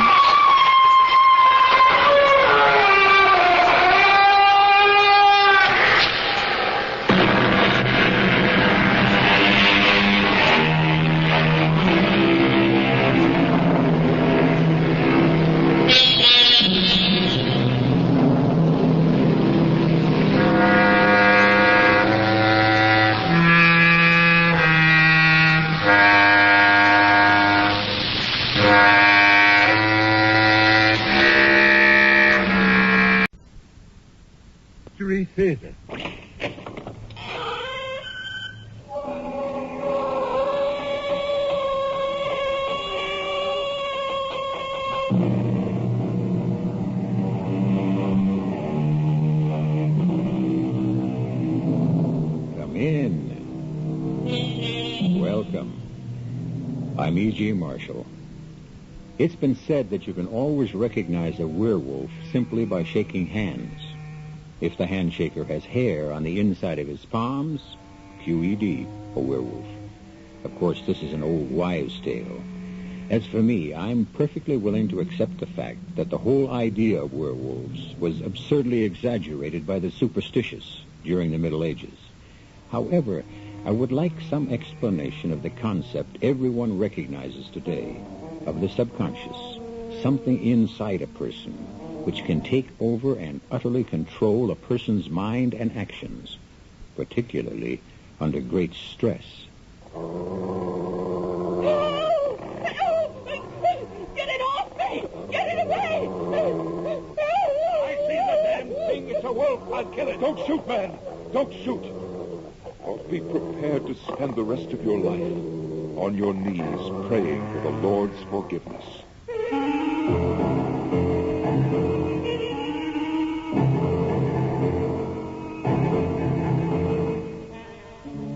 Our mystery drama, Night of the Howling Dog, was especially adapted from the classic by Algernon Blackwood for the Mystery Theater by Murray Burnett and stars Mason Adams and Norman Rose.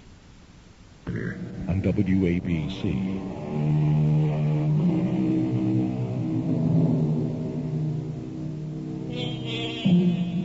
The pages of fiction are filled with surrogates passionately pleading the causes of other lovers to beautiful ladies. The characters of Cyrano de Bergerac, John Alden courting Patricia for Miles Standish, and the devil himself serenading the beautiful Margarita on behalf of Faust. These are only a few examples that come immediately to mind. However, I had never heard of a lover deputizing an animal to forward his suit until now. And to bring you this amazing story, I introduce an eyewitness. It's strange that as I approach the end of my years, I now find more people willing to believe the stories of my adventures with my employer, the famed psychologist of the occult, Dwayne Carter. When I was working so closely with Dwayne and writing down these excursions into the dark recesses of men's soul and minds, I found nothing but skeptics. Today, perhaps since we know more, we now realize there are still things we don't know. At any rate, let me start at the beginning of this incredible phenomenon. It all began when Dwayne and I said goodbye at London's Waterloo Station on a hot July day in 1912. Now, Ernie, we've got a full fall schedule, so you be sure and get plenty of rest. I want you to be raring to go when we meet in Stockholm on August 15th. Unless, of course, you should send for me sooner. Send for you? If I'm going to need you, Dwayne, then I'm hardly going to have a restful vacation. Nonsense. Both of us know the strange effects a stay in the wilderness can have on people who wear the trappings of civilization the rest of the year. Well, you were the one who prescribed getting back to nature as the prescription that straightened out Timothy Manning's life.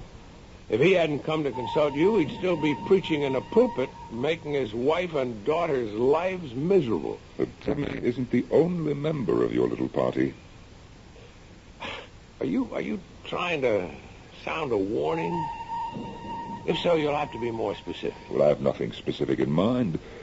Just a feeling that will very probably turn out to be wrong. You go ahead and enjoy yourself, Ernie. And forget what I said. Dwayne must have known. The one thing I could not do was forget what he said. Dwayne Carter's whole reputation as a scientist was based on his uncanny sixth sense, an intuition that enabled him to handle cases too bizarre for other psychiatrists. So I was more than ordinarily alert as our boat approached the shore of the small island we'd chosen for our case. Easy there, Ernie. Peter, lend Ernie a hand and we'll pull the cutter further up the beach. Then unload, and the ladies will see to the tents and other supplies. This is the life. Room for body and mind. Just the place for a man to refuel his soul. And how does a man go about doing that, Reverend? I'll let Peter Sangre answer that. Peter, here's a perfect opportunity for you to show Ernie how much you've learned since you started studying with me. There'll be time enough for theology lessons later, Dad. Right now, Peter could be very useful in giving Mother and me a hand with some of these supplies. Oh, I'll be happy to, any time at all. I'm always very happy to help you, Miss Manning. Peter Sangre was a young Canadian studying for the ministry under the Reverend Manning's tutelage. He'd been staying with the family back in New York, and it was obvious that he'd been smitten by the laughing eyes of Joan Manning. So obvious that it was sometimes embarrassing to watch the depth of yearning in his eyes.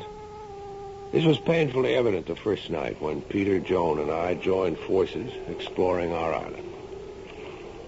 Well, I never realized the Baltic Sea had this many small islands so close to shore. It's so beautiful. The water's so calm. I wish we had the canoe. We could paddle to the other islands while we still have the northern lights. Good idea. You and Peter wait here, and I'll go across and fetch you. No, let Peter get the canoe.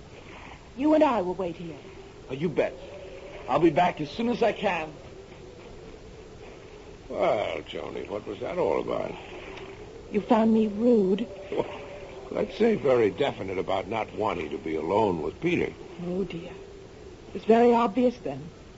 I'm sure he noticed. I wouldn't worry about him, Joan. Surely you know he's madly in love with you, and you shouldn't feel upset if you don't like him. I don't dislike him. It's just that I see his eyes on me, seeking, even demanding, and I'm afraid he might do or say something that would lead to unpleasantness. You, Joan Manning, the fearless, frightened? Listen, I'm serious. There's something about Peter that makes me feel creepy.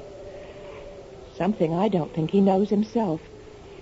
I'll confess it draws me, attracts me, but at the same time it makes me afraid. Joan, I don't know whether you're trying to tell me you're afraid of Sangre or something in you.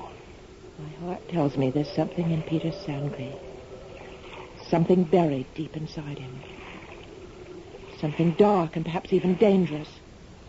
And I'm desperately afraid and desperately curious. How long has Peter been studying for the ministry with your dad? Almost a year. This is the first time that you've had this feeling about him? Yes. It only happened since we came here, away from New York and civilization. It seems almost what he's been waiting for. What we've both been waiting for. The business of setting up camp for the first few days relegated that strange conversation to the back of my mind. But the Reverend Timmy brought it back sharply with a strange prayer one night. We give thanks to you, O Lord, for our safe arrival. We also give thanks for our excellent health and pray this may continue for all of us. And the weather be fair, the fish be plentiful, and that nothing from the kingdom of darkness nor any evil thing disturb our nighttime tranquility. Daddy, what brought that on? Just a thought, Joan. It came into my mind, and I let the Lord know of it. Reverend, I don't think we should put thoughts like that in the Lord's mind. I think I can explain, Mr. Simpson. Well, you, Peter? Yes, sir. You see, I don't know if any of the others felt it, but I know that I sense something, some presence here on the island with us. But that's impossible. Our exploration showed there were two things lacking on our little island: fresh water and animals. I didn't say anything about an animal, Joan. I said a presence. Now, come, children. Perhaps my prayer was out of place. Let's all be off to our tents and a good night's rest.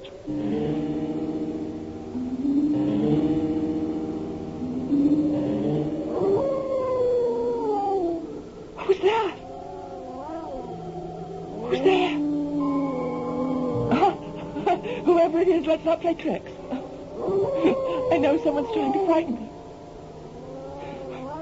I'm coming out and see whoever it is that's playing this childish game.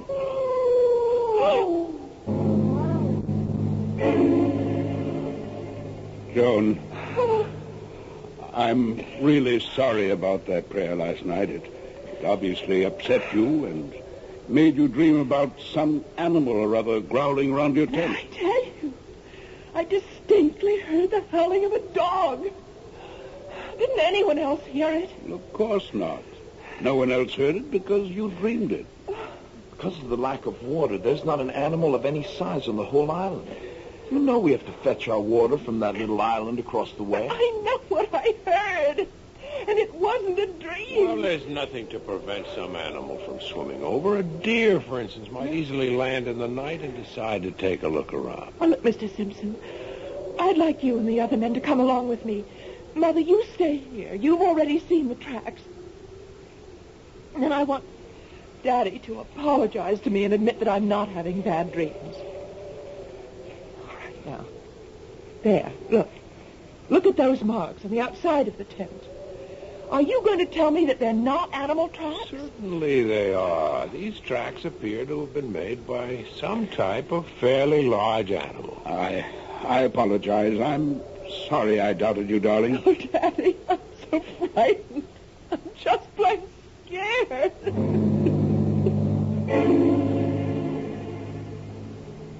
Mr. Simpson, look here. Look at these marks. The brute must have been scratching around my tent, too. Certainly looks that way. These are the same marks. Did you hear anything? Not me. Since I've come here, I sleep like a log. Reverend, would you come over here to Peter's tent for a minute? Coming, Simpson. It's really strange. I wonder if Mrs. Manning heard anything. After all, her tent is right next to Jones. Timmy, what do you make of those tracks? Looks like an animal, right enough. Tell you what I'd appreciate, Simpson, if you don't mind. Well, I'm here to help. Why don't you take Joan out for the day? On a hike or in the canoe and see if you can calm her down.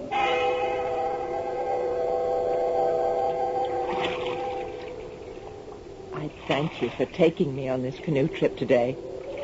But I know Dad suggested it. That's right. But I thank you anyway. It's kind of you. Have you noticed any change in our friend Peter Sangre?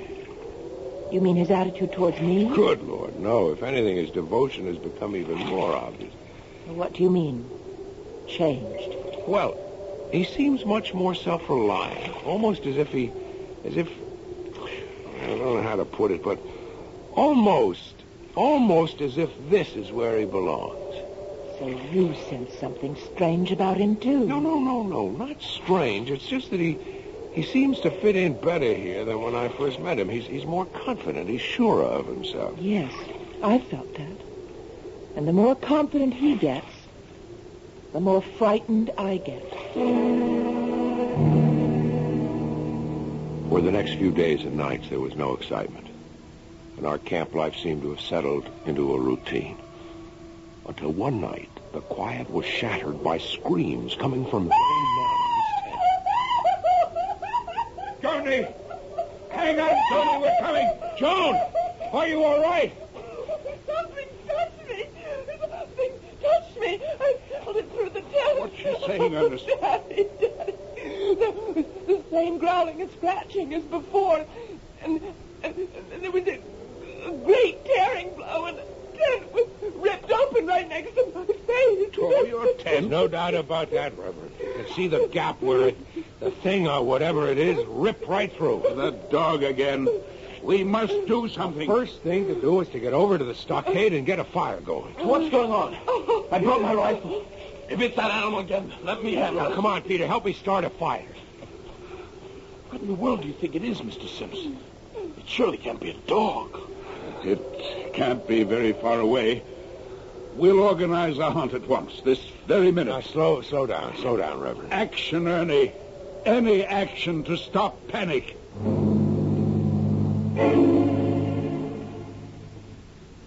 We've gone over every inch of this island, and there's no living creature on it besides ourselves. Peter's right, Reverend. Not even a squirrel could have gotten by us. All right. I know what it was. A dog from one of the farms on the larger island. A dog that's turned wild. It was attracted by our fires and the smell of food, and now it's gone back to where it came from.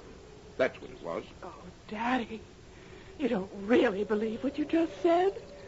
You can't believe that. You just can't.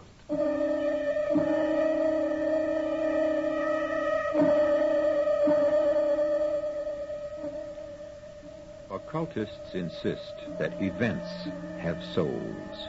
Souls given to them by the emotion and thoughts of those concerned with them.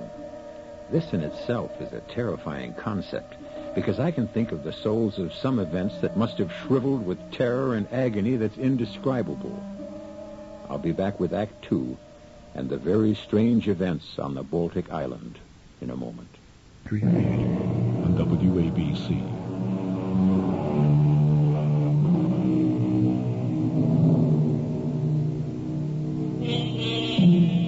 The virtues of life and vacations in the untrammeled wilderness have long been extolled in song and story. We've all longed for the starry nights with the wind sighing softly through the friendly branches of the protecting trees. But nature also has a savage side, and sometimes a trip to the wilderness can bring out whatever primitive savage lurks within us. I hate the rain, especially when I'm in the woods. I thought you could use today to catch up on your studying, Peter. Reverend says I'll pass my exams with flying colors and become a full-fledged minister in the fall. Well, Timmy should know. He should know more about his own daughter, too. What? What does that mean? Oh, nothing. I guess we're all upset by what's happened with Joan. Well, of course we are, but I don't understand what you meant about Joan's father. Forget it. I'm sorry I said it. I just wish one of us would be able to track down that dog, or whatever it is, that's gotten Joan in such a state. She should be all right with her mother. You know that she's moved into Mrs. Manning's tent now, and there should be no more nonsense. Nonsense? Is that what you think is so frightening for Joan? Maybe you should join forces with her father. I had no trouble going to sleep after my rather strange conversation with young Sangree, but suddenly I found myself wide awake. I jumped from dead sleep to absolute wakefulness in a single instant. The rain had stopped. I went outside and sniffed the delicious clean air. A pallid half-moon just sinking into the sea threw a spectral light between the trees. And then, just 20 feet away across the paths, I saw a head thrust round the edge of Peter Sangree's tent. The head of an animal. An animal that had the appearance of no animal I'd ever seen before. Terror struck me. I knew it was the animal. And as I watched, riveted to the spot, the thing turned, slipped between the trees, and vanished. Wake up, Peter! Wake up! Well, Peter, come on! What is it? Peter, come on. The beast. The beast has been here in your tent. I swear it was about to leap at your throat. What are you saying? Let's not waste time. Quick, get your gun before Joan is attacked. Joan? Oh, yes, all right. Yes, let's get over there. I'm with you. Yes, I see the tracks. It's a wolf. That's what it is. A wolf lost among the islands and starving to death. Desperate. I don't think so. It was unlike any animal I've ever seen. Whatever it is, it must be killed. Joan must be protected. I'll sleep all day and sit up all night and shoot the beast the minute I see it. No, I don't think this is anything that we can deal with. I have a better plan. I'm going to send for the one man I know who can help. Dwayne Carter.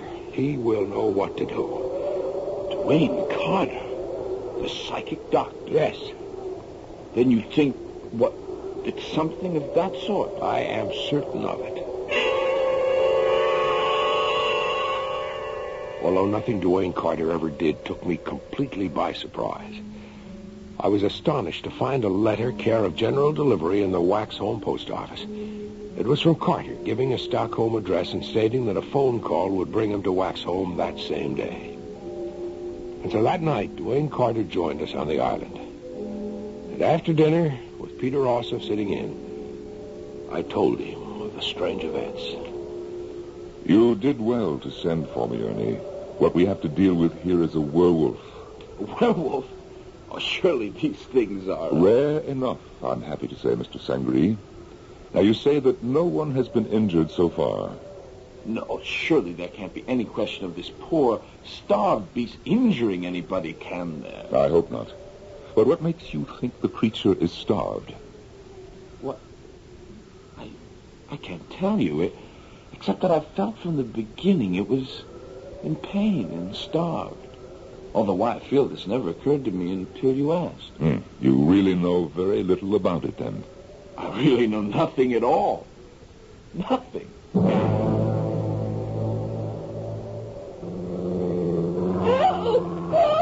Get it off me! Keep it away! Oh, please! There it is! Let me take a shot at it. No, don't shoot, Reverend. Help your wife take care of your daughter, and then meet Ernie and me at the stockade. How is Joan? Oh, the beast tore her arm. Thank the Lord my wife woke up and the thing ran off. But it's not serious. Well, that's something to be thankful for. Here's your coffee. Thanks. This will be our last breakfast on this cursed island. We'll strike camp and get away today. I think, Reverend, for the safety of all concerned, it would be better not to leave the island just now. Both Mrs. Manning and I are grateful for your presence, Dr. Carter. But I can't help thinking that perhaps all of our problems would have been solved if you hadn't stopped me when I had the brute in my gun sights. Had you fired, and had you killed the thing, you would have committed murder. Murder? Well, now you've got me completely confounded. How can killing this thing possibly be murder? Well, this thing, as you refer to it, Reverend, is a man. One of this camping party. A man gone savage. Well, I saw the thing. That was no man. That was a dog or a wolf. Of course. You see, this is a case of modern lycanthropy. Lycanthropy? Werewolves? Those superstitions of the Middle Ages can have no actual significance today. We are face to face with a modern example of what I believe has always been a profound fact. Fact? Oh, come now, Dr. Carter. You've heard of the astral body, or as I prefer to describe it, the fluidic body. It has the power, under certain conditions, of projecting itself and becoming visible to others. Well, aren't you talking about two different things altogether, Doctor? An astral body is something people can accept because it's a human form, not an animal. Yes, that's true. But the fluidic body can assume forms other than human. And such forms will be determined by the dominating thought and wish of the owner. You've lost me. You've never really understood the effect of this primitive camping life upon all the members of your party. Old instincts, deeply buried in the subconscious. Instincts no one ever dreamed they had, suddenly come forth in a primitive setting. Well, I'm honestly trying to follow you, Doctor, but ancient instincts and atavism are terms which hardly explain a roaming animal with teeth, claws, and a thirst for blood. That last is your term, not mine. But it's a very exact one. I would say that what we have here is an animal that's impelled to bathe in the very heart's blood of the one it desires. And if I didn't know your reputation, I'd say you have a very strange way of reassuring people. Fear is rooted in ignorance. Reverend, let's suppose that an extremely sensitive young man has fallen very deeply in love with your daughter. Back in New York, this moonstruck young fellow isn't taken very seriously by Joan, and he knows it. Nevertheless, he loves, and he knows that, too. Does he know what you're trying to tell me? If you're asking if he's conscious of the change that comes over him, no. Oh, but I still refuse. Reverend, surely you don't question the violence that's in all mankind. It lurks underneath the surface. And here, on this island, where we shed the trappings of civilization, he feels strong and free.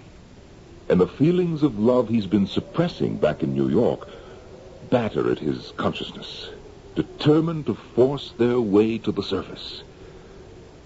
And at night, when he sleeps and his mind is relaxed, he dreams. The beast that ripped Joan's arm was no dream. Granted, But this wild force within him becomes fierce and savage when he sleeps, and his frustration turns into half devotion, half beast. And that is the form that his astral body might well assume. Well, if I grant these wild assumptions, why should I feel easier in my mind? But if you realize that this transformation isn't deliberate, then you can also understand that, well, that it is not necessarily evil. You say that to me after seeing Joan's arm? I tell you that this werewolf is no more than the passionate and fierce instincts of a man, frustrated by day, looking by night for his mate. That night we built the largest campfire we'd ever had. And all of us retired early. However, Reverend Timothy, Duane, and I had agreed to meet in Duane's tent. I'm going to open the tent flap now. Keep your voices down and strike no matches. Reverend, is the camp asleep? Well, Peter is. I can't answer for the women. I think they're sitting up. That may be for the best.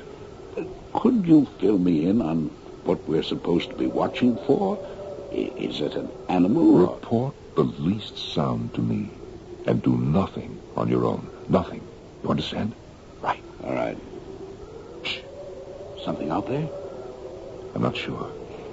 Now listen, you stay here. I'll let you know. Timmy and I sat alone for a few minutes, but the good Reverend was restless. I don't much care for this waiting game with you and Carter, but he wouldn't hear of me staying with my family. He said it might prevent something happening. He knows. You must trust him. Well, it's either this astral body, or double business, as he calls it, or else it's possession, as described in the Bible. But I'm sure of one thing. Whatever it is, it's bad. And I brought my rifle. You brought your rifle, but Duane said... And my Bible. Well, one is useless in this situation, and the other is dangerous. The only way we can win in this game is to do what Duane tells us. That's the safest way, believe me. I'm warning you, Ernie. If anything happens to Joan tonight, I'll shoot first and pray afterwards. Now, what the devil is Carter up to? Sneaking around Peter's tent and making gestures. He looks weird, disappearing in and out of the fog. I think Just wait, as he told us. Remember, he has the knowledge that we both lack. Well, he seems to be coming back now. Yes, he's heading this way. Peter is in a very deep sleep. His condition is almost cataleptic. Which means, Doctor? The fluidic body may be released at any moment. Now, I've taken steps to imprison it in the tent.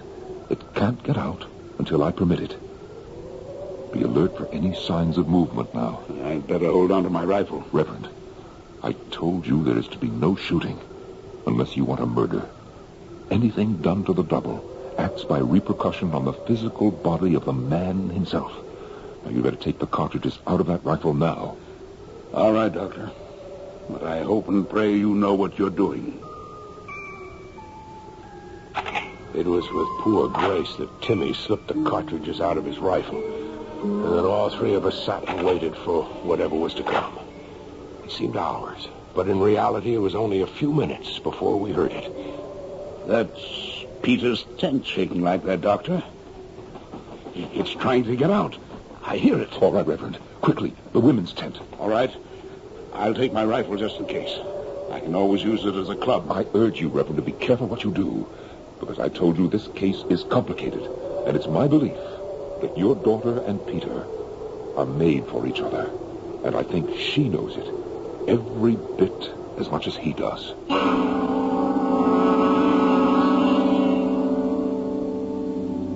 Men in love have been known to do foolish things. An English monarch gave up a throne for love. And we've heard of men who turned themselves inside out just to please their beloved. But for me, at any rate, this is the first time I've heard of a lover turning himself into a werewolf. I'll be back with Act 3 in just a moment. Theater returns on WABC.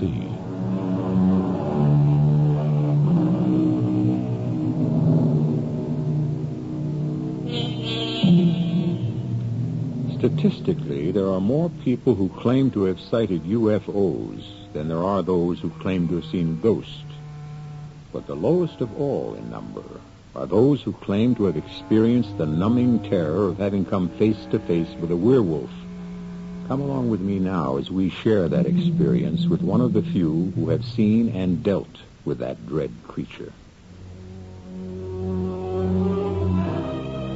From where Duane and I stood, it was less than 20 feet to Peter Sangre's tent. And although the wind had freshened considerably, it wasn't the wind that was making the canvas of his tent swell and shake. That shaking was caused by something inside the tent trying to get out. The hair on the nape of my neck rose. As we approached the tent, Duane held up his hand. Ernie, I want you to see it before I release it, so that if anything untoward should happen, you may be able to deal with it without me. But, Duane, you reassured the Reverend. You said that if he... Ernie, you know that we're dealing with tremendous forces that are still only partially understood. What do you want me to do? Well, as we approach the tent, I want you to kneel down and tell me what you see when I hold the flap back. All right. There's something in there, all right. But you must be able to see it and describe it before I'll chance releasing it. As my eyes became accustomed to the dim interior of the tent, I could make out Sangre's form lying under the blankets, while over him and around him flew a dark mass. All I could make out was a pointed muzzle and sharp ears plainly visible against the sides of the tent, and I also caught an occasional gleam of fiery eyes and white fangs. There's nothing to fear. I told you that before. How are you holding that thing there? There are some things I don't think you should know, Ernie. But I'll only tell you that it has to do with electrical impulses from the mind. You see, we all emanate a certain amount of electricity. And, well, just think of it as brain waves. Now, step back a little now, because I'm going to release it. What'll it do? Hopefully it will listen to me, and I will be able to guide it. And if it doesn't? We'll cross that bridge if and when we come to it. Now, step back. Keep your eyes fixed on the tent flap. Ernie, watch closely. And then I saw it. An animal, neck and muzzle thrust forward. An animal about the size of a calf, leaner than a mastiff. And yet, Peter was easily recognizable. It was the head of an animal, but the face, it was Peter Sangre. Sangre, it is werewolf double. What do we do now? Well, I'll try to speak with him. Sangre, Peter Sangre, do you recognize me? Do you realize what it is that you really desire when you assume this form? Sangre, you must listen to me. Good Lord, Duane, can that be? Of course. A mating call. You shouldn't be surprised. It is probably Joan. You must remember she practically told you that she was afraid of something deep down in her. But she's not... The only salvation for both Joan and Peter is for me to lead Sangre's double to the object for which it yearns. Listen, that's coming from across the lagoon. Duane, Peter's double, a werewolf. He's gone. Although my eyes had been fixed upon the animal in front of the tent, somehow it disappeared. One moment it was there, muzzle lifted, sniffing the wind, and then it was gone, like a thing of the wind in a trick of vision. Quickly, Ernie, start following through the trees. Where will you be? I must check out Peter's tent. Why? What for? To make sure that his werewolf double cannot return until I permit it. I'll join you in a few moments. After circling Peter's tent, Duane caught up to me, and we ran at full speed through the woods, always guided by the now fairly loud howling. And then suddenly the trees fell away, and we were on the edge of the lagoon, and there, sharply defined against sea and sky, Joan! Ernie, stand still and remain quiet. But there's something wrong with her. She looks half asleep. She is fully asleep, and we must not wake her. What are you saying? She's sleepwalking. If we wake her, the shock might injure her permanently. But the werewolf, what will... She's on her way to meet him. You see, she's been irresistibly drawn to him from the beginning. Well, then how do you explain the torn tent the other night and the wounds on her arm? Wasn't she asleep then? Not deeply enough. She awoke and was terrified instead of pleased. Now, however, she's in a deep enough sleep to throw off the conventional shackles of civilization that have bound her and admit this man is her mate. Then she really loves Peter? Yes, profoundly. The canoe just coming around the point, isn't that Reverend Timothy? Yes, it is. What's he doing here? Probably following Joan. At least he had the sense to take the canoe and not wake her. But what will he do when he... Ernie, you're right. We're going to have to warn him. That's too late. There goes Peter's double. Quick, get to Joan. The Reverend's got a gun. But you made him unload it. He's got hold of a pistol. Stand aside, Joan. Out of my line of fire. Put that gun down, you fool. Put it... Oh, idiot. Ernie, get to Joan. Help her. What are all of you doing here? Where's Peter? Where is he? Oh, thank the Lord. Joni, you're all right. Where'd Peter go? Oh, he disappeared so suddenly. He cried out that he was hurt. We hope that he wasn't hurt seriously. I hope the brute's dead. Don't ever say that, Reverend. Unless you want murder on your soul. Murder? Why do you use that word? If anyone's done anything to him, then he's done it to me, too. Because Peter is... I know, my dear. He's your love. And I think we can bring him to you. Or perhaps you to him. But we must go to your tent and wait for me. Now, Ernie, take care of her until I get back. Reverend, you better come with me. While Duane and the Reverend went off together, I helped Joan back to her tent. You must let me go to him, Mr. Simpson. I know he needs me. You heard Duane. He said we should wait for him. I didn't know until tonight. That you love Peter. Yes. Duane knew that days ago. That's why we were there watching tonight and hoping that everything would go as we thought. And I think it would have, but for... Go on. But for what? But for an unfortunate happening. It was my father, wasn't it? Now, Joan, I think you should stay calm. It was Dad. He did something that... Something that hurt Peter. Hurt him badly. And now he's lost, and so am I. You mustn't despair. Everything will be different when Duane gets here. Oh, where is he? I think he's with your father, and I believe that they're both looking for Peter. Well, we should be helping him. Sometimes, Joan, we help best by doing nothing. Oh. Trust me, Joan. Trust Duane. I'm sure that he'll be able to handle this.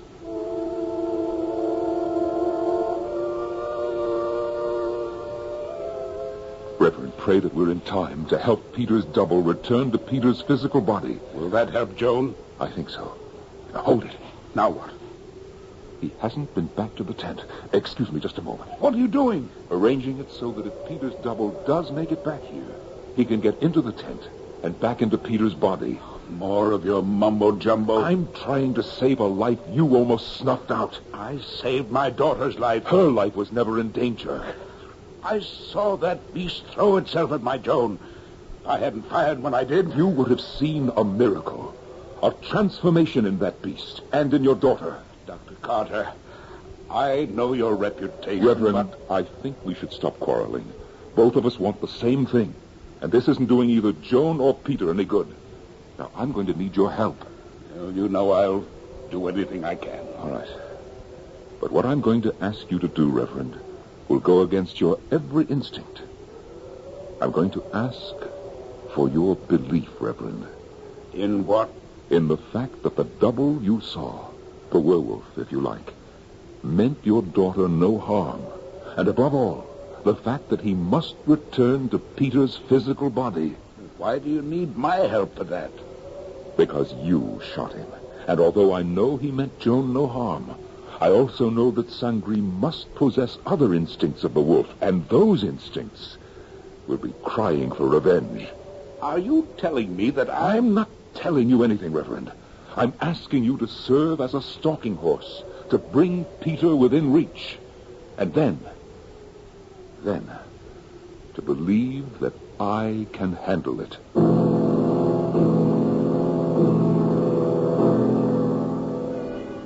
Now, Reverend, you're not going to have any second thoughts about being unarmed. I gave you my word, Carter. let's get on with it. You go fetch Ernest. I'll be all right in that short time. I'm sure the Lord is watching over me. Let's hope he's watching over all of us.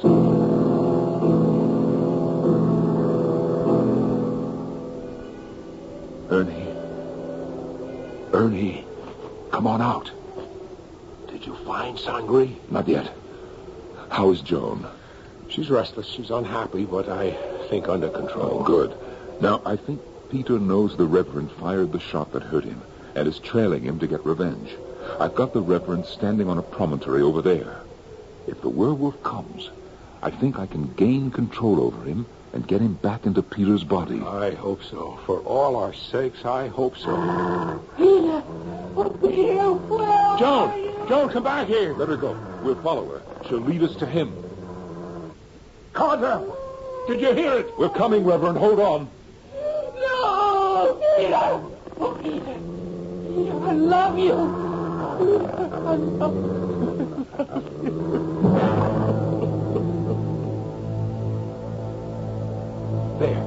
There it goes into Peter's tent. Let's hope it's in time. What about the Reverend? Joan will take care of him. Peter's the important one now. He's alive. Yes, but look. Those marks on his face. Are they gunshot wounds? They are. The Reverend aimed well. The shots went through his cheeks. Oh, he'll carry the scars for the rest of his life. It was Joan who stopped him. Joan's voice and his love for her. I'm not sure that I would have been able to head him off. I've been hurt. My face. It burns. You're going to be just fine. Peter, my love. Joan, you're not frightened of me? Of course not. At first I was. I didn't really understand. But now I know that I belong with you. And I'll be with you, always. My face. Don't touch it. Joan, you bathe the wounds with clean water, and they'll heal naturally. Of course. And, Dr. Carter, thank you. Ernest, I think we're superfluous around here now. Right, Joan? That's right. Dr. Carter, my father has more need of you now than either Peter or I.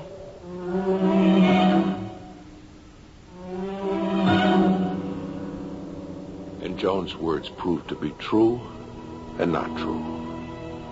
As Duane and I came close to Timmy's tent, we heard a voice, the voice of a man praying fervently, praying to his God for forgiveness.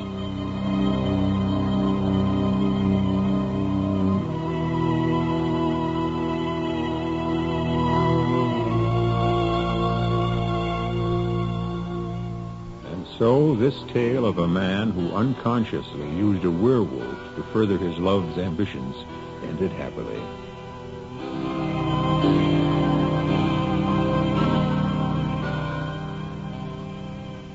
And I no longer flaunt my skepticism. However, I must in all truth say that it's not really the recommended way to go courting, even in today's permissive atmosphere.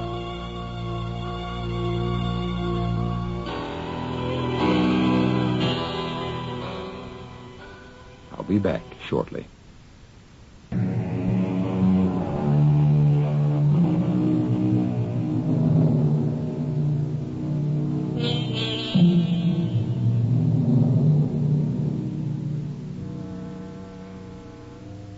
Magicians are well aware that people love illusion. They want to be fooled. I wonder if any of the great magicians ever wondered why there's such a universal love for magical tricks that seem utterly beyond belief.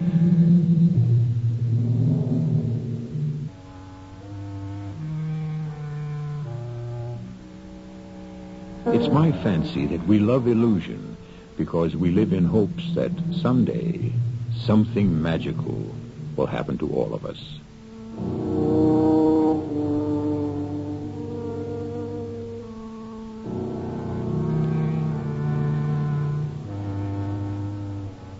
Our cast included Mason Adams, Norman Rose, Marion Seldes, Christopher Tabori, and Guy Sorrell. The entire production was under the direction of Hyman Brown. All you skiers, how would you like to receive 2 free ski passes? No catches. Mast Hope is simply exposing you to the fun and beauty of their resort. This is an incredible resort bordering New York, New Jersey, and Pennsylvania, right on the upper Delaware River, only 95 miles from New York City. Mast Hope's resort community offers ice skating, tobogganing, babysitting, children's theater, horseback riding, hay rides, snowmobiling, and, of course, cross-country and downhill skiing.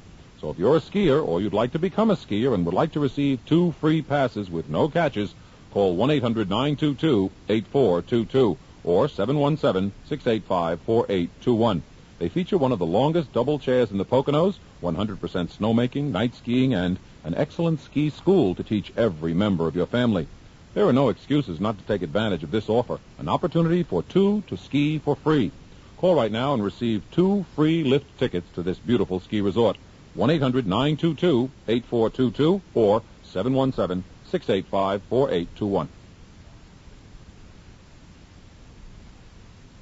This is E.G. Marshall inviting you to return to our Mystery Theater for another adventure in the macabre. Until next time, pleasant dreams.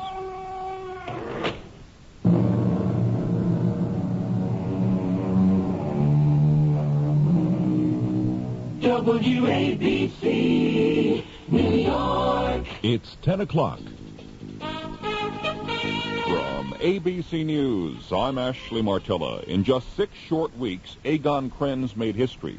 He was the East German leader who opened the Berlin Wall. But now the book on Krenz is closed. He quit today along with his 10-member Politburo and the 163 members of the Policy-Making Central Committee. He pledged to end government corruption, but it did not pacify the masses who demanded his ouster. More from ABC's Julie Flint in East Berlin. Krenz, who only last week vowed not to resign, had been party leader for less than 2 months, and in that time had made almost frantic efforts to present a new face. He moved out of a luxury villa into a suburban home that resembled nothing so much as a bunker, and he took action against former party leader Erich Honecker and several other senior figures accused of corruption. But he was unable to shake off his image.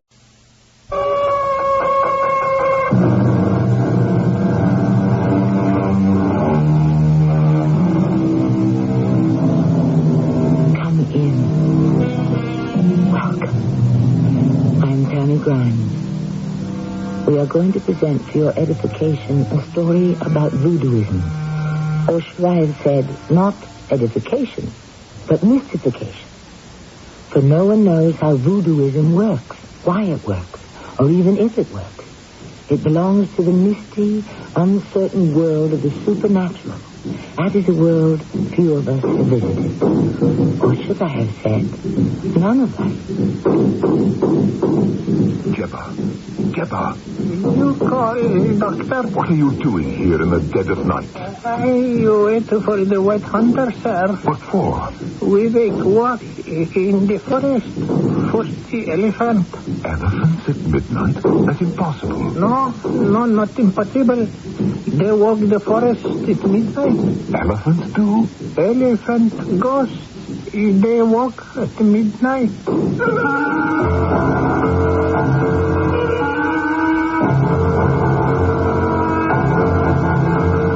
Our mystery drama, Death at a Distance, was written especially for the Mystery Theater by Elspeth Eric and stars Norman Rose.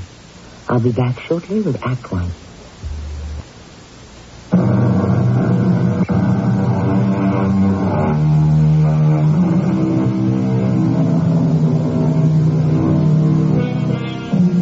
Voodooism is a religion. At least it started as a religion. Though perhaps today most would call it a cult with religious overtones. Offensive as it may be to members of the more established religions, voodooism started in Africa centuries ago, and its traces linger to this very day. Its strength lies entirely in the faith of its believers. Can any religion, new or old, say more? My name is John Best. I'm an old man now, but hardly a day passes that I don't think, however fleetingly, of the time long past that I spent in West Africa. I'd worked my way through medical school by dint of hard work and intense application. And at 24, I was entitled to call myself a doctor. Being without family or close friends, and without a farthing to my name, it was imperative that I find a paying job. Colonialism had not yet acquired its unsavory reputation, and when the Crown offered me a position as resident doctor in a remote West African country, I accepted. I found there a smattering of my countrymen, among them one Josiah Moody, who had risen to the post of chief magistrate, to whom fell the task of administering justice among the natives. It soon became my habit to visit Judge Moody regularly. Come in, Doctor, come in. You're just in time for tea. I thought I might be. Unless you'd rather have something else. No. Tea is fine. It's good. Well, Jebba has everything laid out in the library. I've taught her to make something very like scones. Of course, she won't even taste them herself, but I find them acceptable. Well, sit down. She'll bring them in presently. Well, how are things progressing with you, Judge? Oh, much as usual. You take anything in your tea? No, clear, please. Good. So do I. You know, I'm glad you stopped around today, John. I need someone to talk to. Well, then I'm glad I'm here. Do you know Etienne Napier? The elephant hunter? I know of him. I've never met him.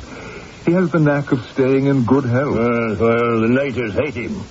They come complaining to me. With justification? Well, how do I know?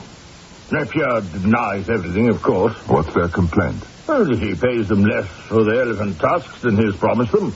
Or they say sometimes nothing at all. Small wonder they complain. Come in, Jebba. I've been your pastry, sir. Scones, Jebba, scones. Set them down. Scones, yes, sir.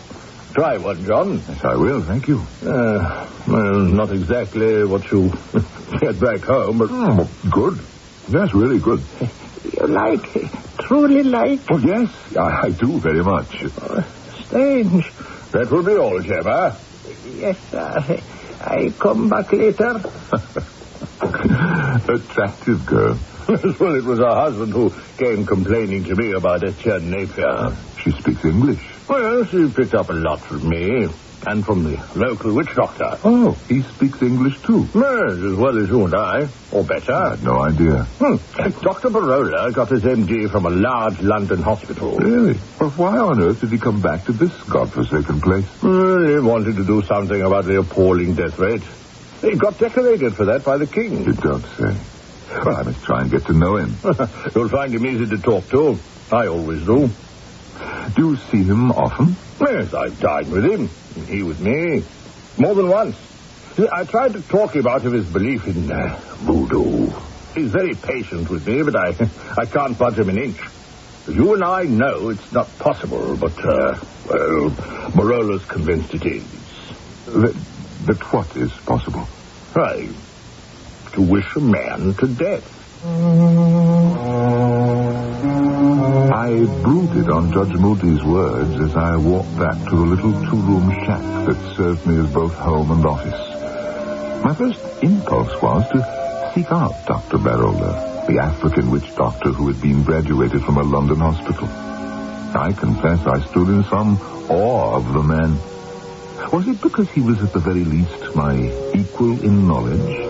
Or was it because he had knowledge that was beyond my understanding, knowledge that perhaps I feared? At any rate, when I reached my office, a patient was waiting for me, a new one. You are the doctor here? I'm Dr. John Best. I've been waiting an hour. Sorry. I was paying a short call on Judge Moody. Now, what can I do for you? I need something for a headache. And do not tell me take an aspirin. I've tried that. Let's get a few facts about you. Your general condition. I am in perfect health. Your name? Etienne Napier. Oh, yes. You hunt elephants, don't you? You've heard of me, eh? Yes, from the judge. That one. Now, tell me about the headaches. Do you have them often? I have never had a headache in my life until 6 days ago. I have never had an illness of any kind. I have no weaknesses, no ailments. I am a completely healthy man in every way. Yes. When did the headache start? It is not headaches. It is one long headache that never stops. Why didn't you come to me before? As I've told you, I am a completely healthy man. You are the first doctor I've ever consulted in my entire life. And I was amazed that I should be stricken with such a ridiculous thing as a pain in the head. And I thought to ignore it till it should go away. You've endured it for 6 whole days? Yes. Except for 1 hour.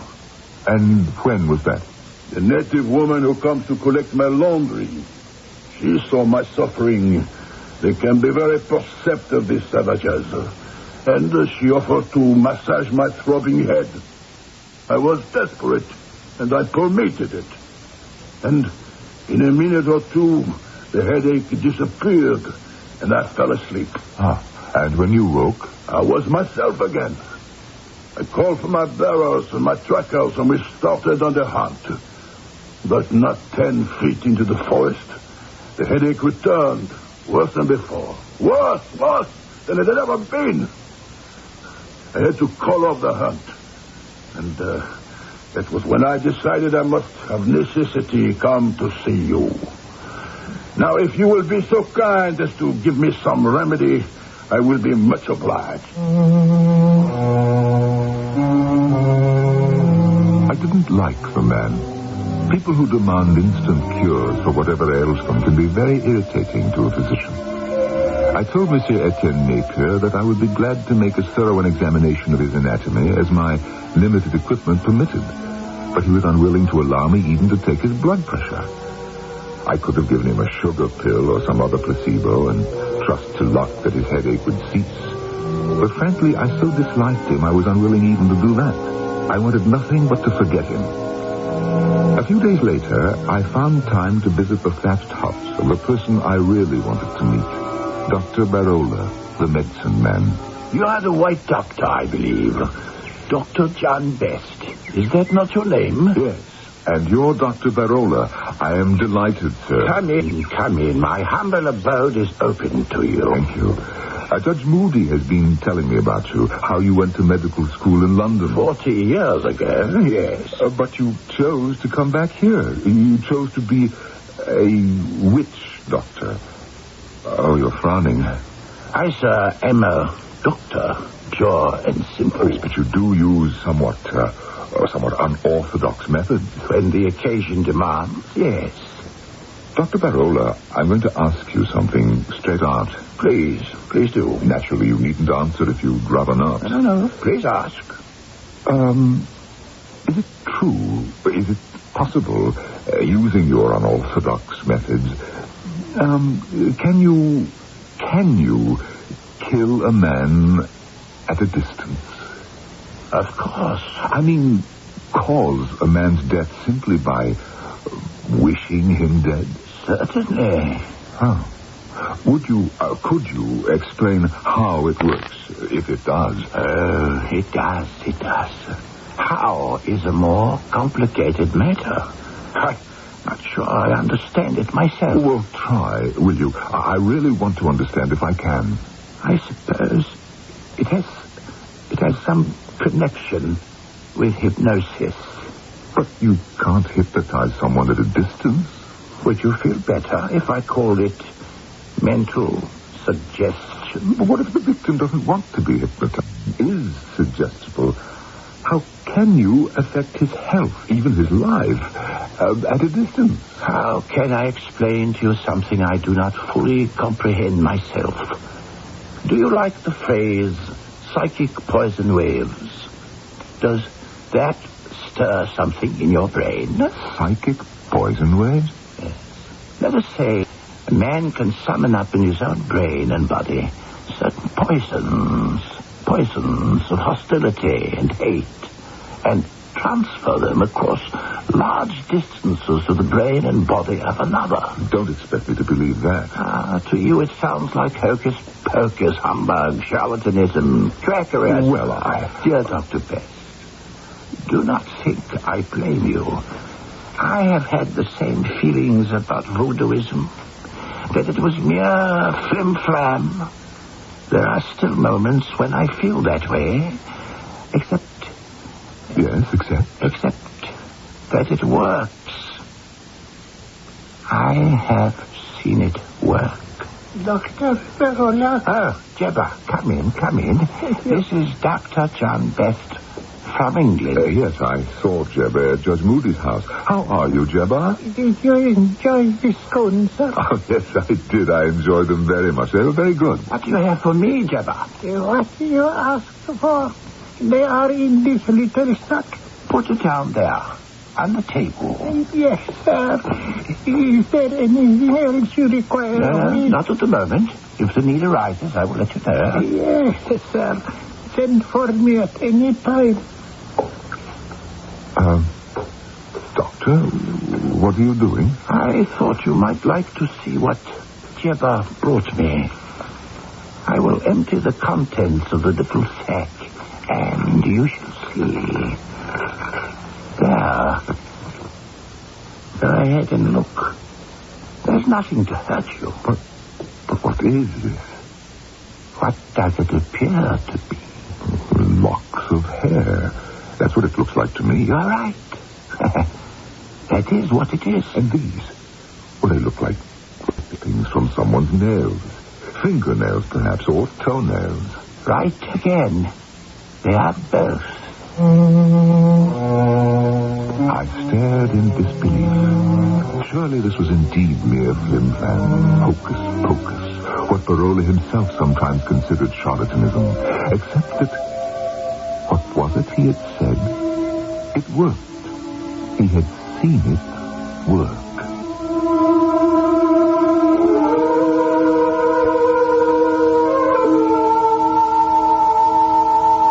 As so very often happens, when we are at a loss for words to explain the inexplicable, we must fall back upon that greatest of writers in English, William Shakespeare. Here, in our helplessness, we are forced to quote the words of Hamlet to his friend. There are more things in heaven and earth, Horatio, than I dreamt of in your philosophy. I shall be back shortly with Act 2.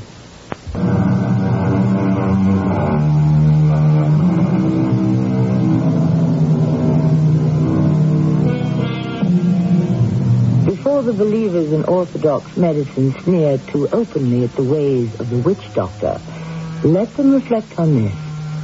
While they extol the virtues of iron as a tonic and prescribe various pills, liquids, or injections, let them remember that for centuries Africans have been told by their medicine men to get from their local blacksmith a quart of his dipping water, the water in which he cools his iron work tools, and to drink it.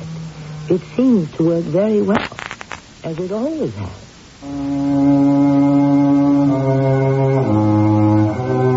Clearly there must be more to this business of voodooism than I had ever suspected. If a man like Dr. Barola, distinct, educated, honored by the crown, if he puts faith in it, then it must have substance, of a sort anyway. It was time for me to call upon Judge Moody. Well, he impressed you, did he? Our local practitioner, Dr. Barola. Yes, enormously. Well, he impresses me. Yes, I told you that.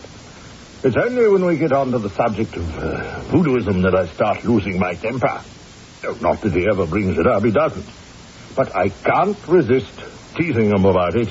Well, sooner or later, I manage to get in a dig or two about his superstitious mumbo-jumbo. He doesn't mind? No, not in least. Merely sits back and smiles at me as though I were a fretful child. He says he doesn't know how it works, merely that it does work. Well, they think it works. You know the saying, if you believe you can, you can. Oh, there's no doubt that belief helps. Belief in yourself. But that doesn't mean that if I believe I can fly over the tops of trees, I won't drop to the earth like a stone if I try it. Barola says voodooism may work through some kind of hypnosis. I'd hate to be hypnotized into thinking I could fly, wouldn't you? Or perhaps mental suggestion, he says. That might work for weak-minded people. Not for me. I asked him particularly about death at a distance, where neither hypnosis nor mental suggestion would apply. What did he have to say about that? Why, he said that it was possible that poisons of hostility and hate could be churned up inside one mind and transmitted across distances to the mind of another, who would then absorb the evil poisons and die of them. Oh, you believe that, Tommy Rock? Oh, I didn't say I believed it. Well, I should certainly hope not. I'm only trying to repeat as best I can what Barola said. He wasn't at all dogmatic about it. He simply said that it was a possibility. He practices orthodox medicine, too, you know. He's very good at it. Perhaps I should have sent Etienne Napier to him. Oh, you've met Napier? Yeah. He came to see me about a headache. Said he'd had it steadily for nearly a week. I offered to give him a complete physical examination, but he wouldn't permit it. I have to tell you, I didn't like the man at all. Arrogant, self-satisfied. Well, I'm still trying to get evidence that he's been cheating the natives on the ivory business. But, of course, they have nothing in writing. I'll wager the man's guilty. Oh? Prove it. Oh, I can't. And it's extremely arrogant of me to say such a thing. It's very prejudiced. But he was so conceited, so smug. Well, I told you I didn't like him. Actually, I hated him. Isn't that ridiculous? I only saw him for 10 minutes or so, and I really hated him. Poisons of hostility churning within your mind? Well, you could say that. Poisons that could be transmitted across a distance? Oh, well, now. Poisons that could kill him. Oh, come, Judge, you're teasing me. Actually, I have nothing against the man. Yes, except that you hate him. I should make allowances. A man who's had a headache steadily for 6 days is bound to make him edgy. Well, it wouldn't make me edgy. Actually, he did have relief for an hour or so. Oh? And how did that come about? Well, it seems his laundress, a native woman, noticed his suffering and offered to massage his head for him. He submitted to that. And the massage worked? And he says the headache went away in a minute or two and he fell asleep. He woke up feeling quite well and decided to go hunting for elephants. But a short distance into the forest, the headache came back, worse than ever. Now, that is when he decided to consult me. Not that it did him any good. He wanted some sort of magic pill that would work instantly. I don't have any such pill, nor does anyone else. Well, it's what we all prefer, isn't it? A magic pill that gives us happiness, enlightenment, and peace of mind, all at once. Well, I don't have any such pill either, but I could offer you a spot of tea. Jebba, are you there? Oh, by the way, did I tell you that I saw Jebba again after I met her here? No, you didn't. Yes. Jebba! She was at Dr. Barola's. She came in with something for him. It was a little sack made of antelope skin or something very like. Dr. Barola thanked her and she left. And then the doctor asked me would I like to see what was in the sack. Naturally, I said yes, and he poured the contents out on the table. You'll never guess what they were. Well, what were they? They were nail parings. Nail parings? Yes. They looked to have been cut from both fingers and toes. How very odd. No, wait, that's not all. There were snippets of hair. Human hair? They looked to be. What color? I beg your pardon? What color was the hair? Well, it was brown, a light brown. Not a dark brown? Almost black? No. Just a nondescript light brown. Then it couldn't have been my hair. My hair is very dark. It never entered my head that it might be your hair. But on the other hand, your hair is light. A sort of nondescript light brown, isn't it? I didn't stay for tea. I improvised some excuse and left. Was it possible that Judge Moody, that stern realist, that uncompromising champion of the provable, was his legalistic mind infected with a sneaking belief in voodoo? And a fear of it as well? I went home and was reading my Materia Medica well into the night when suddenly a scream, a loud, anguished scream. Why did I know at once it was Etienne Napier who said it? I ran from my house to his and found him just outside it, wild-eyed and frantic. They're in there! All of them! Napier! They hate me, and they want to kill me! Napier, it's Dr. The forest is full of them! Look at me, man! They're after me! They won't leave me alone till they kill me! Don't you recognize me? Don't you know me? One of them touched me. Now, let me take you into the house. Now, come now. The others were all around me. They were all around me. Hundreds of them. Let's go inside Some now. were back of me. Some were hiding behind trees. He was watching. Here we are now. The biggest one of all. He touched me. Where? Where did he touch you? Ankle. All right, now just lie down on the couch and let me have a look. The forest was full of them. They didn't make a sound. Just walked beside me, in front of me and back of me. And when I moved, they moved. When I stopped, they stopped. I could see their little eyes. There's no mark on either ankle. But I could feel it wrapped around my ankle. I felt it. Why would anyone want to do that? What would be the point? To trip me up. To bring me to earth. Then they would all trample on me. They would crush me. Who would want to do that? The elephants.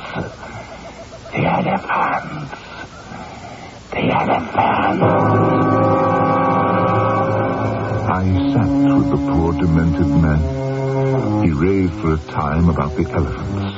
How their tusks had shone in the moonlight. How they followed him without a sound. At last he was quiet. More from exhaustion than anything else. And I left. By now, the sun was up, and I couldn't think of going back to my own empty house. So I went to the one place where I might be welcome. Come here, dear Dr. Best. Do come in. Oh, thank you, Dr. Barola. I know it's an early hour to be calling. Please, no excuses. I'm so happy to see you. Do sit down. Oh, thank you. You look quite exhausted. Yes, I am. I've been with Etienne Napier. And how is Monsieur Napier? Well, didn't you hear him scream? Scream? When was that? In the middle of the night. A terrible, excruciating scream. You didn't hear it? My dear Dr. Best, here on the edge of the jungle, there are many terrifying sounds in the middle of the night. One learns to sleep through them. But I heard it. And? I knew at once, at least I sensed it, that it was Napier. I ran to his house, and there he was, just outside at the edge of the clearing, raving, hysterical. Dear. What about? Well, he'd gone for a walk in the forest. Why at that time of night, I've no idea. And there in the forest, there they were, he said, all round him, in back and front beside him, some hiding behind trees, their eyes shining, waiting for him to fall down so that they might trample him to death. Surely you didn't think that anyone around here, any of us... Well, I confess to you at first, I did think so. I thought that his alleged shady dealings with your people, I thought that they were taking their revenge. Dear, no. They would never do that. It seems he was talking about elephants. He even said that one big bull elephant reached out and wrapped its trunk round his ankle. Dear me. I examined his ankle, both of them. And this was before I knew he was talking about elephants. And, of course, there was no mark on either. No? Did you think there would be? One never knows. Do you think there actually were elephants in the forest? Watching him? Following him? Hundreds of them? Elephant? Ghosts? Perhaps. Oh, Dr. Barola, really? You go too far. Perhaps I do. On the other hand, perhaps I do not go far enough. Perhaps elephants were real. Oh, come now. Monsieur Napier has killed many of their kind. I knew a farmer here who shot an elephant that was stealing vegetables from his garden. He left the dead animal lying there, and in the morning, the body was gone. Are you saying? And the elephant's friends came in the night and carried the body away? Yes, I am saying that. There is loyalty and humanity among elephants. All the same. Wait. You have not heard it all. A few days later, 2 thigh bones of an elephant were found by the farmer on the exact spot where the beast had fallen. Reproach? A reminder? A warning? Who can say? Not I, certainly. Can you? Dr. Parola? May I come in? Come in, Jebba. Come in. Thank you, sir. I brought for you what you asked. The shirt.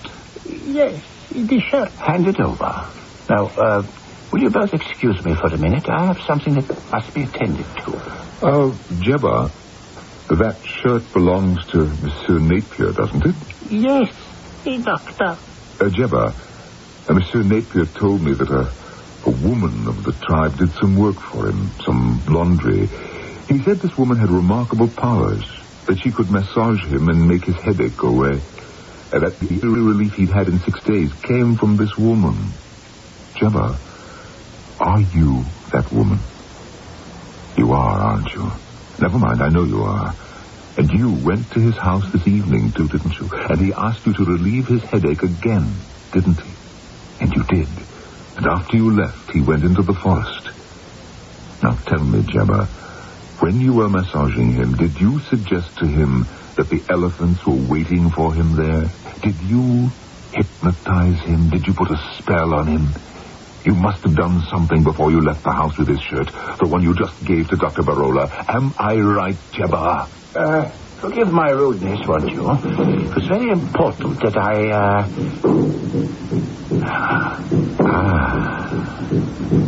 Those are tom-toms, aren't they? The native drums, yes. They are talking together. Speaking in concert. Speaking with one voice. It should not be too long now. I sat in stunned silence as the jungle drums pounded in my ears. Dr. Barola and Jebba talked quietly to each other. About what I did not know, nor did I want to know. After a while, I muttered something about getting home in time for morning office hours and stumbled out. Once outside, the drums sounded louder and more menacing.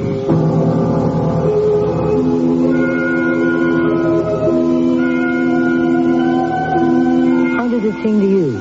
Mad, perhaps? Ignorant? Or does it appear simply silly? Consider us silly.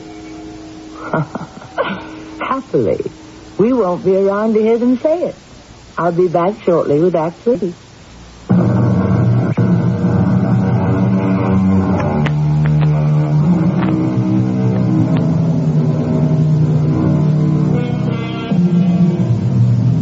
We would all agree, I suppose, that voodooism belongs to the world of the supernatural. But what precisely do we mean by supernatural? We mean beyond the laws of nature, do we not? But do we know what all the laws of nature are? Can we even comprehend the true essence of the laws we do know? Perhaps, like Barola, we only know that they work. But why they work remains a mystery. The tom-toms sounded all day.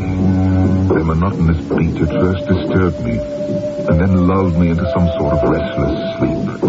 I was wakened by a native messenger who came to tell me that Judge Moody wished to see me. Of course, I hastened to comply.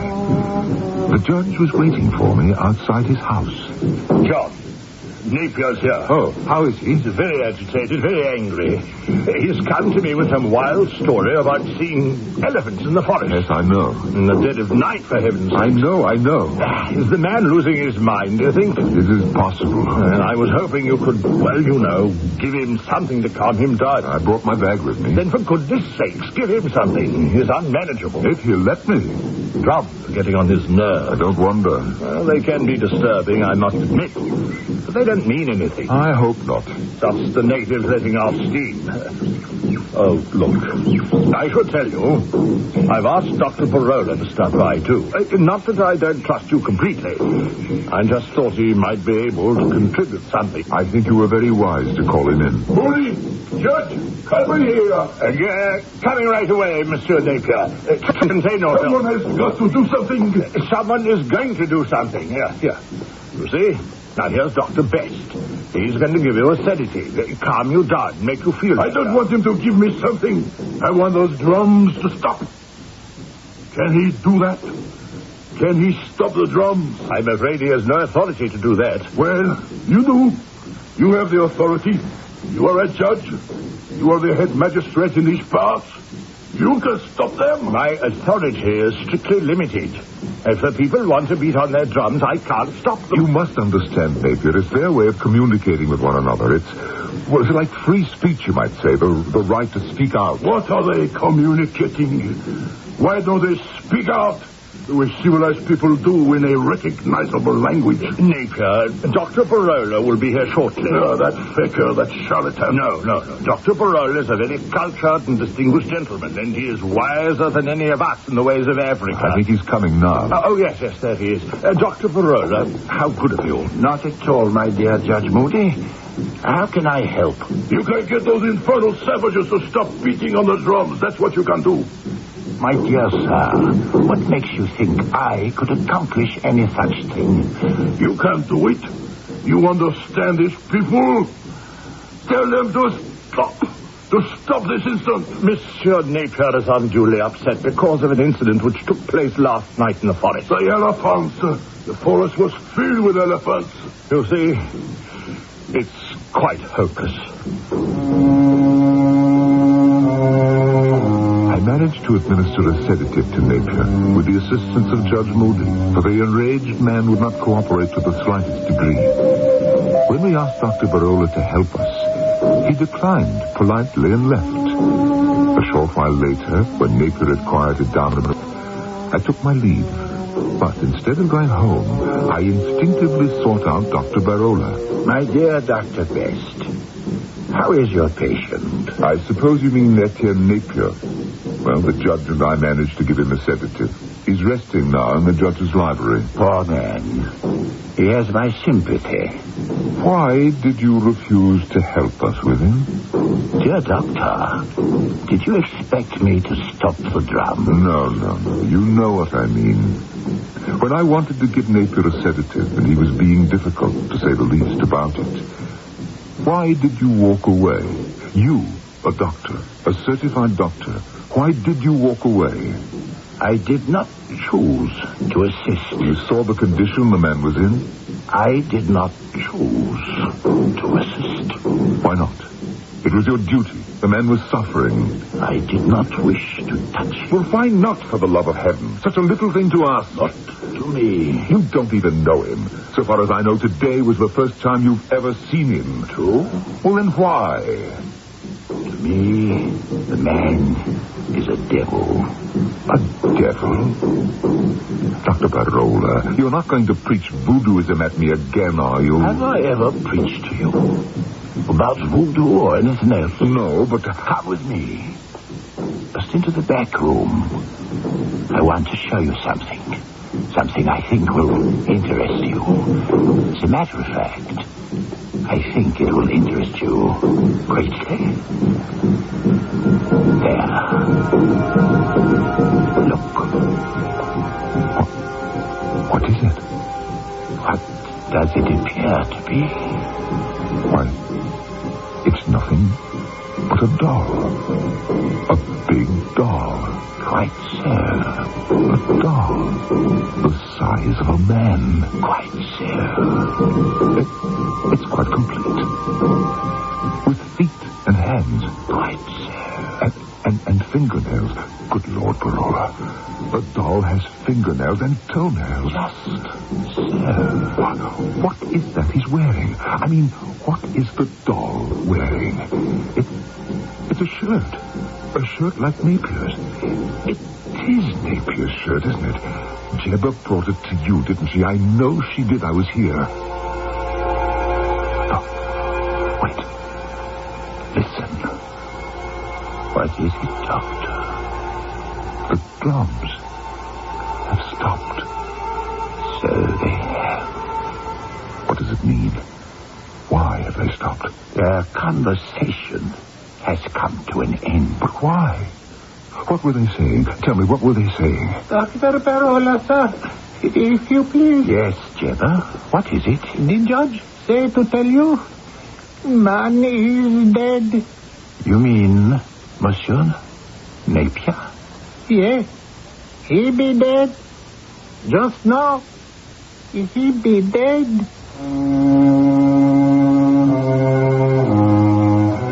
It did not surprise me that I was called in by Judge Moody that same day. Needless to say, I responded to the summons immediately. When I arrived, I found not only the judge, but standing straight, tall, and quiet in one corner of the room, Dr. Barola. The man died right here in my library, gentlemen. Well, what do you want of us, Judge? I want your advice on how to proceed. I want to find out, if I can, who killed him. I'm going to order an autopsy performed. The man was in good health, I understand. He said this except for the headache. Judge Moody, I will perform an autopsy if you want me to. Yes, I do want you to. But I would like another opinion. You don't mean Barola here, do you? Yes, if he will. No, I will not. Well, it's not that you're under suspicion, Barola. Yes, it is. Therefore, I insist on not just a second opinion, but a third and a fourth. There is a Dr. Messinger from Lobengula. Well, we'll have as many doctors as you like. I thank you, Your Honor. For I'll be frank with you, Barola. Please do. I think your people managed this somehow. Some poison or other slipped into his veins. I've heard of such things. One of you people have been known to take a piece of bread, a roll, say, prick it at one end with his fingernail, offer that end to the enemy, and eat the rest of the roll himself. But under that fingernail was concealed a small amount of deadly poison. Now, you people know about poisons, I'm sure you do. Poisons we haven't discovered yet. We people have no knowledge of a poison that cannot be detected, any more than you people have. We'll have all the doctors in. The ones you mentioned, and more if we need them. Judge Moody was as good as his word. Doctors from all over, even one from London, were brought in to examine the corpse. Their findings were the same as mine. There was no trace of poison to be found. No wound, no puncture, nothing. Napier's heart had simply ceased to beat. Though I'll believe to the end of my days that Barola did him in with that voodoo business. Why, Judge, I thought you considered voodoo sheer nonsense, tommy rot, quackery. Well, still in all, don't you think it's odd that the tom-toms stop beating the moment Napier breathes his last? Very odd indeed. But the drums don't kill a man, do they, huh? Not that I've ever heard. And that big doll Barola had in his office, wearing Napier's shirt. Peculiar thing to have standing around, don't you think? Most peculiar. But dolls can't kill people. Most unlikely. Stupid doll even had fingernails and toenails. Did you know that? But fingernails and toenails, they don't kill people, do they? Or shirts. No, Judge, they don't. So how could I take the thing to court, huh? Tell some wild tale about voodoo killing, which I don't even understand myself, don't even believe. I did bring one person into court. Who is that? Jebba. Jebba? Why Jebba? She stole Napier's shirt, didn't she? Yes, that she did. She was his laundress, and he trusted her with his clothes, and she stole his shirt. She admitted it. What sort of punishment did you deal out to her? I fined her. Took it out of her pay.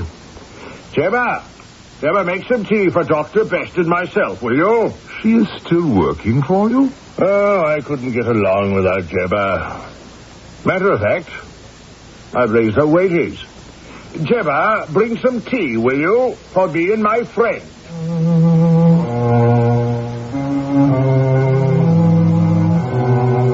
As I said at the start, I'm an old man now, and many things have changed. I suppose the greatest change of all is in our attitude toward the power of the mind over the body. I've tried to keep up with all the developments, and there's no doubt that it's a great new field of endeavor. I'm too far along in years to start delving into such things, but I've read a lot on the subject. All very interesting, very intriguing. But one thing they haven't even started to explain. Death at a distance.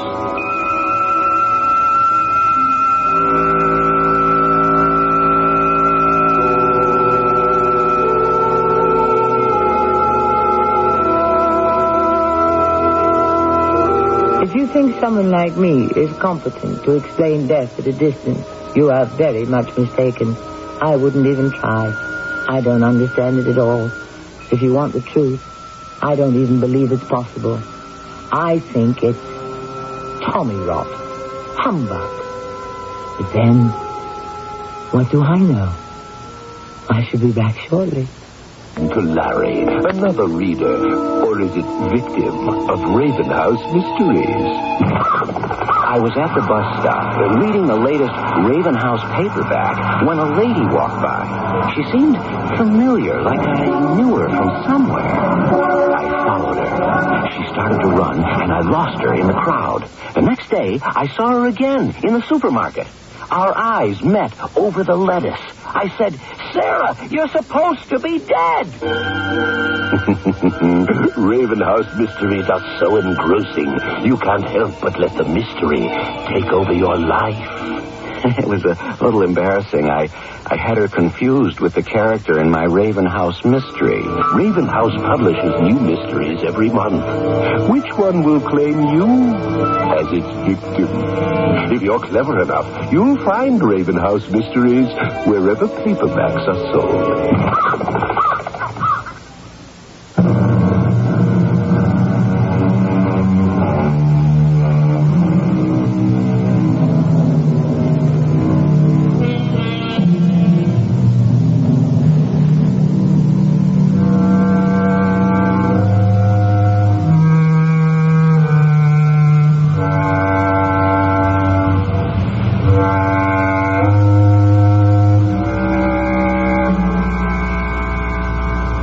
Voodooism originated in Africa.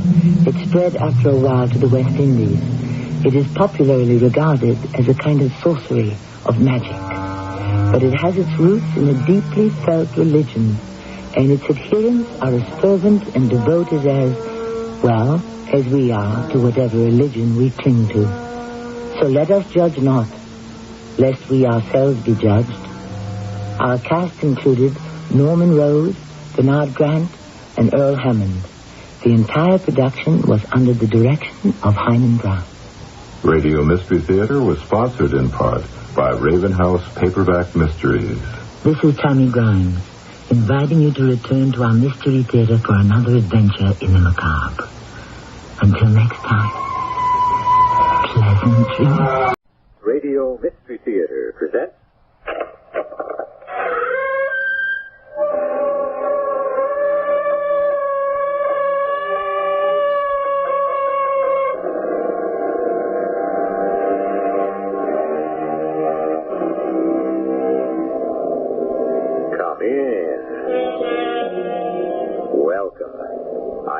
Marshall.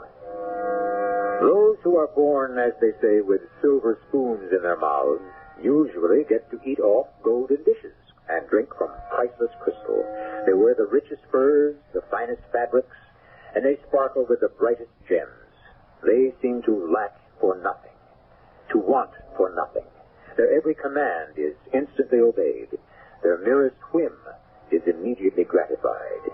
All these things being indubitably true, why are so many of them so unhappy?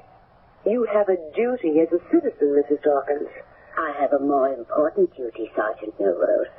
A duty to myself and to my family. And therefore you are willing to let someone get away with murder? People get away with murder every day. What's one more? Oh, suppose everyone felt like that. I have shocking news for you, Sergeant. Everyone does. Perhaps they do, Mrs. Dawkins, in your world. But, Sergeant, my world is the real world.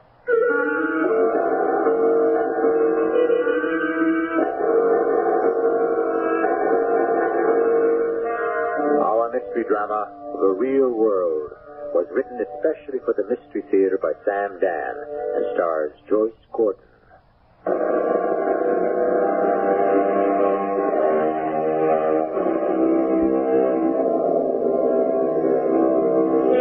They come to New York, to Hollywood, because that's where the action is. That's where the careers are.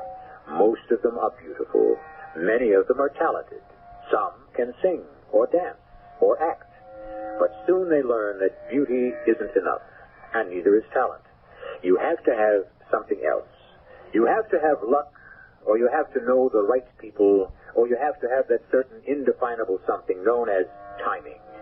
Whatever it takes, the overwhelming majority of them simply do not have it, and so they go home, or they settle for less, much less, and some of them get into trouble, more trouble than they can handle. Captain Milrose. Yes, Captain? I'm giving you Miss Dalrymple, the late Miss Dawn Dalrymple.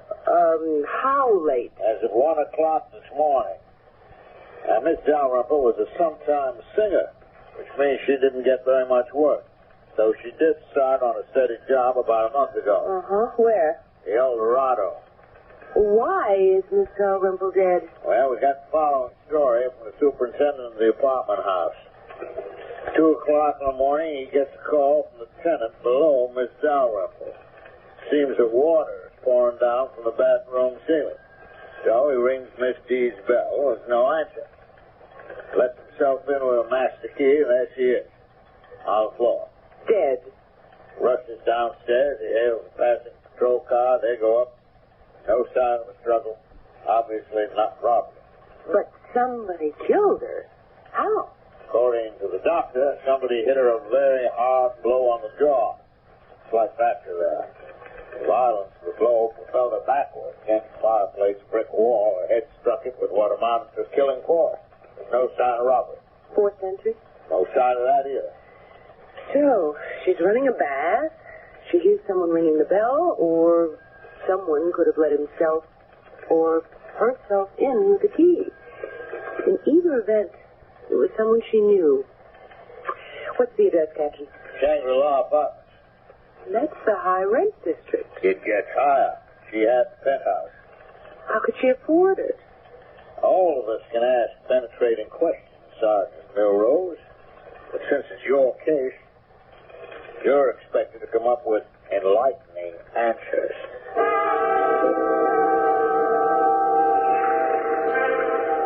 Yes, madam? You're the doorman. Obviously, madam. I'm Detective Sergeant Milrose, homicide. Well, I must say, they've improved the looks of the breed. What's your name? Towers. Horatio Towers. Where are you from? Oh, tiny town in Sussex. I'm certain you never heard of it, Sergeant. How well did you know Miss Dawn Dalrymple? How well do any of us know the next person? Why don't you just answer my question? Well, she moved into the building about a month ago. Could anyone get upstairs without your knowing about it? It would be virtually impossible. The only entrance is through the lobby. She was killed at about 1 a.m. Did she have any visitors last night? No. None at all? No one. Can you describe any visitors she might have had in the past? She, never had visitors. No one ever came calling? No one. You're sure of that? Oh, yes. Yes, I'm certain. You insist you're telling the truth? Now, what makes you think I might not be telling the truth? You happen to be a liar. Now, Sergeant, you have no What is a liar? A person who tells lies. I've already caught you in one. And what lie have I said? You said you came from a tiny town in Sussex no one ever heard of. And that's not true. You come from a pretty big town. And it's not in Sussex, England, either. And I'd say everyone's heard of it. Newark, New Jersey. Well? Well, you're close. Oh, damn boy. What gave me away? That English accent. You must have put it together from the movies. Well, it's just that having an English accent makes it easier to get work. Just a harmless lie. And there's no such thing as a harmless lie. You can lie about one thing. What's to stop you from lying about something else? Like what? Like the answer to my question. What question? Two of them. First, did she have a visitor last night? I told you. No. Second, did she have any visitors at all? No, I don't remember. Now, that's not what you said before. You said you were certain no one ever came calling. Which is it? You might consider that this is a murder case. If it should come out you are not cooperating, you can be up for obstructing justice. You might even be nailed as an accessory. So, does anything occur to you? Take your time. Refresh your memory. And if something comes back to you, call me. Here's my card.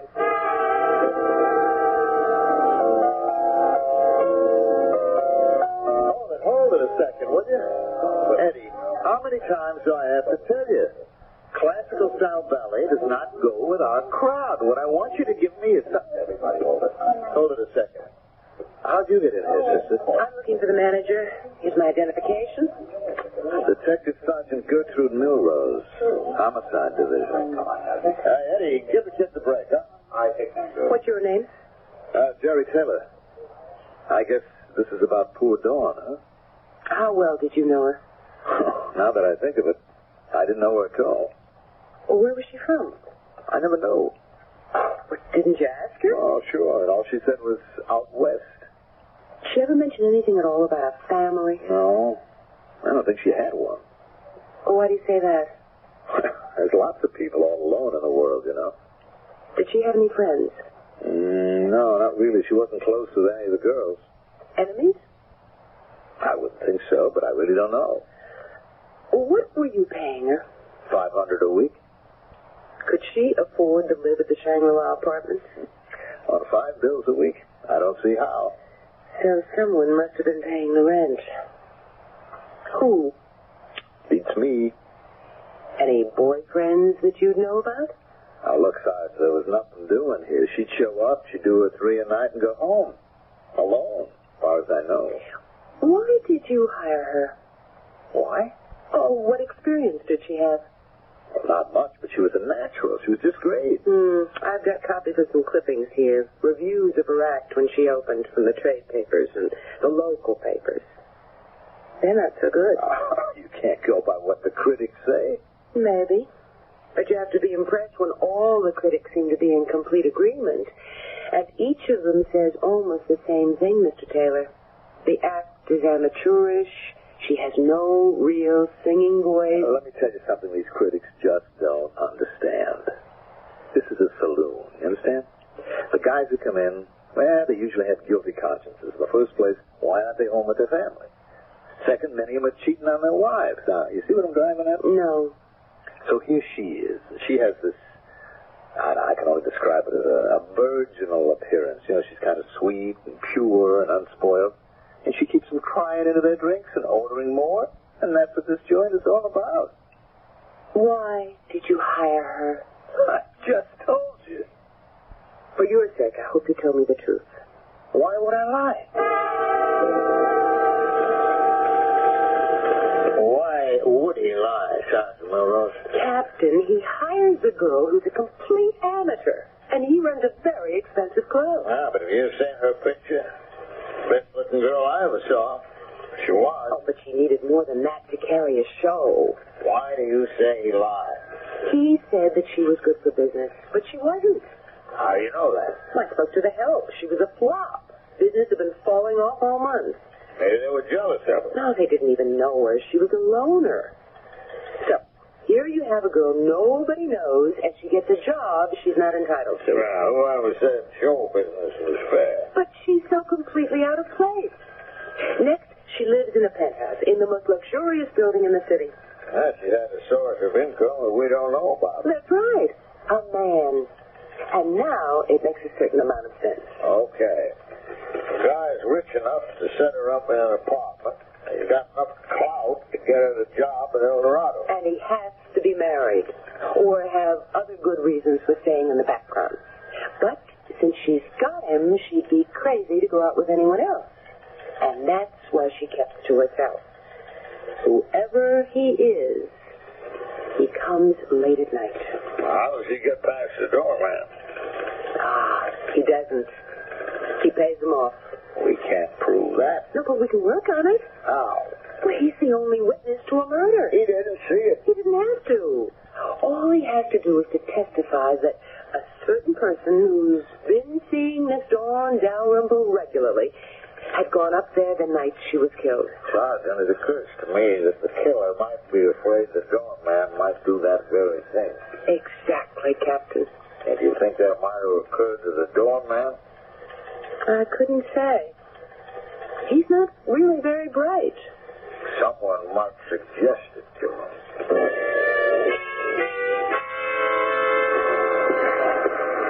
Hello, Mr. Towers. Hello. Oh, it's you, Sergeant. Were you expecting someone else? No, I wasn't expecting anyone at all. You weren't? Oh, you should be. Who? Someone who had been feathering that little love nest for Miss Dalrymple. What does that have to do with me? This sugar daddy of hers. I haven't heard that expression used for 30 years.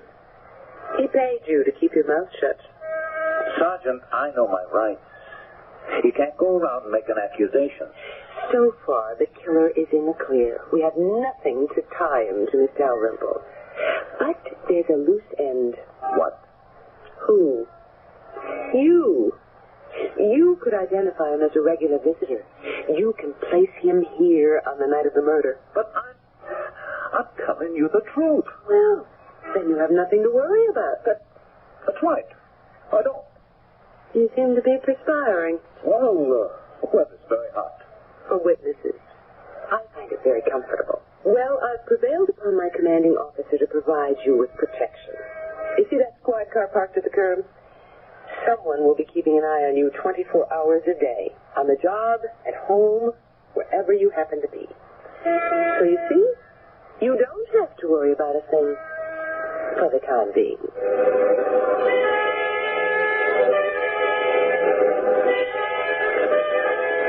Sergeant, how do you stand with the Eldorado Club? Well, I checked it out of the Hall of Records. Jerry Taylor is the sole owner, and Jerry Taylor has no police record. Theory.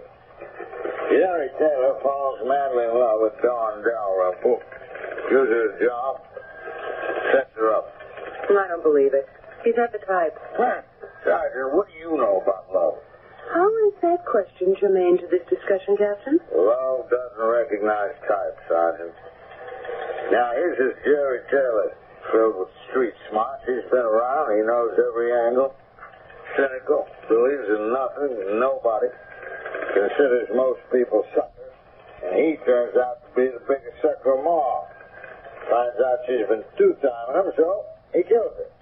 Are you accusing Jerry Taylor? No. Just trying to expand your thinking, Sergeant. Get better. Oh. All right, send her in. There's a woman outside. Has information, she says, about the Dalrymple murder. Come in. Are you Captain Spencer? That's right. And this is Sergeant Milrose. Now, won't you sit down? Oh, what can we do for you? My name is Constance Dalrymple. I want you to arrest the man who killed my sister. Well, we have every intention of doing that once we find out who he is. Well, then you have no problem. I can tell you who he is. And that's how it goes sometimes in police work. Some crimes are only solved after the greatest difficulty. Some crimes are never solved at all. And some are solved dramatically and immediately. Can this one be headed for such a quick resolution? We must wait for the second act.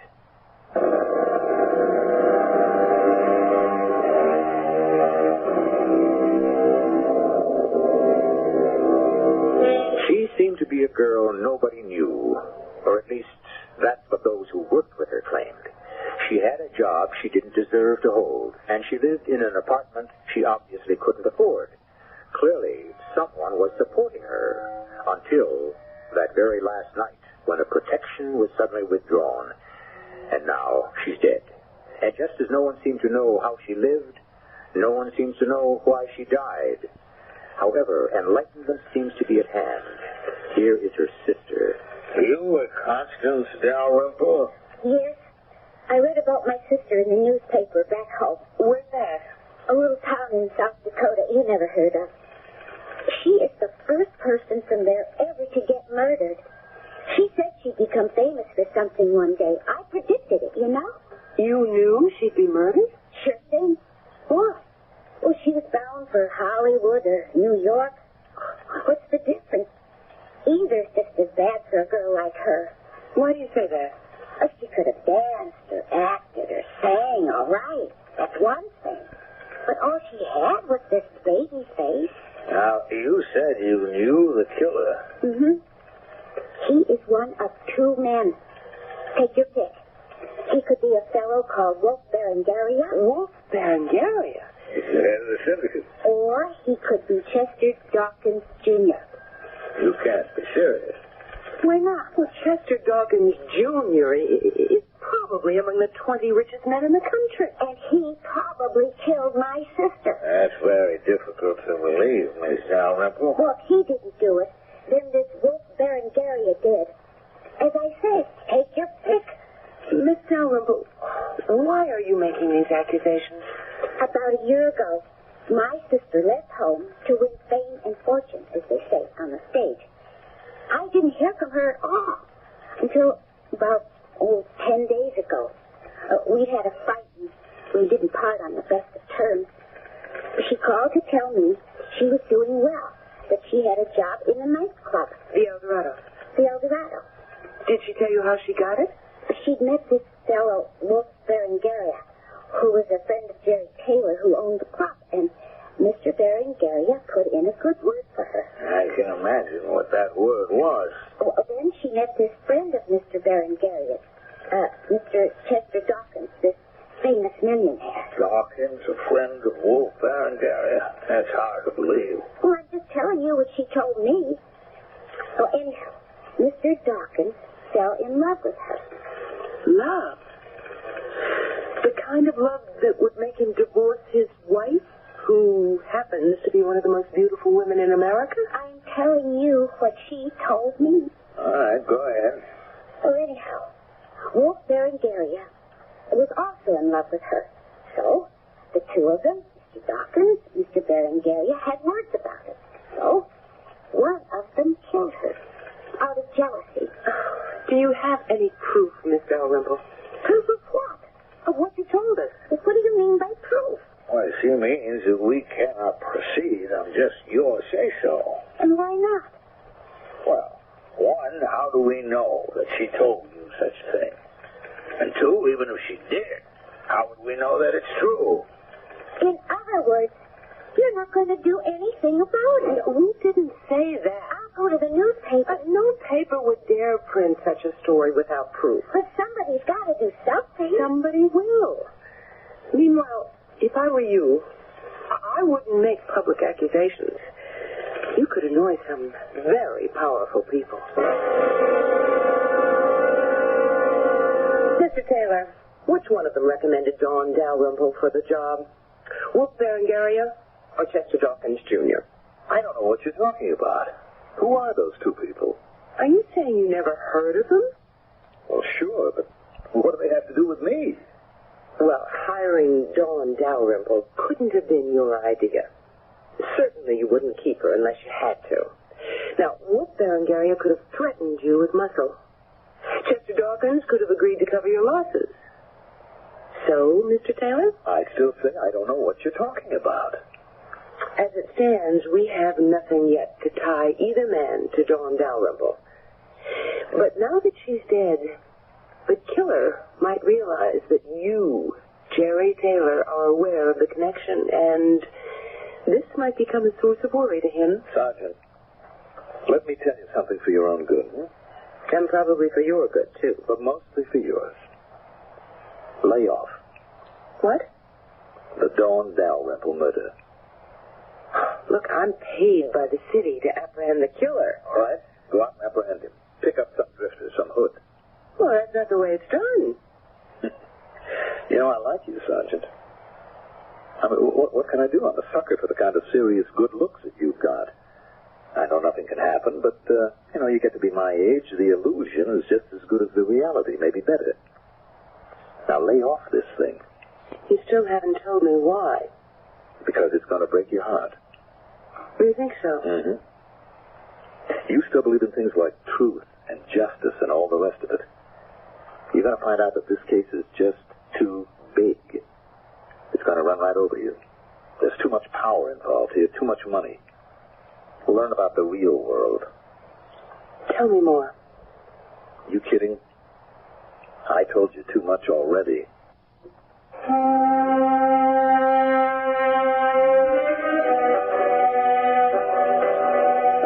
The slightest idea why a homicide detective should want to see me, Sergeant Milrose, is it? Mr. Dawkins, several days ago, a nightclub singer named Dawn Dalrymple was murdered in her apartment. Did you know her? No. Are you positive? Why would I? What makes you think I would know anything about a murdered nightclub singer? If you were the one who murdered her, you would know everything about her. Do you dare to? I've come here to ask a single question. I did. You answered it. And I won't take up any more of your extremely valuable time. Good day, sir. Wait. Please. Sit down, Sergeant. Yes, Mr. Dawkins? I don't know where to begin. Well, the best place is always the beginning. Beginning? Where did it begin? Why did it begin? Why did I... Yes, I knew her. But no one could ever prove it. Oh, we were so discreet. So extremely discreet. You admit you knew Dawn Dalrymple? Off the record. I'm not a reporter, sir. I'm a police officer. Everything you tell me is part of the record. I'll deny this conversation never took place. Well, then why do you want to hold it? I have to talk to somebody. But you know I'm a detective. Does it matter who you are? A time like this, I think I'd talk to anyone who walked in that door. What do you want to say? Oh, what do I want to say? As I review it in my mind, I can imagine what this is going to sound like. Madness. Are you trying to tell me you're mad? No, I was mad. I'm safe now. At least the fever no longer burns. What fever? I'm 50, Sergeant Milrose. And I probably have $1 million for every year of my life. I'm married to, well, they say Estelle is one of the most beautiful women in the world. I am the sole heir to the immense Dawkins fortune. But you see, Sergeant, it wasn't enough. Why not? I wanted more. What would you do with more? Yeah, that's beside the point. What is the point, Mr. Dawkins? Do you know where the real money is today, Sergeant? No. You should. It's in things that are illegal and in things that are immoral. Drugs, loan sharking, gambling, but especially drugs. Do you have any idea how much money there is in drugs? How many billions? And every dollar is clean. Clean? Oh, by clean, I mean it's all yours. No taxes to pay. Every dollar is yours. All yours. And you can use this fabulous wealth to build an empire. A secret empire. Oh, I said to myself one day, why should this fantastic wealth be subject to the depredations of illiterate hoodlums? Instead, let it be subject to the depredations of literate hoodlums. I'm telling a story, Sergeant. So, I arranged to meet with a hoodlum chief, Wolf Berengaria. Oh, we got along famously. We understood each other. We pooled our considerable resources. I contributed the madness, the true buccaneering madness of my predatory ancestors who established the Dawkins fortune. He supplied the methods. Oh, it was a partnership that might have been arranged in heaven, or should I say hell. And it flourished. But suddenly it foundered. Fell apart. Why? Why? Because of a woman. Can you imagine? A woman. Here we were, two shrewd, ruthless, powerful men who had no illusions, no ideas, no morality. And we fell out over a woman. We were willing to throw away our lives, our empire, over a woman. You ever heard of such a thing? History's First World War was fought over a woman, Helen of Troy. Oh, but she was a woman. This was a slip of a girl with a baby face. And now she's dead. Poor little Dawn. And before the week is out, I shall be dead too. You'll be dead? Oh, yes. I'll be killed. There's nothing I can do about it. And there's nothing you can do about it either.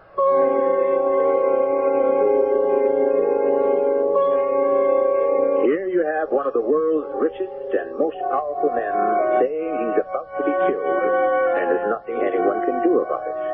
He's talking to a homicide detective, no less. How can this possibly be true? One would imagine he could buy all the protection in the world. Evidently, things are not always what they seem, as we shall discover shortly in Act 3.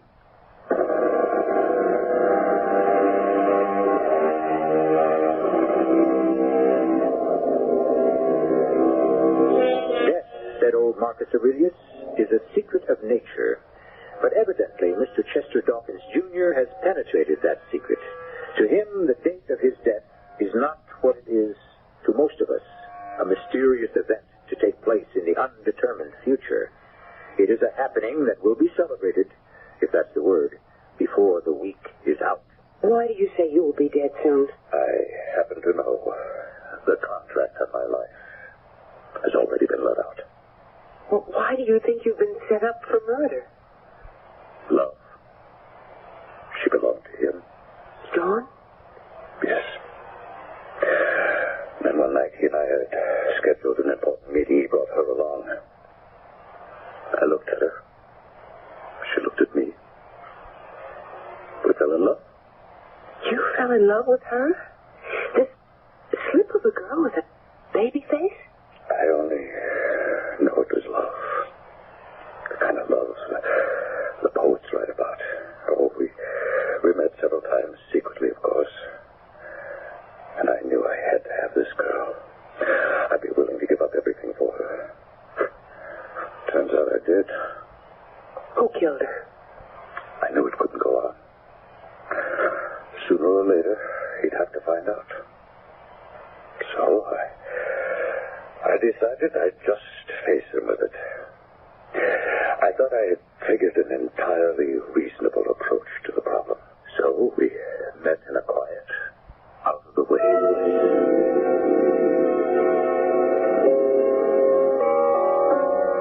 So, what's on your mind, Chester? I'm here to ask you for something, Wolf. All you got to do is name it. Well, it's not an it. It's a her. Dawn. Dawn? I know it's the most unusual request, Wolf, but I love Dawn. You love Dawn? Yes. I'm in love. Completely in love for the first time in my life. Sorry, pal. It's too bad. You see, I happen to be in love with her myself. All right. Why not let her choose? I'm willing to give her up if she says you're the man she loves. Well, why shouldn't she love me? Look at what I did for her. I picked her up out of the gutter. I set her up in an apartment. I fixed it for her to get a job. Okay, she can't sing worth beans, but I can see to it that she has a pretty good career behind her. And we spoke about it. She loves me. I don't believe it. Ask her. I'll go up there right now. If she tells me she loves you, I'll knock off the both of you. He went up there. And in a fit of anger, he killed her by his own hand. My death has to be arranged differently. Your death doesn't have to be arranged at all. Testify that he was keeping her, that he had gone there that night, and he goes to jail. I can't do that. Why not? If I do, my part in all this has to come out. I can't disgrace the family. Mr. Dawkins, do you want die? Yes. But... It's the only way out, Sergeant Melrose. Sergeant, we simply cannot assign protection to Chester Dawkins. Why not? We have to have good reasons. Haven't I just told you those reasons? Look, is he willing to cooperate?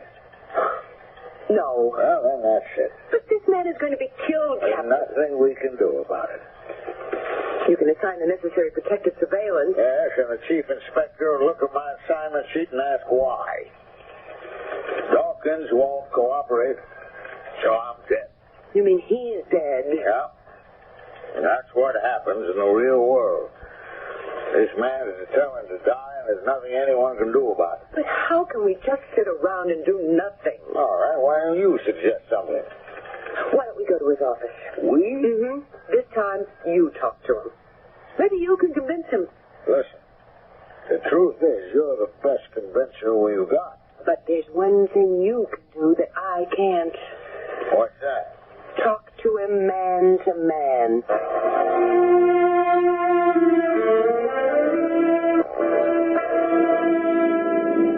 Will you still be in the office, Sergeant? It doesn't matter. If we miss him there, we can get him at home. Maybe that would be better. Why? What do you mean? Well, suppose his wife doesn't know what's going on. If two detectives come calling on him, she's bound to become curious. Maybe that could put some heat on him. Listen. What? Siren. Well, not unfamiliar sound in this town. I'm Captain Spencer, homicide. What? It's Chester Dawkins. He's dead. Well, there he is. He sure is. See, just a couple of minutes ago, we got some witnesses here. He was coming out of the building, and some guy passed by in a car and fired a lot of shots at him. Well, can they describe the killer? No. Or the car? Well, it happened so quick. Well, all right, Sergeant. I guess he got what he wanted. Mrs. Dawkins, I'm Sergeant Melrose. So I've been told. Please, sit down. I'm sorry to intrude at this difficult time for you. How may I assist the police? Do you know why your husband was killed? Most reporters and commentators seem to feel it was the work of some deranged assassin. Well, all assassins are deranged, Mrs. Dawkins. How true. Yes, we have a climate of permissiveness in this country, indeed in the world. So my husband was murdered to provide a thrill for some psychotic, or perhaps to right some fancy wrong for some fanatic. Did your husband have any enemies? Who knows why some people hate? Mrs. Dawkins, did you know of any connection your husband might have had with a nightclub singer named Dawn Dalrymple? Are you implying that my husband had an affair with her? Mrs. Dawkins, I shall place all of my cards on the table. I'm interested in not just apprehending the murderer of your husband, but the man who ordered the killing. What are you trying to tell me? This man is a fantastically powerful figure in the underworld. We would all be better off without him. What would such a person have to do with my husband? They were business partners. Continue. They controlled and made a fortune from drugs, gambling, among other things, until they had a falling out over a woman, Miss Dawn Dalrymple. And why are you telling me this? Because I have an idea that toward the end your husband may have had an attack of conscience.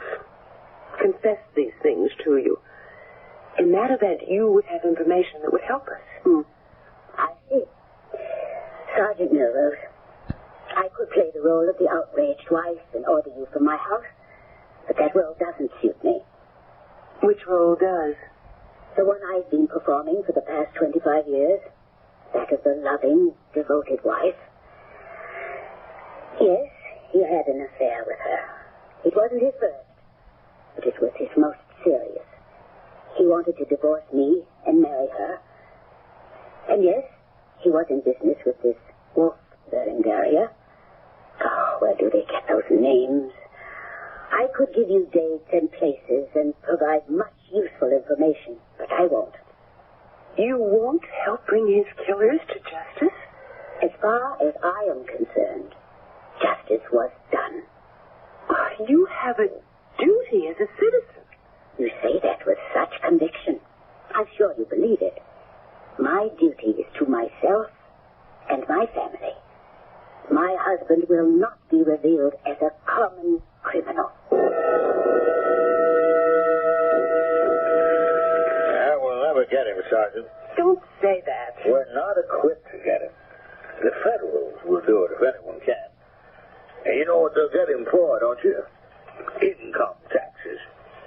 Here's a guy who's committed every kind of abominable crime you can think of. And what'll he be bagged for? Cheating on his taxes. I know we can't get him for Dawkins. Even if we pick up the hitman, that's as far as it would go. We'd never be able to make the linkage. Well, why don't we go on then to other things? But we can get him for Dawn Dalrymple. How? How can we make the connection? Well, let me think about it.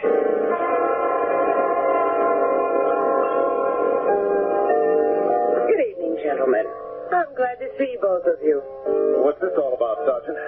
Yes, you realize I have to take time off from my job, Sergeant. Mr. Taylor, Mr. Towers, I want to thank both of you for coming. What's up, Sergeant? Who is this guy? Oh, if you gentlemen haven't yet introduced yourselves, Mr. Taylor, this is Mr. Towers, doorman at the Shangri-La. Mr. Towers, Mr. Jerry Taylor, owner of the El Dorado nightclub. Now, what do you have in common? Miss Dawn Dalrymple. I thought that case was dead. Oh, no. Miss Dalrymple is dead. The case, however, is very much alive. Well, do you know who the killer is? Of course. Mr. Wolf Berengaria. You'll have a tough time proving that in court. First, Mr. Taylor, we can prove that he persuaded you to give her a job in your club. Oh, I see what you're coming back. Second, you, Mr. Towers, are going to testify that he would visit her regularly and that he was there at about the time she was killed. Oh, now look here, Sergeant. Right now, Wolf Berengaria sees no reason to believe that anyone can connect him with Dawn Dalrymple. He trusts that you will be prudent enough to be silent, Mr. Taylor.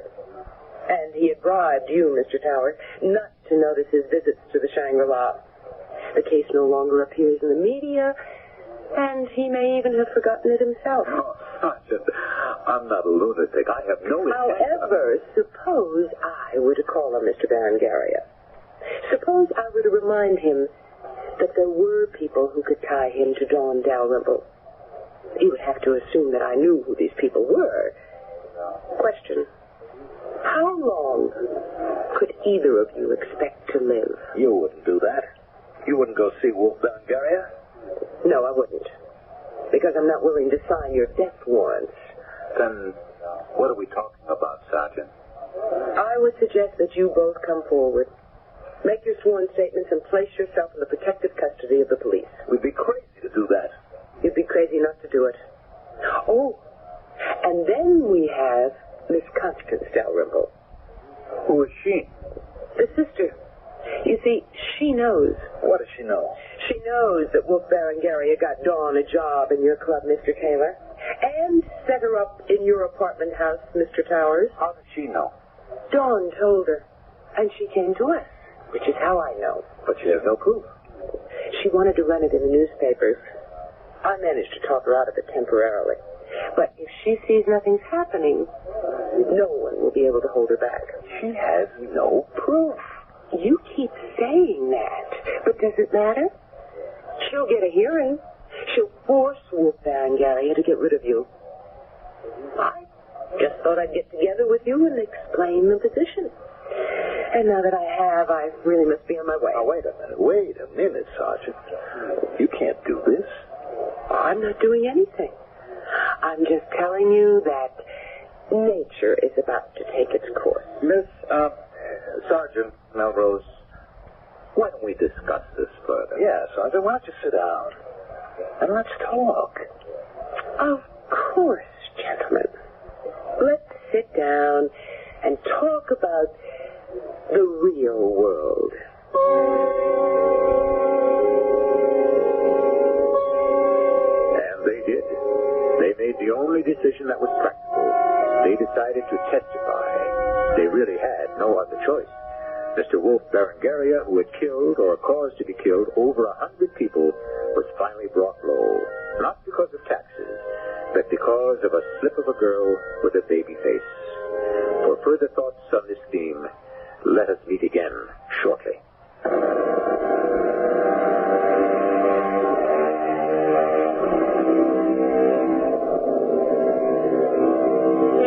What is the real world?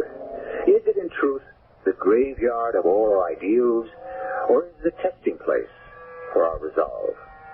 The philosopher said the world is an anvil, and on it are beaten our hopes, our beliefs, until we ourselves are shaped into our final mold. The real world. It is not something alien, something imposed upon us. Whatever it is, good or bad, we have helped to make it.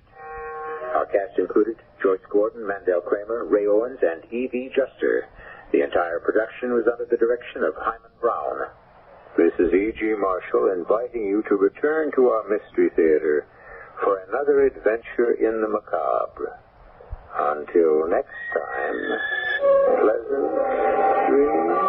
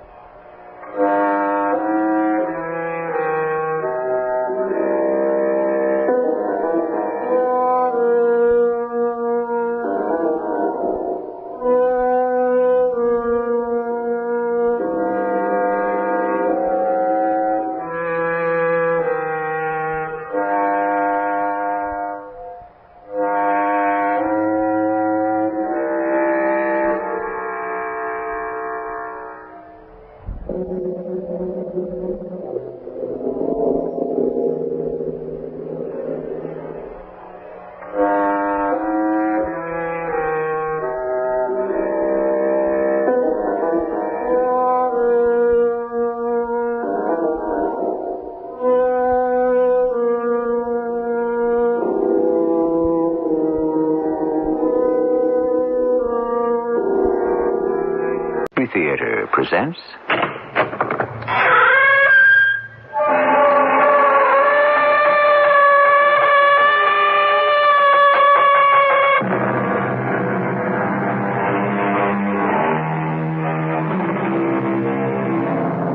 Come in. Welcome. I'm E.G. Marshall. Strip away the veneer of behavior, and what you see beneath is often far from attractive. Were it not for the fact that every day we were being weighed, would we be found wanting in the balance? If so many were not looking and watching us, how would we behave? They say that hate is the dark side of love. That may be, but in the tale we're about to unfold, no affection could be as intense as the black, malevolent, raw emotion called jealousy. I envy you, John. You're free. You can live as you wish. Would you like to travel, Sarah? No. I'm not a wanderer. That's not it. You just feel that you have to get out of this town, right? That life is passing you by? Yes. That's it. Passing me by. It doesn't have to. You mean run away? Leave my husband? Think about it.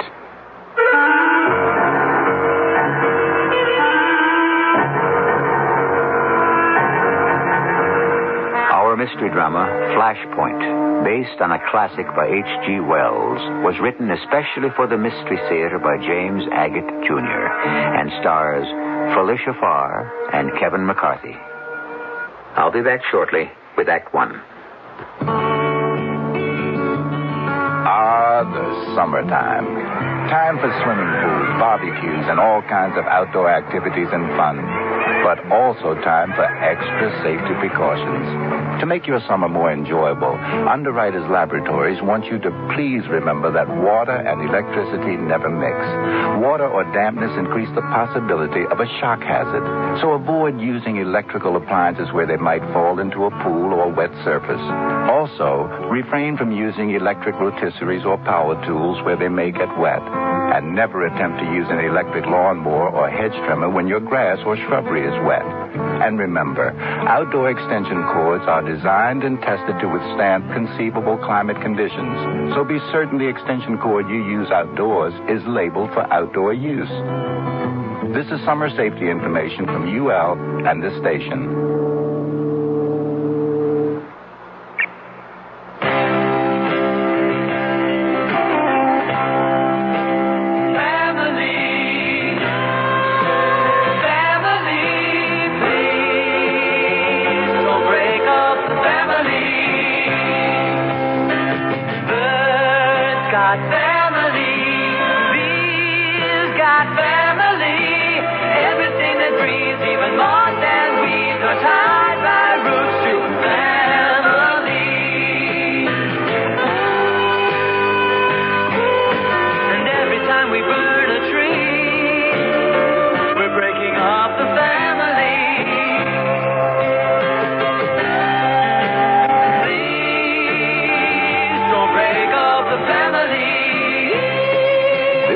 Public service message on behalf of this station, the Ad Council, your state foresters, the Forest Service, Smokey Bear, and every living thing.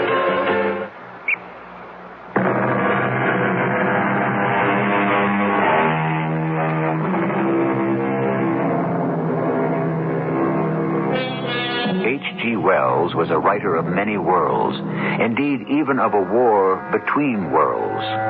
He takes us now to the world of ironworks. The red-hot hell of the blast furnaces where metal is melted and rolled, and the sky filled with smoke and black dust. Men with unrecognizable faces stoke the fires, puddle the iron, and keep the mills rolling.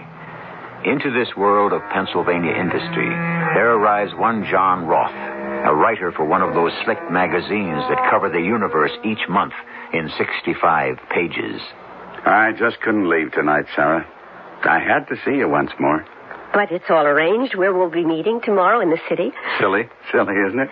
I had to see you again. Just had to look at your sweet face once again. My dearest John. You think he suspects anything?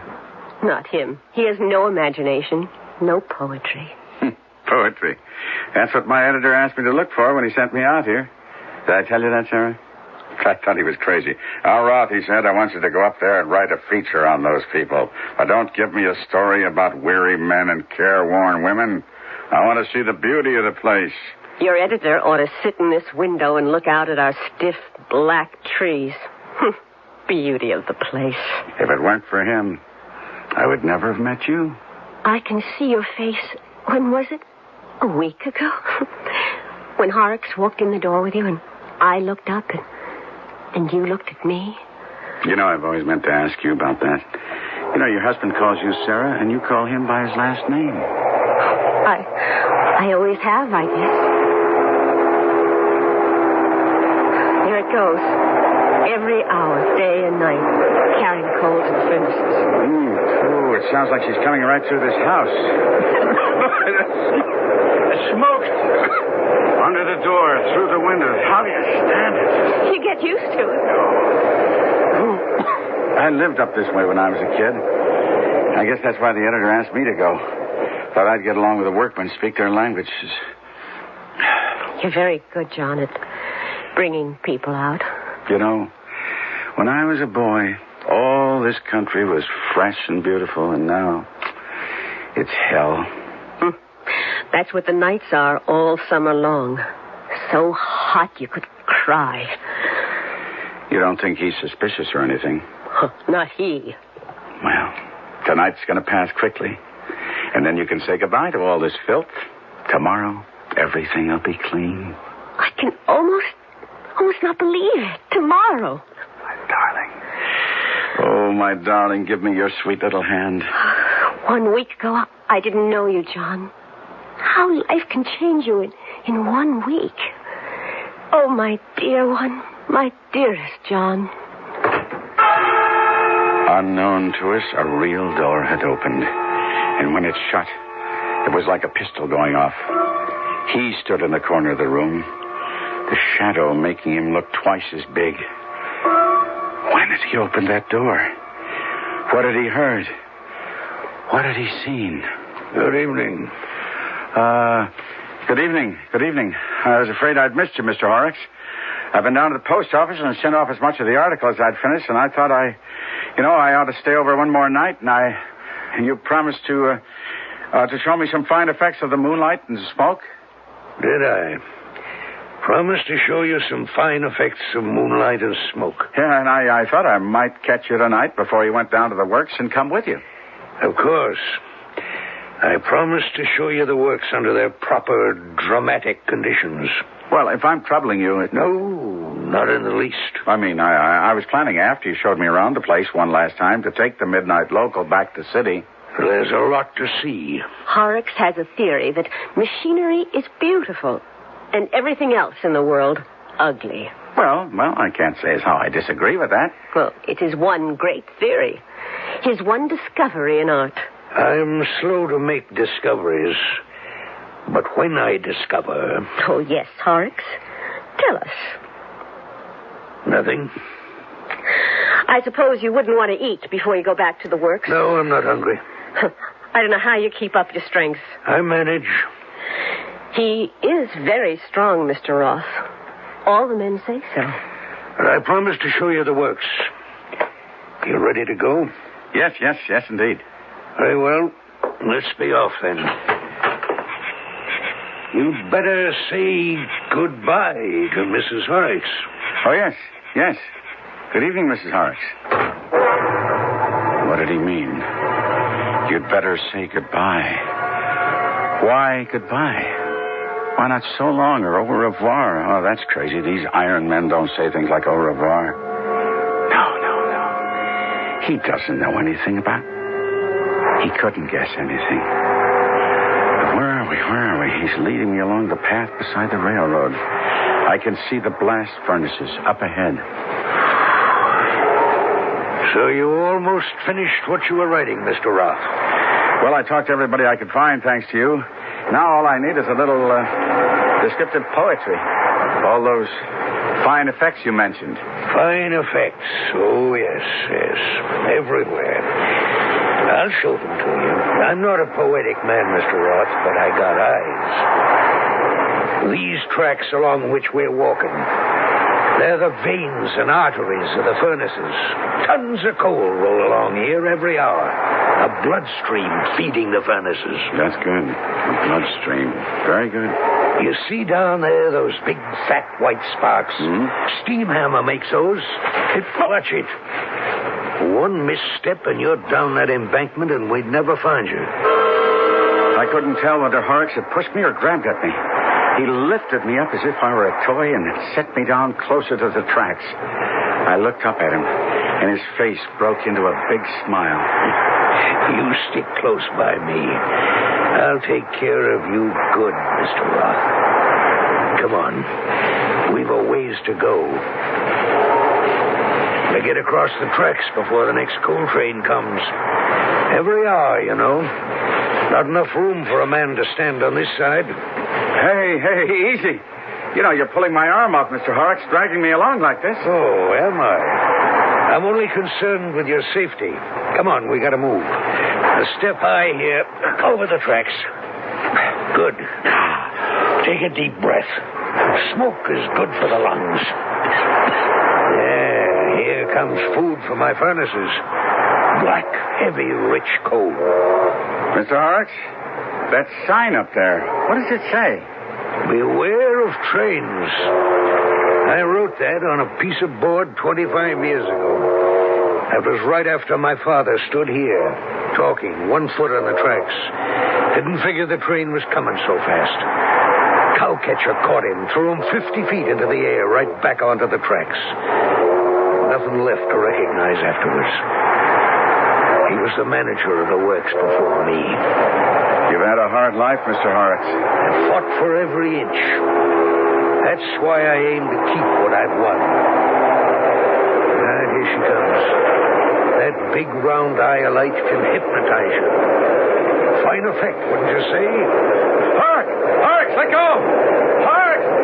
What are you doing? His hand held me like a vice, swinging me back onto the tracks. I pushed with all my strength against his iron arm, and suddenly I was hauled forward out of danger. What had happened? I was filled with doubt. If he meant to push me in front of the train, why had he rescued me? Didn't you see it coming, Roth? I guess I didn't. It came on faster than I thought. Well, it's the dark of the night, and then that big headlight. Hard to judge distance and speed. It's deceiving. I told you about my father. You know, Mr. Horrocks, I think I've seen about enough tonight, and I think I'll head me over to the railroad station. Oh, no, laddie, no. Much more. Huh? The cones. That's a rare sight. You'll be right above it, right over the furnaces. You gotta see it from there. It's like staring down into a volcano. You can't miss that. That coal train. I'm still shaking. You're safe with me, Mr. Roth. I wouldn't have had you run over then for the world. Still, writer John Roth is not sure that James Horrocks means what he says, that he is safe with the Ironmaster. Nor is he certain that Horrocks is unaware his wife is going to leave him in the morning.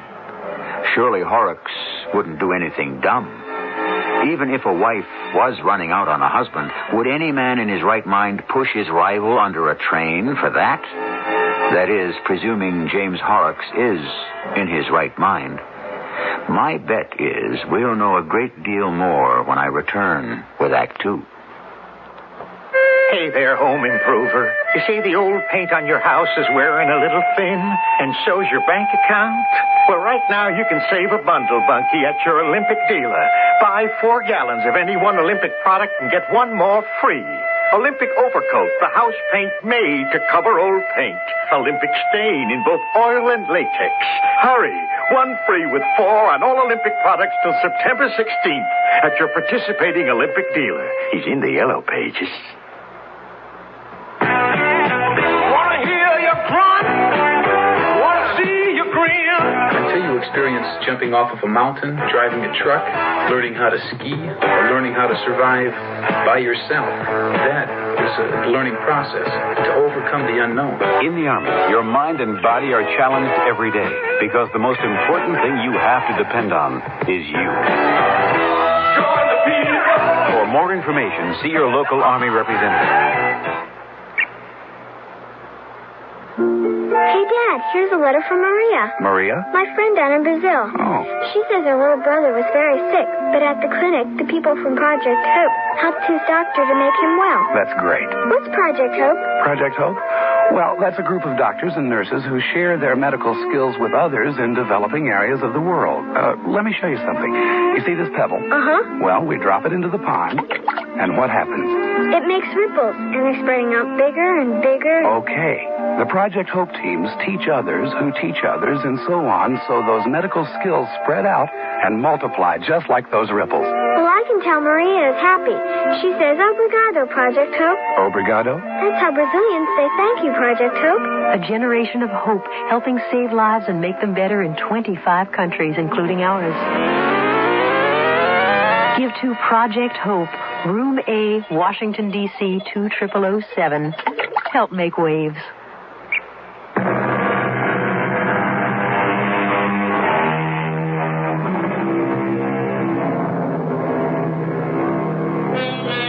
A man of iron, a plain man, a man who works with his hands, suspects that the visitor from the city is trying to ensnare his wife. Horrocks, manager of blast furnaces, versus Roth, writer for slick magazines. A study of fear, hate, terror, and jealousy. A train of coal cars hurtles through the night.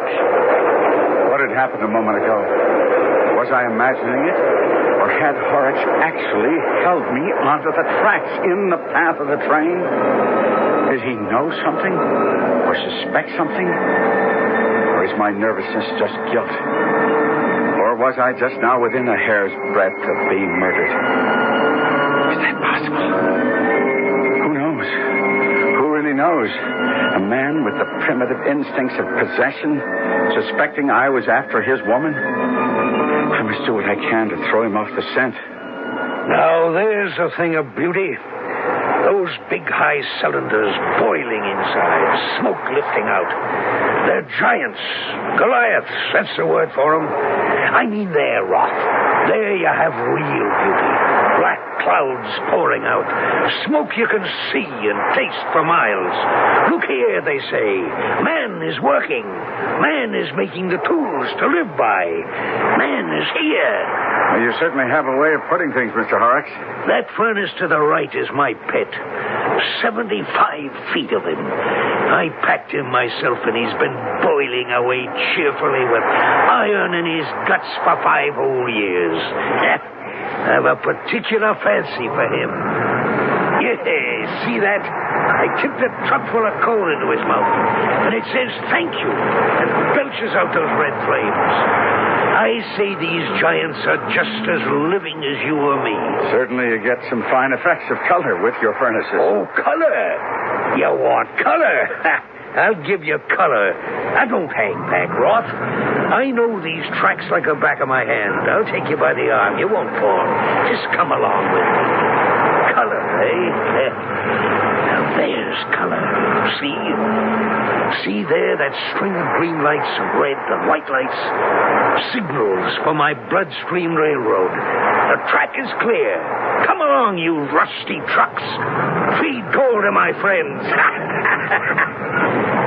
You have an eye for effect, Roth. It's a fine effect. Write it down. Oh, no, I don't have to, Mr. Horrocks. I've got a good memory. I often wonder what makes you fellas do all that writing. You must have great old times going to faraway places where there are stupid, ignorant men and women. You must have yourself a great old time. The women, eh? City man comes to the country. I bet they like your curly hair. I haven't been to many faraway places. Now, the path follows the rail line, and we'll climb up this way. Hey, wait a minute. Stop a minute and look around. See that line of red there? What color would you call that, Roth? Warm orange, I'd say. Imagine. Never at a loss for words. I bet you charm the aprons off them. What is that burning down there? Puddlers' furnaces. Oh, I don't think I told you about that. We change the pig iron to wrought iron by stirring it. It boils up and the men stir it. They're called puddlers. They stir and out comes the carbon and any other impurities. I have to remember that. Right. I've often thought if only you could remove the evil and impurities in man by boiling and stirring. You see the white splash of the steam hammer? That's the rolling mills. Did I tell you about that? You know what comes out of there? Sheet tin. Amazing stuff. Glass mirrors couldn't show a person what he looks like nearly as well. All right, come on along. Much more to see. What is that? Is that an elevator that runs up alongside that furnace? We'll take it all the way to the top. Climb on. Hold tight. Every time I go up, I think I'm on a flying carpet, like some storybook Arab. Just a little railing around it, and up she goes. What's it used for? You'll see when we get to the top. She'll go right down again, and the men will push on the trucks. That's how we get the iron ore and the coal and the lime to the top of the furnace. Sounds dangerous. No place for a woman, I'd say. A woman? Couldn't do you much good up here. All right, last stop. Mind your step. Now, this catwalk is all open grading. 70 foot down she is. Look around you. Beautiful view. Yeah. Here is man overcoming the insignificance of the world. Iron, tin, all being fashioned here. What is it, Roth? What is it, man? I must have fainted. The altitude. The tumbling fire below, writhing in the pit of the furnace. Searing my eyes. The stink of sulfur bitter in my nostrils. Suddenly, all I could remember was that first day and the way I met Horrock's wife, Sarah. Hello. Good morning, Mr. Roth. Are you looking for my husband? Well, I'm ashamed to say that the first day here, I've overslept. Oh, Horrocks is gone. For the day, I imagine. But if you go down to the blast furnaces, they'll find him for you. Well, I suppose I could begin here, after all. Well, what is it you're beginning at, Mr. Roth? You know World Picks magazine? Oh, we don't get many magazines. I go to the library a lot, but the kind of books I read, it's hard to get them. Poems and songs and things. Oh, really? Well, I would have thought where living is so hard, well, I should have thought... Thought what? I don't know why I'm saying that. Why should I have thought that? Funny, but that's what my editor asked me for, you see. He said, give me the poetry of the place. Not just the sweat, if you'll excuse me. You're going to write about the rolling mills and the furnaces poetically? It's anything but that. Well, why do you put up with it, then? I married it. I see. Oh, no, you don't. I was educated once. Went to a good school. Thought I might like to paint once, but Horrocks came along. I guess you could say, like in all those novels, he just swept me off my feet. He's a big man. Oh, a big man. Yes, big man. It's fascinating for a young girl. It was exciting then. It's still exciting sometimes to be married to a man like that. Yes, I can understand that. Sometimes I get to thinking there must be more. I mean in a spiritual way, more. Then you shall have it. How? He is he and I am me. I'll come back and we'll talk. How long do you expect to be here? For a week. Yeah, a week. I've got a lot of interviewing to do and sites to write about. These articles take time. I'll come back one day. I'll see you, Sarah. I like the way you said that. What's your first name? John. See you, John. Hey, Roth. Roth, get up. Oh, what happened? That's what I'd like to know. You passed out. Heat got to you, I guess. Oh, that's dumb of me. I'm sorry. Have you seen my... Oh, darn it. My briefcase is gone. I didn't see you carrying no briefcase up in the elevator. Well, I must have dropped it down by the train. Yeah, nice leather one, I remember. Well, I'll take a look for it when I go down. No, I'll find it if it's there. Oh, of course. That's what I meant. The both of us. We'll look for it together. I didn't like the way Horrocks said that. I don't know whether you caught the inflection. We writers, we have an ear for the way people say things. It points the finger at what they really mean. The way he said, of course. That's what I meant, the both of us. We'll look for your briefcase together. He didn't mean together. He meant alone. He does know about Sarah. Maybe she even told him. You can't completely trust a woman. I think he's going to kill me. Up here, 75 feet over the ground, give me a push and who would know? An accident, they'd say. You see that, Roth? Hanging over the top of the furnace? That's the cone I was telling you about. When did you tell me that?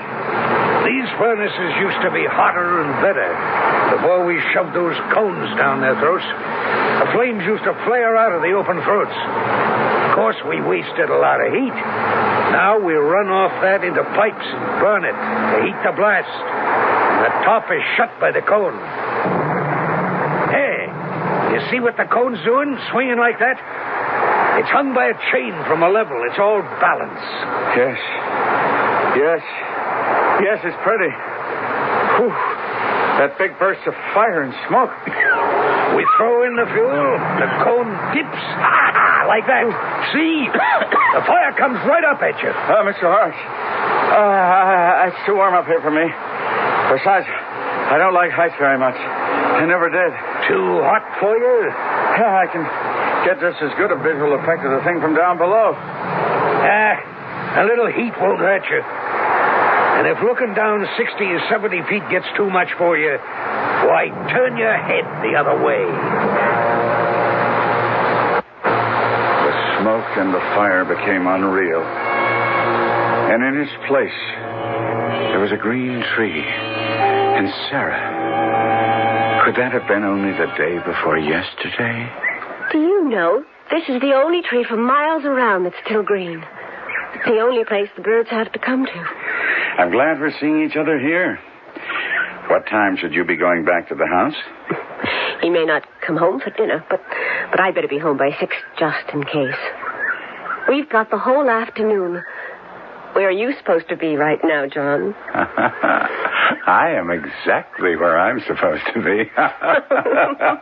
You writers, your time is all your own. Oh, I've been very busy since I took on the story. Don't you kid yourself, young lady. I've interviewed, well, let's see, I'd say 5 or 6 people a day for 5 days, and that's about 30. Mr. Horrocks himself is 31. Me? 32. No, I'd say I've got as good a picture of life in an iron town as anyone could have. And next week you'll be somewhere else. Will you be sorry? You know I will. Would you like to travel? No. I'm not a wanderer, a gypsy person. That's not it. No, I know what it is. You do? Oh, yeah, sure. You feel you have to get out of this place, this town. Life is passing you by. I think so. Yes. Life is passing me by. It doesn't have to. You mean go away? Leave Horrocks? Think about it. If you like, when I go back to the city, I'll put you up. You can come and stay with me.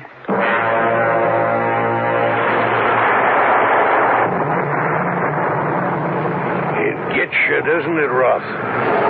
Right down there in the middle of that cylinder. Do you know it's near 1,000 degrees? If you were dropped into it, pal, you'd flash into flame like a pinch of gunpowder in a candle. I know. It's the poetic description you're looking for. All right. Did you ever see such reds? Even the vapor is blood red. Red and hot as sin. If you turn your head just a little to where the moonlight falls on the catwalk, why, it's dead white. White as death. How graphically H.G. Wells portrays his characters and their lives. The fascinating thing about his writing is that you can almost smell the smoke, sense the heat, and see the flames that are consuming iron ore and the souls of these people. Life and death sway on that catwalk 70 feet above the ground. I shall be back shortly with Act 3. Grease stain, oil stain, mud stain, and chocolate. When you want to talk stain out, shout it out. Now you can prove Shout's a mom's best friend. Before washing, just spray it on a tough stain. Wait a few seconds. Turn over the fabric and see how Shout penetrates right through to the other side. That's right. Shout saturates, really penetrates. It's almost like spraying both sides of the stain at the same time. So when you want to talk stain out, shout it out. I always thought that leaving home would be so easy then. Now I'm gone, I wish that I could see you both again. It's hard to say I love you, but I've got to find a way. Though it's never been easy to say. If you love him, tell him. You're not as far apart as you think. A thought from the Church of Jesus Christ of Latter-day Saints, the Mormons.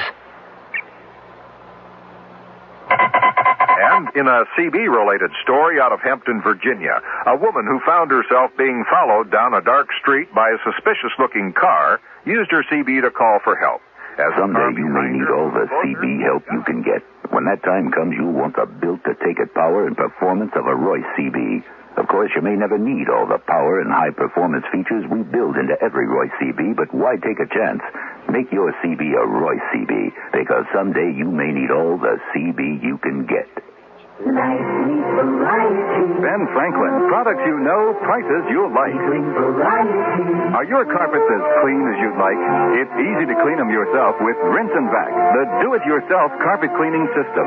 It's lightweight, simple to use, and does a big cleaning job at a little cost. Rent a Rinse and Vac at participating stores. Discover Ben Franklin. We bring variety to life.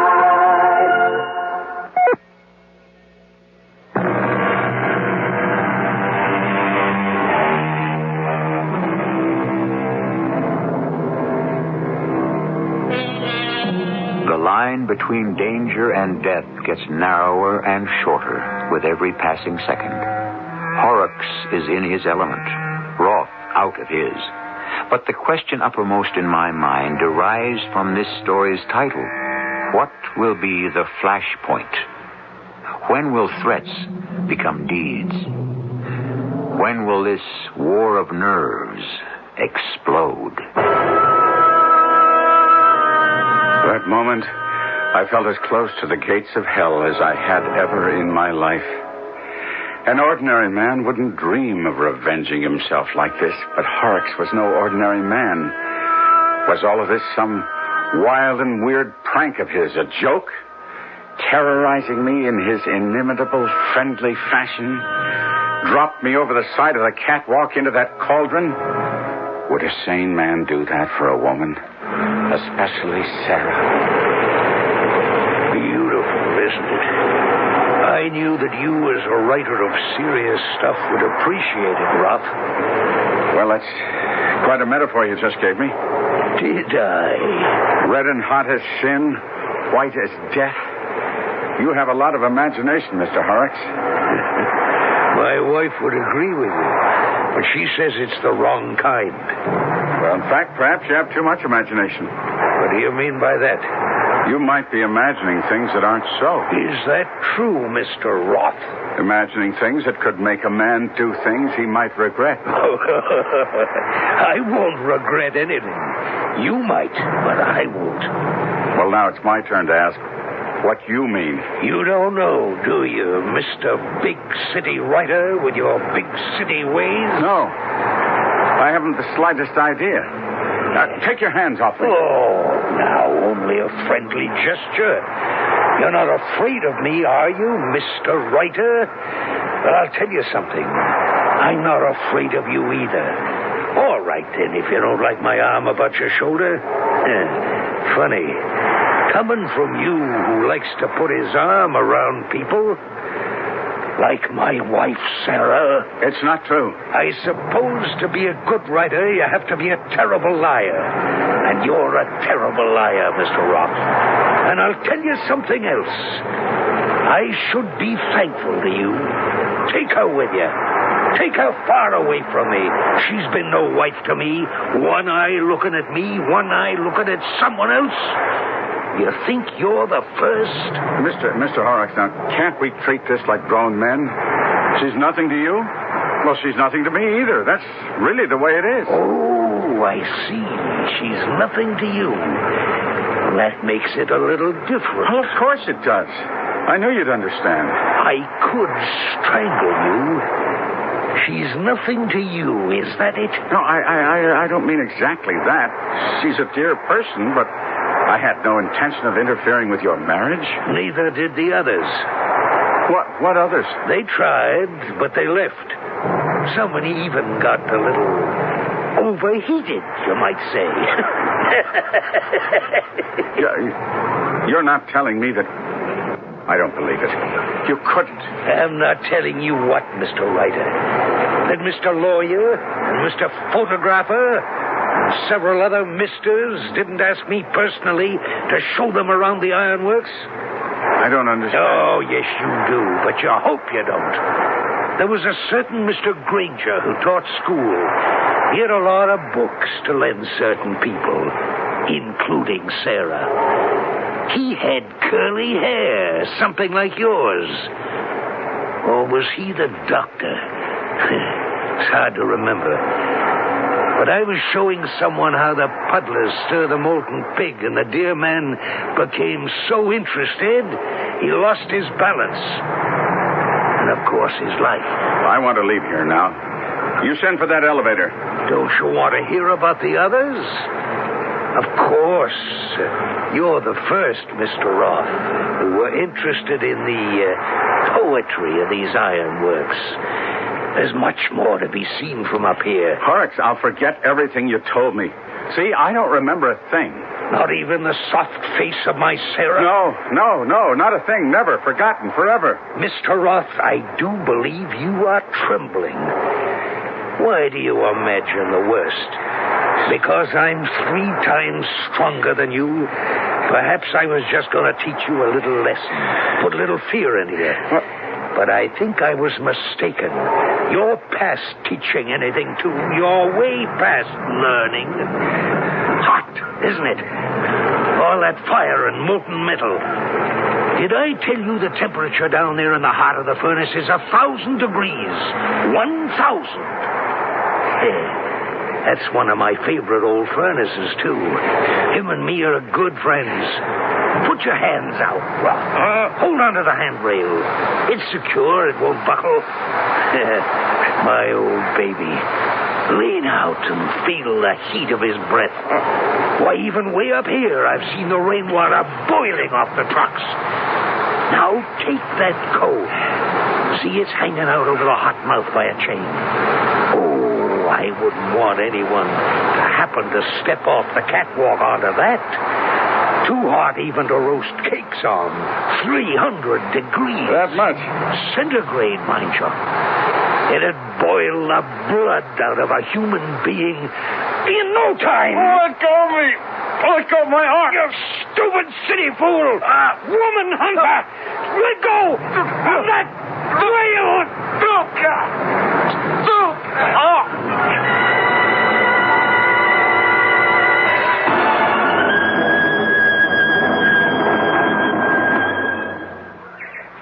I don't much like being the one who brings the news. When we have an accident like this, the hardest part is the telling about it. I can understand why it's hard for you, too. These things don't often happen, but the terrible part of our kind of work, I've always said so, sir, is that there's never a body left to bury. It all gets consumed in the iron. And this isn't the first time. There's iron holding up bridges all over the world with men's bones mixed up in it. Look, if you don't mind, sir, I'd rather I wasn't the one to bring the news. Would you mind very much? No. Oh, thank you. There's bound to be upset feelings, and I'm not a very good one to deal with that. Good morning to you, sir. And I'm sorry, very sorry.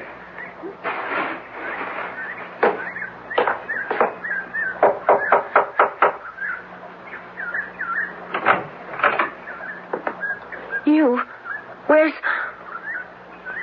Sarah, may I come in, please?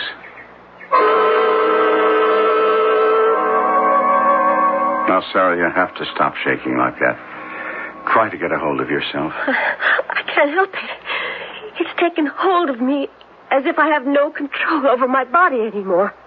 I'll make us some coffee. Now, you sit here.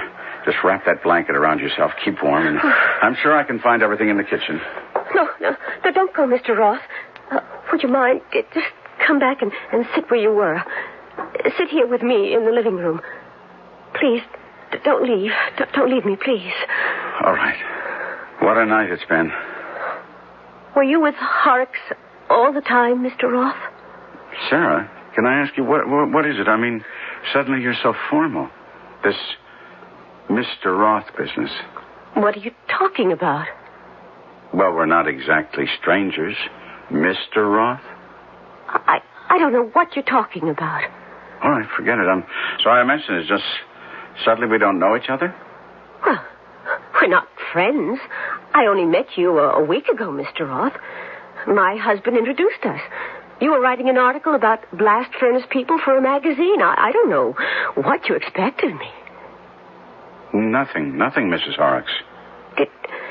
Did you say you were with my husband the whole time?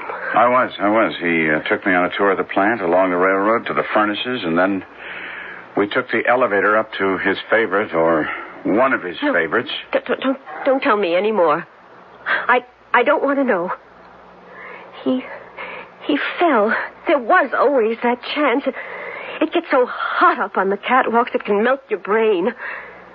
He probably didn't even know, and then burning. Horrible. Oh, God in heaven. So painful.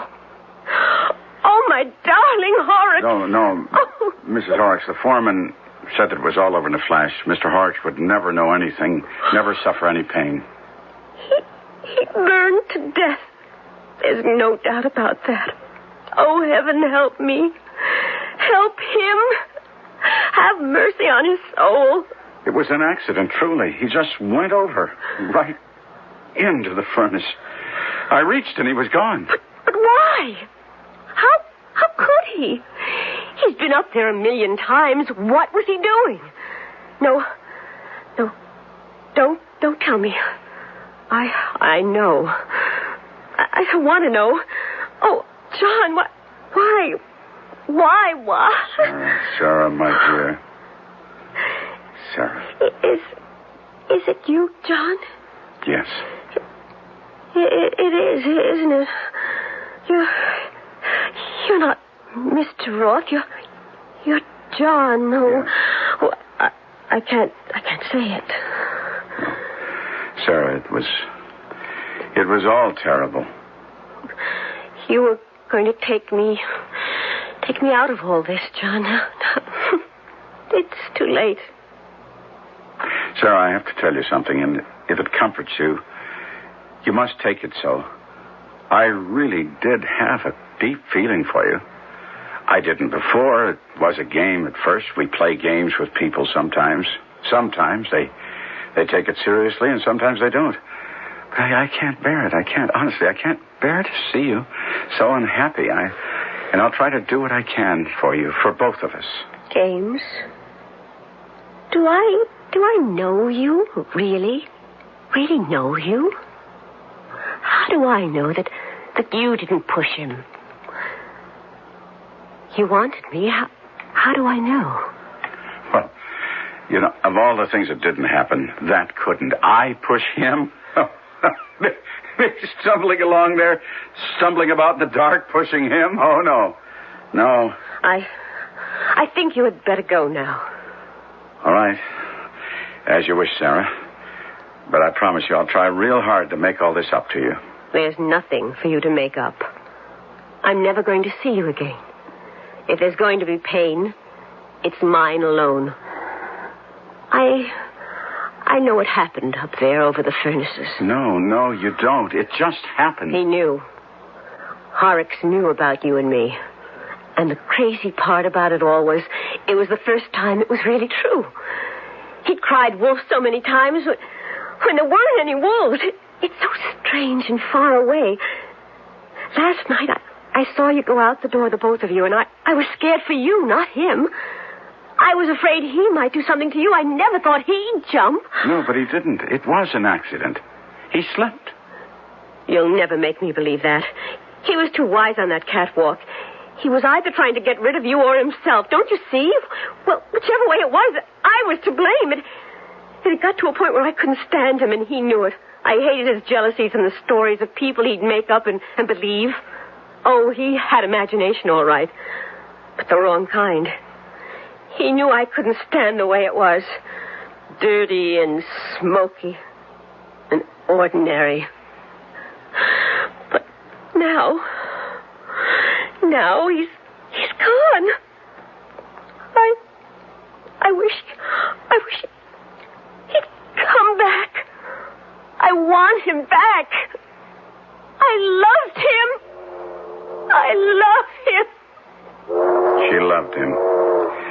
There you have it. All my searching for the poetic angle to the story, trying to paint what I saw with fancy words, the color of the sparks, the flames, the molten iron, worthless. The real poetry lay in this woman who forgave me and her husband and would love his memory to the end of her days.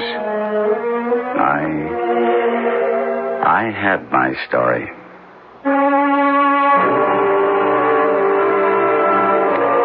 The skies over the world of blast furnaces are black. The men toil on. Life is ground from stone. Iron is wrought. Can we gain an insight into our age from Mr. Wells' story? Is there a point beyond the flashpoint? I'll see if I can add it all up when I return shortly. Do you know what happened in Boston in 1636? 140 years before there was a United States of America, America's first college was founded. Our forefathers knew that the new world would need the light of knowledge as well as the light of freedom. And they were right. Ever since, ideas from our college-trained minds have helped America grow and prosper. But today, many of our colleges are in financial trouble, deep trouble. Due to rising costs of energy and most everything else, the money just isn't there for all the new books, the modern equipment, and young professors that are needed. So programs are being blue-penciled. Faculties are being reduced. We can't let this continue because we can't afford to run out of ideas. We need them so badly to solve all the problems our country faces. So make America smarter. Give to the college of your choice. A public service announcement of this station, the Advertising Council, and the Council for Financial Aid to Education.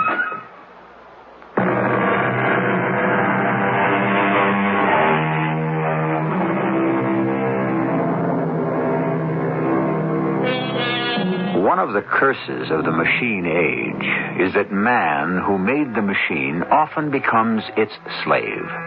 A machine has no soul, no heart, no hopes, no fears.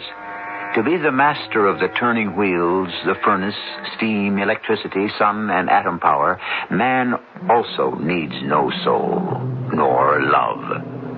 At some point, does he become one with the machine? Let us be careful, then, how we use them, lest they misuse us. Our cast included Felicia Farr, Kevin McCarthy, and Court Benson. The entire production was under the direction of Hyman Brown. And now, a preview of our next tale. Is there any problem? No, not exactly. It's just something I had planned to do in town this morning. Oh, well, can it wait? It won't take very long. I could be back here and ready to go again in about an hour or so. Would that be satisfactory? Quite. Then, if you will excuse me, I'll just get into my car, and I'll return before you know it.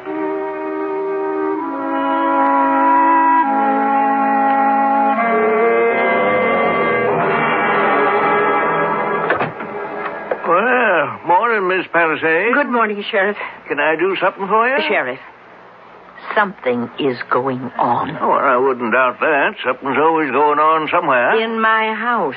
In your house, huh? What? That's what I want you to find out. This is E.G. Marshall inviting you to return to our Mystery Theater for another adventure in the macabre. Until next time, pleasant dreams.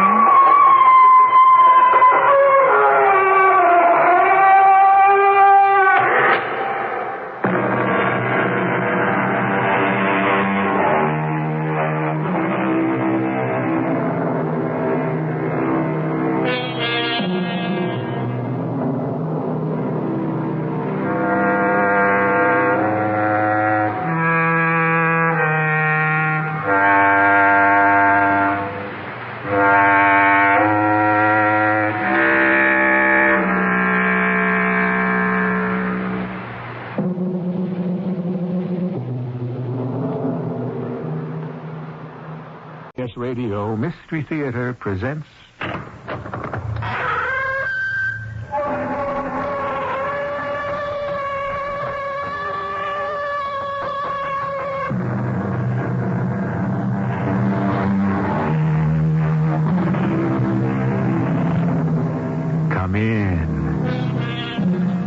Welcome. I'm E.G. Marshall. We marvel at those people who possess what is known as second sight, or the ability to see that which is not present. And well we may, for there are so many of us who don't even have first sight, and either cannot or will not see what is actual, visible, and tangible, and standing right there in front of our noses. Papa, I won't marry him. What's wrong with him? Nothing's wrong with him. Then why do you object, Maria? I don't love him. Well, of course not. How could you love him? Love comes after marriage, not before. Papa, I'm warning you. If you try to make me marry him, I'll... You'll what? I don't know, Papa. But I'll do something.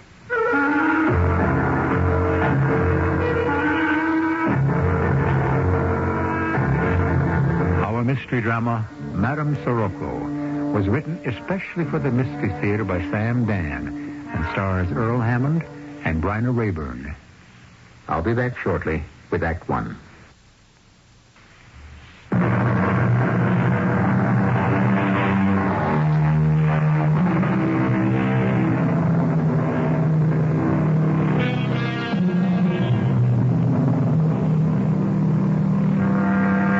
The neighborhood is called Old Town. It is where the original settlers built their first log cabins and then tore them down to build huge Victorian mansions.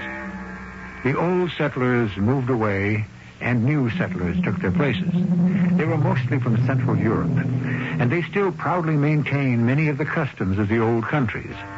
The old mansions had been cut up into apartments, all of them except the great house on Taylor Place.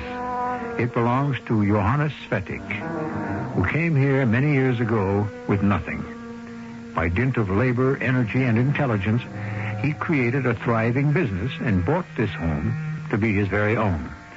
And yet, while he has achieved the American dream, in so many respects, he is still very much old country. Your soup, Papa. Why are you serving the supper, Maria? Trying to help Lena again? It isn't right. It's her job. You must learn how to treat servants properly, or else they walk all over you. Oh, Lena isn't here, Papa. No, why not? Her night off is Sunday. Well, she wasn't feeling well. How do you know? She said so. And so you let her go? To the doctor, Papa. But she did cook supper first. Yes. If she weren't such a good cook, she'd be out of here long ago. I'll talk to her when she gets back. Now, let me tell you what happened today. Peter Benko came to the shop to see me. You wonder what he came to see me about? Oh, no, Papa. Well, he came to see me about you. He likes you very much. What have you got to say about that, huh? Well, that's nice. He wants to marry you. But, Papa, he's an old man. Old? What do you mean old? Oh, My father was 75 when he married his third wife, and he had 2 more children. I only feel old. When a man is old, he has experience and knowledge. I think people do not know how to get old in America. Peter Benko is not an old man. Oh, Papa. Can he be more than 10 years older than you? No. So what's the matter? Well, he behaves like an old man. And besides, I don't love him. What kind of stupid thing is that to say? Oh, please, Papa. Of course you don't love him. How could you love him? You don't really know him. But you'll love him later. Later, after you've had his children and cooked his supper. That's when married people get to know each other and love each other. Ask me.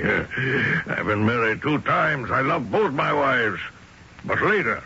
Love comes later. But, Papa, that's not the way they do things here. Good. Here they do things better, huh? With the divorces and separations and living together. One day with this one day with that one. Here it's better, huh? No, Papa. Maria, you know I want to do what is best for you, huh? Yes. So trust me. Ah, come on, say you trust me. I know the best. He is a man going to make you happy. Come, Say you're going to trust me, huh? Yes, Papa. Thursday night, he'll be here for supper. All right, Maria? All right. Maria, you're going to be happy. Hey, where are you going? I'm not hungry, Papa. I think I'll go for a walk. A walk where? Just down the block. Maybe I'll go see my friend Sophie. All right. Just don't stay out too late now.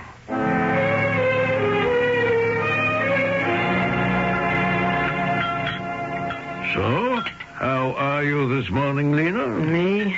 I got the miseries.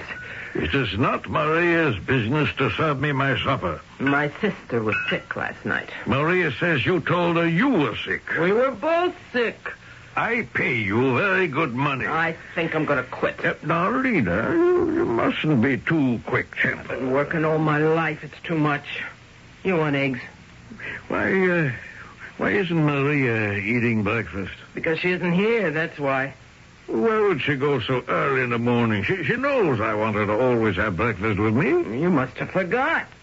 She wasn't even home last night. Well, yeah, after supper, she went to her friend Sophie's house. And then she stayed over. What are you saying? Well, she must have. I came back late. Must have been 1:30, 2 o'clock in the morning. I passed by her room. The door was open. I could see she wasn't in bed. Well, she didn't say to me she would stay over. Hey, she's 21 years old, you know. Why didn't she tell me? This friend is Sophie. What is her number? It's on the telephone table. She really should have told me. What does this say?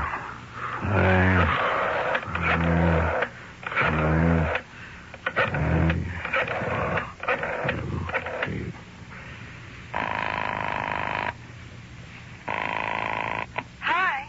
Hello? Yeah? Is this Maria's friend, Sophie? Oh, yeah, who's this? This is Maria's father, Mr. Sleddick. I should like to speak to Maria. Maria? She's not here. Why, I see. She's already left for home, huh? No, I mean, she hasn't been here. Wait. She didn't stay at your house last night? Mr. Svedek? Mr. Svedek? Is something wrong?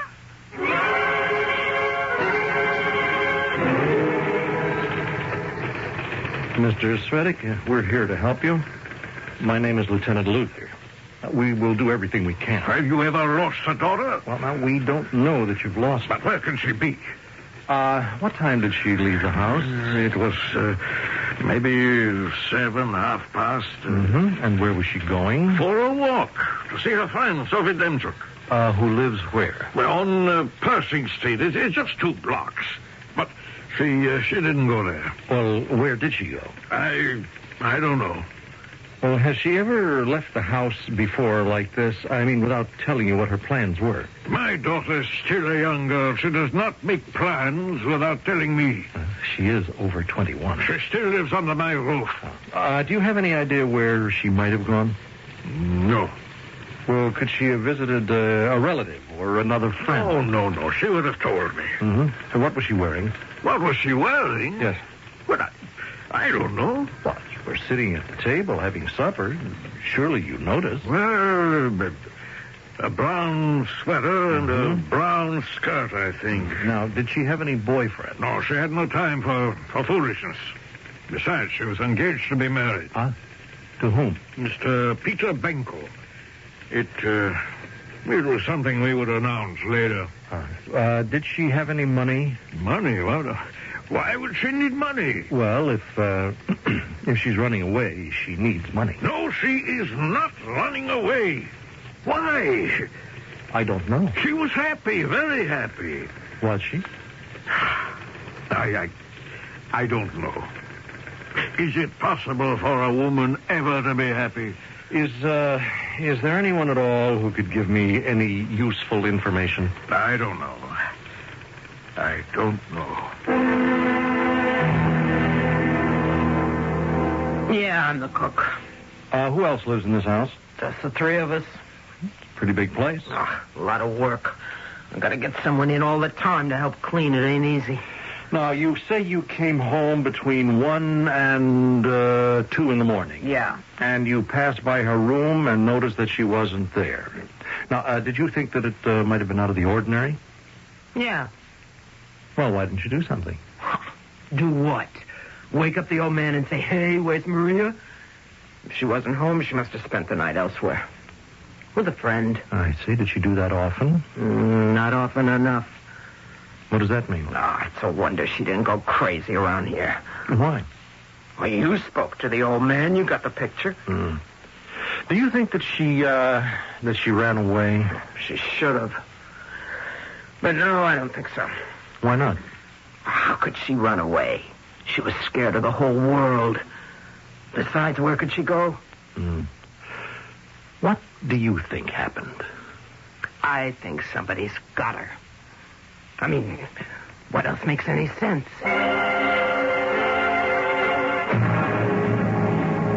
Well, Mr. Bellino, last night at about 8 o'clock, you were closing the store. Yeah, 8 o'clock, yeah. And as you were closing the door, you saw Maria Svetic. Yeah, that's right. Did she say anything to you? Oh, sure. Polite she is. She said, good evening, Mr. Bellino. Did she stop to talk? No, she kept walking. Do you have any idea where she might have been going? No, I don't. Yes, well, did she seem upset in any way? No, I thought she was okay. I see. Now, where was she headed? Just down the block. You didn't hear anything that might suggest that she might have run into trouble? No. All right. Okay. Thank you, Mr. Bellino. I hope I've been a help.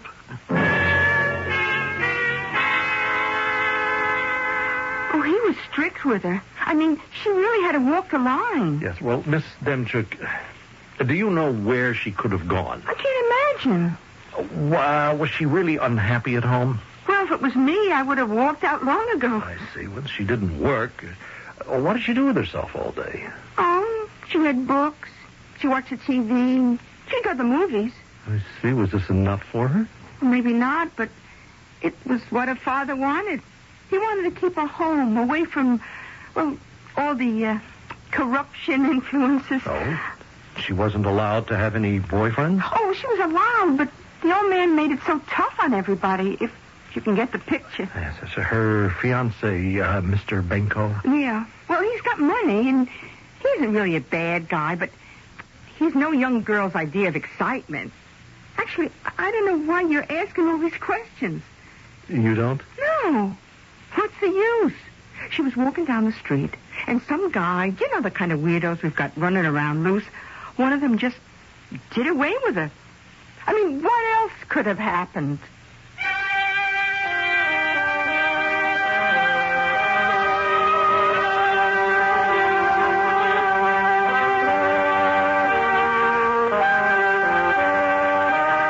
What could have happened? Here we have shy, retiring Maria Svetic, a girl who is so completely dominated by her father, she's almost afraid to breathe without his permission. And yet she told him she was going to one place, and she obviously had plans to be somewhere else. Are there hidden facets to Maria Svetic? Act 2 may yield the answer.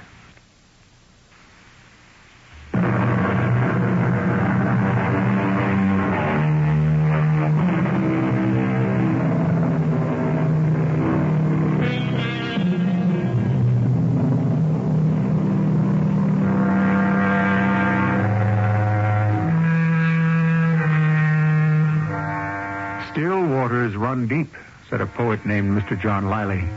Well, actually, what he said was, where yon brook runneth smoothest, there is the water deepest, which amounts to the same thing. Sometimes noise and movement are merely false faces for true inactivity and emptiness. You may find the greatest turbulence deep in the hidden and quiet places. I hope you have news for me, Lieutenant. Well, I'm not sure, Mr. Svetic. I want you to look at this pocketbook. Oh. Do you recognize it, Mr. Svetic? Sure, it belongs to Maria. Are you positive? Yes, I remember. She said she had to have a new bag, a navy blue bag, you know? And I remember I said, here's money, and she brought it home. Where'd you find it? Just a block away from Bolino's candy store. It was turned into the station house. There was nothing in it. Well, it must be 5 years old, more maybe. What are you going to do now? Well, this proves that when she got about a block away from the candy store, she just vanished. But people live there. Somebody must have seen something or heard something. We have been all through the neighborhood. We've been asking anybody who has any information at all to come forward. Yeah? We're doing everything we can. My little girl has been away for 3 days, Lieutenant. I am not blaming you, but I must do something. Try something else.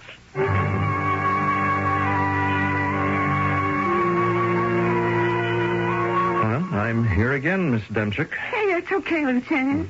I was hoping that something might have occurred to you that just might help us. I don't know. I've been trying to think. Anything. I mean, anything. Any little incident. Perhaps something that seemed insignificant at the time. Yeah, I know what you mean. Did she mention any names? Of who? Anybody. No, we just talk about, the usual things. Mm-hmm. Most of the time we listen to records, watch the TV, and so forth. Now, Miss Demchik, look, try to think along these lines. She was a girl who always obeyed her father, right? Oh, yeah. And now, do you, to the best of your knowledge, know of any time when she had disobeyed him? Oh, no. Did she ever lie to him? I don't think so. She wouldn't. I guess she's the kind who couldn't. But she did. The other night. Now, she told him she was coming here. Evidently, she had no intention of doing that. Where could she have been going? I don't know. Well, what could she have been thinking about? I don't have any idea. Now, Miss Demchik, you're the only young person I can talk to. Now, she had no other friends. I have to know what was in this girl's mind.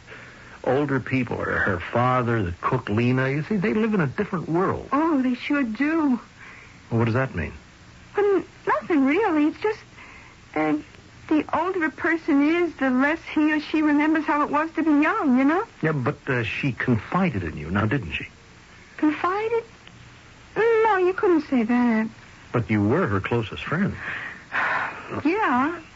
Well, wouldn't she tell you things? I think she was afraid. Afraid of what? Afraid maybe I'd laugh at her.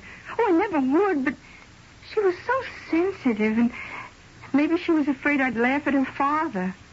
Maybe he gave her a hard time, but he was still her father. Was she afraid of anything else? Now think. Anything in her manner that might have suggested something was really bothering her? Maybe. I guess she seemed kind of sad about something. Yes? Well, that's it. Sad? And you can't tell me why? I'm sorry, Lieutenant, but I really wish I could. It's just... I can't figure it out either. Yes, well, all right. Thank you, Miss Demchik. If you hear anything or find out anything, please let me know. Oh, sure.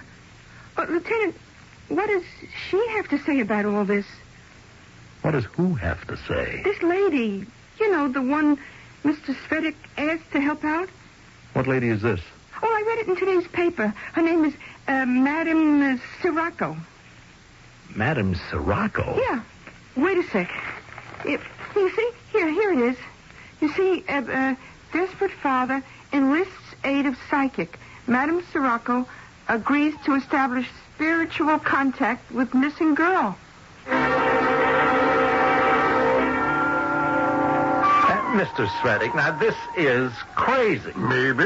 Now, look, these people, they prey on people like you who are deeply troubled. But she is a good woman. How do you know? I know. I know. You can feel these things. Oh, boy. Mr. Svedik, I could show you hundreds of cases in the file. If you could show me my daughter, this would not be necessary. Madame Sirocco is a con artist. Hello.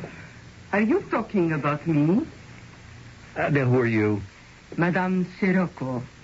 I am working for Mr. Svedik. You mean you're working on Mr. Svedik? Lieutenant, this fine woman is a guest in my house. Yeah, Mr. Svedik, could you excuse us for just a minute? I'd like to talk to this lady in private. Sure. And you should help each other. What are you doing here? He hired me.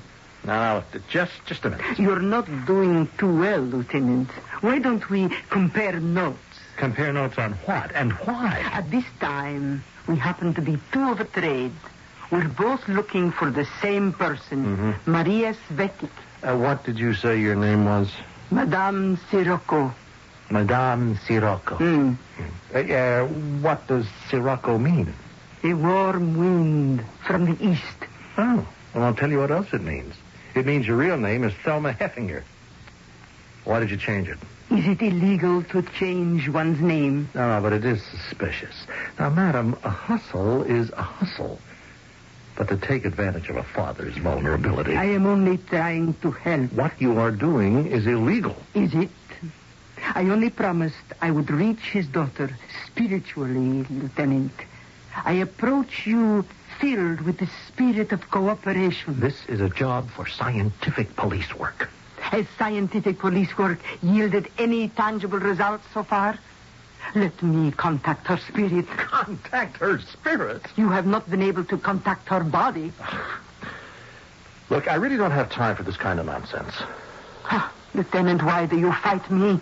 Why do you refuse to open your mind to an infinite variety of other possibilities? Madam, I am telling you, watch your step.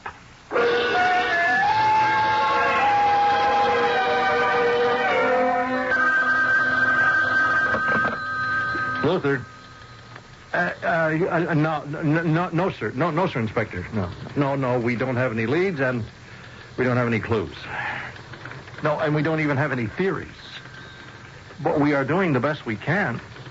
Yes, Inspector. Absolutely, sir. Just as soon as possible.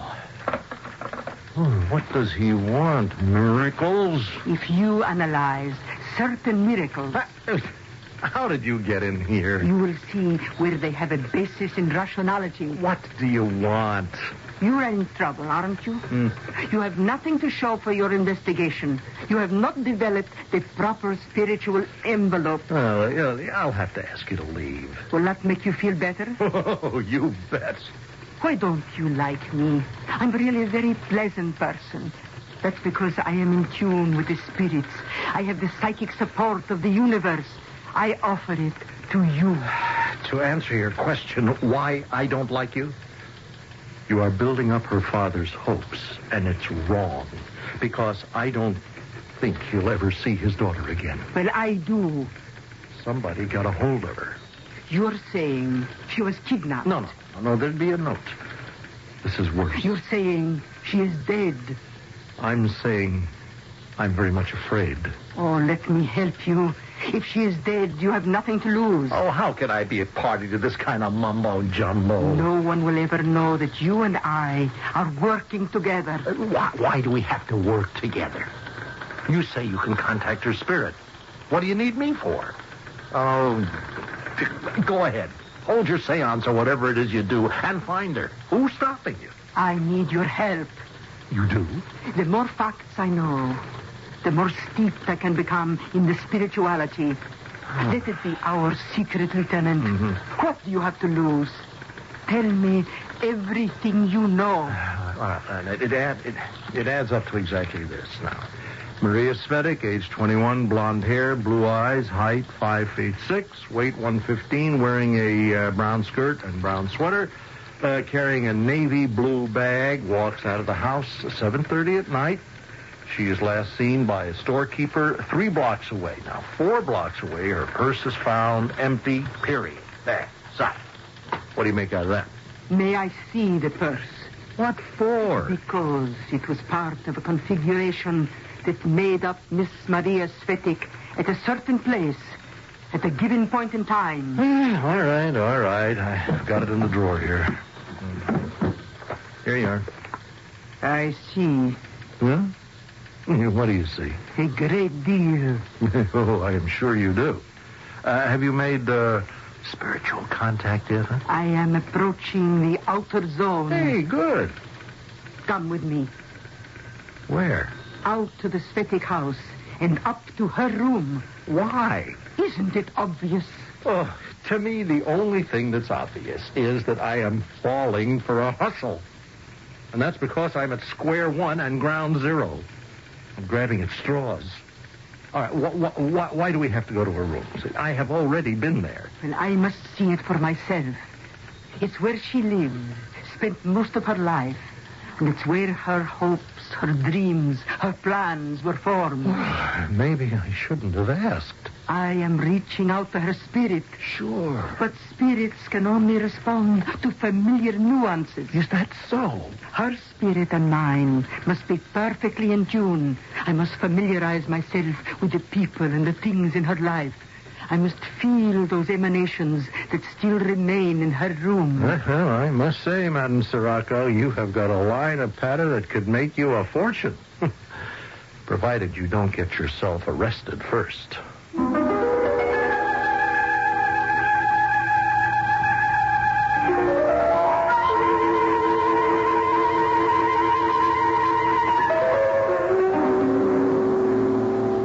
That's always a possibility. And there's always a possibility that she could surprise us all as well. There is such a thing as psychic phenomena in this world. Even the people who deny it so vehemently that it's possible they protest too much. Well, we still have the third act.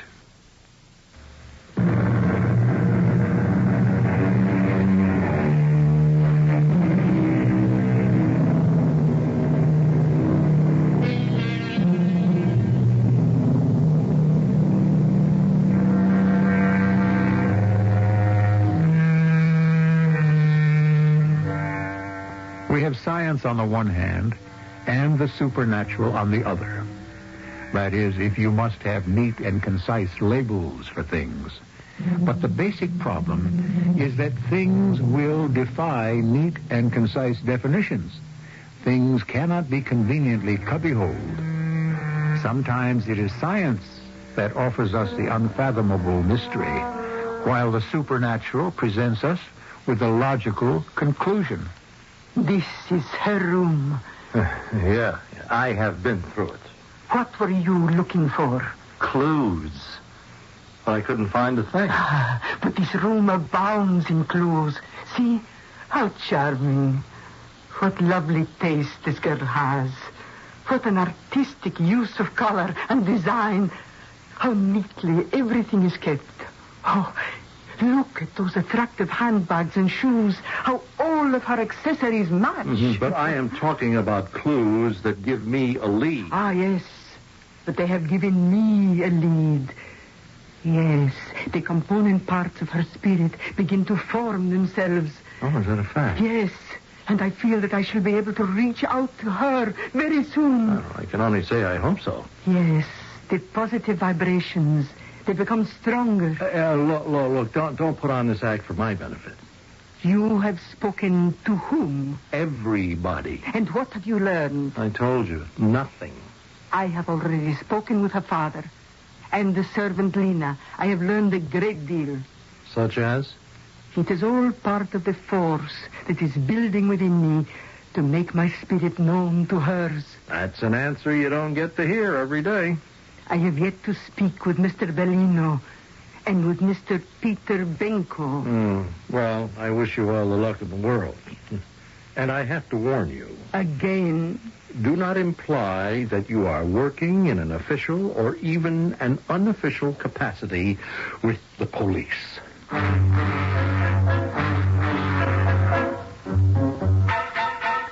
Yeah, I seen her. You writing this up for a paper, huh? Yes. I am gathering material. Yeah, well, the name's Bellino, Vincent Bellino. Yes, Mr. Bellino. You did see Marie Svetic. Yeah, just for a minute. Less. Just long enough to say hello. Long enough to be sure it was Maria Svetic. Oh, sure. To see what she was wearing. Yeah, brown. And she still had the purse. Oh, yeah. I remember. She was holding the pocketbook. Her manner. Did she appear to be upset? Yeah, that's what the cops asked. Was she upset? No, I wouldn't say so. You are sure? Yeah, positive. She just gave me that same nice smile and said, "Good evening, Mr. Bellino." So she did not appear to be disturbed in any way? Yeah, that's right. And looking back at it now, don't you think that might be rather odd? Oh, why would I think so? Well, she's very carefully raised. She's probably doing something for the first time in her life. She's about to disobey her father. When she passed your store, she had already disobeyed him. She was not headed for her friend Sophie's house. I would imagine she would be disturbed in some way. Yeah, now that you mention it. I wonder what that means. We are reaching for the answer, Mr. Bellino. We have been guided to it in ways that are beyond human comprehension at this time. Yeah. Whatever that means, it sounds pretty good to me.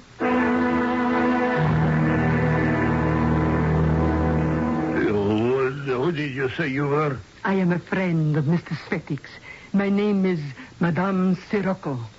Please to come in. Thank you, Mr. Benko. I should be at my office, but I'm so upset about Maria. I don't know what to think. Maria, she's been missing 4 days by now.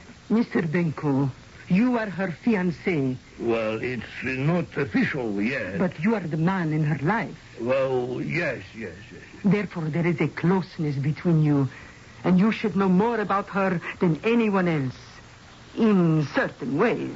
No, I didn't. I don't know her very well. But you want to marry her? Yes. Without knowing her? She is a good person. She must be. She comes from a good family. I am a good person. We would be good to each other. Why not get married? Yes, why not? Is something else more important? Didn't you ever talk to her? Oh, yes. I would see her on the street. We would say, hello, nice day. This kind of thing. Sometimes we would meet in church or at a society, dances, parties. How often did you go out with her? She didn't go out very much. You're helping to find Maria. Yes,